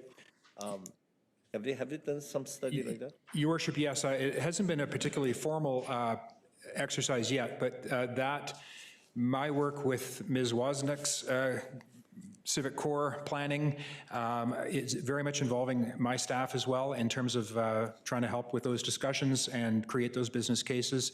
And we are, in fact, in 2026, looking at coming up with quite a formal business case that's going to look at the expansion. So I guess the shorter answer would be we haven't completed that yet, but we are working on that, and we'll present something to council in 2026. Do you have a capacity right now on your staff to do that, or you need to have a piece of enhancement to hire specialists or within our city group that we can get this exercise complete?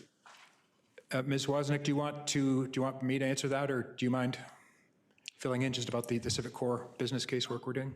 Point of order. Just motion to increase time to 11 o'clock. Seconder, Councilor Polillo. Sure. All in favor, extend. Opposed? Carried. Opposed, Councilor Ramsey, but carried nevertheless. Thank you, Your Worship. Just, so your question is about staff capacity to manage the Civic Core? To do a business case study to see, civic center expansion.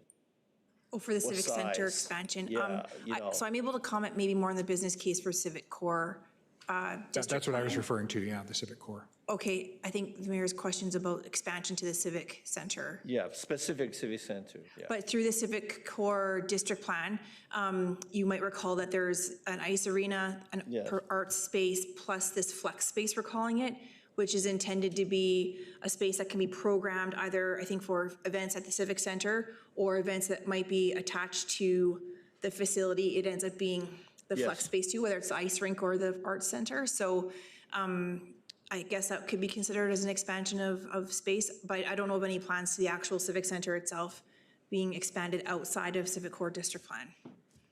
Okay, so it's inclusive in the big plan, not standalone. That's correct, Your Worship, yes. Yep. Thank you. That's all I want to know. Okay, I see no more further questions. The meeting is being extended. We still got 3 minutes. We'll try to finish this 3 minutes. JA, event operations. Thanks, Your Worship. This division consists of 38.5 FTEs. I think they are often the unsung heroes of our facilities. This is the operations staff that includes the management, the facility operators, the cleaners, and everybody else to run all of our arenas, the Civic Center, and Exhibition Park. Apart from operating the facilities, they also provide a level of maintenance and repair work, as well as frontline customer service, working with various user groups and tenants, and assisting with all the events that occur in these facilities and grounds. Arena use continues to be quite stable with predictable usage and related revenues. Primetime hours in the arenas are typically 100% full. Non-time primetime hours have steady uses. The majority of changes in the 2026 budget reflect wage increases as well as adjustments to reflect the expected maintenance and related cost for these facilities, all of which are getting older. Our operations staff actually do perform some of the maintenance. We have a separate maintenance budget, but over and above that, our operations staff do a lot of painting and a lot of repairs throughout the year as well. So I'm happy to answer questions.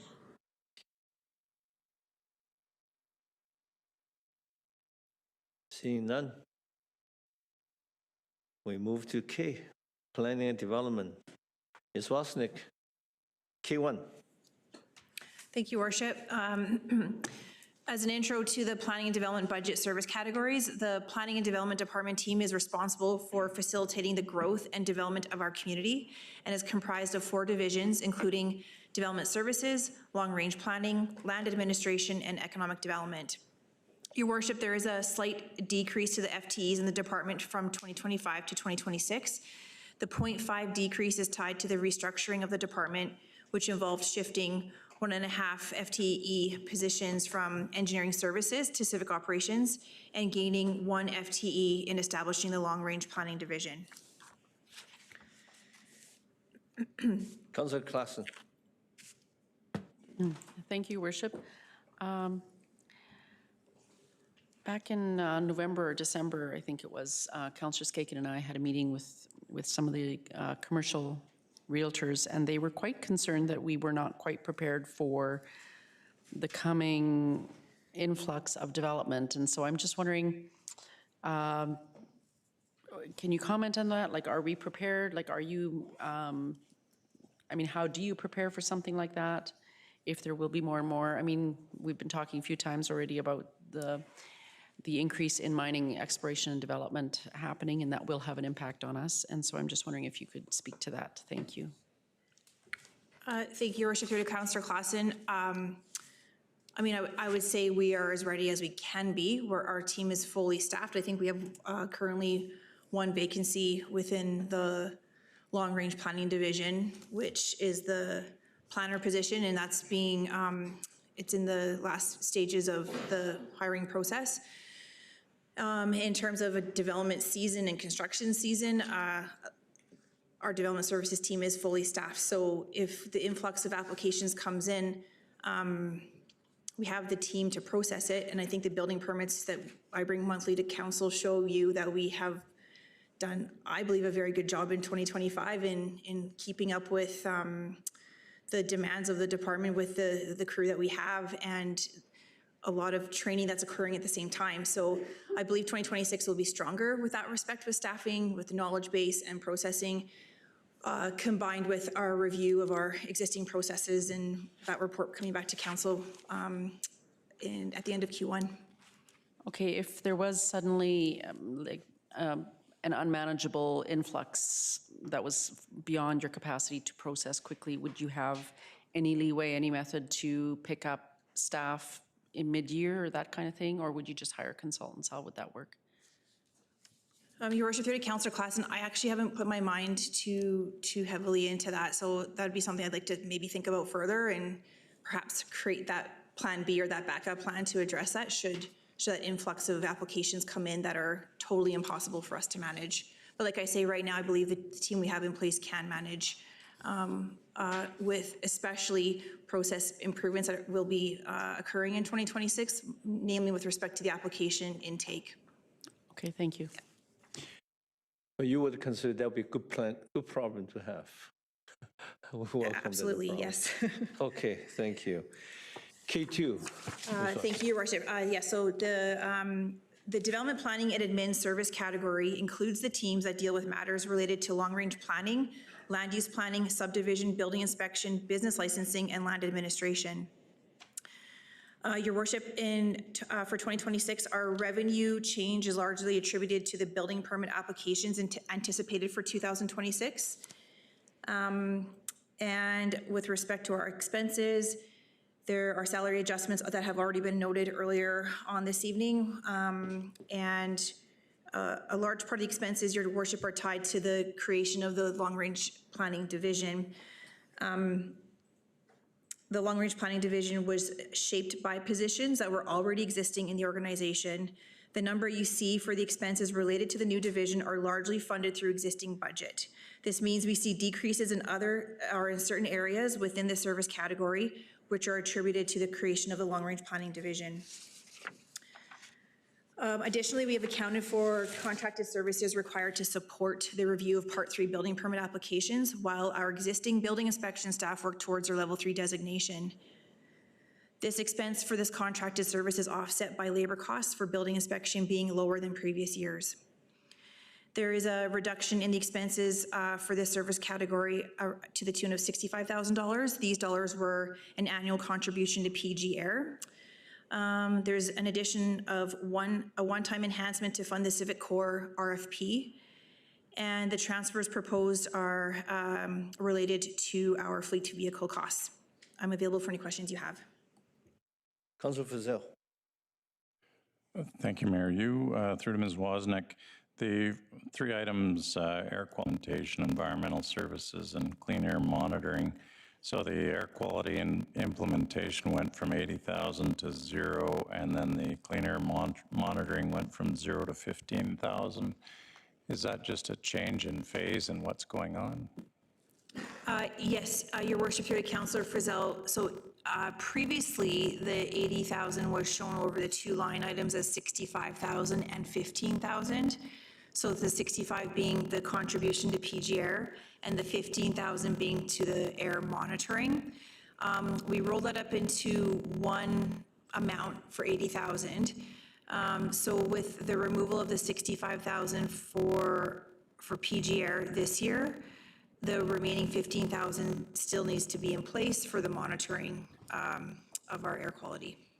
And the third line in between them, the environmental services went from 208 last year to 139.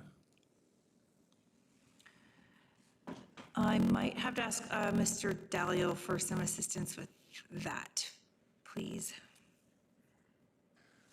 I believe we had taken some of the pest control expenses that were being done out of the environmental services in here and moved them over to Mr. McIntosh's area in parks. So I had said earlier when we were asked some detail about parks, I mentioned pest control. Yes. So there was a time, however many years ago, it existed in civic ops, and then when environmental services went into the planning area, the pest control went with it. But that pest control is a very operational thing. It's not really the type of environmental services that Ms. Wozniak's staff member is an expert in. So that's moved back now to parks. Thank you. Councilor Ramsey. Thanks, Your Worship.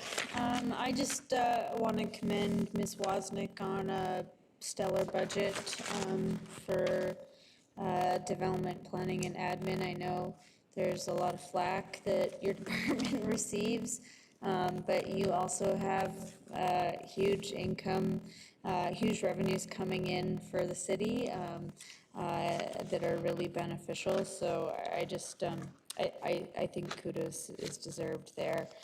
I do have some questions regarding the wildfire mitigation in the asset maintenance and asset I think it's transfers. So there used to be 100,000 for wildfire mitigation under revenue, 248,000 under wildfire mitigation expenditures, and 148,000 under transfers. So I'm just wondering, are these grants that the city received and then the revenue was, and the work was discontinued in the following year? Maybe it's through to Mr. Dalio. Yeah, this is another example of those asset maintenance reclasses. So in this case, we actually got grant money to work on these projects, and so that's what normally you wouldn't see revenues in here, but we actually got some grant money to do some of this asset maintenance work. So as you can see, it doesn't totally match off against the expenses. There is still some contribution needed from us, and we use some of our climate action reserve to do some of it. But yeah, these are not ongoing projects in the operations budget. And so there wouldn't be any work planned for the fuel wildfire mitigation in 2026 then? Or would it wouldn't have moved to another division? Sorry, Your Worship, through to Councillor Ramsey. In terms of the wildfire mitigation, we do continue through our environmental specialist to apply for grant dollars through UBCM. I believe we have to apply this year still. That's why it's probably likely not shown that because we haven't been confirmed that we've received it. So this will be something that's ongoing with our environmental staff person. Okay, thank you. I think that is it from me on that. Thanks. Thank you. Seeing no more questions, Ms. Watson, you may move to K2. Economic development. Thank you, Your Worship. Our economic development function strategically develops and implements initiatives that attract, retain, and expand businesses and workforce to support a sustainable and vibrant economy in Prince George. Your Worship, there's very little change to this budget proposed for 2026. I'm happy to answer any questions you may have.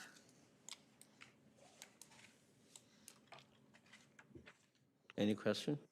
Councilor Fazil. Thank you, Mayor. You through to Ms. Wozniak. How scalable could this be? In meetings last week, geez, only a few days ago, we met with Invest Canada and Trade and Investment BC, and they emphasized the value of having the capacity here in Prince George that they don't see north of 100 Mile for receiving, supporting, and providing aftercare to companies right here in Prince George. If some of these projects go through, how would we be able to scale up if needed? Your worship, through to Councillor Frizzell, again, that's likely a question I need to go and think longer and harder about with the involvement of our manager of economic development. With the three-person team we have in economic development, they do a lot of work in a year. And again, refine our priorities for what they can deliver. So again, if there's going to be influx of activity or such, we would have to likely rejig priorities, but also consider that staffing capacity to help deliver whatever that service might be to assist that sector. Understood. Thank you. I have a question. Economic development it's very complex. It's not simply just to reach out the market and develop a relationship. You will have a very capable your staff, and from time to time, they do need to go out of the city to meet the clients, to meet the investors. Do they have their own little autonomy that they would decide this might be important, or is it every engagement have to be report all the way up to you, to Ward, to have a meeting before those things can take in place? How that work? Thank you, Your Worship. So economic development, like the division within the city, is guided by the OCP as well as the economic development strategy. The team is in the final stages of completing the updated strategy for ECDEV. So I would say I'm informed of travel that's occurring, but largely I would leave it up to the manager to align that travel with their strategic priorities of their economic development strategy, and also ensuring that budget would allow that travel to occur. Okay, and the following the question is, investor coming here, they normally need to establish a economic relationship with the First Nations around here, and so how often, do our team engaged with the First Nation development team around this area? Are they always in contact with each other, or they have regular meetings, and how that works? Thank you, Your Worship. I'm not sure of the frequency or how regular the meetings are between ECDEV and the First Nation. Certainly something I can ask and bring back to council or through a message to you guys.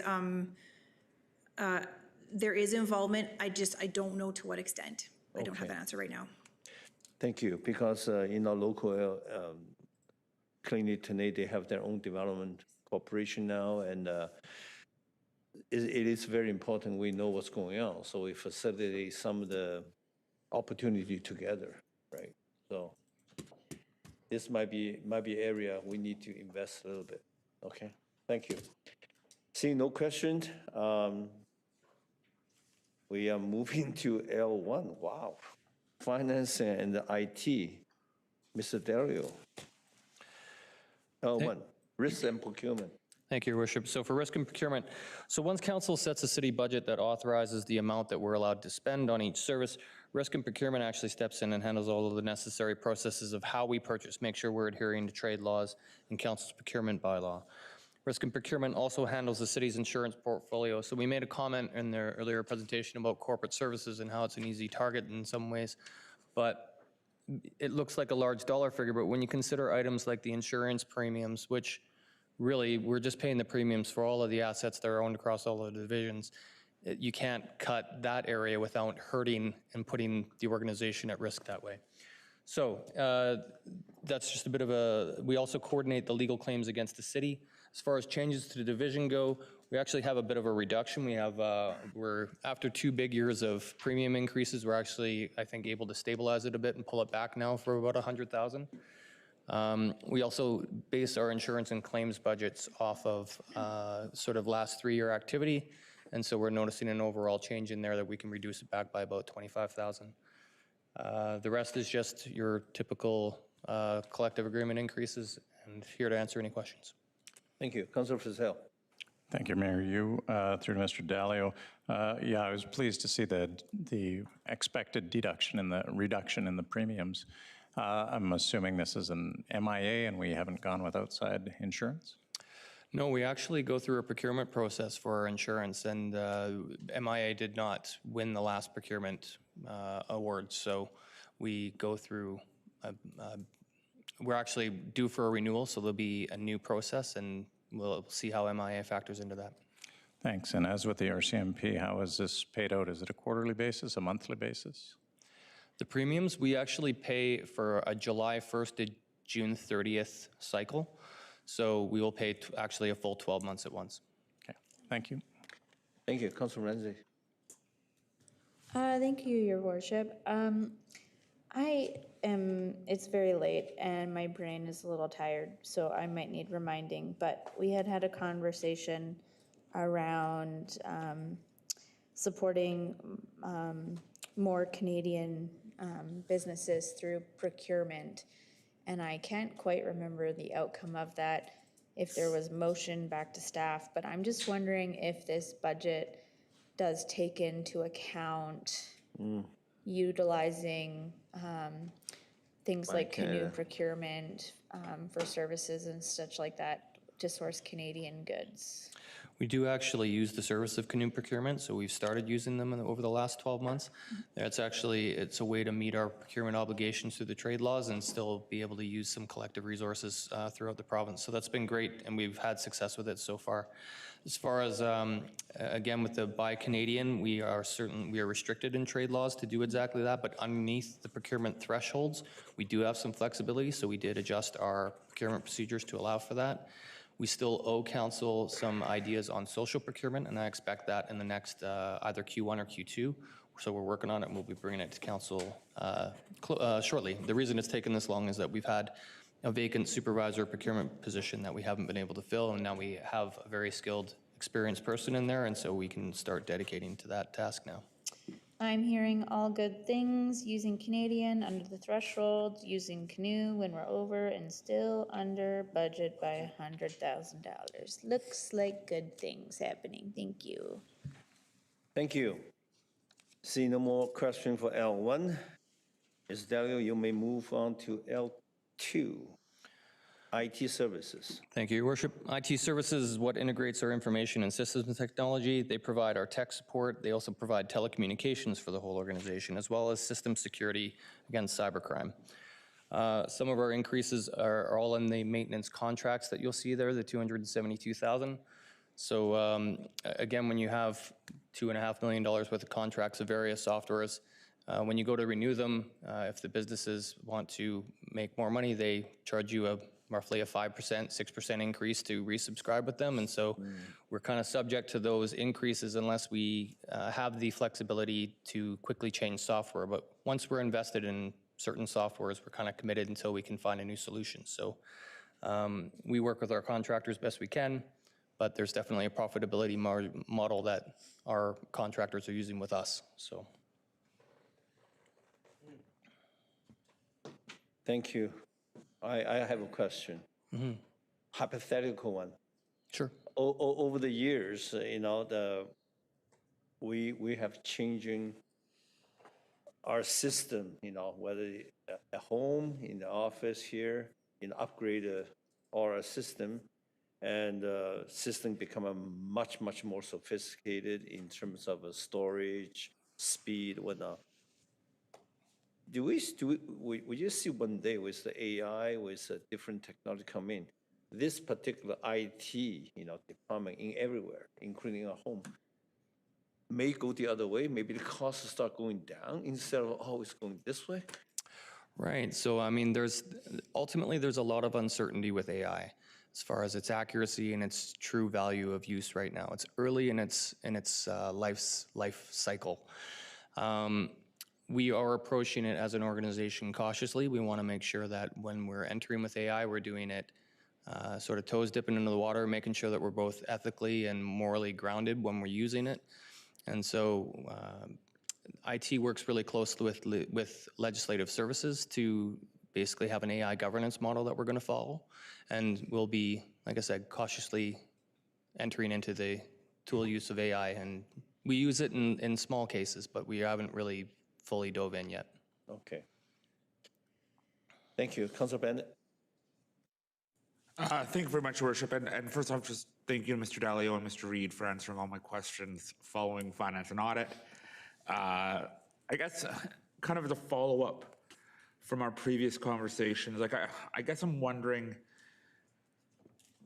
because as you said, we're combating more and more people who have moved from being able to own software to you're now having, the only option you have is to monthly subscription, and they're going to raise their monthly subscription as often as they can. Are there any capital investments that IT is looking at that could eventually replace, 2 or 3 of those subscription models that we currently do, where we're actually maybe investing a little bit more now, but being able to save more in the long run? And my other question is, again, as we're becoming more and more, dealing with more and more IT devices and infrastructure, how are we doing in terms of ratio per IT tech to device? And are we getting to a point where we as a city are going to have to look at investment into additional techs?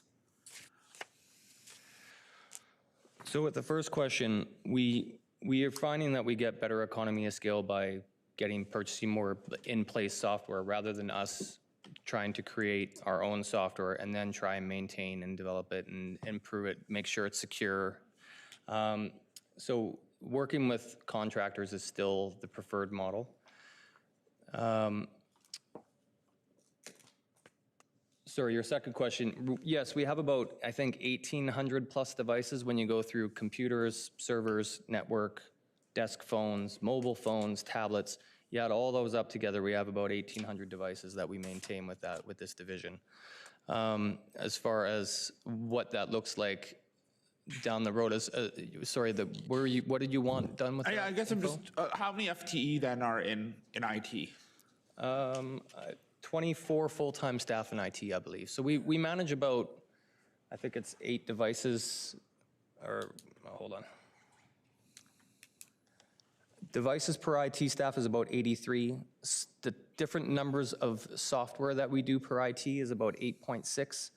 And also with all of these devices and softwares, there's a bunch of account management. So just like you sign in with a user ID and a password, all of those accounts for all of the different softwares, they require maintenance and upkeep as well. So we manage about 36 accounts per IT staff member too. Excellent. Thank you very much for that.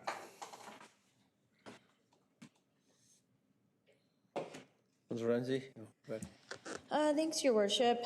My question through to Mr. Dalio is just regarding, I think it's eDocs. Are we moving away from eDocs? We are. We're actually, eDocs is no longer being supported going forward, so we're actually shifting to SharePoint, which is, we're hoping it's going to be a better service as well. So there's a little bit of upfront cost to get there, but having a document management system is a legal requirement. So the fact that it's expiring means we have to replace it. So I believe eDocs was very restrictive in the type of PDF viewer like we could use. So I had asked questions previously.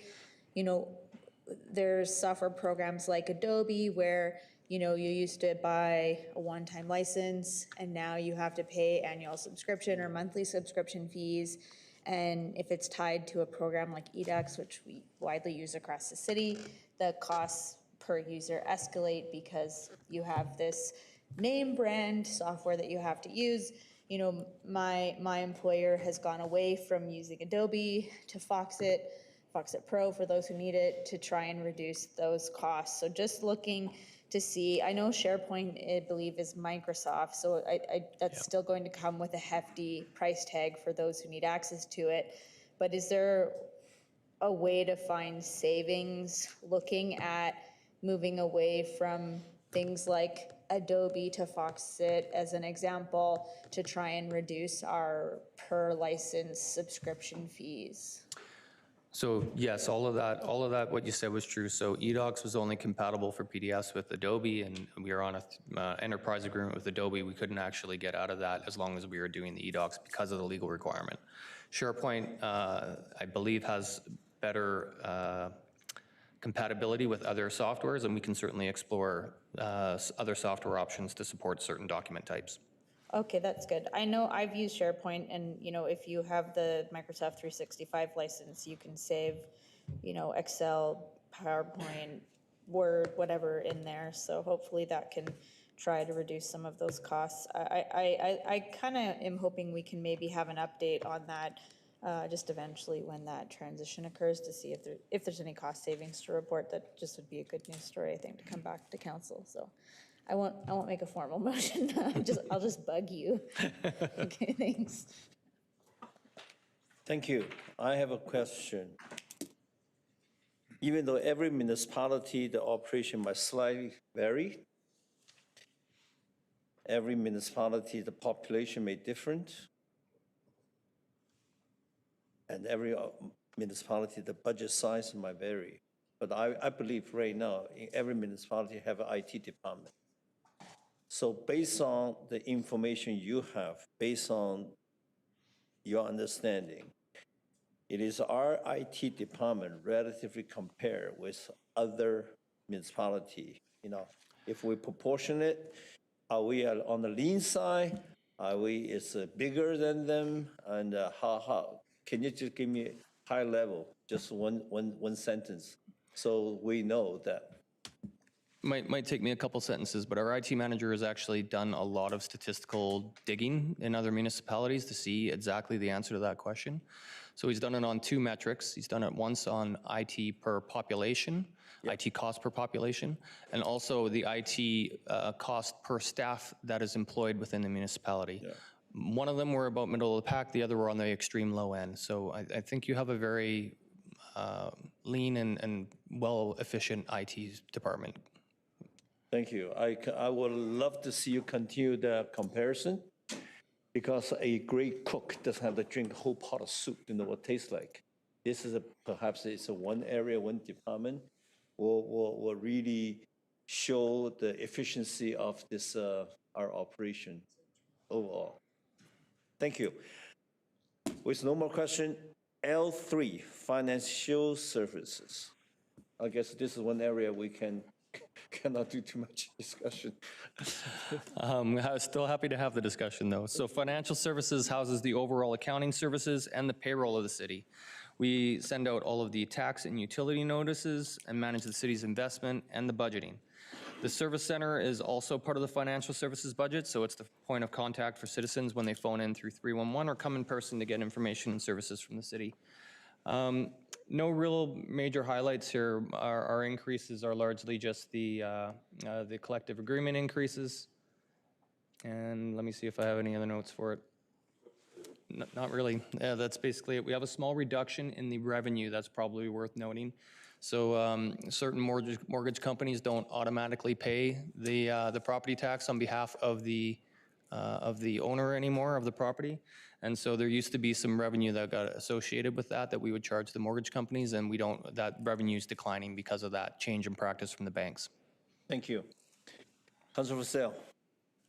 Thank you, Mayor. And apologies if this is the wrong spot, but I couldn't find a location for our line item on paying workers' compensation. I'm wondering how we're doing with worker safety. Have we got any updates on how things are going with that? Through to Mr. Babich. Thank you, Your Worship. I'm not sure where the WorkSafe expenses would be in our financial documents. I'll go to Mr. Dalio for that. But before I do that, I can share with Council again that we've recently completed our WorkSafe core audit requirements. and can advise that the city's result this year was quite exceptional, 91% score from an independent auditor externally, which is a great improvement over last year at 83% or 84%. So overall, we're quite pleased with the results, the collaboration between the different departments, the overall safety culture that's developed in the city, and we hope to keep that momentum going in the future to have similar results. Mr. Dalio, in terms of the WorkSafe expenses, thank you. So WCB premiums are scattered across the city. So whenever you see salaries and benefits on any division, one of those benefits includes the WCB premium that we have to pay. The core audit that Mr. Babich has just referenced, should we be successful in it, we are entitled to what they call a core rebate. That rebate is housed in fiscal services. You'll see it under the second line item in revenue on fiscal services. It's called payroll burden clearing, and there's a revenue of $220,000 built into the budget for that. Well, that's outstanding. First of all, congratulations on achieving those that initial core audit review. That's an incredible benefit to the safety of our workers, but the benefit that we get financially for the citizens of Prince George is a double bonus. That's great work. Congratulations. Thank you. Well, Director Delio, Director Wozniak, Director Beasley, Director Devenoff, Director McIntosh, Walt, and Ms. Anderson. On behalf of the council, I first of all, want to thank you, and please convey our thank you to your staff to help bring this budget forward for our consideration. It's not an easy exercise. Thank you, Your Worship. There are two enhancements that weren't discussed, so M1 and M7. M1 and M7? Yeah. Oh, I thought we'd gone through the M1 and M7. Human resources, my apology. But let me finish the thank you first. Of course. Go for it. Not to breeze past your thank you, Mr. Mayor. Thank you very much. And we actually can't build these budgets without a bunch of dedicated staff that help inform all of the estimates that are in front of you today. And so it takes a really large team to bring it all together. Yeah, so thank you. And for the people watching, for the media, we have a one employee model. A lot of time it is through this exercise, we get to stick our nose into the operation a little bit more. Our hands are always off, but our nose gets to sticking a little bit more to smell what it smells like. And so a lot of time we may or may not get it right. But having said that, it's a great exercise. I really appreciate it. Now let's talk about two more last piece of enhancement. Sure. Thank you very much, Your Worship. So at M1, we have a requested enhancement from the Human Resources Department. Human Resources proposes the addition of a full-time recruitment and retention advisor. This role would focus on developing high-level recruitment strategies, including targeted talent acquisition and candidate outreach, leading executive management and other complex recruitment processes, providing leadership in organizational and job design, job descriptions, compensation, and job evaluation, and collecting and analyzing employee engagement data to identify areas of concern and lead initiatives to improve satisfaction and retention. So in other words, Your Worship, this proposed role would add in-house headhunter resources to the HR division and would work on enhancing employee engagement and staff recognition initiatives, Your Worship. The total cost of the enhancement is around $135,000, and happy to answer any questions. If not, then we would bring this back for decision on Wednesday evening with the rest of the enhancements, Thank Your you. Worship. Councilor Bennett. Thank you, Your Worship. Mr. Babich, on Wednesday, are you able just to provide what the cost savings would be that we've spent on external headhunters, or like last fiscal?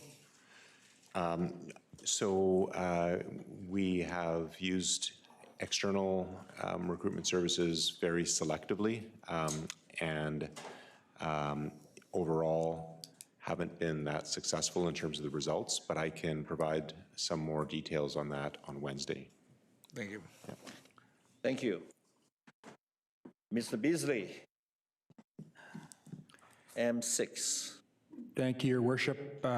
This service enhancement comes from Ms. Wozniak previously with the Heritage Commission, and then more recently with some work that we did with the arts and culture community. So initially, council had asked for this dedicated staff position to be brought to budget. I think it was about $123,000. I think the issue was that we were concerned there wasn't really quite enough work for one person to do just for the Heritage Commission. So rather happily, after we did the arts and culture, big giant project and report back to council, we were able to, as per council's direction, incorporate a job description that would include an arts and culture coordinator as well. So this person would do essentially the Heritage Commission plus arts and culture. And as you can see, the cost is $123,643, and can certainly answer questions if you have any. See no questions. We will give you the answer Wednesday. Having said that, Ms. Anderson, Leslie,